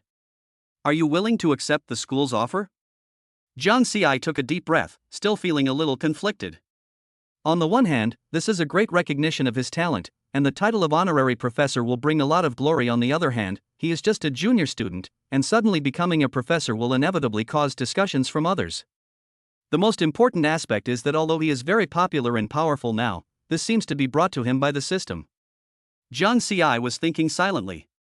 No one else at the conference table disturbed him, but their kind gazes were always fixed on Jiang Ci. Jiang Ci thought to himself, "What the hell is this? Just releasing a few songs and he becomes an honorary professor? And what the boss said just now about me being dumped really stung my heart. I need to think carefully about whether to accept it or not. Although I rely on a system every time I buy a song, the experience system will be stuffed into my brain, which is not much different from some senior composers. Lectures shouldn't be a problem." Thinking of this, Jiang Ci suddenly understood. He raised his head and looked at Principal Zhou and the other leaders with expectant eyes. Jiang Ci smiled confidently and said, "Principal Zhou, leaders, I am willing to accept the school's appointment. I am grateful for the school's recognition of me. I will work hard to fulfill my role as an honorary professor, share my creative experience with my classmates, and hope to contribute to the school's music development." Principal Zhou took the lead in applauding, and the others also applauded, with satisfaction on their faces. Gu Wanwan also smiled and gave Jiang Ci a thumbs up. At this time, one of the leaders who heard Jiang Ci's agreement also took out the appointment letter with the gold-plated school emblem printed on it that had been prepared long ago from the file bag. Chapter 97 The youngest professor of Tianhai Conservatory of Music. He pushed the gold-stamped letter of appointment with the school emblem towards Jiang Ci. Seeing this, Principal Zhou smiled and said to Jiang Ci, "Xiao Jiang, sign it." Jiang Ci's eyes fell on the gold-embossed letter of appointment, and his heart beat faster unconsciously. He reached out and slowly picked up the letter of appointment, looked it over carefully before finally signing it. The moment the pen was put to paper, warm applause rang out again in the conference room. Principal Zhou stood up, walked over to Jiang Ci, and patted him on the shoulder. "Xiao Jiang, from today on, you are the youngest professor at our Tianhai Conservatory of Music. The school's music career in the future will rely on you to make great contributions." Jiang Ci quickly stood up and said with a smile, "Don't worry, Principal Zhou. Although I only know how to write songs, I will definitely try my best." "Ha ha, not bad, not bad. From now on, when you see me, you don't have to call me Principal Zhou. Just call me Old Zhou or Old Man." Jiang Ci quickly waved his hands. No, Principal Zhou, I'll call you Mr. Zhou." Principal Zhou laughed heartily, his eyes wrinkling with laughter.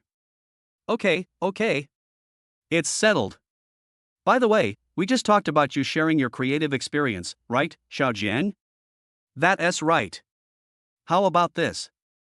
You teach 2 classes to the students in the composition department every month? Principal Zhou suggested. Jiang Ci thought about it briefly, nodded, and then shook his head.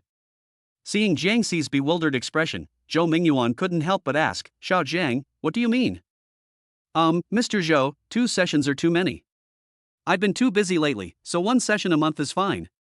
After hearing this, Principal Zhou smiled and said, "Okay, 1 class a month is fine.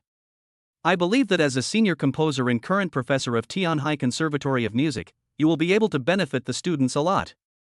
Principal Zhou patted Jiang Ci's shoulder with a look of trust on his face. Principal Zhou left after he finished speaking. As a principal, he still had a lot of things to do. After a while, the other 4 school leaders also left one after another, leaving only Jiang Ci and Gu Wanwan standing in the conference room. Gu Wanwan said jokingly with a smile, "Please take good care of me in the future, Professor Jiang." Jiang Ci's mouth twitched, but then he thought of something interesting. Jiang Ci suddenly straightened his back, and imitating an old scholar, he pushed up his non-existent glasses and said seriously, "Xiao Gu, from now on, you are not allowed to be late or leave early when teaching students, and you are not allowed to use violence at will, especially over the shoulder throws, understand?" Gu Wanwan was stunned at first, then she grabbed the bottle of mineral water on the table and pretended to hit him. "You're rebelling. Believe it or not, I'm going to throw you, the fake professor, out right now." No, I was wrong, sister." Jiang Ci begged for mercy quickly. Gu Wanwan snorted and put down the mineral water bottle, but suddenly leaned in front of Jiang Ci and squinted her eyes at him. "Honestly, you're not afraid, kid? You know, after today, the whole school will know that a junior has become a professor." Those senior professors might come over to see who can become a professor in his junior year. Her tone was a mixture of concern and teasing. Jiang Xi scratched his head and smiled. No one would not be afraid. Maybe it's okay once you get used to it. After all, I'm so good. Stop being so conceited. Okay, let's go to my office and I'll give you your diploma. Jiang Xi was stunned for a moment, then realized that Gu Wanwan had already walked out of the meeting room. On the way, Jiang Xi asked Gu Wanwan, where's my diploma? Yes, your diploma was actually already prepared before. I went to get it, but you didn't know it at the time. But don't worry, your diploma was not obtained through any backdoor or anything like that, and it will withstand scrutiny, said Gu Wanwan. Now that you've been appointed an honorary professor by the president, I can naturally give you your diploma. After listening to what Gu Wanwan said, Jiang Xi finally understood. He almost knew the reason why he graduated, which was simply because he was excellent. Soon, the two returned to Gu Wanwan's office one after the other. Wait a minute, I'll look for it. Jiang Xi was not in a hurry and sat directly on the chair opposite Gu Wanwan's desk. Then he put the GoPro he brought on the table. He actually always carries this GoPro with him, but how could he have recorded the situation before? He is not a fool. After a while, Suya found a black plastic bag and handed it directly to Jiang Xi. Here, Jiang Xi, your diploma. Jiang Xi took the black plastic bag and could feel the hard certificate shell inside. He pulled out his diploma. The dark red cover was printed with a gold-plated school emblem. The moment he opened it, the 4 big words diploma printed in ink jumped into his eyes. Information such as name, major, and length of study were neatly arranged, and a bright red principal seal was stamped on the lower right corner. How's it going? Don't you feel a special sense of accomplishment? Gu Wanwan came over and said with a smile, you're the first one in our college since its inception. The transition from graduation to professorship is so seamless. Jiang Xi glanced at Gu Wanwan and gave a wry smile. I've already thought of tomorrow's trending searches. Sister Wan, can you please talk to the teachers who manage the school's Weibo accounts and ask them not to post them? Gu Wanwan raised an eyebrow and reached out to tap Jiang Xi's forehead. What are you thinking about? The school finally has a living signboard like you, a genius composer. How can we not promote it? Besides, you can hide for a while but not forever. Instead of hiding it, it's better to let everyone know openly. Besides, you are so outstanding that others can only envy you. After hearing what Gu Wanwan said, Jiang Xi thought for a moment and said, it seems to be true. That's the right way to think. There's just one thing that's not so good about this school. Jiang Xi said. What's wrong? Jiang Xi rubbed his hands. RMB. The school doesn't understand my heart. Gu Wanwan was stunned at first, but then she reacted and scolded with a smile. Go away, the matter is over now, hurry up and leave. As for your classes, let's talk about it after you finish participating in the National Voice program. Chapter 98. We treat you as a brother, but you actually repay us with hatred. Jiang Xi chuckled, stood up, put his diploma back into the black plastic bag, turned around and walked downstairs. But before Jiang Xi returned to the car, his cell phone started ringing non-stop. Jiang Xi frowned and muttered to himself, who is this? Sending me random messages?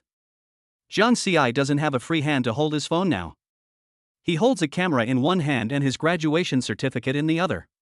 It took about 3 minutes for Jiang Xi to get in.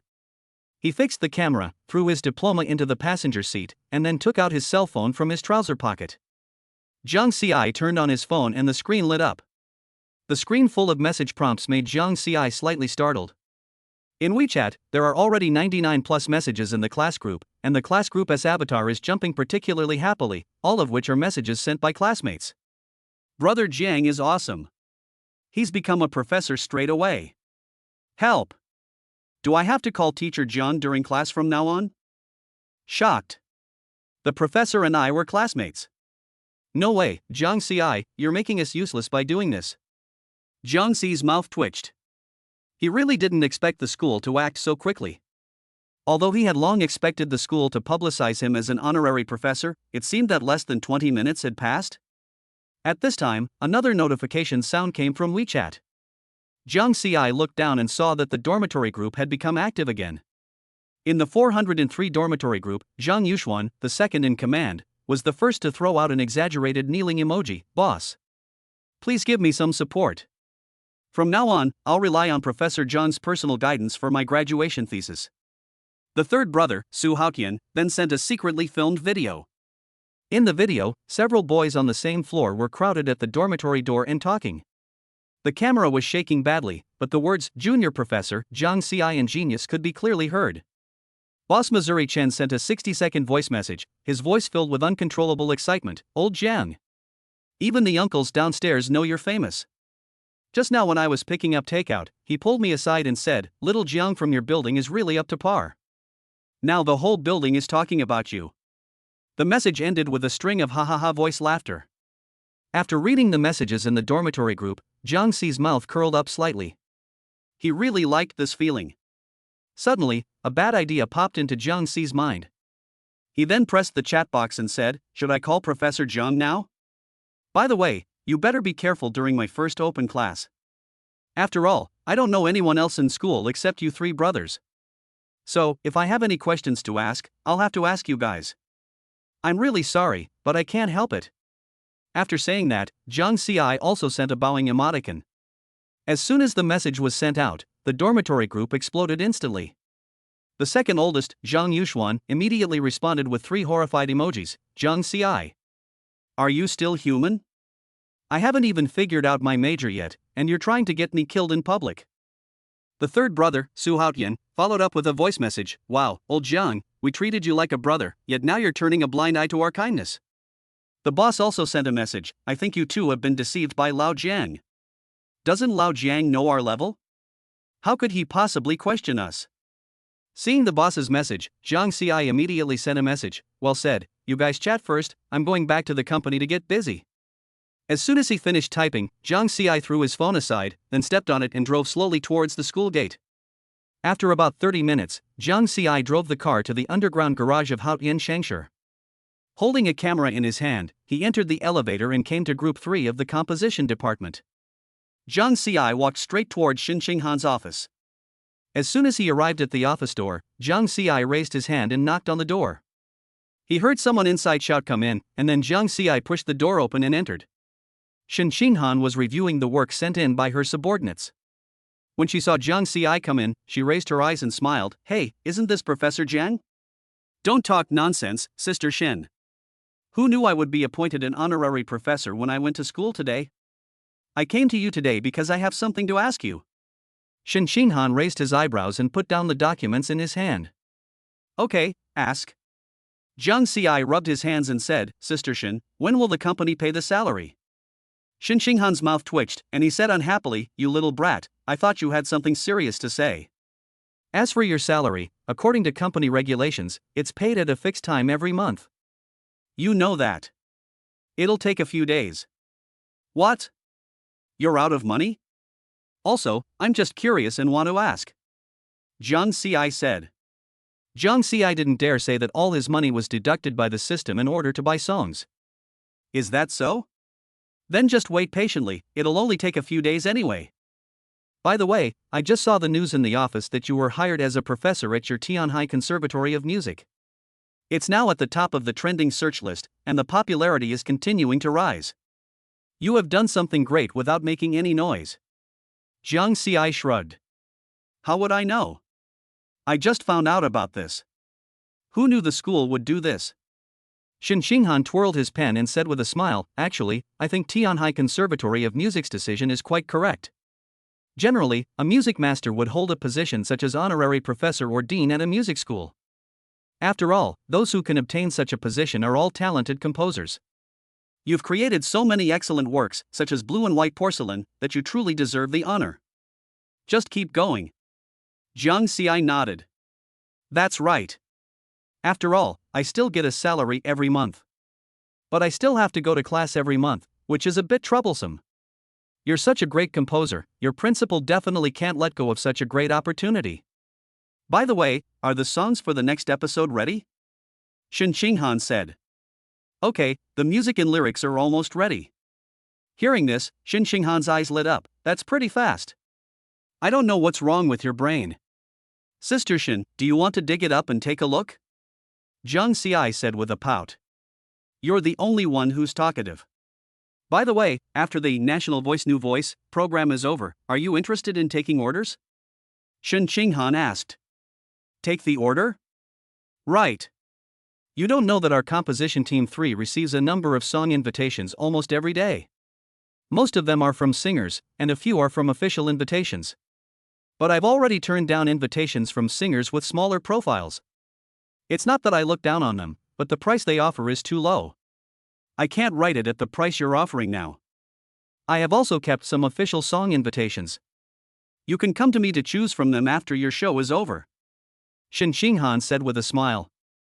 Jiang Ci was about to speak when the phone in his trouser pocket rang. Chapter 99, Academy Domineering Statement. Jiang Ci took out his cell phone and saw Su Huichuan's number on the screen. He picked up the phone immediately, and Su Huichuan's voice came from the other end. Teacher Jiang, are you in the company? I'm here, come up, I'll just give you the arrangement. Good. After they finished talking, they hung up the phone. After hanging up the phone, Jiang Ci glanced at Shin Xinghan and said, Alright, I was originally thinking about seeing what the official requirements are for the song invitation.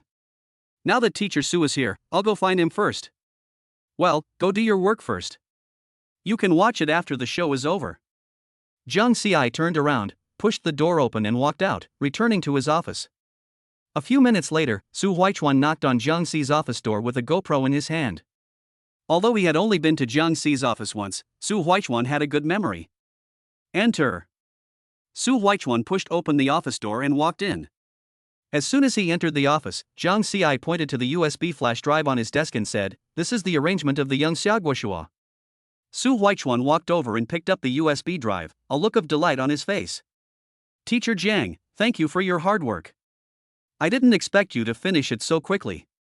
Jiang Ci smiled and waved his hands. This is what I should do. Jiang Ci looked at the GoPro in Su Huichuan's hand and said, Teacher Su, I think you have a talent for video shooting. Why don't you try shooting a video and posting it on Douyin after the show is over? Maybe netizens will like your video very much. Su Huichuan's eyes lit up, he scratched his head and smiled. Teacher Jiang, you make sense. I've found that I've been particularly fond of recording things everywhere these past few days. With so much footage, it seems like the program crew will have to put in some effort to edit it. Jiang Ci said with a smile. Su Huichuan fixed the GoPro and then sat across from Jiang Ci. Teacher Jiang, I just saw a trending search. Let me guess. It's about a junior named Jiang who was hired as a professor at the school, right? Su Huichuan nodded. That's right, Teacher Jiang, you're amazing. When I was a junior, you were still attending classes regularly at school. It's nothing, just the arrangement of the school leaders. I think a lot of people are talking about it online? Jiang Ci asked. Su Huichuan nodded. Let me guess. Those netizens are probably saying that I, Jiang Ci, got in through the back door, received gifts? Or bribed someone? Su Huichuan gave a wry smile after hearing what Jiang Ci said. I haven't read the details of Teacher Jiang, but according to what is said online, it should be similar. However, using backdoors, giving gifts, or bribing others with money are no match for your talent, Teacher Jiang. Jiang Ci waved his hand and smiled. Let's not talk about this anymore. Take this arrangement. Because the song I wrote for you requires you to cooperate with those kids, so I can't help you with this. Su Huichuan took the USB drive and said seriously, Don't worry, Teacher Jiang, I will cooperate well with the children. By the way, Mr. Jiang, don't take those false statements online to heart. Anyone who knows your abilities knows your strength.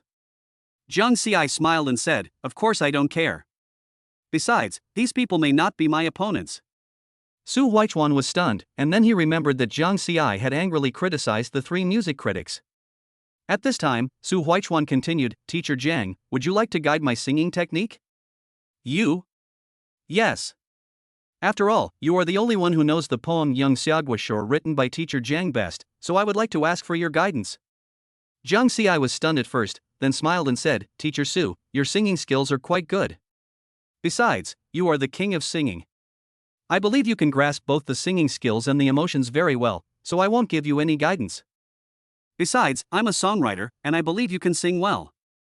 Besides, you also said that I wrote this song and I know it best. If there's anything you don't understand, just call me directly. On the last day, just perform for me with the other kids. Seeing that Jiang Ci had said this, Su Huichuan didn't know what to say, but his eyes were full of seriousness. Then Teacher Jiang, please do as you say. I'll come pick you up on the last day. Okay. I just want to take advantage of these few days to have a good sleep. I would like to thank Teacher Sue here. Jiang Ci smiled slightly. No, I want to thank Teacher Jiang for giving me such a great song. The two chatted for a few more sentences, and then Su Huichuan stood up and said goodbye. Jiang Ci walked into the door of Composition Group 3 before returning to his office. Jiang Ci returned to the office and just sat down when his phone vibrated. Jiang Ci picked it up and took a look. The phone automatically sent him a Weibo message. The title is, Tianhai Conservatory of Music responded to the incident of junior student Jiang Ci being hired as honorary professor. Jiang Ci clicked it curiously. Hashtag Tianhai Conservatory of Music solemn statement hashtag. Our college's appointment of Jiang Ci as honorary professor was a solemn decision, unanimously approved by the academic committee. Any doubts? Ridiculous. Jiang Ci, with numerous original works like Blue and White Porcelain, has pioneered a new genre of Chinese-style music. His creative talent and professional attainments are enough to surpass countless others seeking fame and recognition. Malicious speculation about backdoor dealings? Our academy has a century of rigorous scholarship, and we will not tolerate smears from scoundrels. Jiang Ci's breakthrough in music is both a continuation of tradition and a foray into the future. Those questioning voices hiding behind the keyboards are nothing but jealousy of genius and clamor of incompetence. We hereby issue a stern warning: cease all false statements. Our school will fully support Professor Jiang Ci's musical career and reserves the right to pursue legal action against those who spread rumors. True strength never needs to be proven to the ignorant. Hashtag Professor Jiang Ci deserves the name hashtag. After reading the statement released by Tianhai Conservatory of Music's official website, Jiang Ci's eyes lit up. Wow! This statement is really domineering.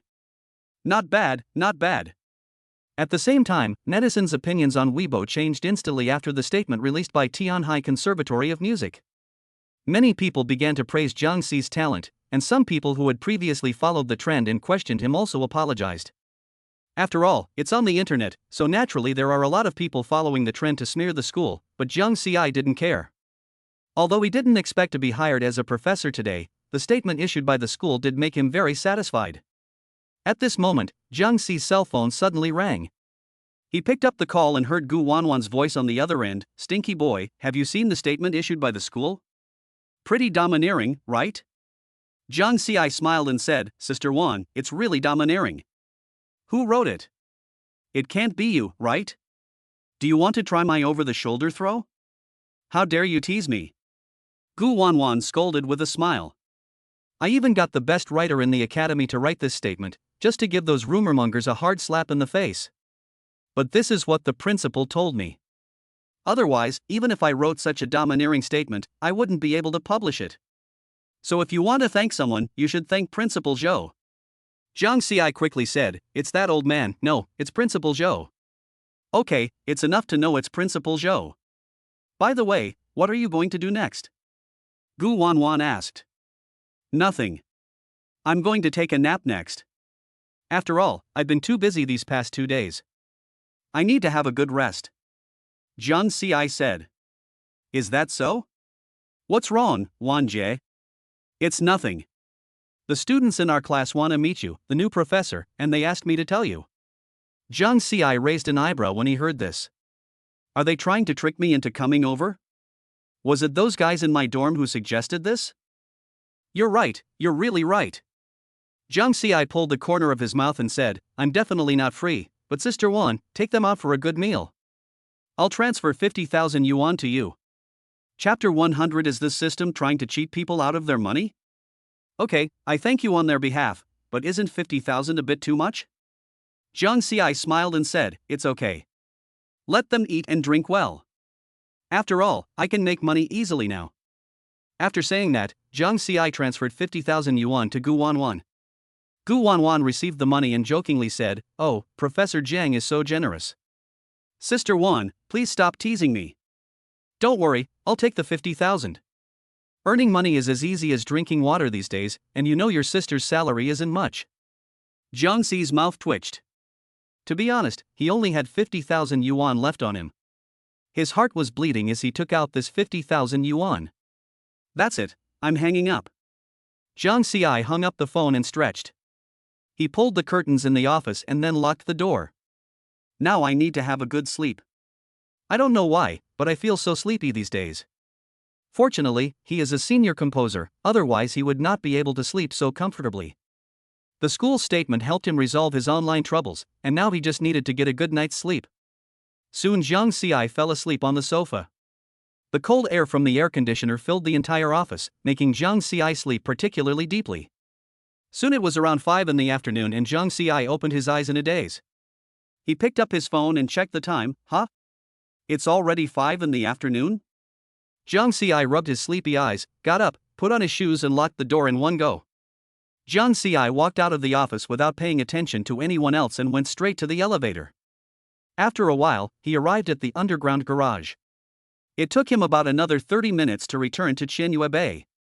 He opened the door with his key and subconsciously glanced at the sofa, but only found Sister Hong sitting alone on the sofa with a bag of potato chips in her hand.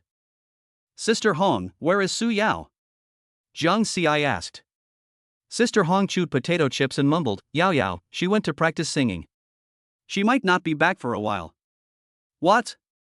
Are you so eager to be beaten? Jiang Xi's face darkened, and he was speechless. Sister Hong, what are you talking about? Who dares to hit me? That's because Yao Yao hasn't come back yet. If she did, given her personality, she would definitely beat you up. Who told you to play a trick on her this morning? Mu Hongwan laughed gloatingly. Jiang Xi curled his lips and was about to retort, but Mu Hongwan glanced at Jiang Xi and said, Jiang Xi, you're trending again, right? That's about right. Sister Hong, have you seen the trending searches? Mu Hongwan nodded. Desan Jiangxi has become a professor at Tianhai Conservatory of Music. It's only been a day since I last saw you, and you've become a university professor. Not bad, not bad. Jiang Xi laughed bitterly, who knew I'd be hired as a professor just by going to a school. Jiang Xi didn't want to talk more about this topic. He had already said enough today. He glanced at Mu Hongwan's lazy look and said, Sister Hong, I'm going back to my room. Okay, go ahead. Mu Hongwan waved her hand. Jiang Xi returned to the room and just sat down when a familiar mechanical sound rang in his head. Ding! The system is about to upgrade. The upgrade time is unknown. Please wait patiently. Hearing the system's voice, Jiang Xi's brows furrowed tightly. He immediately said, What? What do you mean? Ding! The system is about to enter the upgrade state. During the upgrade process, all functional hosts in the system will be unavailable. Upgrade countdown, 3, 2, 1. As the countdown ended, the system fell into silence. Although Jiang Xi was a little panicked, he still looked lazy. He muttered to himself, could it be that this system is trying to cheat me out of money? Absolutely. Otherwise, why would you upgrade when there's nothing wrong? Jiang Xi firmly believed in his guess, and with the nature of the system, it would definitely trick him. While Jiang Xi was thinking, he suddenly heard the sound of a door opening and closing. After a while, Su Yao's voice sounded. Sister Hong, I'm back. Su Yao walked in hurriedly. As soon as he came back, he said to Sister Hong, is that bastard back? Whom? Jiang Xi? If you're talking about Jiang Xi, then he should be in the room. When Su Yao heard this, she strode directly towards Jiang Xi's room and pushed the door open with a bang. Jiang Xi was startled by the loud noise. When he looked up, he saw Su Yao standing at the door with her arms folded across her chest, looking angrily, her eyes full of the intention to call for punishment. Seeing Su Yao's aggressive look, Jiang Xi subconsciously asked, What are you going to do? Huh, I should be the one asking you this. I was like that this morning, and you actually ran away? Jiang Xi laughed dryly, his eyes unconsciously drifting away. We are married under a contract. How can I kiss you? Don't you agree? Su Yao put her hands on her hips and approached Jiang Xi angrily. What's wrong with the contract marriage? Can't you cooperate with the situation this morning? I've put all my efforts into it, and you just pat your butt and run away. Jiang Xi stood up and stepped back, saying helplessly, I'm just shy, and Sister Hong is watching. Su Yao snorted coldly, Shy? Would you, Jiang Xi, be shy? Then don't worry about it. What's wrong with being shy? Is being shy against the law? Also, don't come over here again. Su Yao doesn't care about these, and presses on step by step, I insist on coming over. You are a coward. As she spoke, she had already come to Jiang Xi and looked down at him condescendingly. Jiang Xi was forced to lean his back against the wall, and the posture of his hands on the wall made the distance between them particularly ambiguous. At this moment, Su Yao staggered and fell into Jiang Xi's arms. Jiang Xi subconsciously put his arm around her waist, their eyes met, and the atmosphere instantly became subtle. Su Yao's face turned red, and she wanted to break free but found that Jiang Xi was holding her tightly. Jiang Xi was also a little flustered, but he was reluctant to let go. You get up first," Su Yao stammered. Jiang Xi came back to his senses and slowly let go of his hand. Su Yao stood up and straightened her clothes, her eyes a little evasive. "You're lucky today. This matter is not over yet." After saying that, Su Yao glared at Jiang Xi fiercely, then turned and ran out. Jiang Xi looked at Su Yao's back, then looked at Mu Hongwan who was leaning against the doorframe, and asked helplessly, "Sister Hong, can't you stop her a little? If she hadn't been so clumsy just now, I would have been beaten today." Mu Hongwan leaned against the doorframe, laughing so hard that she fell backwards, potato chip crumbs falling down with her laughter. "I dare not stop her." "You know this lady's temper." "But..." She suddenly stopped laughing and raised her eyebrows and said, "Jiang Xi, you hugged me pretty tight just now, didn't you?"